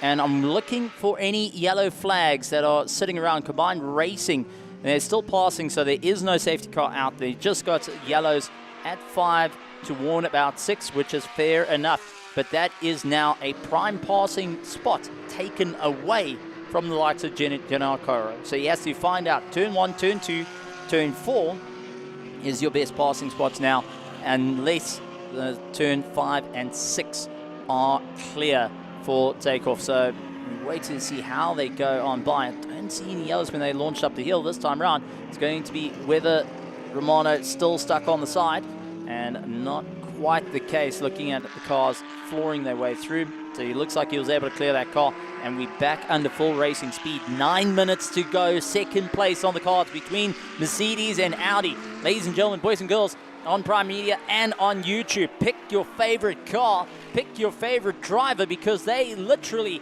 are running down the clock to see who will take the victory for the first 1 hour of 2026 for the 1 hour dash. And this is going to be a wild, wild time because Sholaranjis has run away from it. But Damien Hammond and Jenny Giannakaro in third place wants to capture a bit of a silver medal now. Yeah, Giannakaro, this has been race long with no exaggeration since lights out. This has been the picture between Damien Hammond and Gianni Giannakaro, who's always going to try and make himself present in the mirrors of Hammond. Where we go, someone's going off at 5. It is Sun Moodley. He recovered the car without interrupting the battle there between Hammond and Giannakaro, thankfully enough, because it's getting hot with 7 minutes remaining on the clock for these two. And Giannakaro's worked so hard and to build up that momentum of breaking Hammond's focus, and then something very, very fortuitous happens for Hammond to sort of break that cycle and that consistency of Giannakaro gnawing away at his focus. And right now it's just the back markers that are the main factor as it stands. A moment ago it was Sartori who spun out there after the tap from Hammond, and that seemed to play in Hammond's favor. There's Sartori back out on the circuit again, and there's your leader of the 1 hour dash, who second and third are fighting to minimize that gap as much as possible. But Giannakaro is going to be kicking himself. There's so many moments where he's been working so hard to throw off Hammond, and nothing's quite materialized, and it hasn't gotten as close as it has a couple of laps ago. And there's that gap again, a car length in between the two of them. It's going to be a huge chase down to the wire. Second and third place there. And we've got our leader who's got a lap ahead. But one person that didn't want to see these two coming back at him is the likes of Romano. And take a big look. Gianni hoping to dive on turn 8 and force likes of Hammond out wide. Now into turn 1, and now we're going into turn 2, where both these cars are fighting out down to the wire. He sticks to the outside, hits the brakes. He says, listen, you guys go on ahead. I am not going to get involved in this again. I know how this story writes itself, and I'm not going to be sticking around for it right now, as they absolutely boot it across. It is down to the wire for second and third. Is it going to be GNH? Is it going to be Samlin who are fighting it out? We know that it is going to be Stradali taking the victory, but which of the other houses in South African history, the two biggest teams that lurk around and part of the very few family teams that are lurking around, now get to fight it out? I mean, this is going into a wild situation. And with less than 5 minutes to go, I think we're in for a race and a half here, Prince. I don't know who to call it. Okay, better one. Timber, who do you think's going to get this? Mercedes or Audi? Oh, wow. Hold your thoughts. Giannakaro down the inside of turn 1. Mercedes says, I'm asking questions of you. Too soon, Steve. Hey, 55 minutes into a 1 hour race is too soon to call anything. We've got Giannakaro now ahead, having taken second place. I told you he'd bide his time, but let me not check that too soon. Let me not get excited, because anything can happen. It's too soon for an I told you so. But as it stands, Temba, you might have to reconsider what you were about to say, because second place just switched up, and it's GNH ahead of Salmon Racing now, going down into turn 5 by 3-4 car lengths now. Think of your bets wisely. I think Postman Pat, the Mercedes, is going to be able to send it from 3 yards back again. We've seen it previously, so that's where it comes in. Is it going to be Sweet Corn, or is it going to be Postman Pat that sends it all the way through? Our leader now caught on to the back, and we are running out of time. Is it going to be the likes of Damien Hammond to close up the distance? Giannakaro giving it everything he's got, and the fastest lap time of the race has been set by Nick Adcock. He's going to beat out Stuart White's time, so he's also dialed it up, but it doesn't look like that Audi is going to have as much grip as he would like coming out of 2, and you could see the gap starting to close a little bit as time goes on. They are currently running 1 minute around the circuit, and the question is, can they carry on doing that, or are we going to see a little bit of a run? There's still back markers out there, there's still cars that can change things up, and we do know turn 5 is now dirty, thanks to a couple of cars visiting the countryside. Let's have a look at that. Some agricultural exploration happening, especially around turn 5. Look at Hammond losing the rear slightly there at the exit of 6. Signature move around there. Every piece of equipment we've had out on the circuit has done something of that nature at 6, so no surprises. It's now Janako who's gone from being the cat to being the mouse, and Damien Hammond, how catty, how feline is he feeling at the moment, because he has to hunt and hunt aggressively for the next 3 minutes. With Stewie White right behind, is Stewie White going to say, I'm going to watch you guys do your thing? At some point, he's going to want to pass, because this is 2 different races. Well, that's it. And right now, Stewie White is having his performance index taken out as well, because he's having to slack off from doing under a minute to doing a minute, and now he's filling up the mirrors. For likes of Damien Hammond, this is where you fold the mirrors in, you concentrate on what's on the front windscreen, and you go for it. But it can be the likes of Stuart White to dive down the inside and really change this whole race up. With 2 minutes to go, it does look like Hammond has got the advantage heading into turn 5 and turn 6, but doesn't have the run into turn 2. And now getting his mirrors absolutely filled up. Stuart White is sitting there going, hang on, I'm losing time here. Sends it down the inside to try and make it work. And Damien Hammond going to fight him on the way through the exit. Now needs to hang on the back. 2 minutes left in this race. Can Hammond close up the gap? Can Stewie White be the cork in the bottle here? Dive on the inside, force Janakaro off the apex, allow likes of Damien Hammond to continue on the racing line, means the gap closes up, and we're in for an exciting treat. 2 minutes is effectively 2 laps, and an exciting treat has been Charles Rangi's disappearing into the distance in the incredible looking Porsche 911, and he will be not too long from now collecting the MSA flag, which signifies the win for the 1 hour dash race end. They have been an absolute revelation in addition to the first segment of our race. It is, of course, the endurance cars that are going to continue for the remainder of the race for the 3 hours that remain for us to look into. Where Stewie White is going to go in terms of aggression level, pace is going to pick it up. When is his stint going to come to an end? All of that remains to be seen.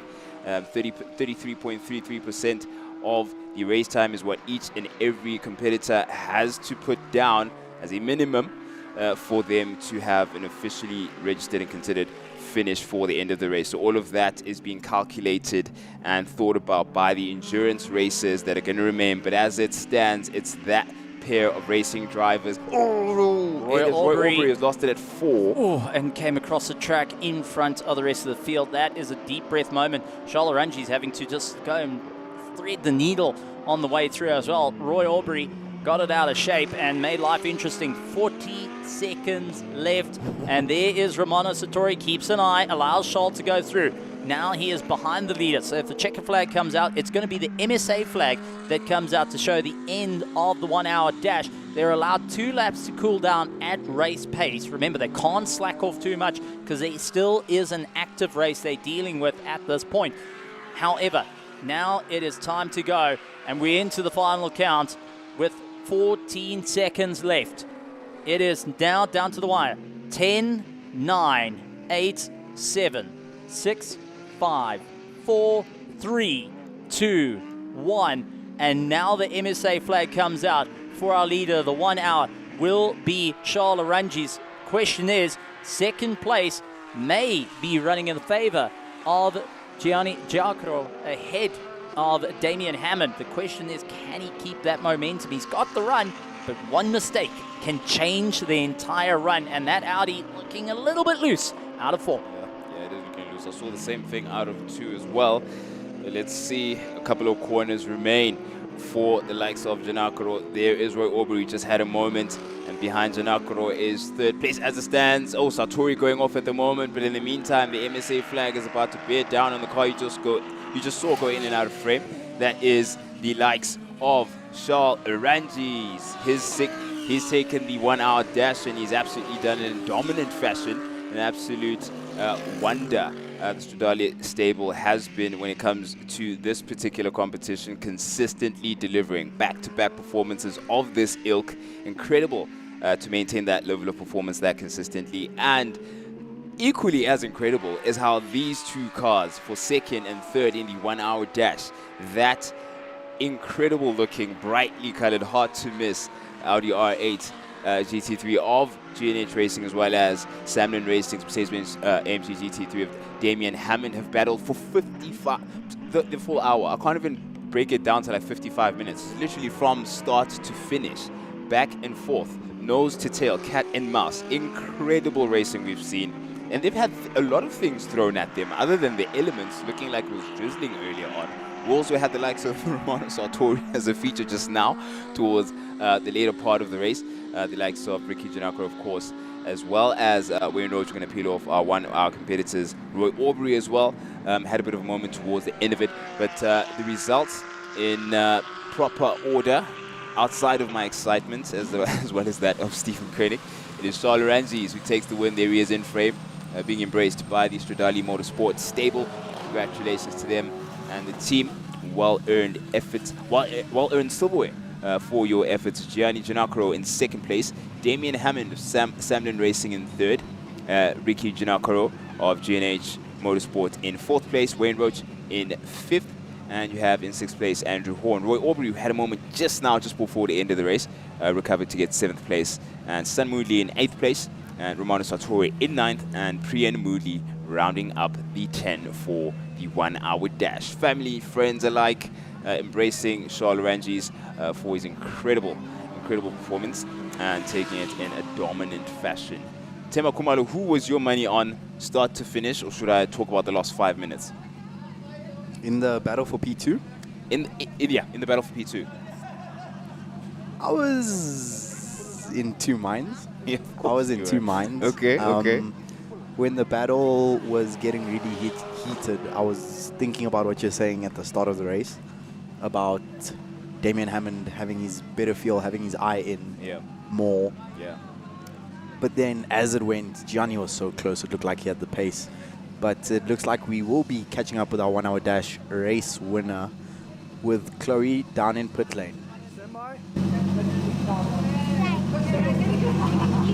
All right, we've got, of course, the winner of the 1 hour dash. It is Charles Ranges. He's finally back, and Bernally, we'll start with you. I mean, after 4 to 5 months away, he's back with a victory. Oh, we are super excited about this win. It was just awesome, and I mean, he deserves it completely. I mean, it's in him. If you got it, you got it, eh? 100%. And I mean, Charles, you had a target on your back. A lot of drivers saying, hey, we're going to try and beat Charles, but I guess it wasn't meant to be today. Yeah, well, you know, not when the car, the team, and I arrive on the day. So I must say all three did their jobs today.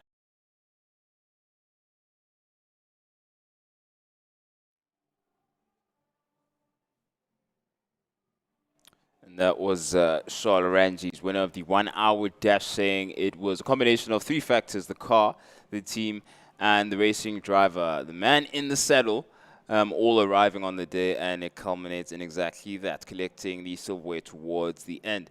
And a group of competitors that are looking and focusing on the silverware at the moment are that team that you have in frame right now, Inter Africa Racing. They're focused on a defense of their title this year. It may feel like Stewie has shaken off what was, in addition to his race that he had to focus on, concentrating on dodging not only the back markers in the endurance race, but also the 1 hour dash competitors because of the different strategy and different focuses. Of course, now he can focus on what's ahead. The next 3 hours and the prospect of taking round one and honors towards the end of the day. He's got to get his stint in and then, of course, hand over to XO not too long from now. At least I assume so. I can never predict which strategy is in play. When it comes to these teams, of course, they never play an open hand. And Marius Jackson, it is no longer Marius Jackson, of course, but the MJR team had an issue, a temperature issue, a cooling issue, I beg your pardon. They had to reset their air conditioning so that their ventilation could flow again and lower the temperatures, which were unbearable, literally unbearable, and not safe to continue in. So thankfully, Joe Illerine looks like he's happy with the conditions. He's in the saddle at the moment, and he stayed on. Marius Jackson did say he's in there while communicating with the team, just to let them know exactly what's going on. As far as the condition of the car, so it seems to be working just fine. But in the meantime, it is Stewie White now getting back to the program as he would like it. Hardly any interruption, so we can focus on banging in those incredible laps. But Timber, you were completing your thought about who you had your money on and who you thought would be the car to watch out for in terms of the 1 hour dash battle for second and third. Yes, thank you, Prince. And I do have a couple of thoughts to share. We'll see how many we can get in. in the next couple of minutes. So as I was saying, I was just looking how close Gianni was in the Audi, and it was clear that he had a bit more pace than Hammond at that stage of the race. And looking on the flip side, Hammond has had more time to get his feel in, but also maybe a bit more fatigued. You know, we know Damien Hammond is a top athlete, a fit driver, but he has done a lot of laps today, a lot of close, I nearly said bar to bar, but I'll say wheel to wheel racing, because we don't get handlebars out here in the 4-hour endurance race of Zwartkops. But my money was on Giancarlo. Steve really helped me by asking me at the moment when Giancarlo was making the overtake, who do I think was going ahead. So that was a easy shout for me, but really, really great effort there from Giancarlo. I think he'll be very happy with that. I'm sure the family will be a little bit disappointed that it's not a double podium, but they've at least got one car on the podium. Rocket has had a successful outing, so certain that they'll be happy in that. And I think it's a really cool thing from the GNH team that they told us at Kailami, Rocket will be coming back, and they made good on their word and brought that special Lamborghini back out on track. Special it is to see that inter-house battle and rivalry between the Giancarlo brothers, and always exciting to see that car. It's been an exciting addition, that's for sure, appearance-wise, and it becomes more so when you look at just how much of the equipment and cars that are in that stable have been shown to us this weekend. But we're looking at the gap between Stewie White and this man right here trying to get past Joe Ellerine. Nick Adcock is now trying to, yep, there we go, just around turn 3 is going to be done with him. But yeah, the gap between the two is getting narrower and narrower. Just before we saw the end of the 1 hour dash, we saw in a time punched in by Nick Adcock that was his fastest thus far, which was an indicator of him tuning it up. And we're going to have, yep, he went into the sub 1 minute, comfortably, of course, as always, in the sub 1 minute mark, and he just went faster again now with a 59.014. So he's definitely dialing it up towards this part of his stint. So certainly now, also knowing that he doesn't have much of interruptions and all of that nature must help, of course, because the 1 hour dash competitors are always an obstacle in and of their own. So now he really can get into flow, and you can see just how relaxed he is out in the cockpit of that beautiful, beautiful Nova Proto NP02. Nick Adcock is on the charge in the Nova, the Just for Sleep Rico Bala Racing Nova NPO2. That gap, Prince, was around 21 seconds, maybe 5-10 minutes ago. The gap between Into Africa and Rico Bala is now down to 13.4 seconds. So Nick Adcock is on the charge. Last time around, he came through with the fastest lap of the race, the outright fastest lap of the race, a 59.0.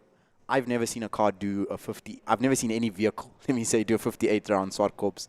I'm not certain of the lap record, but if Nick Adcock can dip into the 58s, that would be very, very impressive. But he is on the charge. We will keep an eye on that gap between our race leaders. Adcock was 0.4 quicker than White last time around for the Class A's, but White himself has also been very, very consistent as Adcock takes another second out of him. Adcock through 2. On to turn 3.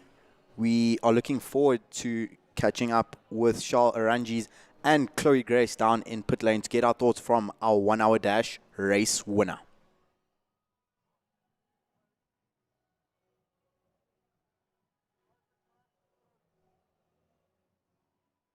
A big congratulations, back like you never left. Oh hi. Oh hi, and not hashtag Derek Clark. Anyways, no, it was a brilliant race. I think we said we were going to keep it clean, and I must say we certainly did. It was quite a dice with Nick there at the start. I must say I had a lot of fun, and yeah, when I looked behind me, we were gone. So yeah, I must say kudos to the team. Brilliant car, and luckily the driver arrived today. Yeah. And I think to beat the whole 1 hour field by lap kind of says it all, you know. We might not always be the fastest in practice, and in qualifying. But my gosh, we are fast on in the race. So yeah, no, we're happy. Race day is where it matters most, Charles. Talk to us about some of the difficulty that you encountered on track, because we saw a bit of drizzle and the concern was as to what's going to happen in terms of strategy for some of the teams. Yeah, look, the new track surface isn't great for rain currently, so I must say it was tricky there for a few laps. I saw Nick squirming a bit, and obviously that plays into my head. So I think we lost a lot of time to Stewart there, but yeah, after I think we just got in a groove again, we started going, and I saw the laps tumble, the times tumble. So yeah, but more than that, just lap traffic, I would suggest. It's not always easy getting past the guys, and tyre wear towards the end, she really was a handful. Definitely was. What does it mean to have your family with you? Because that's one thing that Stradali is all about, in terms of promoting family and having the kids around on track.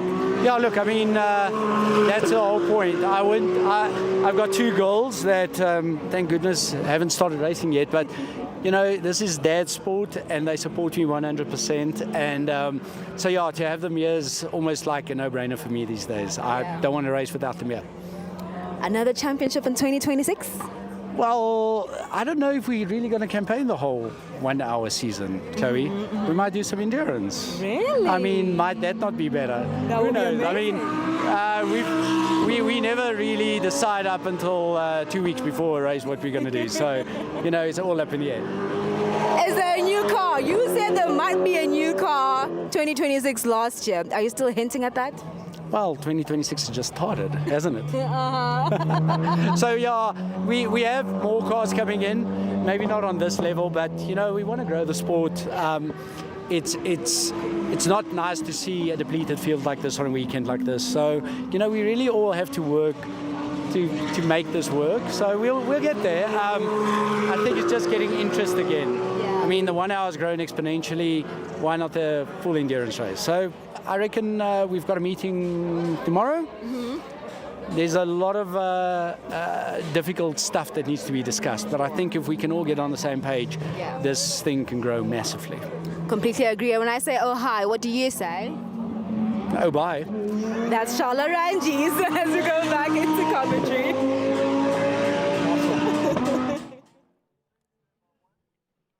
Well, oh bye to you, Charles Ranges. Fantastic effort from the Stradali Motorsport stable there. Cheerful as ever, having his family alongside him. And yep, there's another example of the people committed to motorsport and growing it. And an idea of just how much it takes to make something like this happen and what a commitment it is. But in the meantime, we have Stewie White still at it. And Timber, you were completing a thought about the lap record and the kind of pace that can be achieved out on this circuit.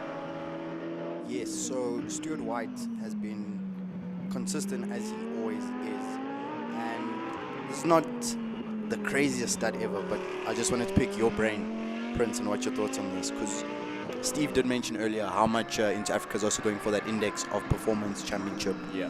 And I'm just going to read out for you the lap times of the first 6 flying laps from Stuart White. 100.0, 59.6, 59.5, 59.5, 59.5.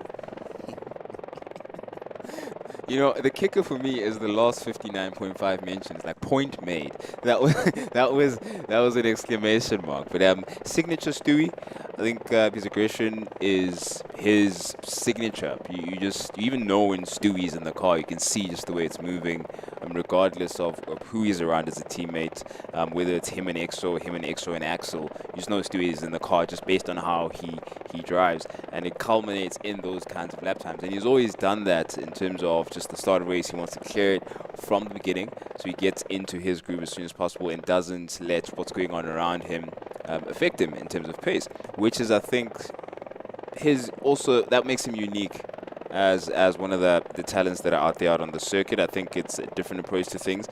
Most people want to be a bit ginger about how you're navigating a full grid at the start of the race. But when you're a young man like him, he has the ability that he has. I think he knows exactly what to do, where to place the car, and also I think it indicates how confident he is in the car. And its ability and how much he can trust throwing it into certain situations he's going to come out with all 4 wheels still on the black stuff. But in the meantime, we're talking about fast lap times.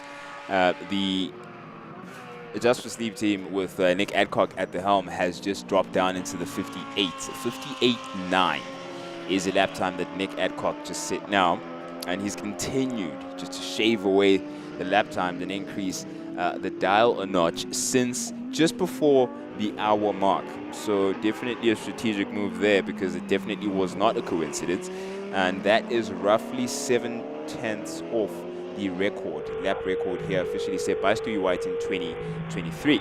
So it's definitely something to watch as to exactly which direction Just for Sleep is going in at the moment. So you've got him on board now. He's got Stewie White in frame as he's dialing it up a notch, and they of course are in a race, so it's definitely not going to be the sort of after you please that we saw in between the 4-hour race as well as the 1-hour dash competitors. They definitely want to make each other's presence felt, and look at the gap in between them now.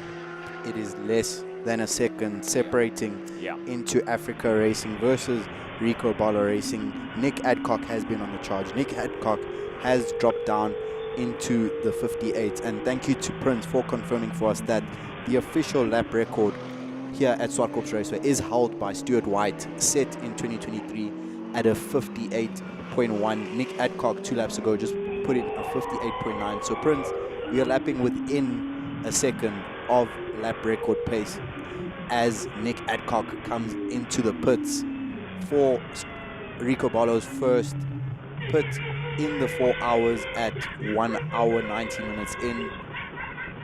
This should be fascinating, Prince. Yeah, it should be. And if you look at the timing of when he dialed it up a notch, may have been strategic as well, knowing the amount of time that's going to be taken here in the pits. He might have wanted to try and shave away at that as much as possible, knowing he'd covered the majority of his stint.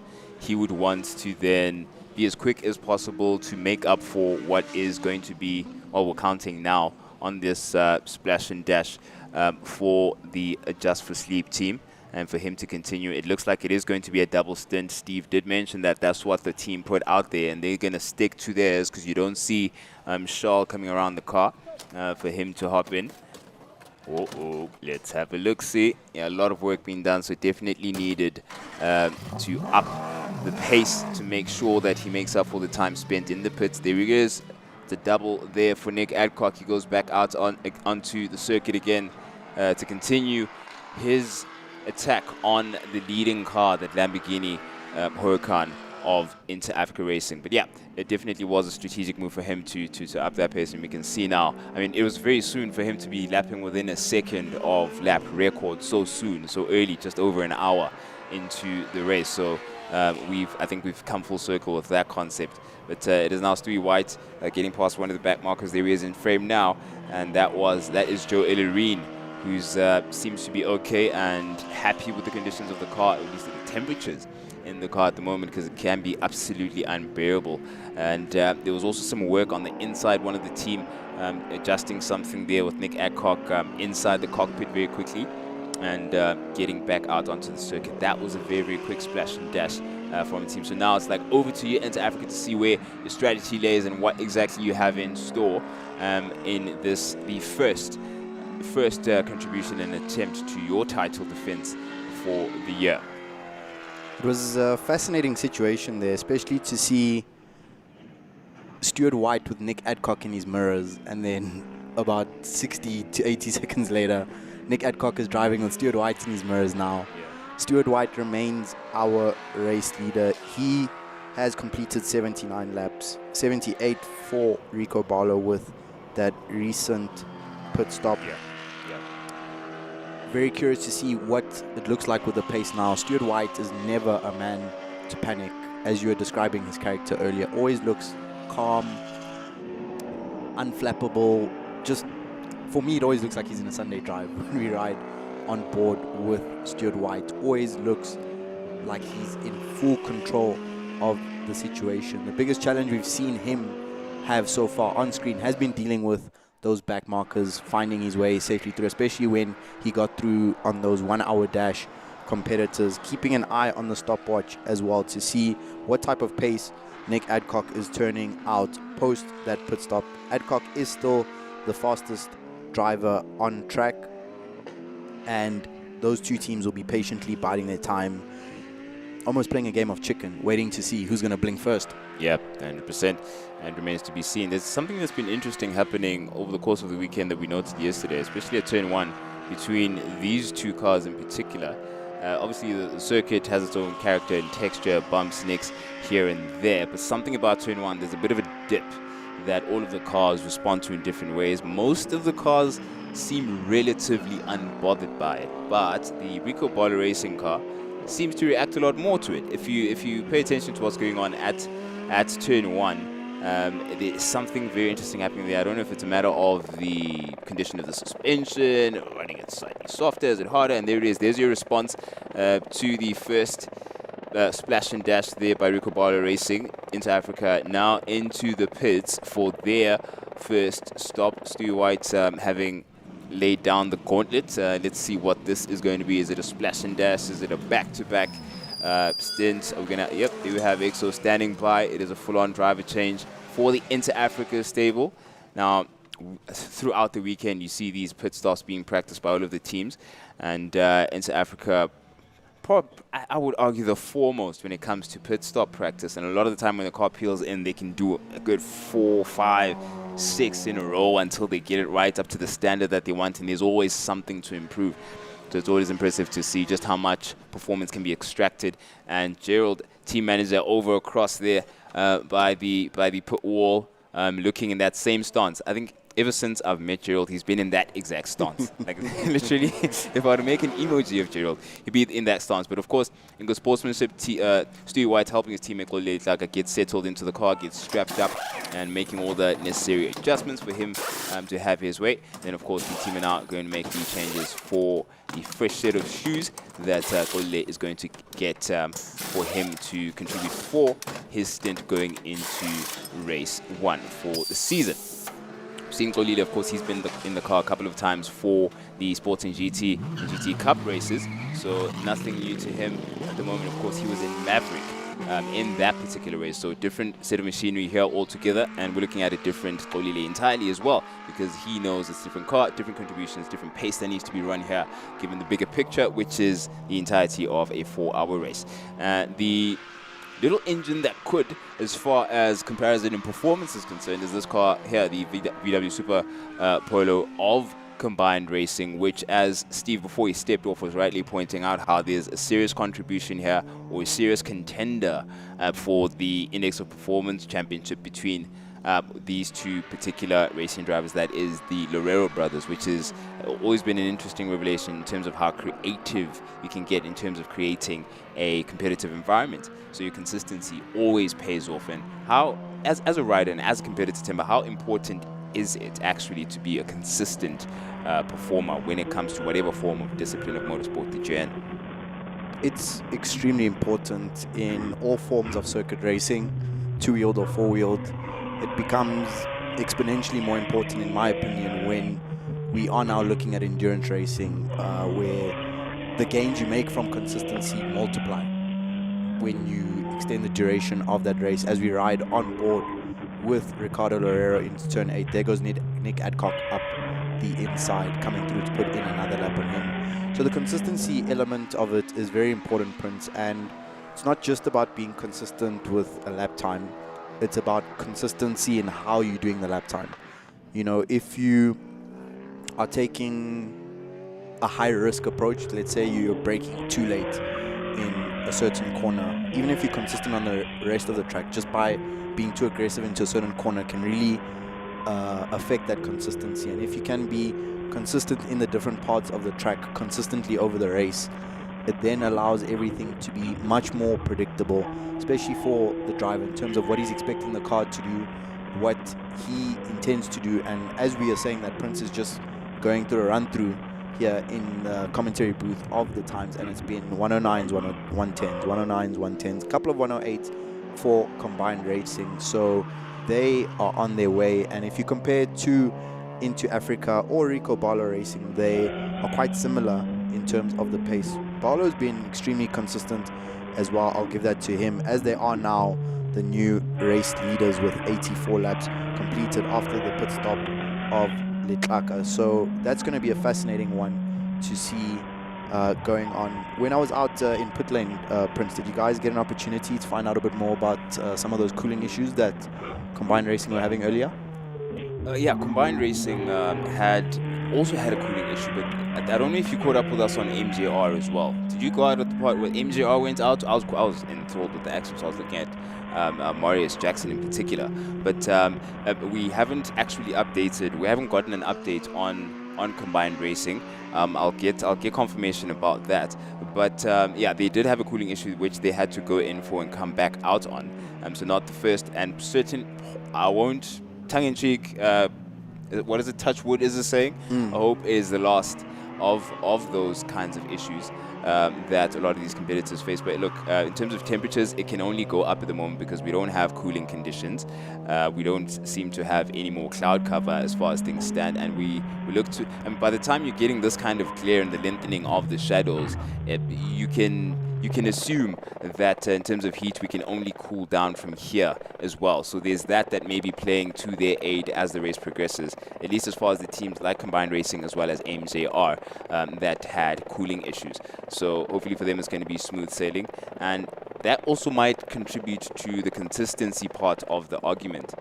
Because if there is something in the car that is inherent that runs up the temperature as far as pace is concerned, then you want to stay within a certain bracket of performance so you don't then overdrive the car and strain it far beyond its capability to be safe to drive, or at least for it to drive with a decent enough performance. So all of those things certainly need to be factored in if you're challenging and finding cooling issues like the likes of Combined Racing. But another car that's had a couple of challenges, of course, still in the pits, the Bezuidenhout driven car, at least as far as the last time we saw it out. It's back into the pits now. That Corsa de Gemelli car, the number 69, Shelby Can-Am, has been out of action, facing a clutch issue and a tire coming off the rim. So all of those things combining and colliding on the team all at once. I mean, they thought they were managing the gear issue that they were facing yesterday, and then this now comes and knocks them on the side. So I wonder what the update is on them and how far they are along, because it has been some time since they went into the pits. And that's also the benefit then of endurance racing, because you do have a chance to redeem yourself. Once you've found what the niggle is, you do have enough time to go out there, find some parts down the road. We've had many an instance with some of our former competitors and current competitors who finding parts as the race is going along and putting it together and getting their cars back out onto the circuit. So I hope that certainly will be the case for the youngsters in the Corsa de Gemelli Cup. But as far as it stands, it's the race against consistency and slightly against each other. The brother pairing of Rick Loureiro as well as Paulo. But Rick is in the car at the moment and he is looking on song. Have to agree with those sentiments there. Really tough weekend for the Corsa de Gemelli team. They are a long way behind at this stage given how long they have been in the pits. If you're comparing to the next car in class of Marius Jackson, there's now a 52 lap gap between those guys. So hopefully the Corsa de Gemelli team can get that car back out on track, keep gathering some data, going through their process, because even though it's a disappointment for them to have this race out, it is still the first race of the year, and that will form the foundation to building the rest of their season. And hopefully for them, the main thing would be to get to the root of that problem, solve it, and something to make sure that they don't encounter again in future. I have to say, Prince, I think all the teams will be very grateful that we've had abnormal weather here in Gauteng today, because for those of you at home who are not based in Gauteng, South Africa at the moment, it has been a ridiculously hot summer. Every day has felt rough, to say the least. Yesterday was rough, to put it lightly, but out of the blue conditions a bit today. I think, as I mentioned, the teams struggling with cooling will be happy about that, but I think all the teams in general, because I think it would have been a very different looking 4 hour had we had the normal conditions from the week. Yep, 100%. It came as a relief, I would imagine. Luero into the pits again. Now we have so many notes going on here in the commentary booth. It looks like a final exam, the night before final exam. But one of those notes was the fact that Combined Racing had their water not spraying on the intercooler, so their boost was affected. That was the issue that made them get into the pits. We lost track of those notes, but thankfully we found them. And in the meantime, we have in frame, it is the live race battle that we have between Inter Africa Racing and Rico Barlow Racing. And we've got Nick Adcock in tow. He's doing a double stint with Xolile now in the car. It's the first time they've been reacquainted out on the circuit in endurance racing. And we're going to see how Xolile is going to place a wheel right in response to Nick Adcock's pressure, try and get him to lose focus and get out of rhythm. And if I try and have a look, one of the things I was trying to keep track of, we're having the conversation there about consistency to see how Xolile immediately entered the circuit. I mean, Stewie was on for quite a while, getting in well over, close to 80 laps in total. And, we've got, at turn 8, that is Nick Adcock down the inside. Was there a slight touch there? Couldn't tell from the drone shot. That was very, very close. Oof. That was very, very close. I mean, I knew Nick would make his presence felt, but didn't realize it was going to be that emphatic. And I was trying to keep track of Xolile's laps. Never mind that. In the meantime, looks like Paolo's going to get into the car. Rick has had his stint. I was starting to think Rick was going to do a double stint, but he was just, it's an extended single stint, so 1.5 or so hours into his stint, and it looks like Paolo might just do the same, getting some fuel in, of course. And I want to see if there's someone trying to attend to that cooling issue. We're trying to at least see that it's under wraps and nothing is gone untoward since they last got onto the circuit. But you've got, of course, a limited number of crew that is working on the car. If they do want to have any more people touching their car, getting a drink. The Powerades go flying. So it's a different kind of cooling that we're addressing right now. As the driver himself, of course, that's going to need a boost.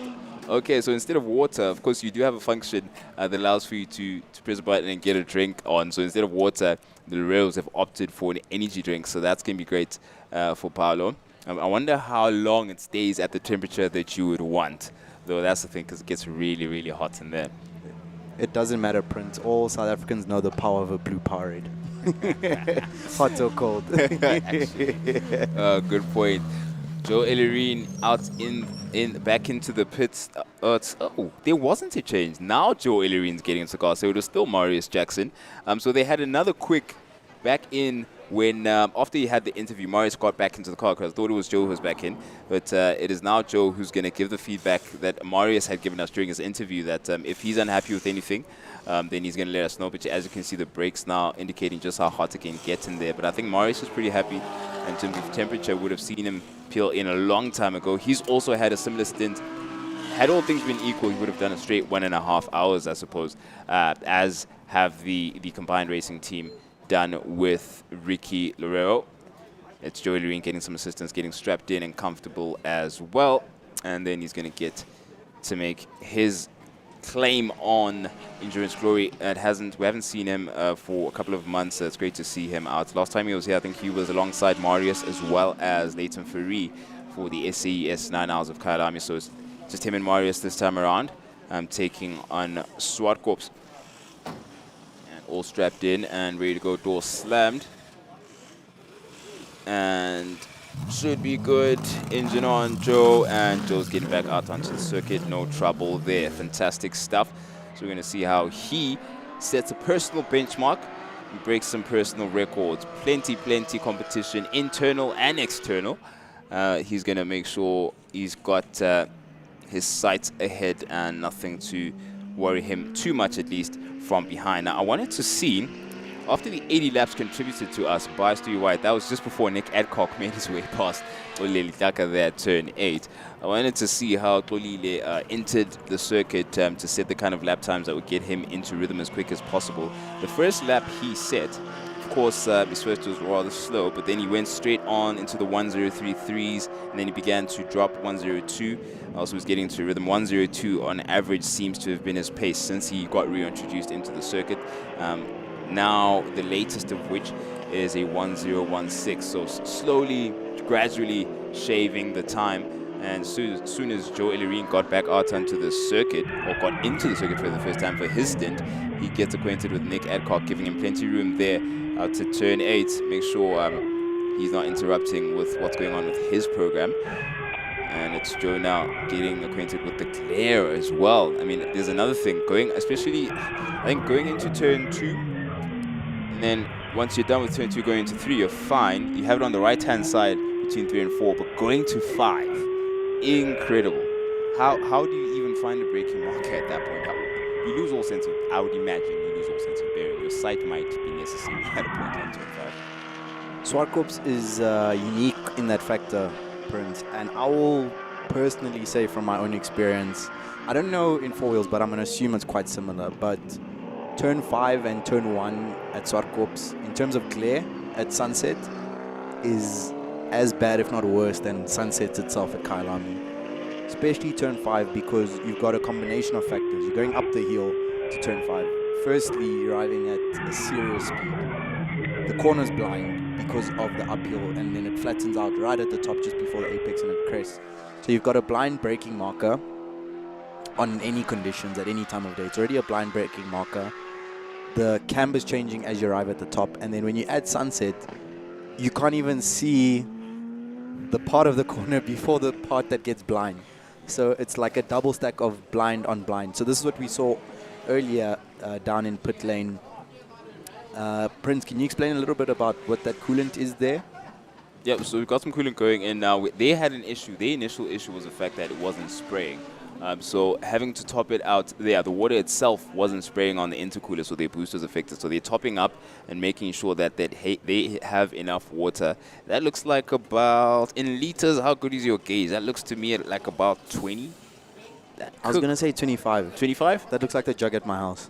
that's what I was using to gauge as well. That's what I was using to gauge as well.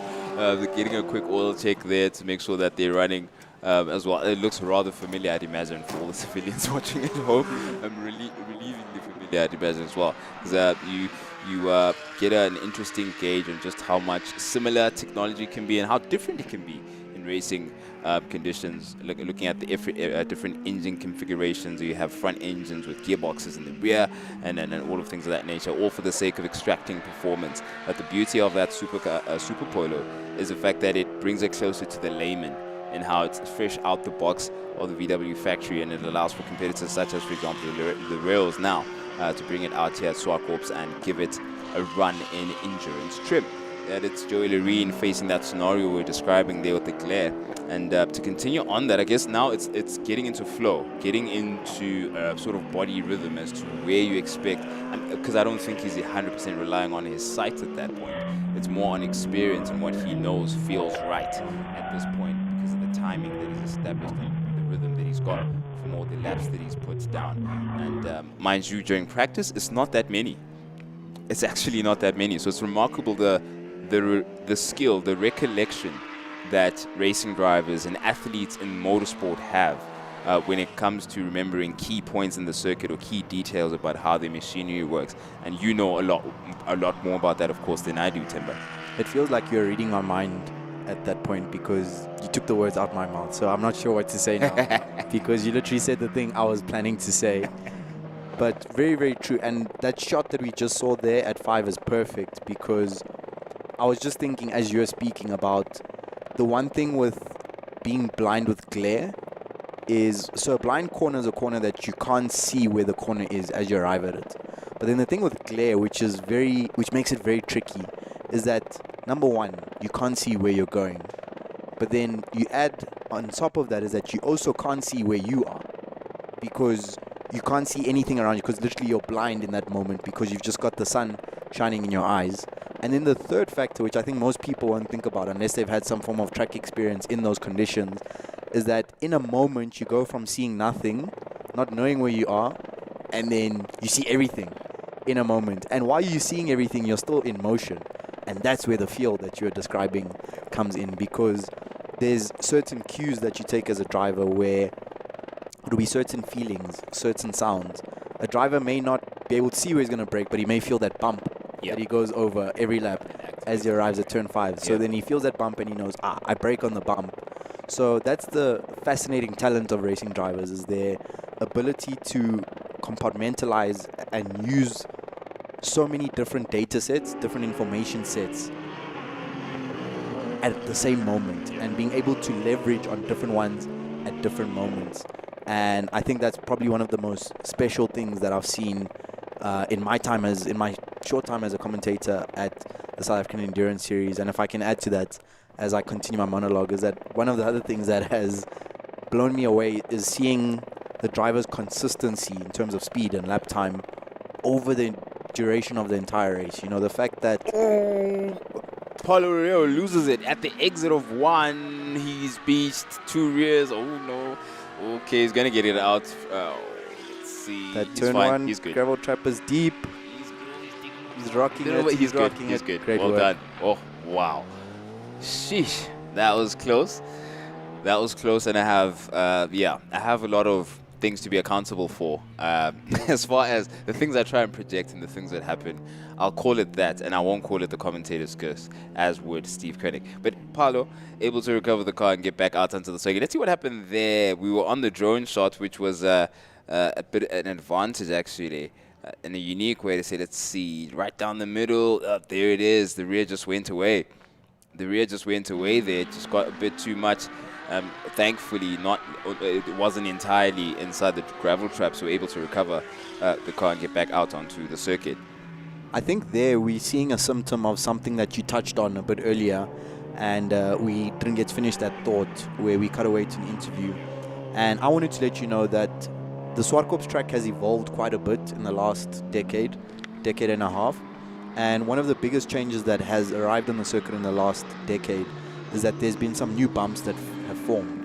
And there's a big bump at turn 1. I've only ever experienced it on a motorcycle, but it's substantial. And it's actually a bump that as you hit it on the bikes, you break. We just saw it visible. Perfect description and amazing work from the camera team there to show us that on screen. Is that on a bike, you hit the bump and then you lean. Yeah.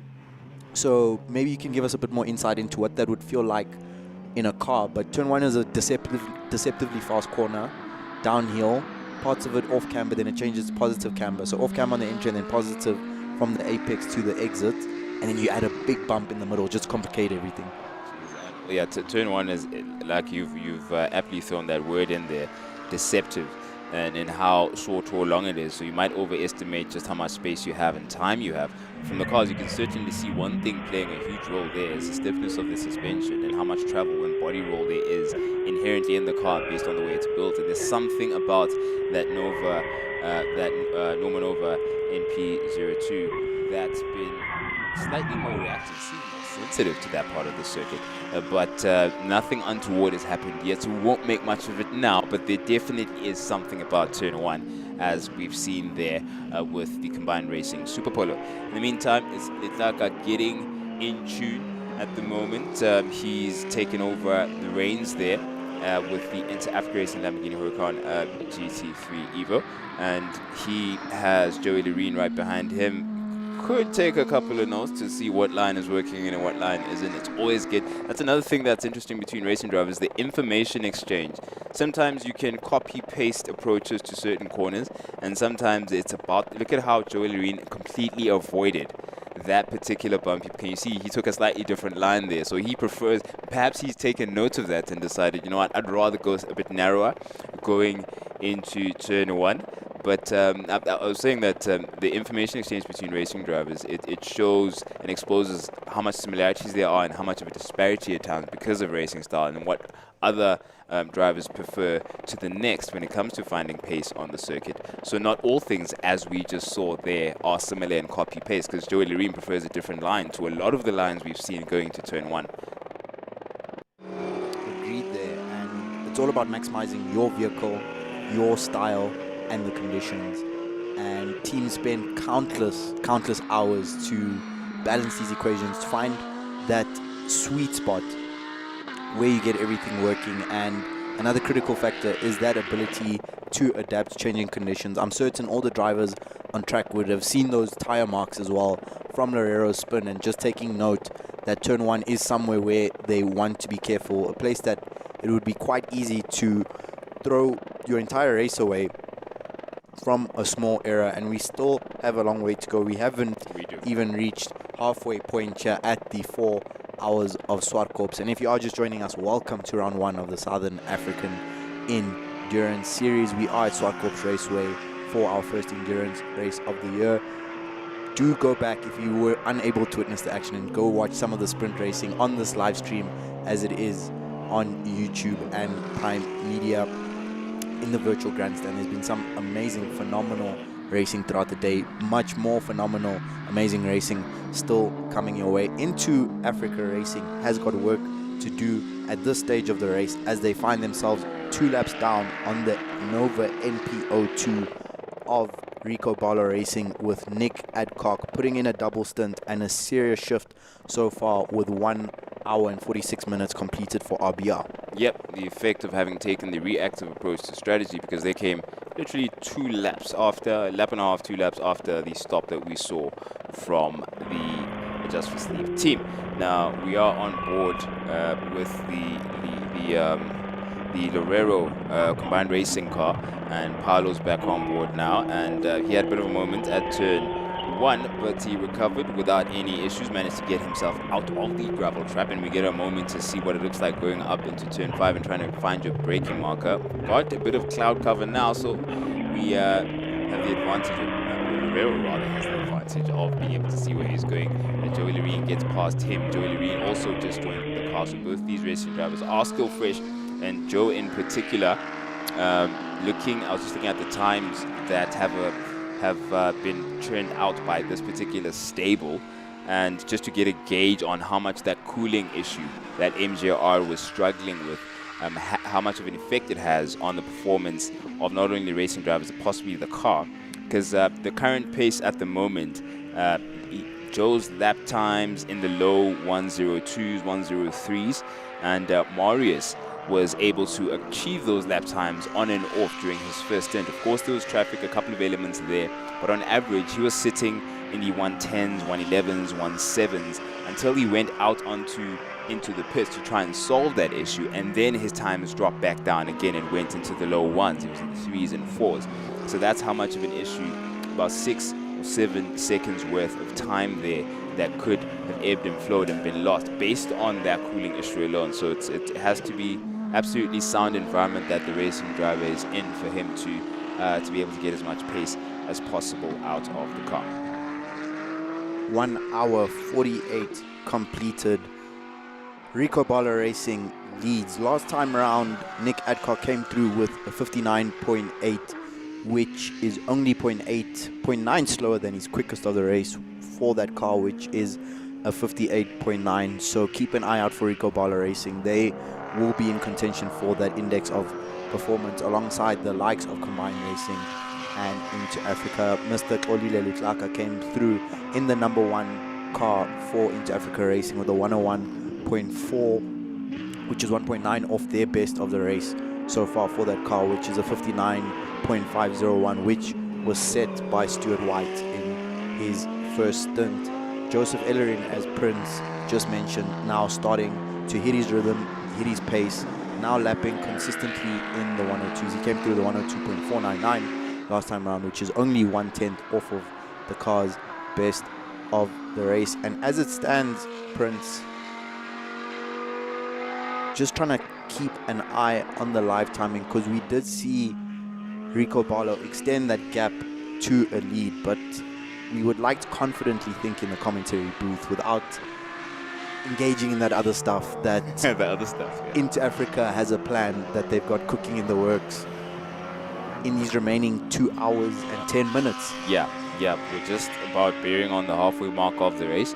So we'll see what they have in hand. Some of these stints have looked a bit slightly different, not entirely on the hour mark, because of maybe a couple of factors that came into the race when it came to the first hour. But yeah, have a double stint in from Nick Adcock well underway, and he will be probably at the tapering end of that double stint, considering that we're looking at second hour now. So not too long from now, about 10 minutes or so, let's give it. We'll try and keep an eye on his proximity to the pit lane, and if he does come across Xolile Hlaka. That should be interesting as well, because then you can affect each other's strategic position in what you want to achieve, because Nick Adcock was certainly aware that there was an interest from Inter Africa to wait for them to make a move first. It was a game of chicken, and once they did, then Inter Africa went on and made their driver change. So all of those things do play a role. It's on board now with Xolile Hlaka in his Lamborghini Huracan GT3 Evo, and he now looking a lot more relaxed, a lot more settled in. Of course, getting exposed to every now and again that 2 Gs of lateral Gs in that car. It's an incredible amount of strength your body has to muster, being twice as heavy as it normally is, moving sideways, let alone under braking forces. Another prospect entirely, but he's tightly strapped in just to make sure that he's nice and snug and isn't moving unnecessarily. And all that really has to be moving is his neck and his arms, getting the car, just pointing it where it needs to be and guiding it gently along the circuit. You see that bump, there's that bump again, but it looks more solid on the Huracan and a number of the other GT3 cars. It's just on that Nova, man. I'd love to hear the feedback towards the end of the day as to what the likes of Charles Visser and Nick Adcock think of the behavior of their car, particularly around turn 1. But it is Xolile Hlaka at the moment in his Lamborghini. Of course, Ferrari 296 is what he races overseas in the Middle East alongside Stewie as well as Axel Jeffrey. So he's hopping in and out of different forms of equipment. I think he has an Aston Martin as well, but I haven't seen him race it locally in a while. Stewie did say that car, if I'm not mistaken, I think a couple of years ago he said that car is better suited for international circuits, but I could be wrong. I need to fact check me on that. But a number of cars in this stable, but locally a lot of the time we're looking at that Lamborghini Huracan, the pair of Lamborghini Huracans that the Inter Africa stable has. Joey Loreen came in and out of shot again there. He's getting into a rhythm, also settling into the low 102s. Last I checked on him, let's see where he's at. He's still in that low 1022 at the moment, so he keeps improving, getting faster and faster, shaving away at the time, getting into a rhythm. So I'd imagine temperatures are fine with him, and you can see the sun is beginning to have its last say on the day in certain parts of the circuit. The elevation, of course, of Swartkops is quite pronounced, especially at going up into turn 4 and then going up into 5, as you can see here. So that may be where you're going to see the shadows starting to disappear, and the sun being more impactful on other parts of the circuit.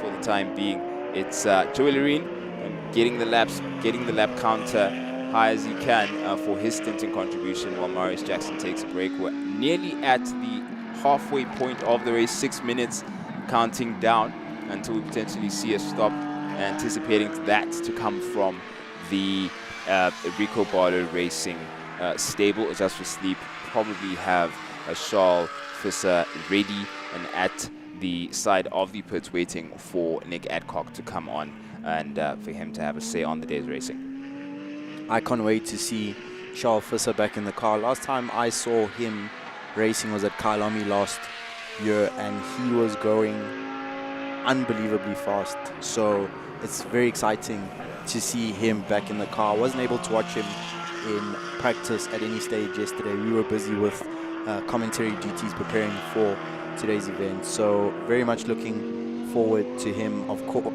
with vast experience is young Charles Visser, and still an incredibly young driver considering the depth and diversity of experience that he has. So that is something to look forward to. The Corsa di Gemelle team with Michael Bezzadenot, Clayton Ensor-Smith and John Henry Vaughan unfortunately are yet to find their way back on track after stopping with only 31 laps completed, taking into consideration that most cars are doing just below, a little bit above 1 minute lap times. 31 laps, you can safely estimate that they completed the first 30 minutes of the race, give or take a couple of minutes, and we're yet to see them back out on track in the Shelby Can-Am.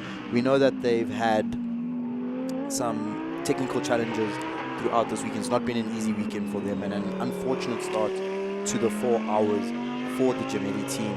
So still fingers crossed from our side in the commentary booth that they can get themselves back out there as the sun starts to set here in Centurion at Zwartkops Raceway in the Centurion, for those who don't know, is a weird, and I was trying to describe Centurion but it wasn't coming. It's between Pretoria and Midrand. If you know, you know. But Swartkops has been fantastic today. Great to see the spectator turnout. Great to have racing back underway. It always feels like a long, long time for us here, part of the paddock, between ending the season and starting a new season. So great to be back. The weather has been kind today, and we are about to hit that halfway stage here at the 4 hours of Swartkops. 100%. It hasn't always been about racing. Racing is a huge part of what magnetizes all of us being here, but it's also been the entertainment, the family-friendly environment, and everyone outside is actually here at the circuit, is enjoying at the moment. You can hear the music, you can smell the food, and you can just feel the all-round good vibes here in Pretoria. So it's absolutely been a blast, and there's plenty more in store. As exactly as you've said, we're at the halfway mark, and I'm just waiting to see what happens right now strategy-wise. It's Nick Adcock getting affected there. I mean, you saw how hard he pushed. There is Joe Illerine getting back into the pits. I wonder what this means. Joe Illerine hasn't been in that car for very long, and he's already back into the pits. This is an issue. I am anticipating. Yep, there he is. Oh. Is he going to his team yet? His team is waiting for him. There he goes. Let's see what MJR outfit is dealing with. Yeah, we're getting a switcheroo there. And we're getting, yeah, some new shoes and a bit of a splash there. Okay, there we go. So now I want to see, though, is there anything that they do on board the car other than that splash and a new pair of shoes? So once this is done, we're going to get a different angle so we can see, because we're on board with Joe now. This is what it looks like for him. There's that pressure release, and you see that it's one input, fuel going in one way, and also the pressure being released the same way in reverse. Mechanics getting on song into their dance around the car. Getting a switch of his shoes there.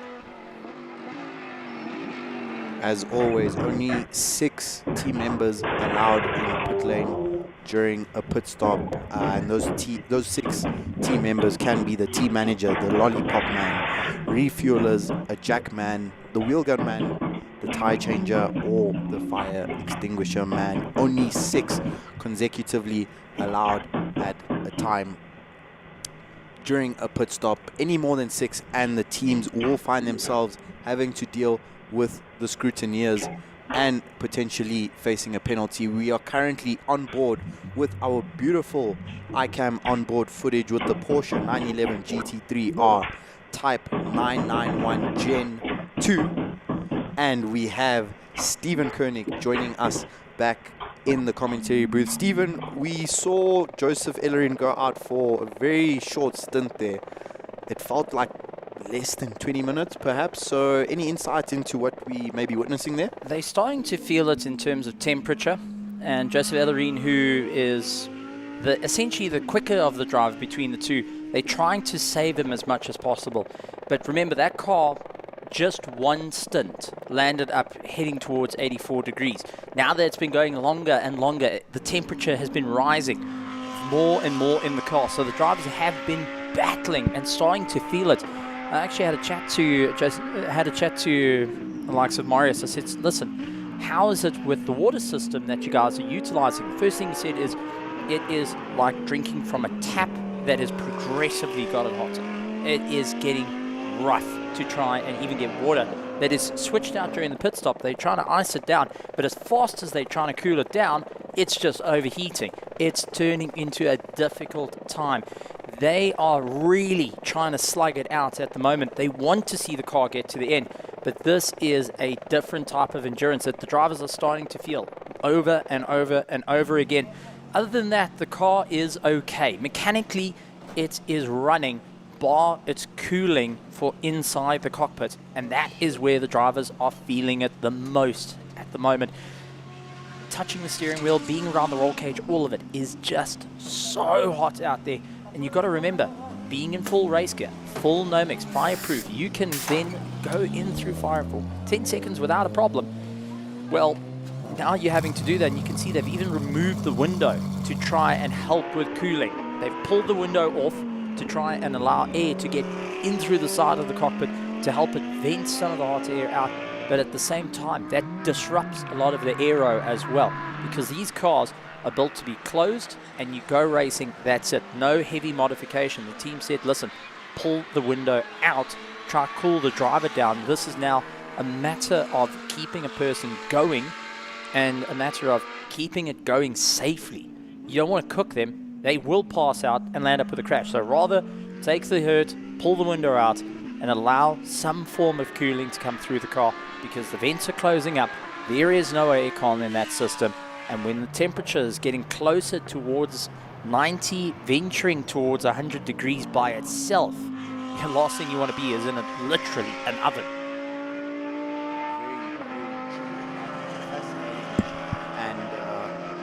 Insightful insight there. Thank you, Stephen, for that. And for our viewers at home, if you've never been to a racetrack before, or if you've never visited Southern African Endurance Series event, it is extremely difficult for us to explain how hot everything gets down in pit lane. These cars come off, when you're standing next to a car that's come off hot from the circuit, it's radiating heat. So for anyone who's never been in a race car, never been to a racetrack, imagine the feeling you get inside a sauna, but that feeling is coming out from the car.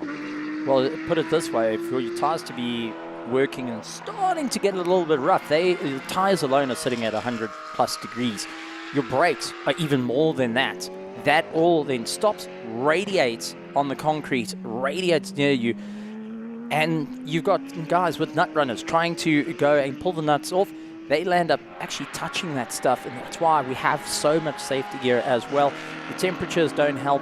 It's fun in winter, but when it comes to summer, this is a different beast nonetheless. And the MJR team doing everything they can to ensure they can get this car across the line. This is now just a matter of perseverance. And after a car that's been recently rebuilt, Marius Jackson has told the team, listen, when this car comes in, at the end of the day, when we cross the line, I want this car in pieces. I want it checked top to bottom. Let's find out what let go. Let's find out what gave the problem. Let's have a chat to Porsche, and let's get this car sorted out for the next one. He is determined to see it move forward. Now, I did take a look over to the pit wall because I saw something rather interesting between two teams that have done this before, and Prince Indureni got to see it quite a while ago. It was down with the Kalani 9 Hour, where there was two teams with stopwatches on one another to measure how long the pit stops are, to try and guess. Remember, they were informing that they were looking at 3 stops. Now, you work out the time, this would be the second stop. There's one more to go. And that is where the fun's going to come down to. Who is going to stand at the top? Is it going to be a Just for Sleep Rico Barlow, or is it going to be Into Africa? And you can see the steam coming off just the discs of the car. Fresh set of boots coming on. A quick spray over the windscreen, giving it a good clean. And they do have the tear off as an option to utilize. They're not worrying too much about it right now, ensuring that the car is all sorted out. A bit of a clean, get the driver with a bit of visibility. But further down pit lane, there is Gerald with a stopwatch. Watching, waiting, and radio communication to Mr. Lataka saying, right, we have now got Charles Visser in the car, and the pit stop took this long. Here's what our plan's going to be. I remember being taught in life orientation at school that proper preparation prevents poor performance. And we are starting to see as Stephen makes his way through pit lane, spotting the things that the teams really don't want him to see, but that himself, being Stephen Koenig, will go and notice. So we're starting to see the finer details that are going to be making the difference come 1 hour 55 minutes from now, when we are crowning a winner of the 4 hours of Zwartkops. And I'm very excited to see Charles Visser back in the Nova NPO2. It's been many months since I've got to see him race here at SAES. And Steve, please tell us a bit more about this driver, a bit more about his caliber, and what we can look forward to seeing from him with 1 hour 54 remaining. Charles Visser, a multiple karting champion, a Polo Cup champion, has fought it out overseas in numerous types of machinery. He's even gone and fought in the World Championship of karting, has also driven in LMP3s with the likes of Just for Sleep Ricobo, with the likes of Nick Adcock, and going and teaming up there. So he has got tons and tons of experience, both in tin top and in prototype racing. Now, you go back a couple of years, the very moment the championship was decided was behind a safety car. And that was right here in SAES. And, well, those that know, it was a mistake out of nowhere. And unfortunately, he threw it out. It wasn't a car spin, but just a speck of dust in the eye. They changed it. That pulled into the favor of Into Africa to win by a single point. That's how it all came down. So now, on his return, he's been out of the seat for a while. I had a chat to him a little bit early on. I said, how's it feel to be back in the car? He says, a little bit rusty, trying to figure it out.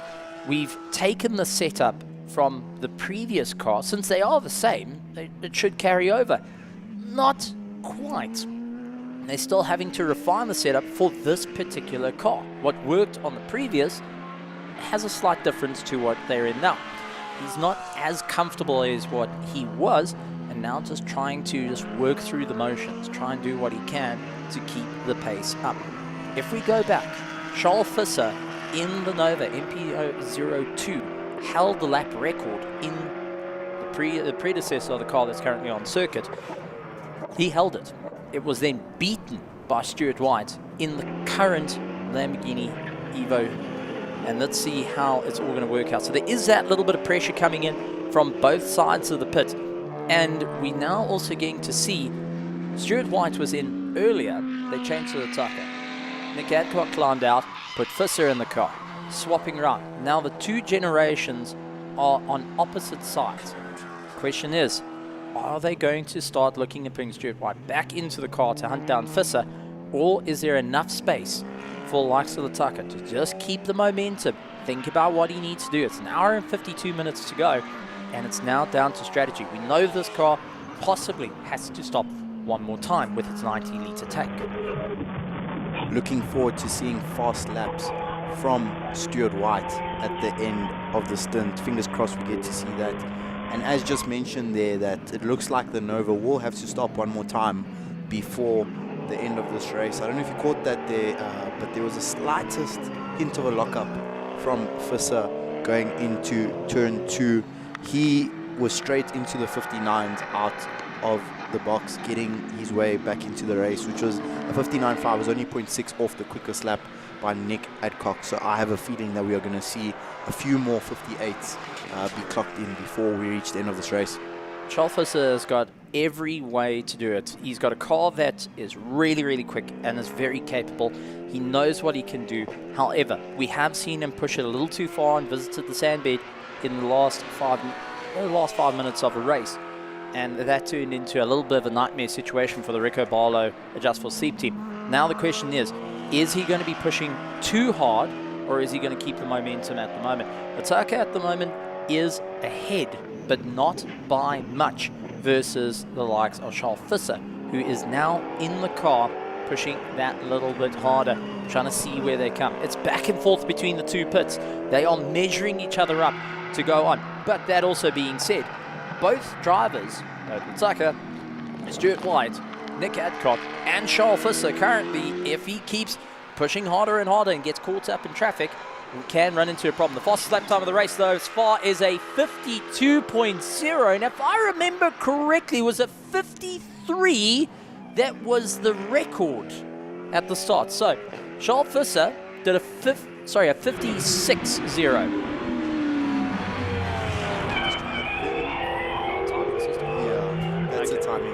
So a bit of a timing error coming in. I was getting excited. I was thinking, did he just break the record and take it away from Stuart White?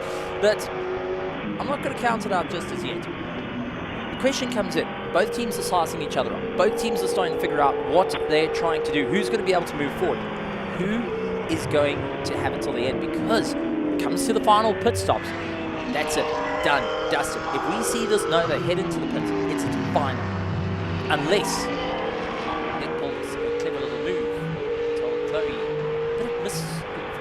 watch this hand and we'll see what the other does. And And that is what we're riding on, and possibly what Into Africa is riding on. Some of that fake news out there.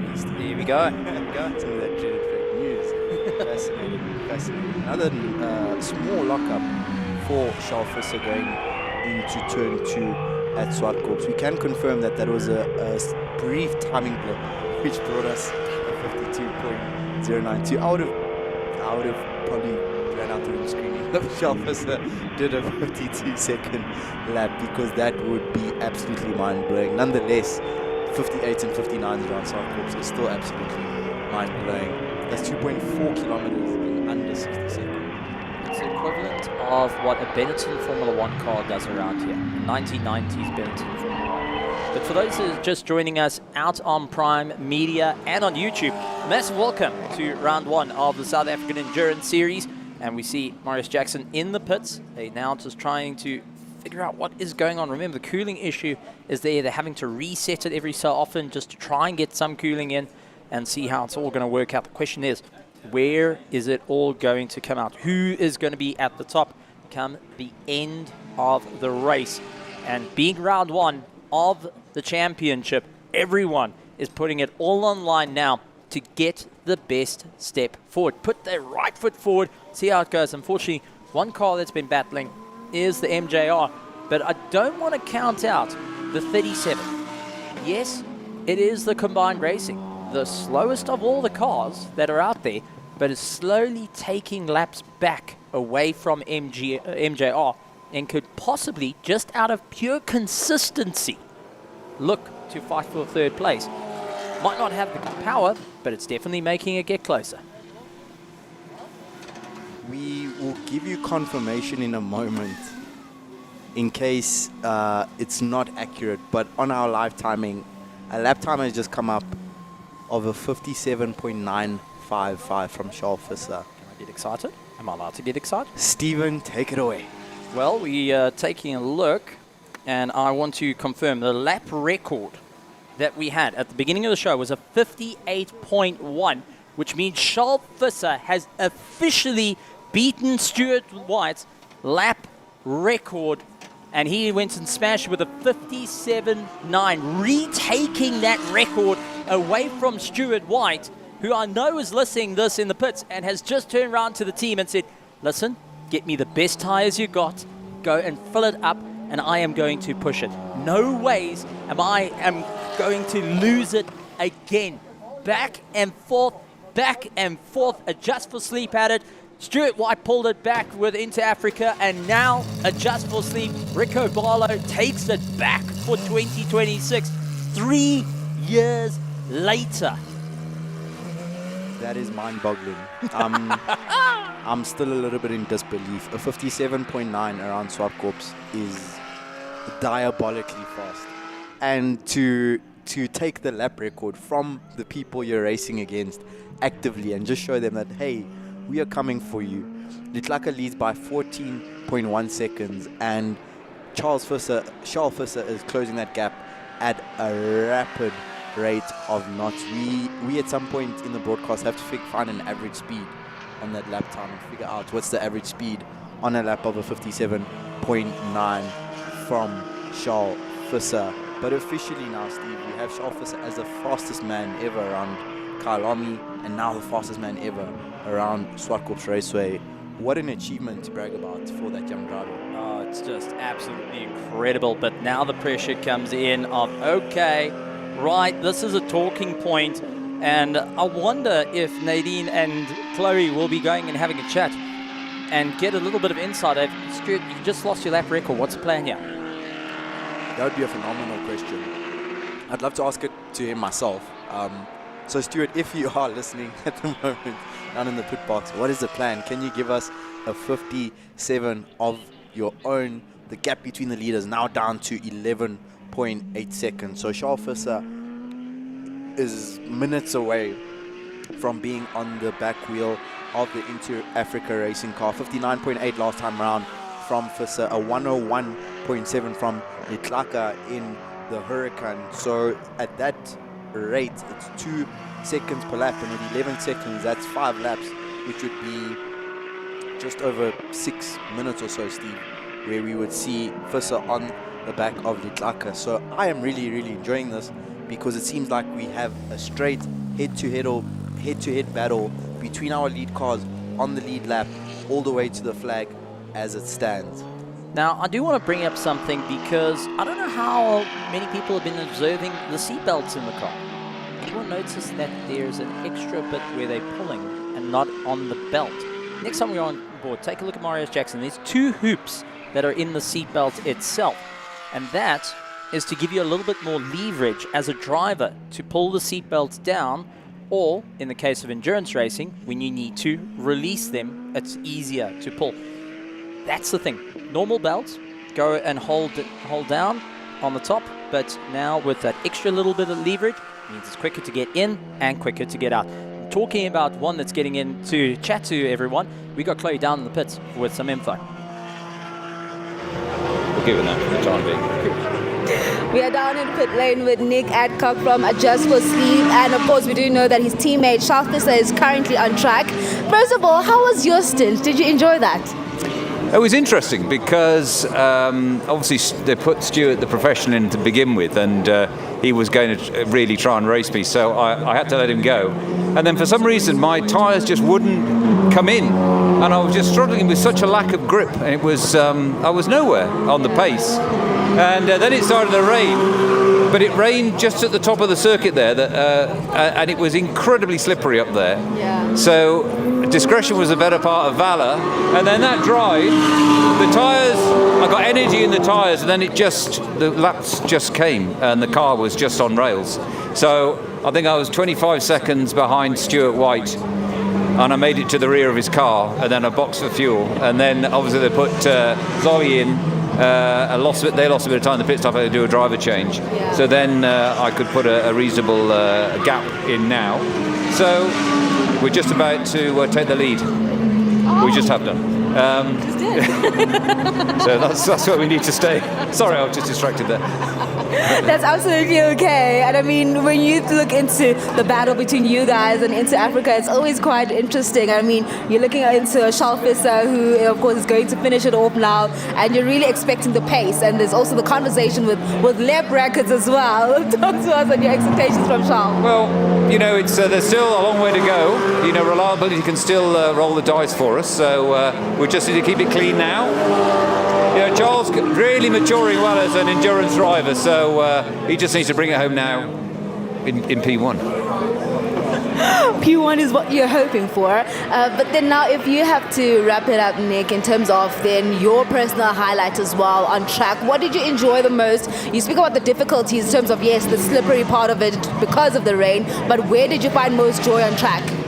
Well, we've got a delta in the car that tells you if you're up on time or down on time. And so I qualified on a 59.1, I did a 58.9 in the race. So that was a highlight because I went faster than qualifying. So, you know, when you're doing like 120 laps around here, you know every inch of the tarmac by the end, and you're forever. Can I brake a bit later here? No, that doesn't work. Can I take a later up here? Oh, that worked. And you're looking at the delta all the time. So you're racing the delta to put these lap times in, and consistency is really key. And then obviously there's a little bit of traffic to manage, but everybody here has been very well behaved. You know, everyone is very gentlemanly, so that's very nice. They're checking their mirrors. Nobody's lunging or doing anything daft. Yeah. So it was all good. Thank you. How was turn 7 for you? Because talking to the other drivers, they speak about the difficulty of just managing the corner. Yeah, it is a strange one because the grip there can be quite sketchy. You need to get it. There's a specific line where there's grip. Anything off that line, there's no grip. That is absolutely quite interesting. But thank you, Nick. We'll definitely come back and find out what the Delta is saying about Charles' performance, and of course, perhaps getting it to 56 again. Well, you never know. But we don't want him to do that. We just want to stroke it home. Stroke it. Just stroke it home. Let's stroke it back to commentary. Well, gotta say, he's very, very good in terms of his way of explaining it. Discretion, the better part of valor, and stroking it home, maybe stroking egos. It could be many of it. But that being said, I didn't hear the question of, hey, listen, you know that you now currently hold the fastest time here. Now, you've just gone and taken out Stuart White's time with your new car for the first time debuting here on South African soil, with Charles Visser behind the wheel, who set the fastest time in qualifying as well, getting down to a 56. Now, the only time you can hold a lap record is during the race, not during qualifying. So that does play a little bit of a part. You can also see the difference in driving styles between the likes of Lataka and Stuart White. There was a little bit of a gap, but Lataka said, listen, I'm not going to go and take the dive on you. You know, Mr. Jackson, you continue your way through, I'll follow, don't worry about it. We in 2 different races here, I'm not going to send it. For Stuart White, if he got on the radio and said, is there a gap? Yes, I'm going for it. Boom, straight through.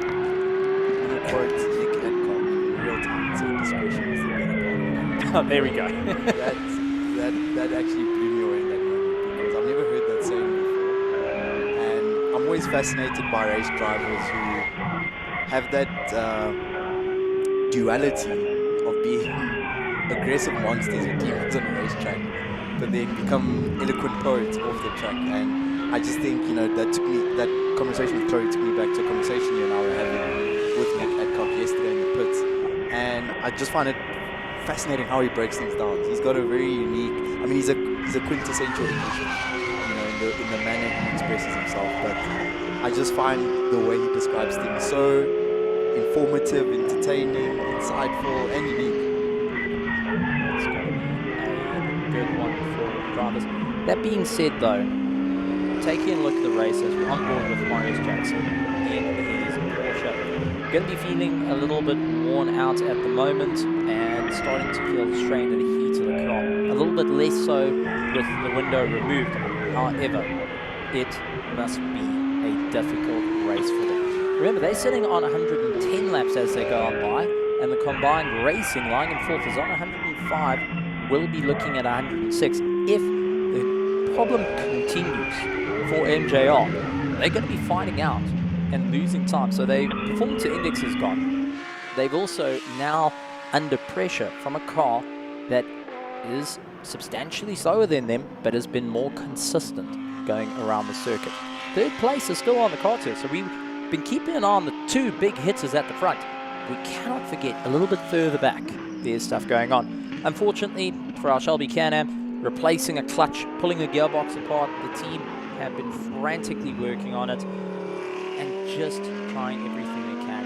But I don't think that car's going to be coming out to see the check flag. It saw the green, but the problem might be a little bit more worse than just the clutch giving up for Ghost. And after the entire practice, having the gears going out, you've stripped the gearbox, put it back together, just for another failure to happen. It's frustration that starts to mount over and over and over. I'm hoping they can get that car out to see it through to the end. However, there's also that knowing when to put the spanner down, take it back to a workshop, get it worked on properly, and come back fighting for round 2. Remember, they've presented the car, which means they would be counted for a drop round. They presented the car. It qualified, it started, it was here. They can use it as a drop round for the future championship. There's still lots of rounds in this for 2026, and you've got to think about the bigger picture as it comes down to it. For the heavy hitters at front, like Into Africa and Adjust for Sleep, Rico Barlow, they need to try and make sure that they utilize every little point now, that just in case something does start to become a little bit of a mission down the road that can affect them. And we have seen 1 point separation for the Class A and overall championship. And this is a driver championship. It's not just going for the team.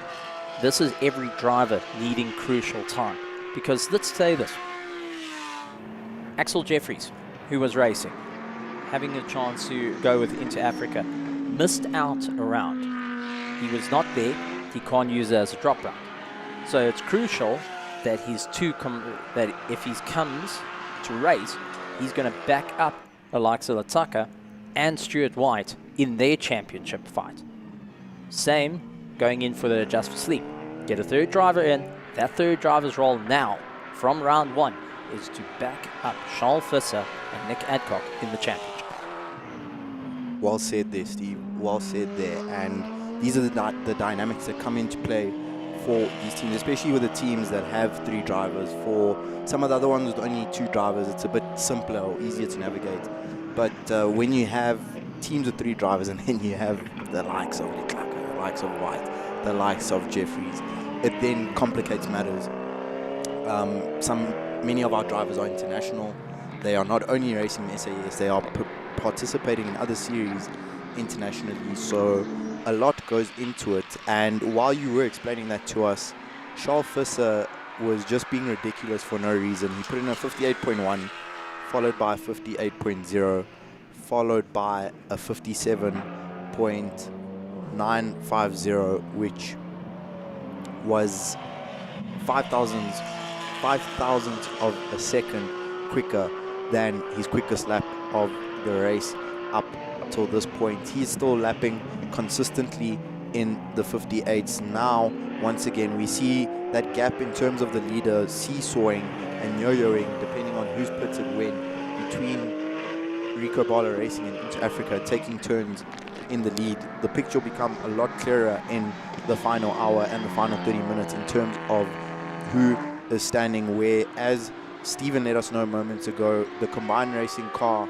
is only 5 laps behind the MJR car, and we have seen multiple stops for Marius Jackson Racing with those cooling issues, hoping for them, as we take a look at the MJR car on screen, that as the sun is now setting, or set, that looks like a set sun, with some light in the sky, that as nighttime falls, that those conditions will become a little bit easier to manage for the MJR team. But as we unpacked deeply not so long ago, these cars are hot. It doesn't matter if the sun is out or not, but my concern is hoping that the drivers may at least have a little bit more respite in the nighttime compared to early on in the day.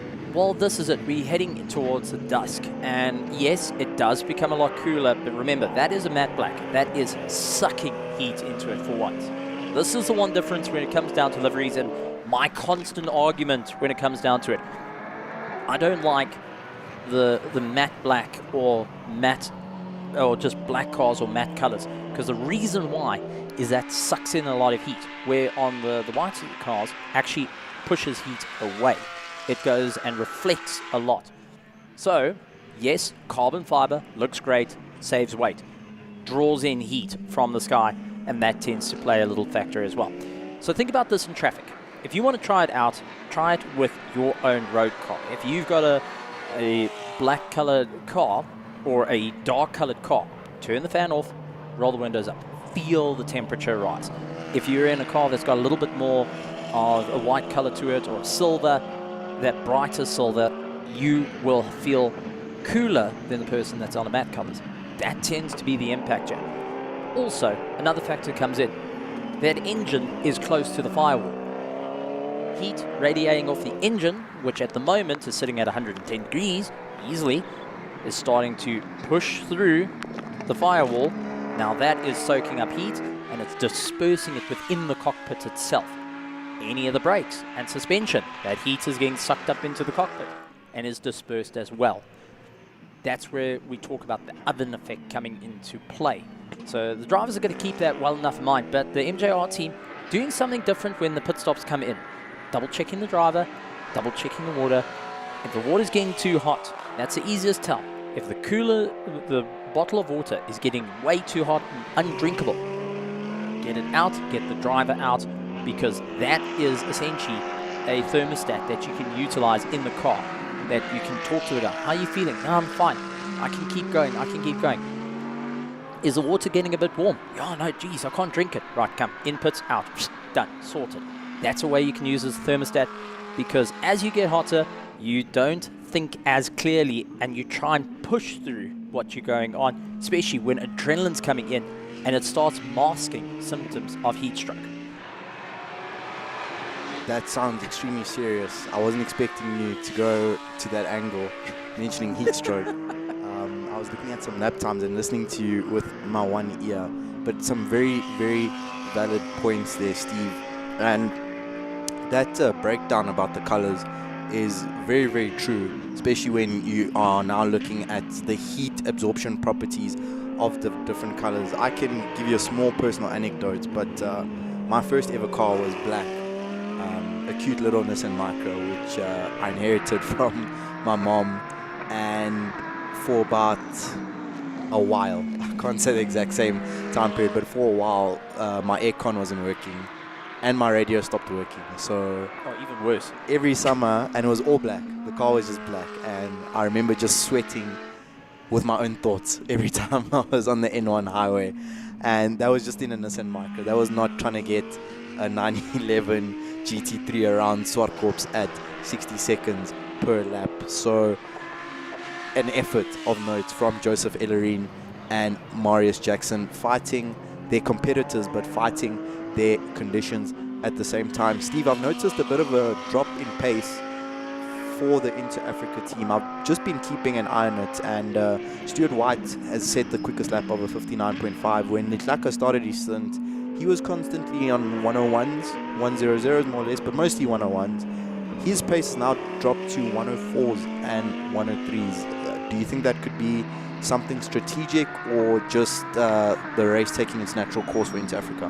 He's been in the car for a while, so I do think he's starting to feel a bit of strain. That would slow him a little bit by half a second at most, but I've got a funny feeling the team are now starting to work on strategy here, because remember, look at your pit stop, 30 seconds. Fuel, tires, in, out, go.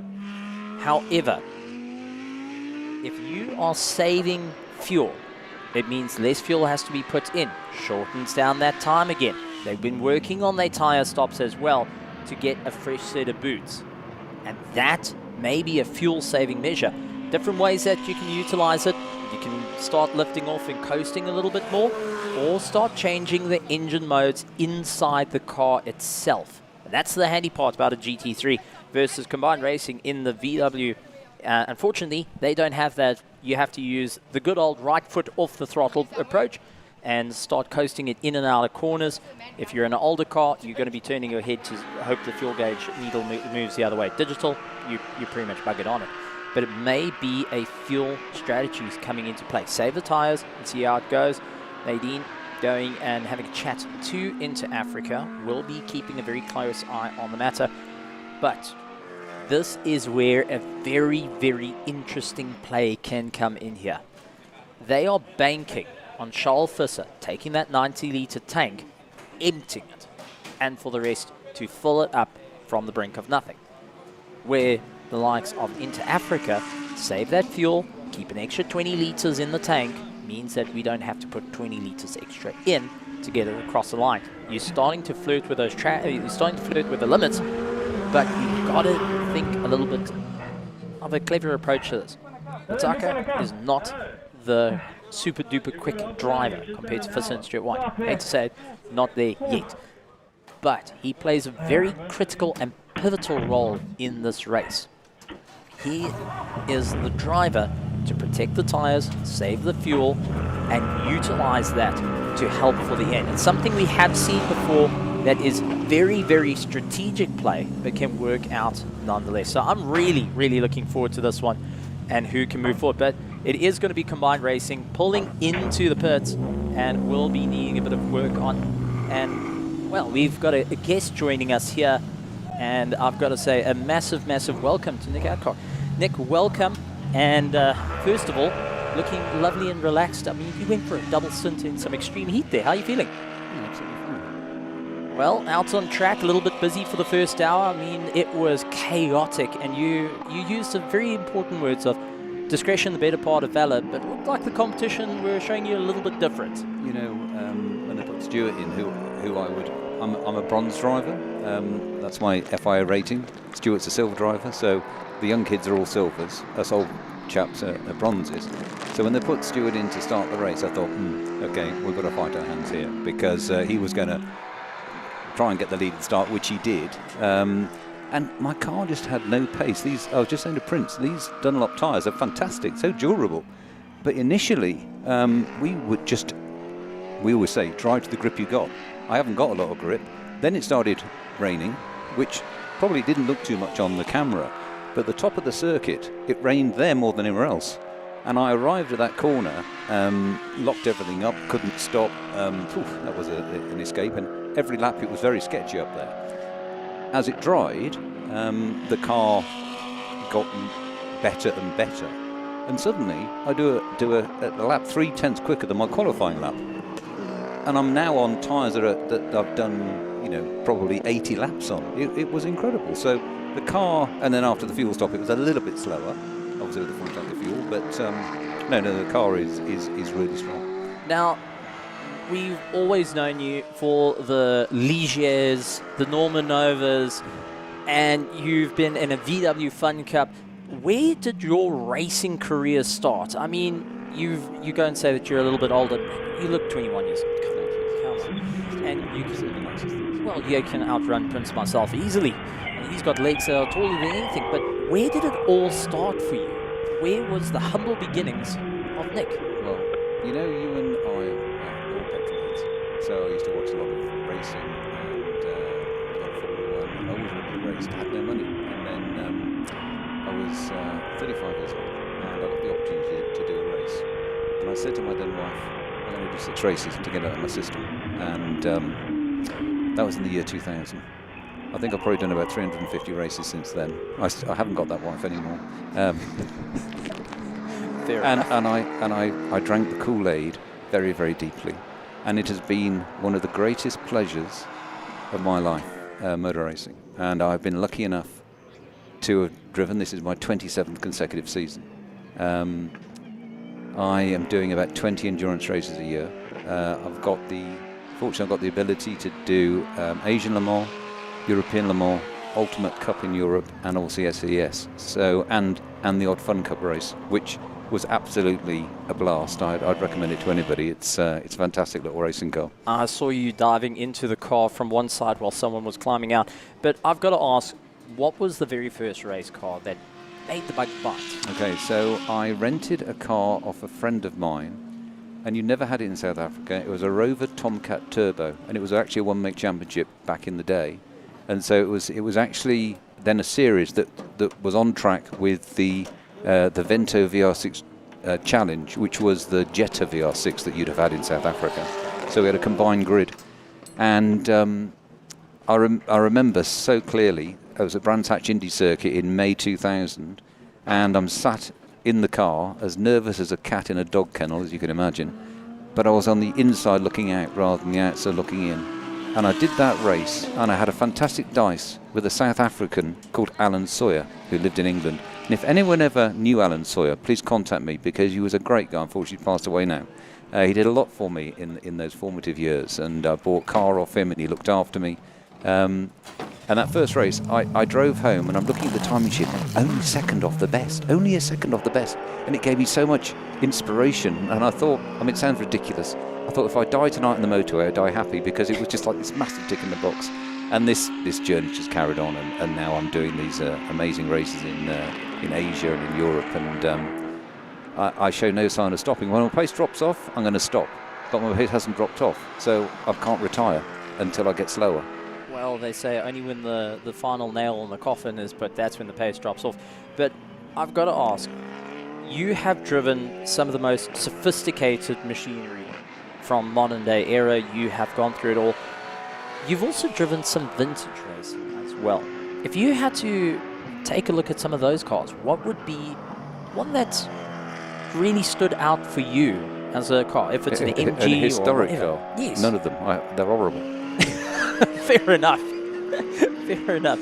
No, the issue is they run on these radial tyres, and so there's so much movement in the tread and then the sidewall. You don't know what's happening. It's moving, but it isn't moving. So I've done a couple of the 6 hours at Spa in the little Lotus with the twin cam engine with a friend of mine called David Tomlin, and that was a lot of fun. I've raced with my old business partner in the UK, Malcolm Harrison, in a 1961 Regio, which is like a Lotus copy with a Cooper Climax engine in. All good fun, but I mean, in that, for example, the first thing that happened is the gear stick broke off. So the mechanic put a socket set on there and work with that. I'm like, God's sake, this is not how we come racing. Because what I love is coming and stepping into a modern car where you've got radio, you've got a drink system, you've got the people strapping you in, you've got engineers talking to you, the level of sophistication, that's what I enjoy. So plug me in the car, set me off for 2 hours, I'm a happy boy. Fair enough. And your modern machinery, what would be the one that stood out for you in your racing career? Well, it's the Nova, honestly. For the cost of the car and the performance it gives, it's astonishing. It is the best car I've ever driven.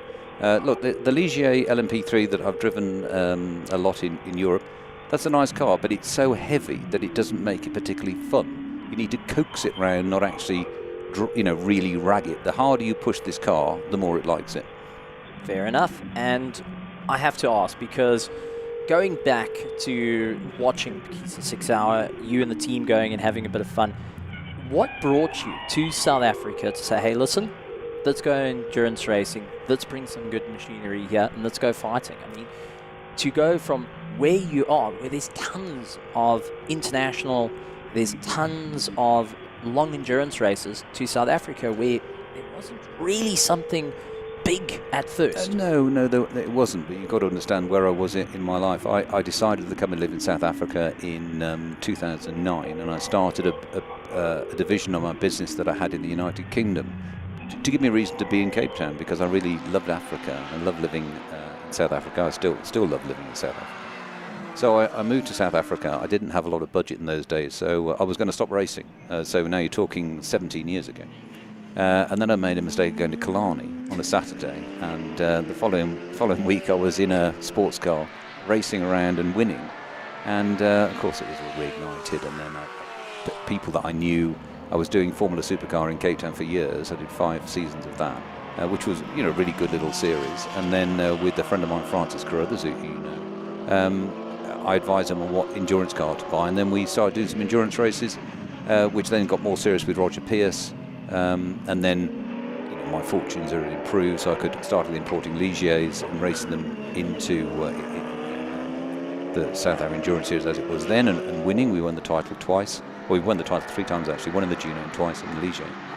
And then in 2018 I said to Sharon, my wife, look, I'm going to do one last big event, and we're going to do Asia Le Mans. And she was like, rolling her eyes, as she does.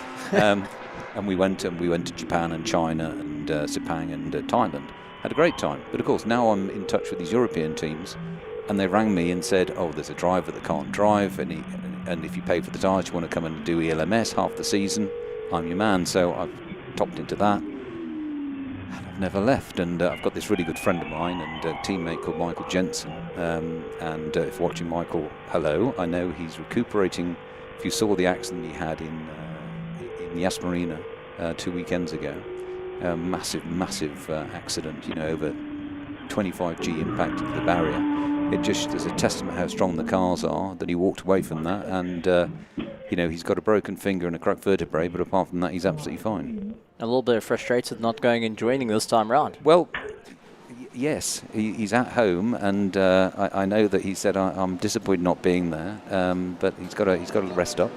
We've got that's a polo in the box. That's Combined Racing once again, just doing a bit of work onto their car. They've getting back into it. This is one car that is not the quickest on the circuit, but has been the most consistent. Unfortunately, been running into a bit of a heating issue as well. This is where I want to ask you, because we've now got 2 cars battling with that. Marius Jackson having aircon issues along with ventilation not working. So that car is getting extremely hot, to the point they've pulled the window out to try and get as much airflow towards the driver. Drivers were physically getting cooked inside the car. For the likes of Combined Racing, they've been dealing with heating issues. The intercooler is starting to give issues, and that starts to impact the turbo. How is it out there in the car fighting out? You were in the early stages of the race when the sun was at its peak, and it gets vicious out there. How was it for you, and what will the thoughts run through the drivers' heads of, hey, how to keep going and how to just not be caught out with it? Are you telling me they've got air conditioning? Some of them have got air conditioning. Goodness Your me, car they're doesn't need spoiled, it. aren't they? That's it. Your car doesn't need it. But that also brings me to my next one. Why on earth prototypes when you see the world going GT3 madness? Because GT3 is incredibly expensive. I mean, these modern GT3 cars are €700,000 a pop. They are 75 euro a kilometre. The Nova Proto is €6 a kilometre it costs. But they've been built for gentleman drivers, because the gentleman drivers are often people who invest in them and then work with silver drivers, silver professionals. But when I'm racing in Asia and Europe against the GT3s, they're always stymied by BOP. So you can pay all your money, and then the BOP goes against you, and you can be nowhere. But you could be a great driver. So in prototypes, it's raw. We've got no traction control, we've got no air conditioning. You just get in there, and working with the engineers to get the car set up really sorted. It's a great pleasure when you work very much as a team to produce what we've got. And Nivesh, who's our engineer, came to me as a sort of an intern. He's been trained by a couple of other people, and now he's working as a fully fledged engineer for the first time. And it's great to see how he's brought him up, and obviously with the young drivers as well. So no, I think sports, the prototype, if you can drive a prototype fast, you can drive anything fast. So it's kind of what I do. I wouldn't now step into a GT3 car because I'm so used to driving prototypes. Because I drive prototypes all the time, that's what keeps me competitive. So I've just come back from 2 weekends back to back in Dubai and Yas Marina, where I was double stinting there. So I did 2 hours Saturday, 2 hours Sunday. The following weekend, 2 hours Saturday, 2 hours Sunday. So going back to the whole thing about what's it like for you, I'm used to it. So it is really hot. I mean, my race suit, you could wring it out, but it's what you train for. You take lots of liquid before you get in the car. We've got a drink system in the car. And the best thing to do, and what I do, don't think about it. Don't ask the time. Don't ask how long's left. Just focus and get your head down. Fair enough. And if you ever had to think of Le Mans, you think of a prototype. You don't look at a GT car. Yeah. There we go. Absolutely. And Michael Jensen, going back to him, he's just got an entry for Le Mans this year, so that'll be his third Le Mans. So that's really good for him. So he's very excited to do that. Have you got tickets for it at least? Well, if I'm nice to him, he might give me tickets to go and watch. Now, that being said, going like the GT cars, expensive run and such, but I remember you and I having a bit of a discussion of a certain Ligier GT tin top that you're going to be testing. Yeah, no, they've produced this JS2 RS, which has got it's actually a car they make now, and they've got their own one-make series for it, and it's also part of the Ligier European series, which supports a European Le Mans series. But they've made a special one. So in the Ultimate Cup series, there's a GT series with that run separately. But Ligier have now put a 650 brake horsepower engine in the back of this RS. It's a Ligier LMP3 tub, a Ligier LMP3 uprights, so it's all proven. Got an aero package, this super duper powerful engine, and it looks amazing. And I'm going to be driving for Ivan Muller. I don't know if anyone's heard of Ivan Muller, very touring car legend, but he's got his own team, so I'm racing with him this year. So he's buying one, so he's saying, Nick, we've got to race it. So yeah. So how big is the bouquet for the missus now that it's gone from Asian to the European and now climbing into another class? You can make out she's long-suffering, but to be honest with you, we really enjoy going to LMS. It's a very, very friendly paddock. If you walk into the paddock, it's like Formula One was 10 years ago. The hospitality units, the trucks that people have, it's really high level.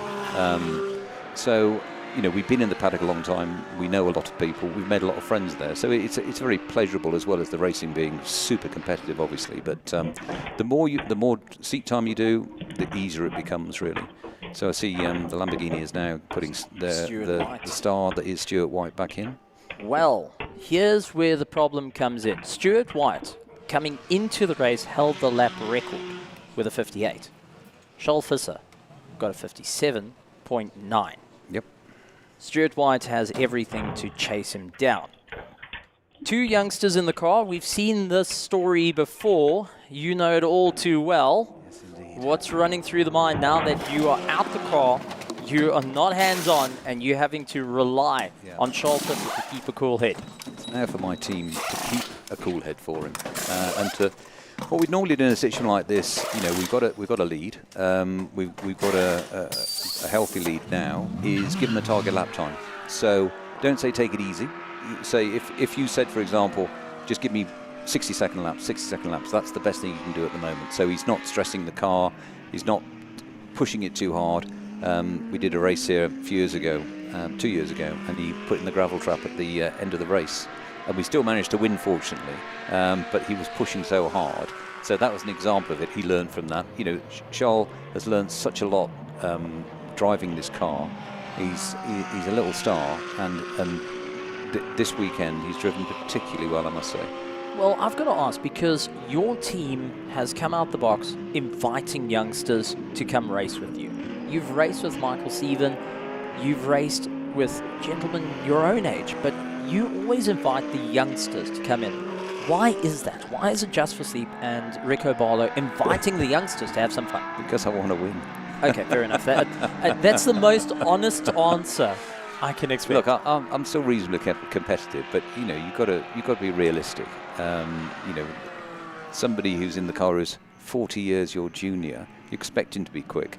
And I say that tongue-in-cheek because I like working with young drivers. I like helping develop young drivers. You know, I can add value to what they're doing. And with Charles, he's probably a great example of that. He did one race in Europe with us last year, and he didn't struggle, but he was like a fish out of water, where you take him to the kart track, he's at home. You take him here now, he's at home. But it's all a case of that experience and knowing how to conduct yourself through a whole race meeting. So it's not just getting in the car and driving, it's what you do, you know, looking at the data, looking at the video, looking at the downloads, and that's very important to get the best out of the car, and working with engineers to give your feedback. An engineer can't make the car quicker unless he has really good feedback from the driver. So being able to really get in depth as to what the car is doing, and then let the engineer translate that into what he needs to do on the car is the key. So, for example, at this track, obviously it's a fairly small track, but that turn one has got a couple of really big bumps in it, and so that was really affecting our car. It was very sketchy through there, so you couldn't really commit on the throttle. So we're working on the rear dampers and the front dampers to actually just get it smoothed down. And how did it feel when you make the change? Can we go a little bit further, or we just go back a little bit? You know, that's what we do. So that was the challenge for us there. And we made some changes which then affected the traction. So the traction was poor, so we needed to take a step back. But you know, those are the things you go through, and then obviously tired egg as well. Not such an issue here, but making sure you've got a setup. You can be faster over lap, but you've got to be fast over 2 hours, because you know, we'll let the tyres last 2 hours. We made a change at half distance, and then Charles has a new set to come home with, which we scrubbed in practice yesterday. So, in terms of adjustments in the car, what can you do, since you've explained it's a little bit simpler to the rest? Yeah, I mean, because we've got the car in the window, because remember, you know, we run in the car for several years here, so we've got the base setup. So it's really the tweak to do with track temperature.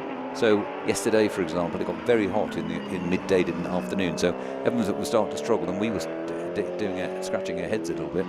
But of course, it was temperature. So as it cooled off, the car got better in qualifying. It was very strong. So I'm just watching Charles there. He just put a couple of black lines at the track, spinning the rear wheels. He's not quite as calmed down as perhaps I'd like to do, but it's a 58.2. I can see the nerves starting to come in. Before I let you go to get with the team and maybe give some words of wisdom to Charles Visser, for those that are petrol heads, young and those that are a little bit older, what advice would you give to get them involved with endurance racing, especially? Well, I was talking to Zolly earlier on, and obviously we just haven't got the grid numbers that we want. And I'm astonished by that, because this endurance racing is probably some of the best value motor racing you can do. Because if you're a club racer who comes and races at Zwartkops at the weekends, you get like 15-minute sprint races, don't you? Well, that's not really enough time. When you're in the car for an hour or 90 minutes or 2 hours, you really get to understand how a car works. You know every bit of tarmac, every lap you do. As I said in the other interview, you're like, oh, can I brake a bit late here? Oh no, that was a bit too much. I'll bring the braking back. What's it saying on the Delta? So you're learning so much by spending that time in the car. So, and also, I think people sometimes are very nervous about endurance. Okay, you can bring a car, all you need to do is maintain it, so make sure everything's in life, and it will last. But the issue is people bring a car, they don't know how many miles on the engine, the gearbox, the side shafts, etc., and they run it and they get disenchanted if the car keeps breaking. But if the car's good to begin with, then it will last. So it's all about the preventative maintenance. And I think it's really good value for money racing. You get a lot of track time. There's all these different classes. You'll go away with a trophy. So come join us. It's a great series. That's it. And it doesn't matter what you've got. Anything can land up working well for endurance racing. The main thing is getting to the track. That's the main thing. Well, Nick, it's absolutely wonderful to have you once again joining us and being part of it. I know Charles has managed to bring the lap time slightly down compared to the last lap, and I can see you probably eyeing out as he gets to the fringes of the circuit. It's been wonderful having you here. Thank you so much for joining the series and also just being a mainstay, one of the pillars here in the South African endurance series. I enjoy the series. I love racing in South Africa, so we just need some more people on the grid. So I say, come join us. We're a friendly lot, and you'll have a jolt. If not, why not? Thank you, Stephen. Thank you so much. Cheers. Nick Hancock from Rico Barlow, Adjust for Sleep, putting on a phenomenal show and words of wisdom coming from him. And Nick, you've got tons of fans out there. I'm just giving you the heads up as he goes charging out. I just love the conversation of, he left the black lines there, and if you just saw what Charles Visser did with a bit of a backstepping out through turn 8 as he walked out the door, I think it would have been a run through the door on the way through. But get him on comms immediately. Yeah, we're having this discussion now. Stuart White set his personal best of 59.4s, looking to fire back at the current lap record, which, well, a 57 was set by the likes of Charles Visser, and he is getting quicker and quicker now, knowing who is behind him. Oh boy, we've read this book before, we've seen this movie. This is a series we have gone through. It's where you and I have had our hearts in our mouth time and time again, and it's starting to end that point. And here comes a very interesting final pit stop. And not on the hour, what was originally spoken on the grid. Yeah, slightly before, 2 minutes shy. This is a reaction to what happened with Inter Africa pulling in the pits, putting in Stuart White. This is the reaction. Yep, and I was there for that driver change. I guess it's tit for tat. What happened earlier on in the day when it was first Rico Barlow Racing that went into the pit and triggered a response from Inter Africa is now happening in the opposite. It's shoes on the other foot now. And we see that quick splash and dash for Stewie for his double, Charles for his double stint. And quickly done with that, it seems. This should be, this possibly would be the final pit stop for them. Yeah, it should be. It should be the final pit stop. Wipe the screen, make sure there's nothing there that shouldn't be there. I haven't seen the onboard with Charles. Has a tear off been used? Looks like it has been used a little bit clearer to go on. Fresh. However, now it gets interesting. But a very good point coming in when Nick said, we don't have aircon. What's everyone's problem? Well, it gets a little bit toasty in the car. He's got a bit of ventilation to help him out here. But Charles Visser now got some hard work on him. Stuart White has just been informed. Listen, they came in. This should be the last. Push, push, push. Close the distance. Yeah. Absolutely, he's got an opportunity handed to him there, and he's going to have to push as much as possible. Let's see if his 59.4 will be improved upon. Not quite, but he's still in and around that mark. He's still in the 59.4s as it stands as of the last time we saw him. Still in the same relevant level of pace. It looks like we've got Charles back on. Let's see what his outlap is going to look like. He's going to have to make up whole bunch of time from what he lost in the pits, but that was a quick, relatively unperturbed stop. So he's going to be having a blast going, slinging it out, these two, as ever, regardless of who's there around them. They're always sort of batting back and answering, swinging back at each other when it comes to pace, when it comes to lap times. And let's see what culminates with this battle between the two of them. There you go, 57.7, even faster goes Charles Visser. So, this is exactly what Nick was saying he didn't want to happen. We saw him suddenly sitting more and more upright and focusing at the screen. You saw it in real time. Now he's getting to learn, Listen, Nice. Shalfus has just gone even quicker now. We've got the fastest lap time twice now. Oh my word. We're the fastest all time twice now. Don't worry about it. Yeah, Don't worry about it. Yeah, nah. Charles not pissed. I was also down in the pits with some of the crew. I was like, oh, congrats, because we all just learned about the most recent break, and they were like, oh, again. So it's commonplace if Charles is one of your racing drivers. Victims of their own success there. Let's see if Charles is able to find a bit more. I mean, he'll be slightly heavier now. I wonder what effect that's going to have. But, I mean, he literally just got out and put that time down. So clearly the weight has no effect on him. But he clearly has plenty more in store for us as we close down on the final hour of this race here, the 4 hours of Zwartkops. It's been quite a day, Steve. So a very exciting first hour with, of course, the 1 hour dash competitors swinging out, guns blazing, knowing that the window is narrowing for them to claim that checkered flag. And now we have these two young guns in the likes of Shalfusser and Stuart White making their claim on what history reads like, at least over the next couple of seasons, because every other race, these two are breaking a record or pushing each other to trying to do so. Or at least it's someone out of this very stable, because Jonathan Thomas is also known to have his mark on things like lap records and the kind of progress these teams make race by race and round by round. So it's still going to be an exciting season. The more entries we have coming in to join us throughout the championship. Well, that's it. And I've got to say, the celebrations for the 1 hour dash was absolutely immense. Everyone just cheering each other on, saying, well done, great racing. We thoroughly enjoyed it. But also going, okay, cool, I've got the trophy. Can I get back to watching what's going to happen in the 4 hour? Because what we're starting to see is the fan split. You got the right side of the garage and you got the left side of the garage. You start to see it. You start to see who mingles with who exactly, and it comes down to this. And I do know the Stradale team have been keeping a very close eye on the car they helped import here into South Africa, and busy looking down the line at Into Africa going, we got you before. So there is that little bit of going on where Into Africa has got support coming in from Samlin's side, looking further down, going, yeah, it's okay. Not too shabby. There we go. So it's great to see the inter-team rivalry does bleed over to the friends having a go with one another. Well, Shalfus has been told to hit the brakes and slow down, a 101.9. With emphasis. Yep. Nick got on the radio there saying, listen, I was talking about a 1 minute time in an interview.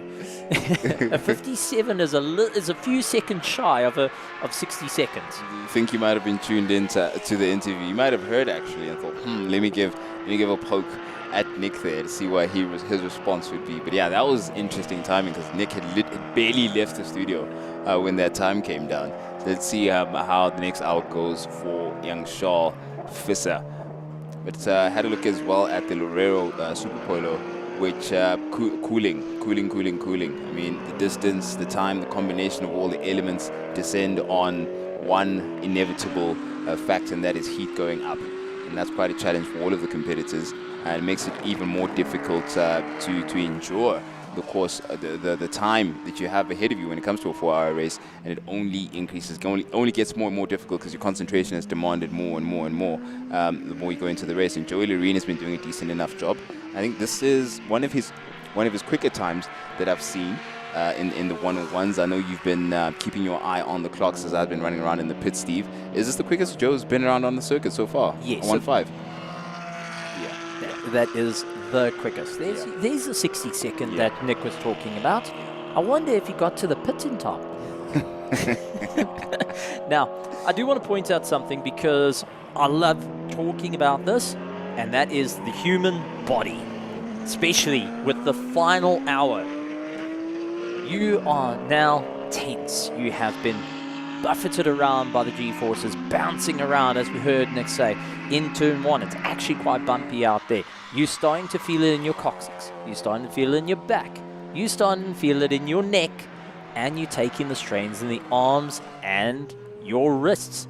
Also, you are clenching onto the steering. Your fingers are starting to feel it. You're sweating. The more you sweat, the more your sodium level drops. The more your sodium level drops, the more lactic acid starts to build up in the process as well. Lactic acid means that you start to feel muscle cramps coming in. Ever had that stretch in the night where you stretch your leg and suddenly your calf pulls tight and you just can't bring your foot back? Yeah. Well, the drivers are going to start to feel that on their left for hard braking and on their right for accelerating. And we have seen a driver actually stop at East London, Kwanda McKenna, in a GT4, retiring out of the race because he had cramps in his legs and physically couldn't move in the summer. We are now dead in the summer here in South Africa. We got up to 32 degrees today in the afternoon that the drivers were going through. We heard the conversations of, you can take my overalls off and just wring it out, and it just pours down. Yeah. The water in the MJR Porsche getting hotter and hotter, that got referred to as a kettle in that respect. Now you're starting to get lactic acid buildup. You're starting to feel those aches and pains. Your coccyx starting to feel it, and you're trying not to think about it. And that is the main thing. The moment your mind slips and you start to think, ooh, I'm a little bit uncomfortable, and you try and shift yourself around, that's the moment.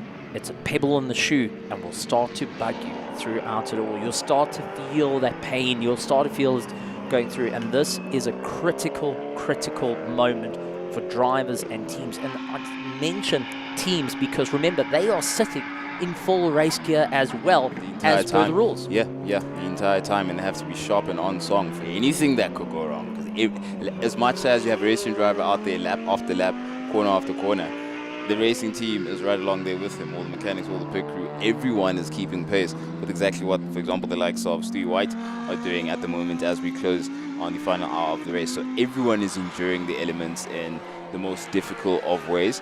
And you can imagine just how much concentration you have to muster up, especially towards the end of the race. It's a lot easier in the beginning, but when you go up to the last and the final hour, as you've described, Steve, the human body now comes into play, and it exposes its own limitations. And I think that's where your preparation then begins to pay off. How much time have you spent in this kind of condition performing at the level you're performing at? And the more familiar you are with those conditions, and I think that's where the international racing then comes in for the likes of your Nick Adcock, Officer, Stu White, Lily, like all of them, it pays off when it comes to the hotter climates that they race around and the more frequent racing they have going on throughout the year.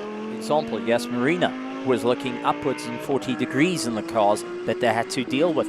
Now, another factor I do want to bring out, as the clock starts to run down, the drivers are not getting too informed by the team, but when your eyes cast to the left-hand side there, that darn LED board is reminding you, hey, listen, it's getting closer, and considering Stuart White and Charles Visser are firing back at one another with lap times, they are trying to close the distances between them. They are going to be thinking, what do they need to do to go for first place? Who is going to have a leg up in this series? Who is going to be starting out and moving forward from Zwartkops? The 4 hours of Zwartkops, we have seen change championships right now. Every point is so critical. If you think about the pressure that's currently on into Africa, they will be the very first team to be a 3-time champion, something that hasn't been done in the series. We heard this coming into the race, and now that pressure starts to mount. Can they do it? For the likes of Just for Sweet, Rico Barlow, they've got this new car. They've got the gap. They've got the talent to do it. And they've narrowly missed it time and time again. Now it's time for the impact. Here comes the likes of the MJR. And I've got to say, it's wonderful to see how much work this team has done. And also what Marius Jackson's been doing, getting a variety of drivers in. So pulling out the insert, Joseph Ellerine out, Marius climbing into the car. He wants to see it through, and it must have been the radio call of, hey, listen, I'm getting hot here. Please jump out. Yeah. But I did also want to touch on how the seat belts are done. You'll see a couple of cars will have them chucked over the seat. Others will have a bit of Velcro on the belt that they can stick it to the roof when they climb in. So instead of over the seat, hook it on the roof and hook it on the side. When you're ready, pull it down, you're done. Instead of chucking it over a seat. GT cars is helpful. When you're in a prototype, a little less so. And that is the different ideas that start to come into play that the different drivers have been utilizing. I do want to point out, Marius has been driving this car and letting members of his team drive the car as well.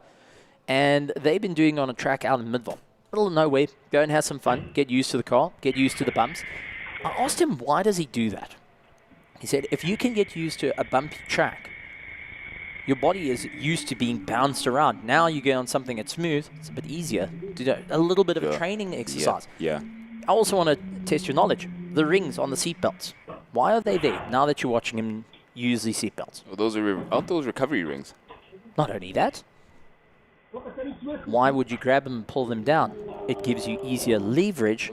There we go. There we go. We've got a full-on demonstration there. What I thought, I'm looking at the one on the. I see the orange ones, but there's another one, a yellow one on the right-hand side of Marius Jackson. That one looked like it was for recovery.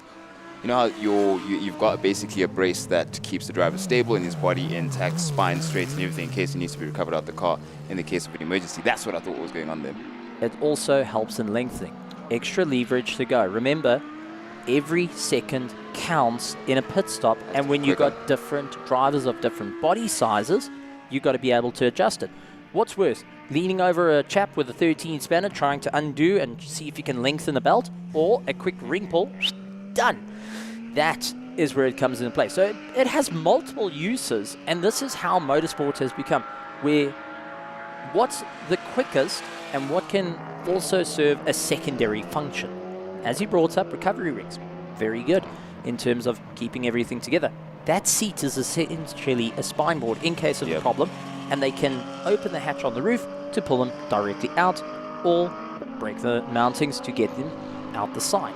Mainly, they've got two different ways to do so in terms of medical team. We're not going to be utilizing that now, but we are concentrating on what's the most efficient way of getting a driver in and out the car and getting those belts right, that you're not faffing, especially when you've got two different sizes. Joseph Ellerine, a little bit taller, a little bit skinnier, versus Marius Jackson, a little bit wider, a little bit on the shorter side, and can go and sit back into the seat. So a very interesting play into that one.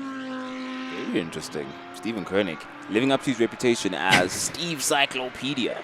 I see, while we've been going at it, about the nitty-gritties and the wonderful details that come together to make this beautiful sport that we all love. Stewie White has been keeping it within the sub-1 minute mark consistently, back-to-back, whereas Charles Visser leisurely. He's got a bit of a gap and a cushion there to work with. His playing on just about at 60 seconds around this circuit, so he's maintaining that kind of pace, while Stewie White knows he has to keep on shaving away at that time, of course, depending on what the elements have thrown at him. What are the temperatures saying? What are the tires saying? Do they have the life and strength in them for him to wring them by the neck to close down that 3-lap gap between the two of them? So, and there is Stewie White now completing turn 2, going out on to 3. He's got the Lero Super Polo ahead of him now, and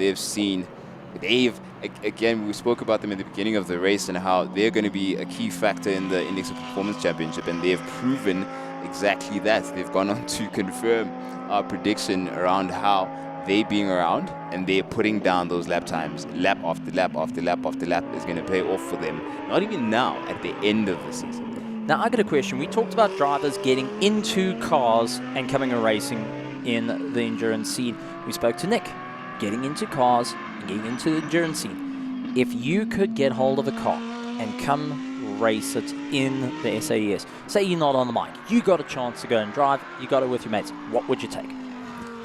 Easy answer. Easy answer. It's staring right at me. The VW Super Polo. There you go. Yeah. Well, can I chuck in a couple of different ones? Have you got a 50k car stuffed in your pocket? No. How about something we seen a little bit earlier? Okay. What happened about your space frames? Space frames? Okay, of course you would have said that. And I know you have a bias and an inclination towards Silka Tukum. What about a Nash? Really? Well, we've seen it before. Andrew Horn went and drove one. That was a couple of years ago. It was a while ago. That was an exciting time. That was one of our first actually that was the first time we rode shotgun here in commentary. Andrew Horn was still in a Nash at the time before he at the time, I think, was Nick Eckhock still in the league year? He hadn't gotten the Norman over No, at that the point. Nova wasn't in as yet. because it came in 2022, I believe. Yeah. Jeez, flashback. So if you think about the different cars that you can take and what you can be ultra competitive in, we know that you've got pro drivers sitting in A class, and if you can get a pro driver in there, phenomenal, great stuff. But there's no reason for a budget vehicle to be able to go and race it. Take a look at Sophia Motorsport as a good one with the Altezza. Yeah, they were a feature, and remember how they again, being there pays off, and it puts you in contention with some of the heavy hitters, such as your Inter Africa Racing, at least in the different guys. I mean, pound for pound, it's one thing entirely, but overall, you have to finish. Which means if they don't finish, you score more points. And Performance of index. Ta-da! Index overall championship last year. Look how our runners-up were. Racing in a backdrop. Exactly. So it pays off to show up. It definitely pays off to show up. So I get your point, Steve Koenig, and I hope our viewers and listeners at home, someone who's doubting, dilly-dallying, being all riverbank about the decision about racing, has an idea planted in their minds, and a seed's been planted there as to just how within reach a race actually is. Also, all levels of ability as well. And ages too. 71-year-old Ulisani. Wait, not 71-year-old Ulisani. 71-year-old Jimmy Janakaro was racing today. So that in and of itself, that is crazy. My grandfather is 70 plus years old. My grandmother, 70 plus years old. So that speaks volumes about just how accessible motorsport in South Africa is as of today. That's it. Well, currently on screen with Stuart White, who got very out of shape on the steering wheel into 5. It was left, right, trying to catch the car. And I wonder if we can get a replay on that moment into turn 5. But he is pushing harder and harder to see how it goes. But he is trying to figure out what to do to really give it everything he's got and right to the fringes of the circuit. With that being said, let's talk about the fastest that's on the button and finding the info. Let's go to Nadine down in the pits.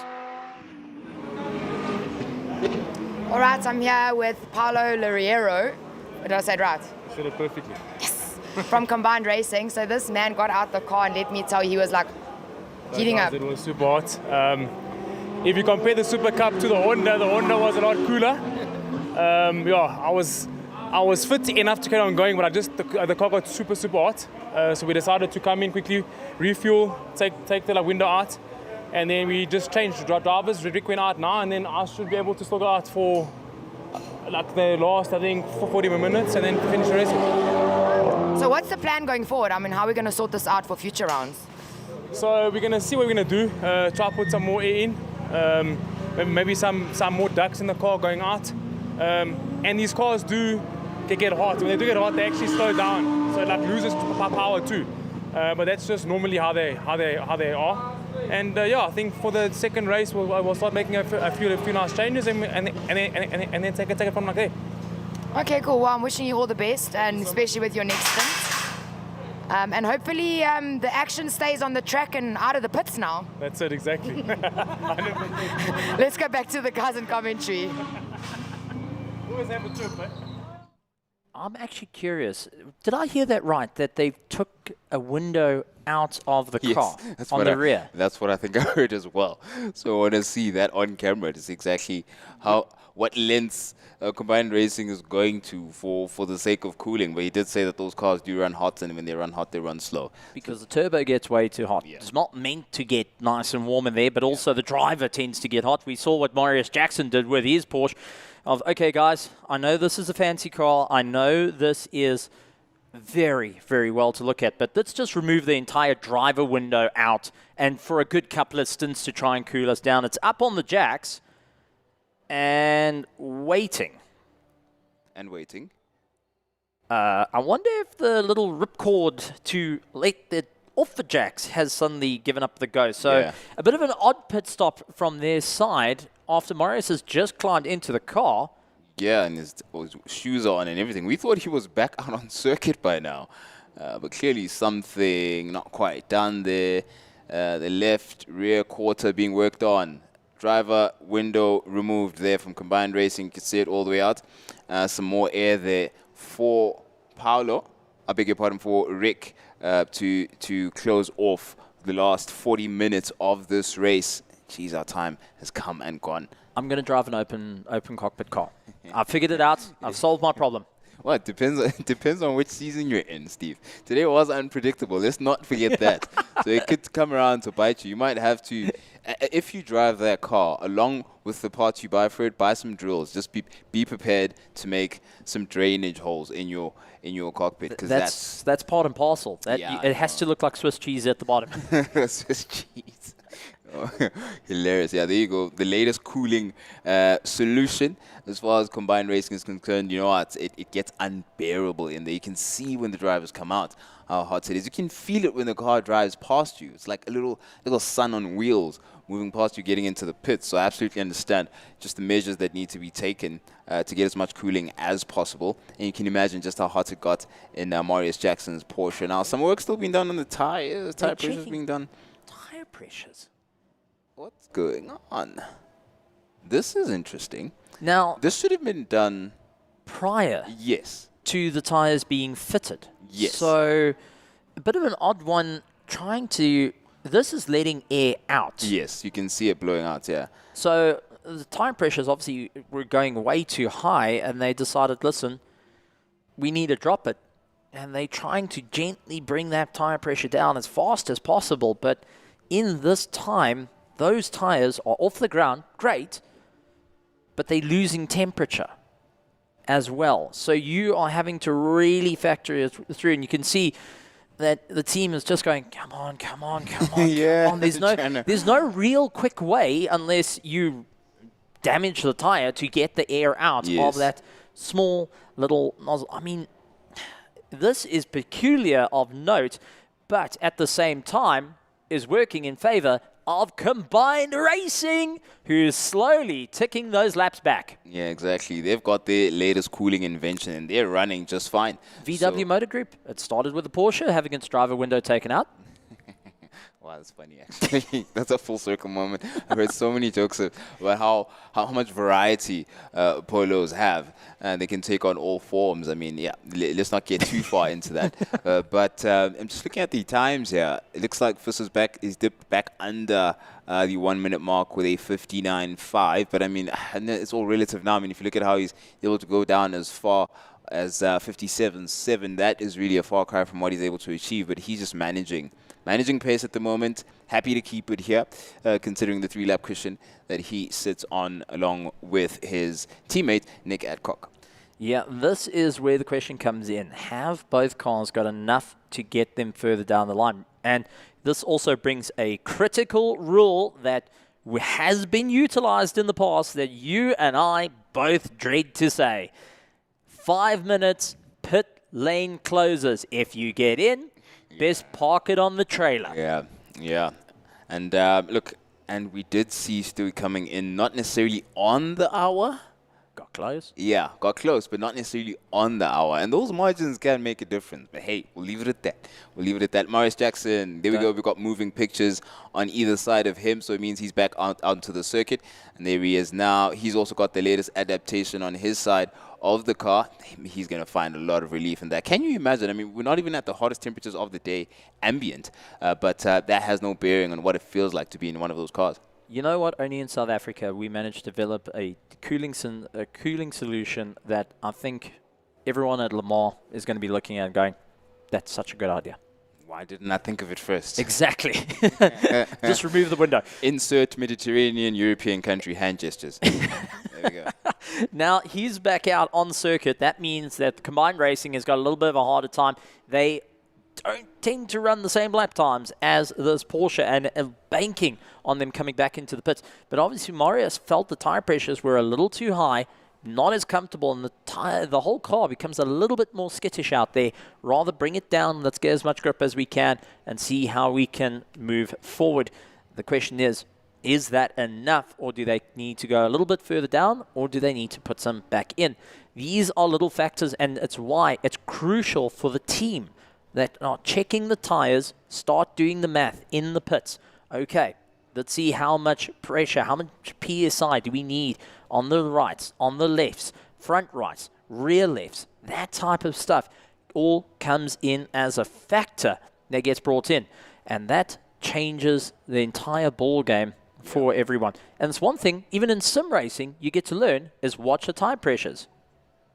Yep, and we do have on standby Timber.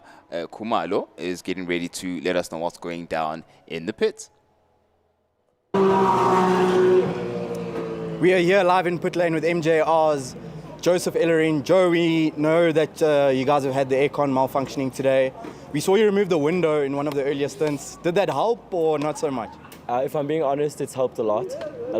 I'm sticking my arm out the window as many chances as I get, trying to push the cold air onto my face. But no, it's been a fun day, cars running smoothly besides the air conditioning. I mean, we can't really ask for much more. At least it's only cosmetics that's the problem. Well, that's good to hear. And we've seen you guys have had to make a lot of stops. I imagine some of those are unscheduled due to the heat issue. How much has it affected your race today? I mean, a lot. You obviously want to keep circulating, and we kind of can't because it's so hot in the car. Like, I almost passed out, but it's fine. We rehydrated. We got already sent out again, running all good. We mainly just want to keep circulating, keep the car out for as long as possible. We're testing to see if there's any problems, but so far, it's all good so far. Have you been happy with the car performance overall this weekend, outside of the minor issues here and there? There's little things here and there, but it's a new car and we need to learn how the car likes to behave. Thank you, Joseph. Good luck for your last stint. Back to Prince and Steven commentary. Well, there you go. You get a picture of just how extreme conditions can get. Joe Ellerin saying he nearly passed out on the car, but thankfully for him, he was able to get safely into the pits before that happened, while he was still able to control the car safely. So that's a fantastic thing to see. But we've noted something interesting here. Stewie White's times are just climbing up instead of going down. What's going on there? We'll get a picture of that in a moment, but in the meantime, we get a chance to see that cosmetic change. That's making a huge difference for both of the racing drivers in terms of cooling down the MJR team as it stands. We're bearing very quickly down on the closing stages of the race. It's been a long day's racing. We're looking not too long at the 30-minute mark for us to count down and reflect on exactly what's happened all the way through the day, especially where the challenges that came from the elements are concerned. I think this is the more unique of the races we've had, at least as far as heat is concerned in challenging the racing drivers. We haven't quite seen something like this in the years of the series, have we, Steve? No, rampant, having extreme heat like we've had today taking into effect, this is something we haven't seen. We've seen extreme rain, we've seen extreme wind, but not to the point that heat has become a factor on the drivers mostly, not even the cars, on the drivers needing to do it. And this is where I've got to say it's especially South African, because every race we've seen with the South African Endurance Series is a little bit more of a challenge added in coming through it. Now, we did talk about Stewie White on the previous lap, going a little bit slow into turn one, sticking to the far right-hand side. He has now managed to go and build up the pace again. He dropped from a 1:01 to a 59. He's now back onto the money. But what happened in that moment that cost him so much time? Why was he too far to the right in turn one? Is Stuart White starting to feel the impact as well? And when the team asks, hey, listen, are you feeling okay? I'm fine. I'll keep going. This is where adrenaline starts to tick over a little bit more, and the concentration is trying to do as much as they can. But it's now down to stamina, because we got 30 minutes to go. Give it 25 minutes, because the last 5 minutes you can't pull into the pits. You got 25 minutes to make a call. Are you coming in for fuel? Are you coming in for tires? Are we going to switch drivers? What's the game plan here? Yeah, all with the pressure mounting at the moment as it stands. That's 25 minutes from now, but as is the case right now, we've got 2 laps in between FISA as well as White due to the recent stops and strategic changes that have been made between the two of the teams. And yeah, the time has been consistent. Areas we have FISA getting around Marius Jackson, who just got back into his MJR Porsche 911. And I'm trying to get a gauge on exactly how Marius Jackson is approaching his re-entry into the race at the moment, just how aggressive or conservative he is. And right now, it looks like he's lapping in the 108, which is more conservative of times, and I think that definitely is directly related to the tire pressure issue that they were dealing with before we went out onto the circuit. But we'll have a look at that in a moment. In the meantime, we're looking at Charles Visser as the sun begins to set on this wonderful racing circuit of Zwartkops Raceway. The worst of the heat we thought had come and gone is not quite done with our racing drivers. That still is quite hot. I mean, I remember remarking to Chloe even in the morning just how hot it was before the sun had fully risen. That was just before 6 a.m. So you can imagine just how hot it is out there, out on the circuit. And there is Charles Visser being conservative, not going too wide or unnecessarily so, as compared to Stewie White, who's maxing out on the curbing. I mean, you're seeing him getting every inch of tarmac he can buy to find either pace, or in Steve's theories, the elements may be getting to him here and there, concentration waxing and waning. You just never know when it comes to the closing stages of what has been quite an intense race for all of our competitors. To close down the gap, they're 3 laps down on this Norma Nova. They are banking on pit stops coming into their favor right now. At the moment, Visser's doing enough to hold White at bay.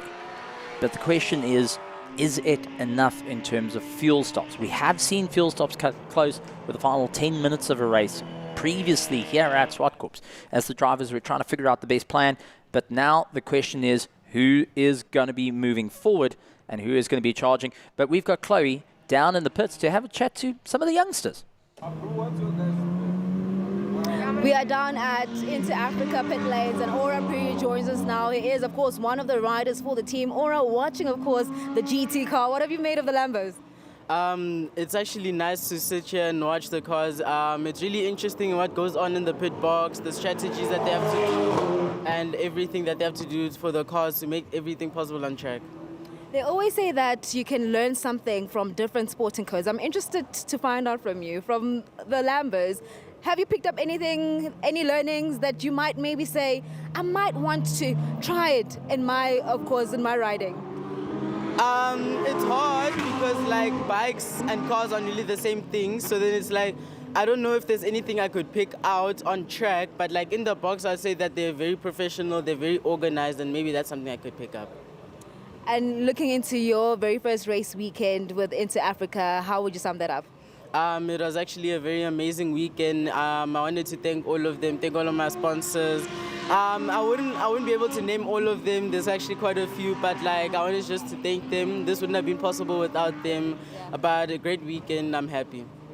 The mechanics are quite special here at Inter Africa. Who's the funniest? That's a very big competition. I wouldn't know. I'm still trying to learn names, but like I would say right now they're still on equal terms, but as I get to know them, we'll see who's funniest. All right, well, we'll definitely see who's funniest. But Maverick or Rambo Lambo, which one do you prefer? Who's that? So the sprint car, which is a bit of a lighter green, and the car that's currently out now, Rambo Lambo, which one do you prefer? Probably Rambo Lambo, yeah. Rambo Lambo. Rambo Lambo. All right, Aura Puri joining us here down in pit lane. And we do know that, of course, he is a defending champion in his class. And while joining champions, they're all hoping to defend in 2026. Let's head back over to commentary. Well, Aura Puri giving us the who's this aunt who says she knows me and did my diapers. That's the face I remember when I saw that. You couldn't quite get the group of the nicknames of those wonderful looking cars, but all forgivable, all in good spirits, beautiful equipment that he's surrounded by. And yeah, he was remarking when I bumped into him, and he and his parents actually were remarking about how professional the setup is in the stable and how much there is for him to absorb and take on, and how much of a difference it's going to make for him as he goes on to greener pastures and racing overseas, racing in Asia and in all places like that. So it's going to make a huge difference for him to be in such a professional and tightly run ship. Yeah, it's definitely going to be an interesting time. That being said, at the moment, with 25 minutes and a half remaining, Charles Visser going and leading out in the Just for Sleep Rico Barlow Norma Nova NP02. You see, you don't have to have a nickname, you just have a really clever name. Going and fighting against Stuart White of the Inter Africa Lamborghini Huracan Evo 2. sorry, Evo, not the Evo 2, the Evo 2 we saw earlier. This is the Evo going and fighting it out. We've got Marius Jackson in his 991.2 GT3R going and fighting for third place against the Super Polo of Combined Racing. And that is charging out. Lorero behind the wheel, giving it everything they can. They've been overheating in the cars. Third and fourth have been getting a little bit on the warmer side, while Into Africa and the Recobolo Just for Sleep have just been trading blows left, right, and center to ensure they stay at the top. However, time running out. It is now or never to start putting in those lap times, with 3 laps being the separation between the 2 top teams. These 2 teams have been rivals start to finish every single time they've hit the circuit together. They have brought their A game. They have brought some incredible drivers just to beat each other. They've gone around the countryside fighting one another for the championship. Is it going to be Into Africa able to pull a rabbit out of a hat here to ensure they get a victory and will be moving forward on the right foot?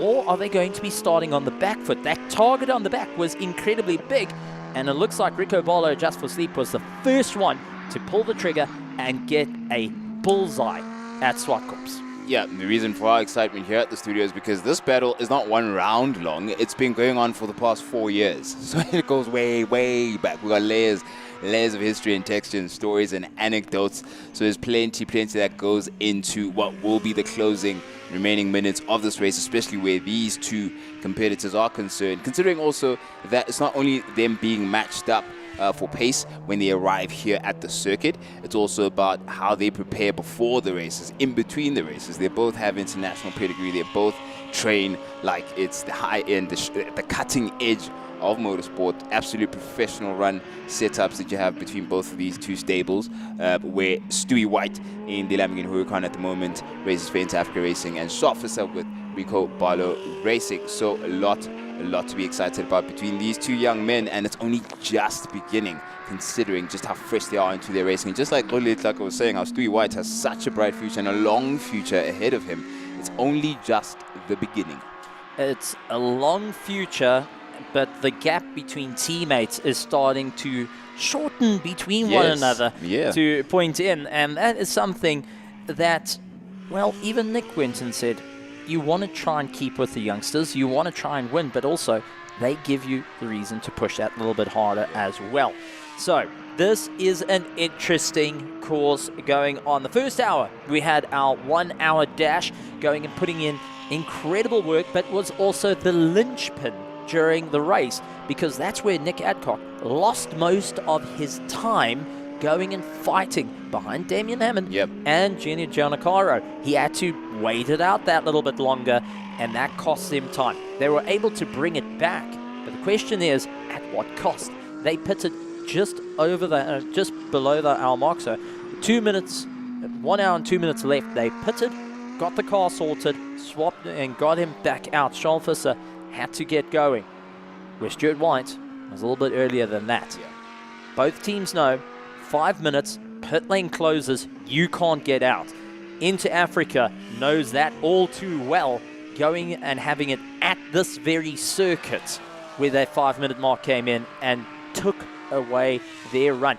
The question is, how are they going to move forward on this one? And each of the drivers are going to be starting to think, where do we need to push? Where do we need to make up time? 214 laps later at the moment, and that tells a story. No, absolutely. I'm looking at Schalfisser also now consistently just sub 1 minute. Now he's gone into the 58.5 now. He just dialed it up. There's no keeping up with Schalfisser, so I'm going to stop commenting on his times a bit too soon and I'll wait for him to put in at least another 3 or 4 laps before I say something. With Stewie White also in and around that mark. And yeah, it's going to be an interesting closing. I mean, it's 15 minutes now until they don't have the option to get into the pits, which tricky times. Tricky times. You think you can call it, you never can, so you never do. Listen, I know you're a big fan of math, so I'm going to give you a bit of math. 214 times 2.4. Don't use your phone, come on. Of course I'm using my phone. Well, fine, I've already worked it out for you. They've done 513.6 kilometers thus far, and they still going. And considering the math speaking of math, I know I'm digressing here, but it was interesting to hear the per kilometer charge of running these cars. Was it 70 plus euros, I believe? Yes. Per kilometer. Per kilometer. But the Nova was 6. Nova was? Nova was 6. The GT3, 7. Ta-da. just to add it in there. Before you go on there, I was tracking something between the Loreros as well as combined racing in terms of the pace they were doing. Combined racing as well as MJR. MJR is definitely nursing tires because Marius Jackson is not getting any quicker. He's gone from the 106 and the 7s into the 112s. So that tire pressure issue definitely was a problem for them. Rightio. Now the question is, are they going to be able to keep going, or are they going to land up getting that car back into the box to do minor adjustments because time's running out? If they do one more stop, that's it. Keeps getting slower. Something's amiss there. Something is amiss. Bigger problem. Driver's starting to overheat. They get into the final 5 minutes. Pit lane closes. Yeah. And you now have to trust that driver just to keep pushing through the pain. If they can't, that's it. Done. Dusted. Third place off the table. And to give you context, this is the slowest Marius Jackson has run all day because we only ever saw him running that kind of time earlier on when there was traffic. That was around lap 12 and 13.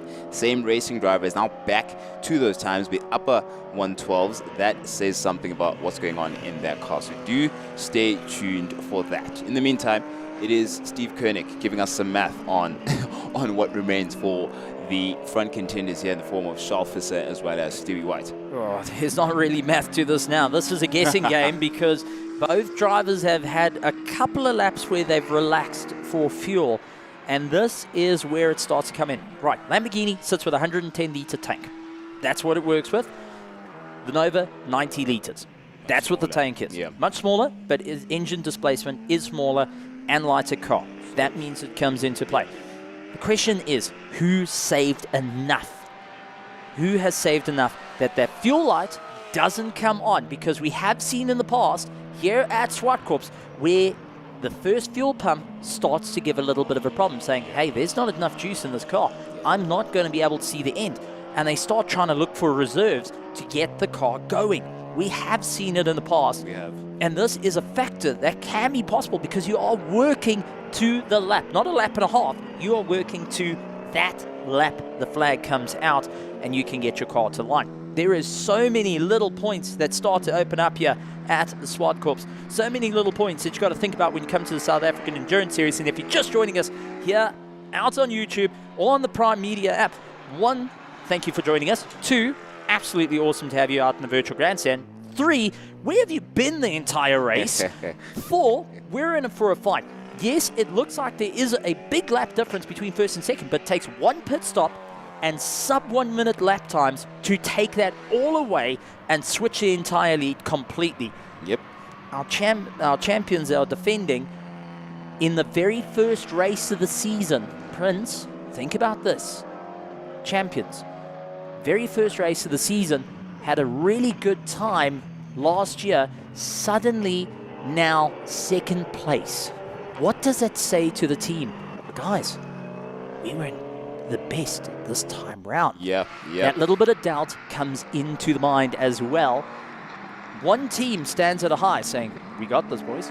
The other starts to think, hold on, what could we have done better? That little bit of scratch on the head, that niggle when you go to bed is going to sit there and fester for the weekend. Listen, I don't know if either of these teams are relaxed, as you're saying, because I'm looking at the driving style of both these racing drivers, that is Stewie and Charles, since they got into their cars.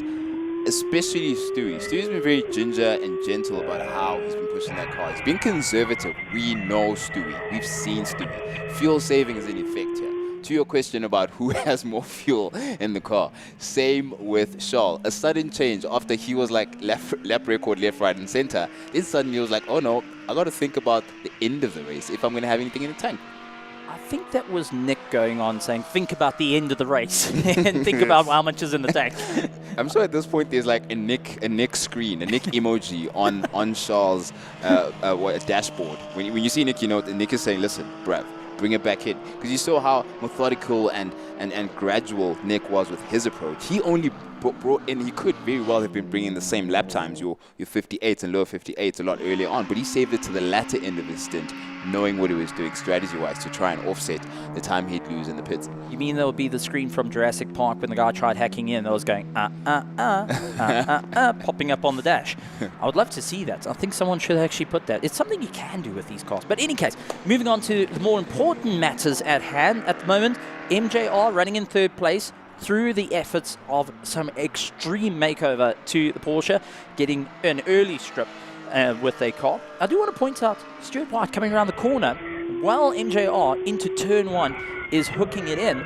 There was lights flashing in the background. Stuart White is trying to alert nearly one corner away. Hey, listen, I'm coming. He's trying to tell Marius, listen, I'm coming past you at a rate of knots here. You need to be well enough aware. I'm going to be in your mirrors very shortly, and boom, gone straight. And that is into turn 4. We saw him coming out of 8, MJR into 1. Before they even hit turn 4, there's Stuart White. That is the difference between them and how it's all starting to work out. Got it in real time as you were describing it there, and that's vintage Stewie White, isn't it? For the next couple of corners, it's going to look like it's a 4-lap gap between Stewie White and Charles Visser, but it still remains as 3 as Stewie White is about to round up his lap. As we look at the clock bearing down, MJR coming in. MJR coming in again. It's the tire pressure issue. It has to be. 13 minutes. Yeah, they know. Yeah, they know. They're staying clear because they might take maybe a good between 10 minutes maybe in the pits, but they have actually no. If you take 10 minutes, you ain't getting back out there. They have 8 minutes to fix the issue, and it is a driver change as well. So they're going back. It's that rear right that is the problem child there, and they are now needing to do it. So changing out the driver, the question is, how long is this pit stop? And what is it going to do? If Illerine says, this is a problem, they have such a small window to change that tire and get it back out. If they're changing it at all. If they change it. But the problem comes down to the wire of, listen, we've got this issue. We need to nurse this issue. This is where I know it's uncomfortable. I know that you're not going to be the greatest, but do us a favor. Just circulate right now. I promise. Be nice to the car. Yeah. We'll get you an ice cream at the end to make you feel better. What I find interesting, Steve, is there are more right-handers on this circuit than there are left. So how is the rear right quarter being affected tire pressure-wise more than the others? That's the only one that's getting an adjustment there. How many times have you struck the curb on your way out? Yeah, there we go. Okay, so it's about your how much of the outer extremities of the circuit you're exploring more than anything. Your fair point. I see that, Steve. And with all, okay, that's a very fair point. And you also got to remember they're getting pushed out to getting wide through it all, right into the rubble, right into the bits of rubber, bits of stones that have come from the kitty litter, into everything on the outskirts of the circuit, but now needing to figure out what they can do to ensure that they move forward. The question is, that's their final stop that they can do. There is no more that they can do. There's 11 minutes left. Take away 5 minutes from that. There is literally no time to muck around for any of the drivers. For combined racing, guess what? That overheating issue, and your driver's overheating, well, time to take a deep breath and fight your way through it. That cramp that's starting to build up in your calf, well, you're going to have to drive through it. For the likes of Charles Visser and Stuart White, there is no time to refuel those cars and still save laps. What you got is what you got, and you hope that you have the low fuel warning not show on your dash. Charles Visser he seems to have a bit of fuel in his tank. He's gone down to the 58.7s. We'll keep an eye on that. In the meantime, it's going to could be the longest 6 minutes of your life, depending on where you sit on the spectrum between this particular 3 cars that we've been talking about. Another one of them, of course, is the Combined Racing Lorero Super Polo, which is lapping in and around the 111 mark. So you can imagine just how much tire maintenance was happening where the MJR car is concerned, because that's the pace Marius Jackson was pushing when he got back into the pits. A lot of management was happening there. Let's see if Joe Illerine does the same. Considering he has a lot less time to manage the car, he might just push it. Well, I do want to point out something very interesting. Look at the age group that's running in the top 3 at the moment. You've got Stuart White, you've got Charles Visser, and you've got Joseph Ellerine. 3 young competitors in GT3 cars. All the bronze drivers have said, listen, there we go.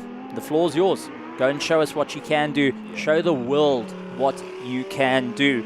And now it's up to the youngsters to make it or break it. 3 drivers that have competed overseas and have done extremely well for themselves.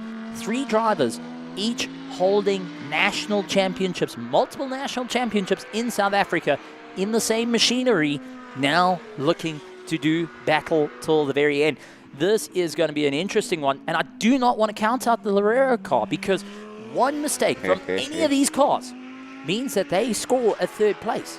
One mistake from MJR means they get a 3rd place. One mistake coming in from Visser or White can change the entire landscape of the race. Yep, the entire complexion of the race isn't yet decided, that's for sure, despite the fact that we've had a couple of 100 laps come and go from a number of the majority of these competitors. And you mentioned the younger generation. We've seen some of them feature as well. Unfortunately, that Corsa Des Amelie car buying out a lot earlier than they would have wanted to. Haven't had the best of runs here at round 1, but hopefully they're going to be back and swinging going into round 2. And it's the school fees of racing, isn't it? Something can come at you from the right when you're expecting nothing at all, when you thought you were taking care of a fire on the left-hand side.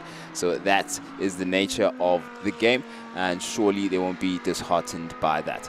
Some beautiful shots as the sun starts to set here at Zwartkops out in Centurion, and you get to see some beautiful machinery out on circuit going and racing around. I mean, how's that for a shot coming off turn 3 with the sun starting to fall behind the clouds and starting to dip down?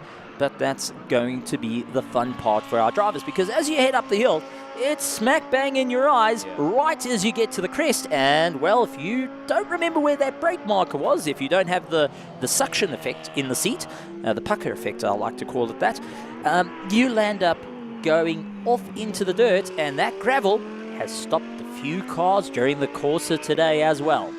Gravel shows you its own pucker effect. It doesn't can't be enjoyable. Yeah, the scenes right now, sun setting on these beautiful cars. It's like the beginning of a beautiful dream. Absolutely love to see it. Stewie White still going at it. Latest of his times are 1 minute 0.5. Shofficer in the 58s now. He's pretty much seems like he's using a couple of liberties. He's been banking in his back pocket where pace is concerned. You can see he's got enough to push for the remaining, let's say, 7 odd laps or so. We've got 7 minutes on us, and we've been in and around the 1 minute mark as far as lap pace is concerned. So that may be where his mind is at the moment. Haven't had him in frame for a while, just to see exactly how much of the circuit he is using. Is he ginger? Is he maxing out on it the way Stewie White has a couple of times, getting all on the rumble strips all the way across wide? But the lower set car, that Nova Proto NP02, normally doesn't quite play around the outer extremities of the car, you'll see there, but the GT3 cars liberally get out onto the limits of the circuit. So it's driving preference, comfort there, getting the car in the best possible position to maximize on performance available to them. But yeah, as it stands, there is Shoffer. So let's see what he does across our screens now with his latest time. The quicker he goes, he's dropping those times, he's getting quicker and quicker. 58.4 now, just found 210s. Not necessarily found, he had that 210s, he's just using it now, and he continues to do so. Darker and darker the circuit goes as Shofficer does what Shofficer does best. Let's see, there's something, I promise you, Shofficer has a feed of exactly what's going on in comms. He knows exactly what we're saying, and we're not egging you on, Charles, we're just watching you, so that Nick doesn't send any dragon eyes our way with how you finish the race. So, but yeah, 57.7 is the fastest lap we've seen all day, and for a very long time on the circuit. Incredible achievement to set for our eyes here at Zwartkops Raceway. That's definitely going to be an exciting one. At the moment, Charles Visser putting in a great run down into turn 8, dived for the inside line and trying to do everything he can to move forward. However, is continuing to try and really move up the ladder. He's starting to feel the pressure there. 58.7 on that last lap time. He's starting to bring those lap times down to prove a point, to try and open up the distance, because 10, 9, 8, 7, 6, 5, 4, 3, 2, 1. Pit lane closed. There's no more get out of jail free cards, no more assistance from your pit and your team. All of that is gone. It's all comms right now. All they can do is speak to you and comfort you and soothe you if anything goes wrong. All they can do is urge you on and encourage you to go for that checkered flag, as I'd imagine is the case for the likes of Ricobalo Racing with Charles Visser at the helm at the moment, looking good, looking sturdy, and you can see that signature body language, that distinct posture that he has. Of course, he and Stewie are roughly the same height, if Charles isn't slightly taller, but they have roughly the same build, and you can see they have their arms stretched out, and there's Charles now about to clear the MJR 911 of Joey Loreen, 3 of the youngest of the talents we have on offer with the racing drivers who compete in this championship, closing up the race and closing up proceedings, which is the idea, which is the culture that the series is trying to provoke and promote across the country. Putting young talent first, lifting as we rise, as our chairman likes to put it, and this is exactly how you would want to finish your racing event, with young talent at the forefront getting a chance to show what they can produce. Stewie White over the 1 minute mark now, with Sharfus right behind him. Remember, Sharfus has a couple of laps in hand. Let's see what the picture of that is going to look like with them going side by side, possibly a couple of laps from now, considering lap times. Blue flag means that you have to hold your racing line. It doesn't mean you have to jump out the way. You have to be predictable. Doesn't necessarily mean you have to be the nicest in terms of minding out the way. You can make him go the long way around. That is a factor that may come into play here. If Stuart White wants to test Charles Visser, how awake he is, I don't think it's going to happen, but wouldn't take it away. You want to use every tool in your toolbox to ensure you get going. And you can see up the hill, Stuart White just putting a little bit of a lean, ensuring he can keep going. He's holding the racing line. It is now up to Charles Visser to find a way past and pass cleanly off racing line if it happens to be so. And at the moment, Stuart White is holding that racing line. He's not minding out of the way. He knows if he can hold the racing line and keep going, Charles Visser has to try and figure out the best solution to get round if he wants to get round. And if you remember my earlier remarks about how these GT3 cars become absolute vessels and just mammoth creatures around this Norma Nova every time you have them juxtaposed, imagine where Charles Visser is going to have to find that space. You know what? That's why he's the racing driver and we aren't. So it's going to be interesting to see where he creates that gap for himself. Turn 4, the latest spot for this scrap for tarmac between these two. Turn 5, is it going to be? Stewie's keeping it on the racing line. He's not changing it. It's not down the middle. Going to be tough. Shaw might change his mind there. We're bearing down on the 1 minute mark now. Under 2 minutes. 1 minute and some change left of this race. And Sharfus has thought better of turns 4 to 5. He's given Stewie some room to breathe. I think there was a call on the radio saying there's not a reason there, because the brake lights all of a sudden came on 100 meters versus 50.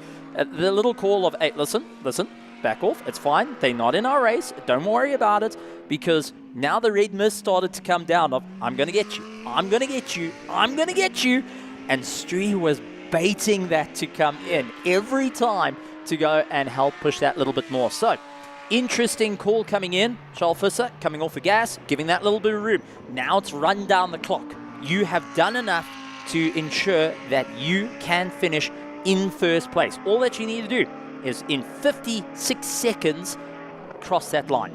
Run the clock down. If it doesn't matter how slow you're going, sit in third gear if you feel like it. Cool down. Take a breather. Look at it all. Soak it all in. Because in a couple of seconds, we're going to see the checkered flag coming out. Stuart White is pushing. Remember, Stuart White has just lost his lap record today.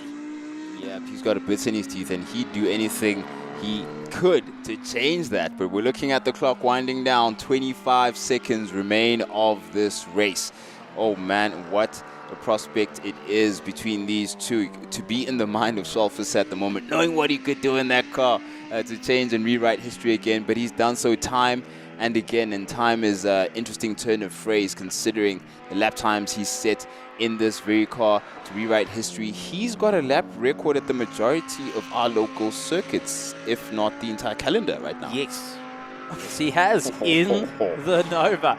But as we have just run the clock, now with only a couple of corners to go, going and just taking a breather, you can see the movement in the car. He is happy as can be and just taking a bit of a breather, looking, going, I'm back, I made it, I'm here.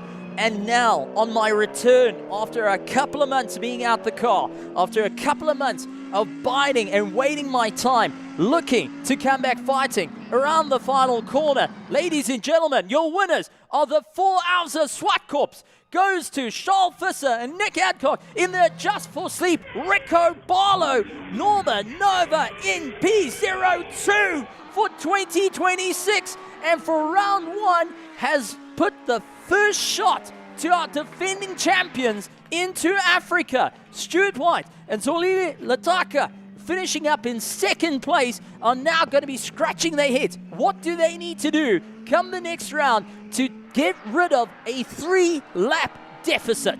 Oh, in the Inter-Africa Cup, it's face to palm, it's head scratches. What do we do to swing back?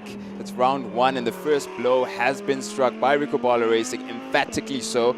Incredible feats that these teams continue to achieve year after year, to see this standard being set here on local shores equally as impressive. There is Stewie White now completing and collecting the checkered flag in second place as the race comes to an end for Inter-Africa Racing. It's been a tough 4 hours for different and unique reasons. The elements coming the way of all the racing drivers, and it's a matter of concentration. How much can you concentrate for the majority of 2 hours, where you've had double stints in the case of the likes of Nick Adcock, who went back-to-back, and then Sharfus had to step into the saddle and do the same. It's really been a tough one for these gentlemen, I can imagine. And you see the likes of MJR, they're peeling into the pits right behind Sharfus there. They had their own challenges from very early on in the race. We thought it was lights out for them, but they fought their way across the elements and managed to bring it home in one piece and sound. And the first car to pull a big modification by pulling the window out of the car. Modification just to go and cool down. A big thumbs up. Charles Visser even giving a thumbs up to the camera saying, check, gloves are on. Just saying. On the way through as well. First place. And ladies and gentlemen, not only first place here for round 1, but your new lap record holder goes to Charles Visser, climbing out of the car, and second place, dethroning the likes of Stuart White. There is going to be a bitter pill to swallow there, and the teams are going to be happy. Scholl is going to go through the roof, and I don't think anyone's told him that he's got the fastest lap time. MJR finishing in third place. A week ago, the car was in pieces, but there is the drivers embracing one another and extremely happy. And Joseph Illerine, the first one to run up, give a hug from the driver's side, saying, well done.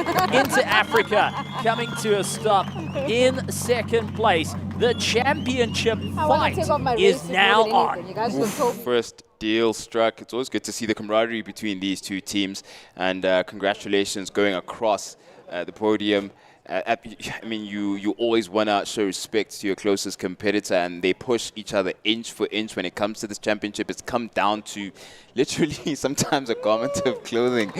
Steve Koenig pointed out it's really so close between these two teams, and it always has been over the couple of years, and I get the sense it always will be, and they're always going to push each other to the limit. And this time around, respectfully, Inter-Africa gives a bow and a nod to the Rico Barlow Racing outfit. And of course, Combined Racing, we gave them a shout from the start at their potential to be there up until the end, and look what they accomplished and achieved.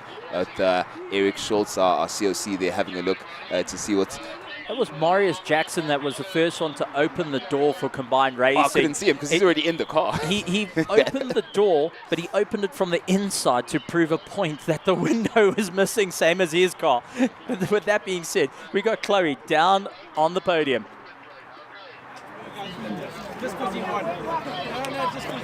Joining us, we are down in the pit lane, and we have, of course, the winner of the 4 hours endurance race. It is Sharfis alongside Nick Adcock with, of course, a Just for Sleep.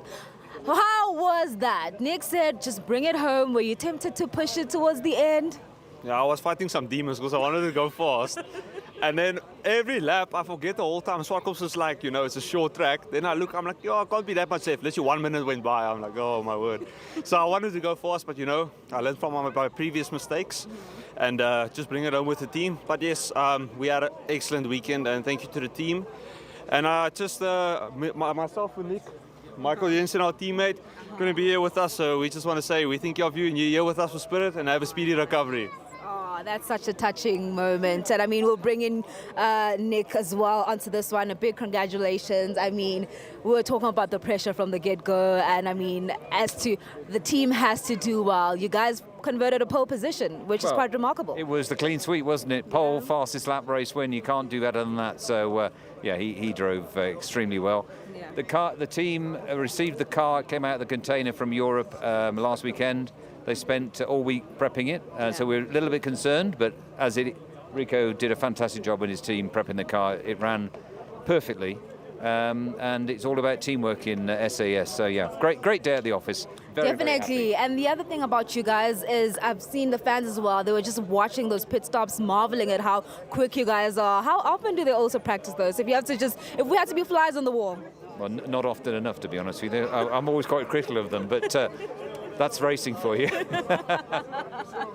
All right, and then how are you guys celebrating, of course, then this first win to start off the series for 2026? Yeah, it's the way we want to start. We want to win the championships here. We can't give it too easy to these gentlemen here. So, yeah, that's the perfect start. Perfect start there for, of course, Nick Adcock and Charles Visser. Going on then now to second place. We'll get, of course, XO just to join us. XO, I mean, here's Rambo Lambo. Stewie, pull through quickly. Just round up round 1, 2026, as we, of course, kicked off the series. Yeah, round 1 now is done, and I'm almost saying it's deja vu because this is how last year started. We came second to the same car last year. And yeah, you know, perfect conditions for a quick car. Fewer cars, no rain, no safety cars, no traffic.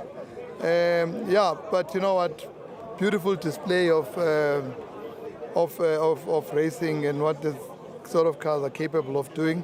But again, I want to thank the team, the Into Africa team. I want to thank Stuart and Gerald and the guys. We gave it our best. We always give it our best. We gave 110% again this time around. We came second. You cannot win everything, but we've been here before. We will always swim upstream, I can tell you, and we will. No. Yeah. I mean, EXO, you talk about last year and how it started, and we know how that script ended, where at the end of Kyalami, you guys defended your championship. So obviously, that is the goal again in 2026. So would you say this is a good omen?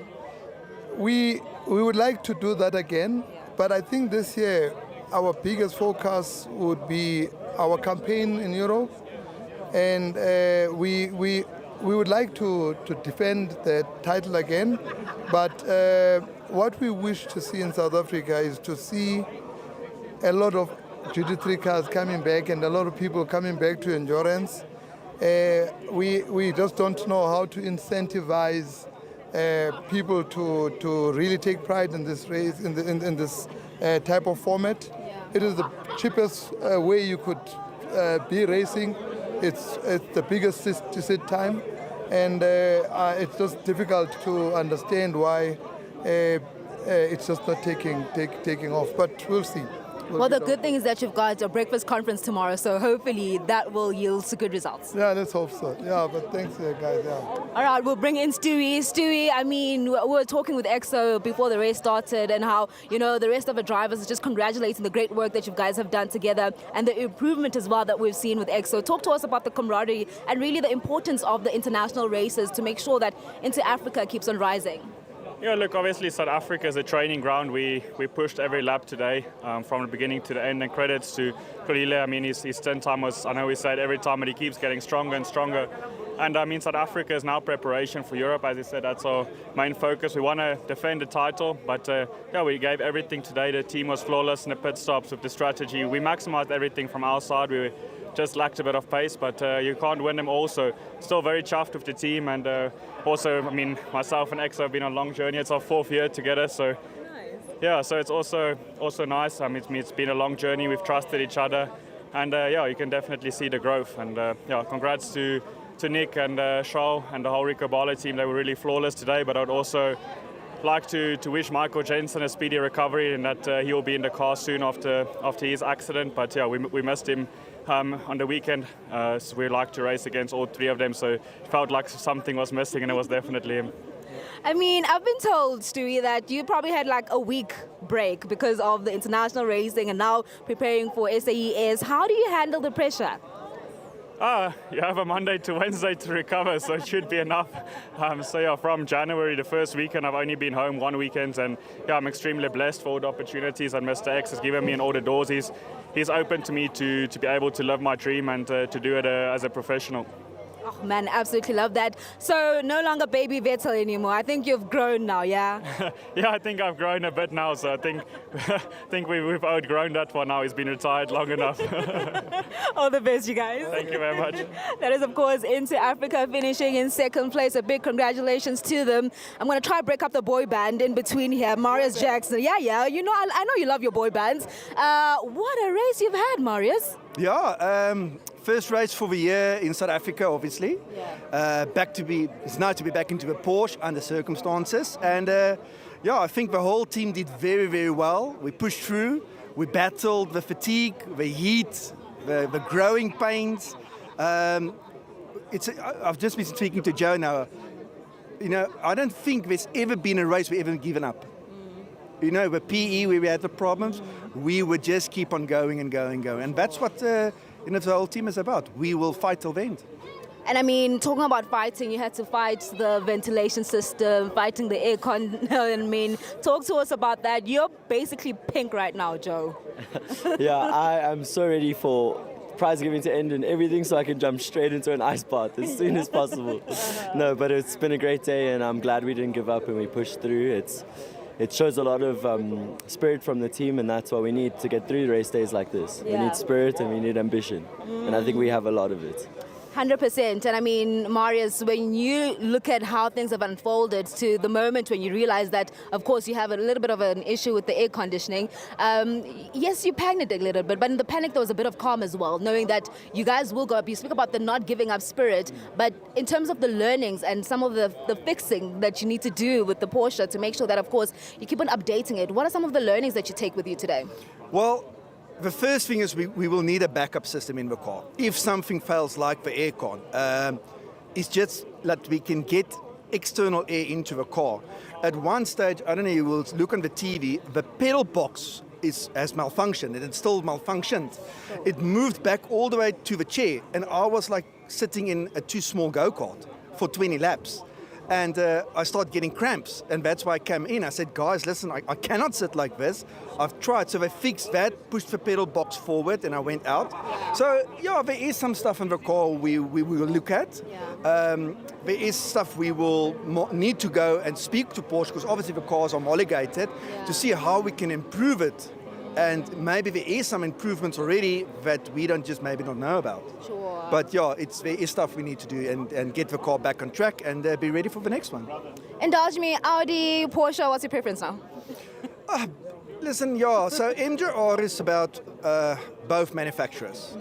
Both manufacturers got the ups and got the downs, you know, so I can't really say that the one is better than the other one. Both are very good cars, and yeah, you know, we've won the Kyle Lama 9-hour last year in this one, and as you will know, we've won the Oval Champion with Kwanda in the Audi. Yeah. So It's equal. Huh? Equal. It's equal. All right, all animals are equal, yeah? Yes, that's true. That's true. That is, of course, MJR, that being Marius Jackson, and, of course, Joe Ellerines joining us now. It is, of course, combined racing. We'll start with you, Rick, here. Talk to us about, I mean, what a tough race that was, especially having to take out the window as well, because it was just too hot for Paulo. No, it was very hot today, and I think a little bit humid. It was a tough one, so we were doing an hour-and-a-half stints. In the end, I think I did about another hour and a half. Without the window, we lost second gear. I think the gearbox got a bit hot. You can actually smell the gearbox oil at the moment. So we just had to baby it and bring it through in the end, I suppose. That's the whole point of endurance racing. 100%, but I mean, it's your first race in this car. Besides the niggling issues here and there, how was it overall? No, it was good. It was good fun.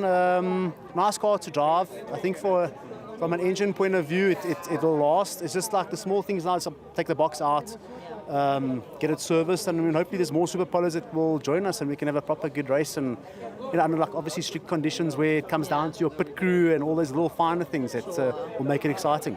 And then lastly, I mean, last year you were in the Honda, and then this year, of course, you're in the VW. What has the transition been and the learnings to make sure that, of course, you optimize this car to its best?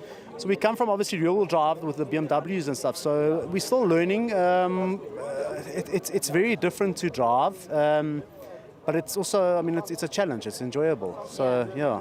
Obviously, we'd like a bit more power, but I mean, we can't touch them. Well, we definitely all would like a little bit more power, but that's how we'll wrap it up here at the grid walk. Let's go back into commentary. Well, more power to combined racing. If you've just joined us, we're about to get into an exciting roundup of what has transpired over the past couple of hours when it comes to the SAES 4 hours of Zwartkops. Well, taking off from the start of the race, it was the 1 hour dash combined with the 4 hours of Zwartkops grid as they all launched off. It was a fight at the front with Charles Ranges going and taking first place at that point for the 1 hour dash, but was fighting it out against the likes of Nick Adcock and going after Stuart White as much as possible while trying to defend his position on the ongoing battles all the way through. It was an absolute fight and onslaught at the top. And Andrew Horn having to try and get his car in the 1 hour dash that has got the least amount of power between all of them to try and brawl with some of the bigger cars out. Unfortunately, one of our first problems coming in, MJR, the car turning off. And this is where the heat started becoming a problem. Electronics started having a problem, having to engage reverse, and it's a long process to recycle the car, get it into neutral, get it into reverse, then try and get yourself going. And this was the first of a, oh boy, we're in for a long 4 hours. Yep, it's not as simple as looking for the R somewhere in the dashboard there as you'd have with your normal road-going cars. But it looks like Marius Jackson was able to get the car out quick enough and get it into the pits to deal with the cooling issues that they were dealing with. In the meantime, it was this battle between Damien Hammond as well as Gianni Giannacaro.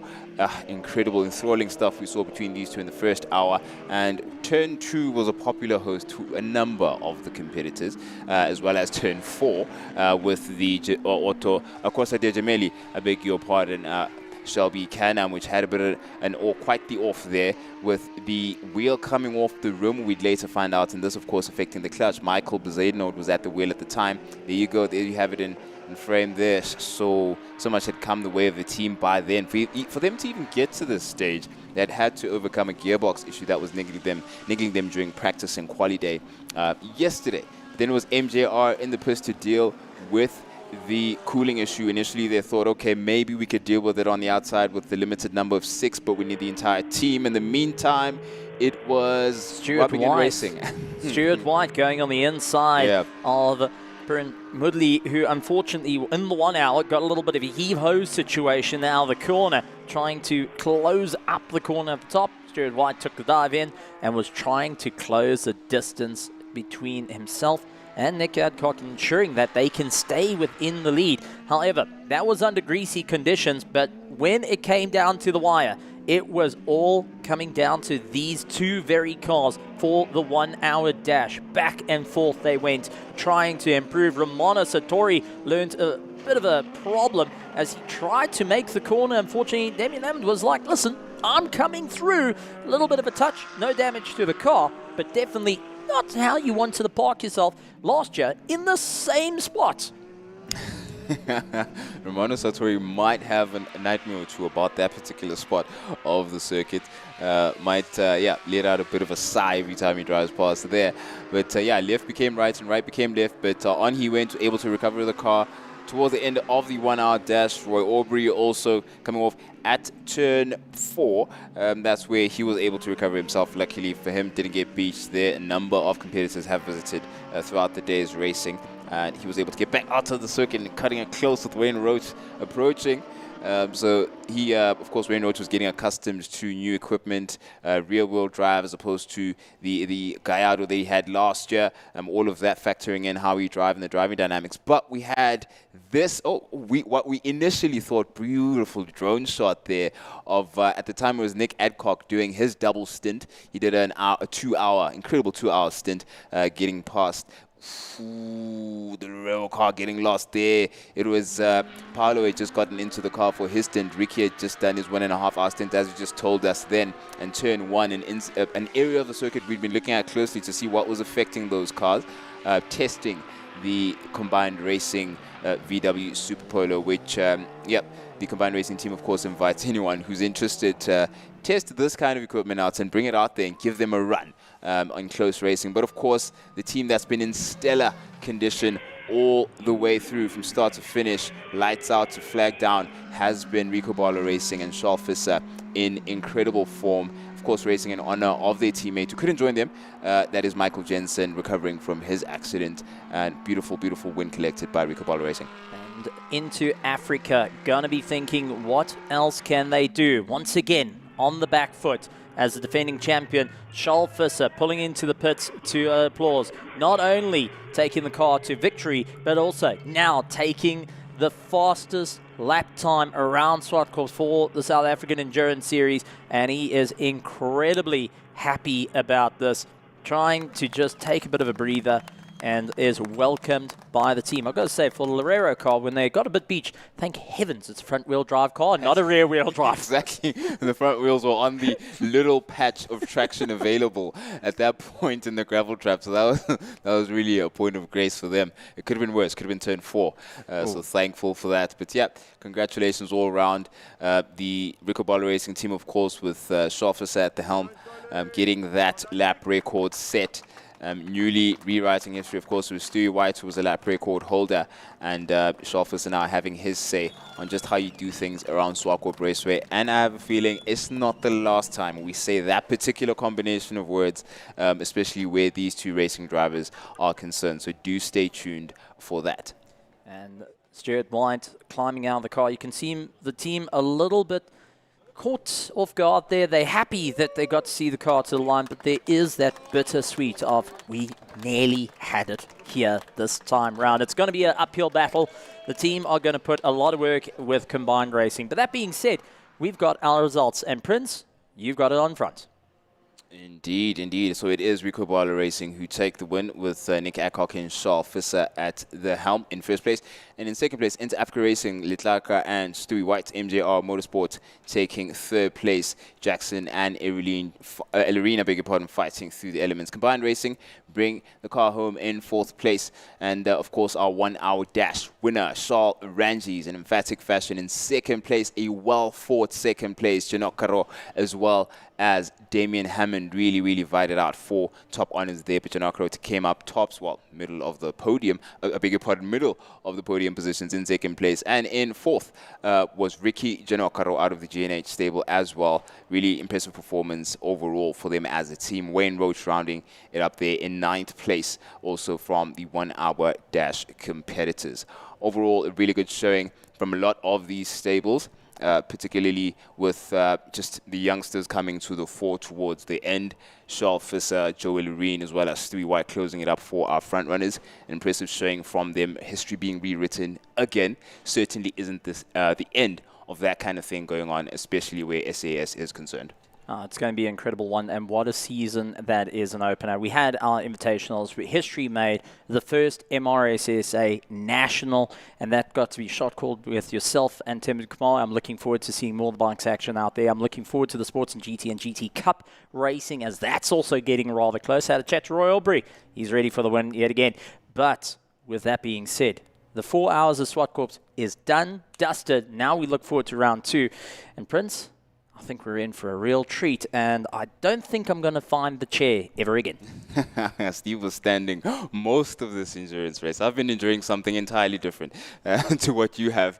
It's been an incredible weekend. Thank you all for joining us. If you came out onto the circuit to see us in the flesh and see the cars in the metal, do join us again for round 2 coming up soon. Stay tuned for updates on all our platforms, on our YouTube, on our social media, and on our website for what's to come and what we have in store as SAES. Thank you so much for joining us, and we're going to see you very soon.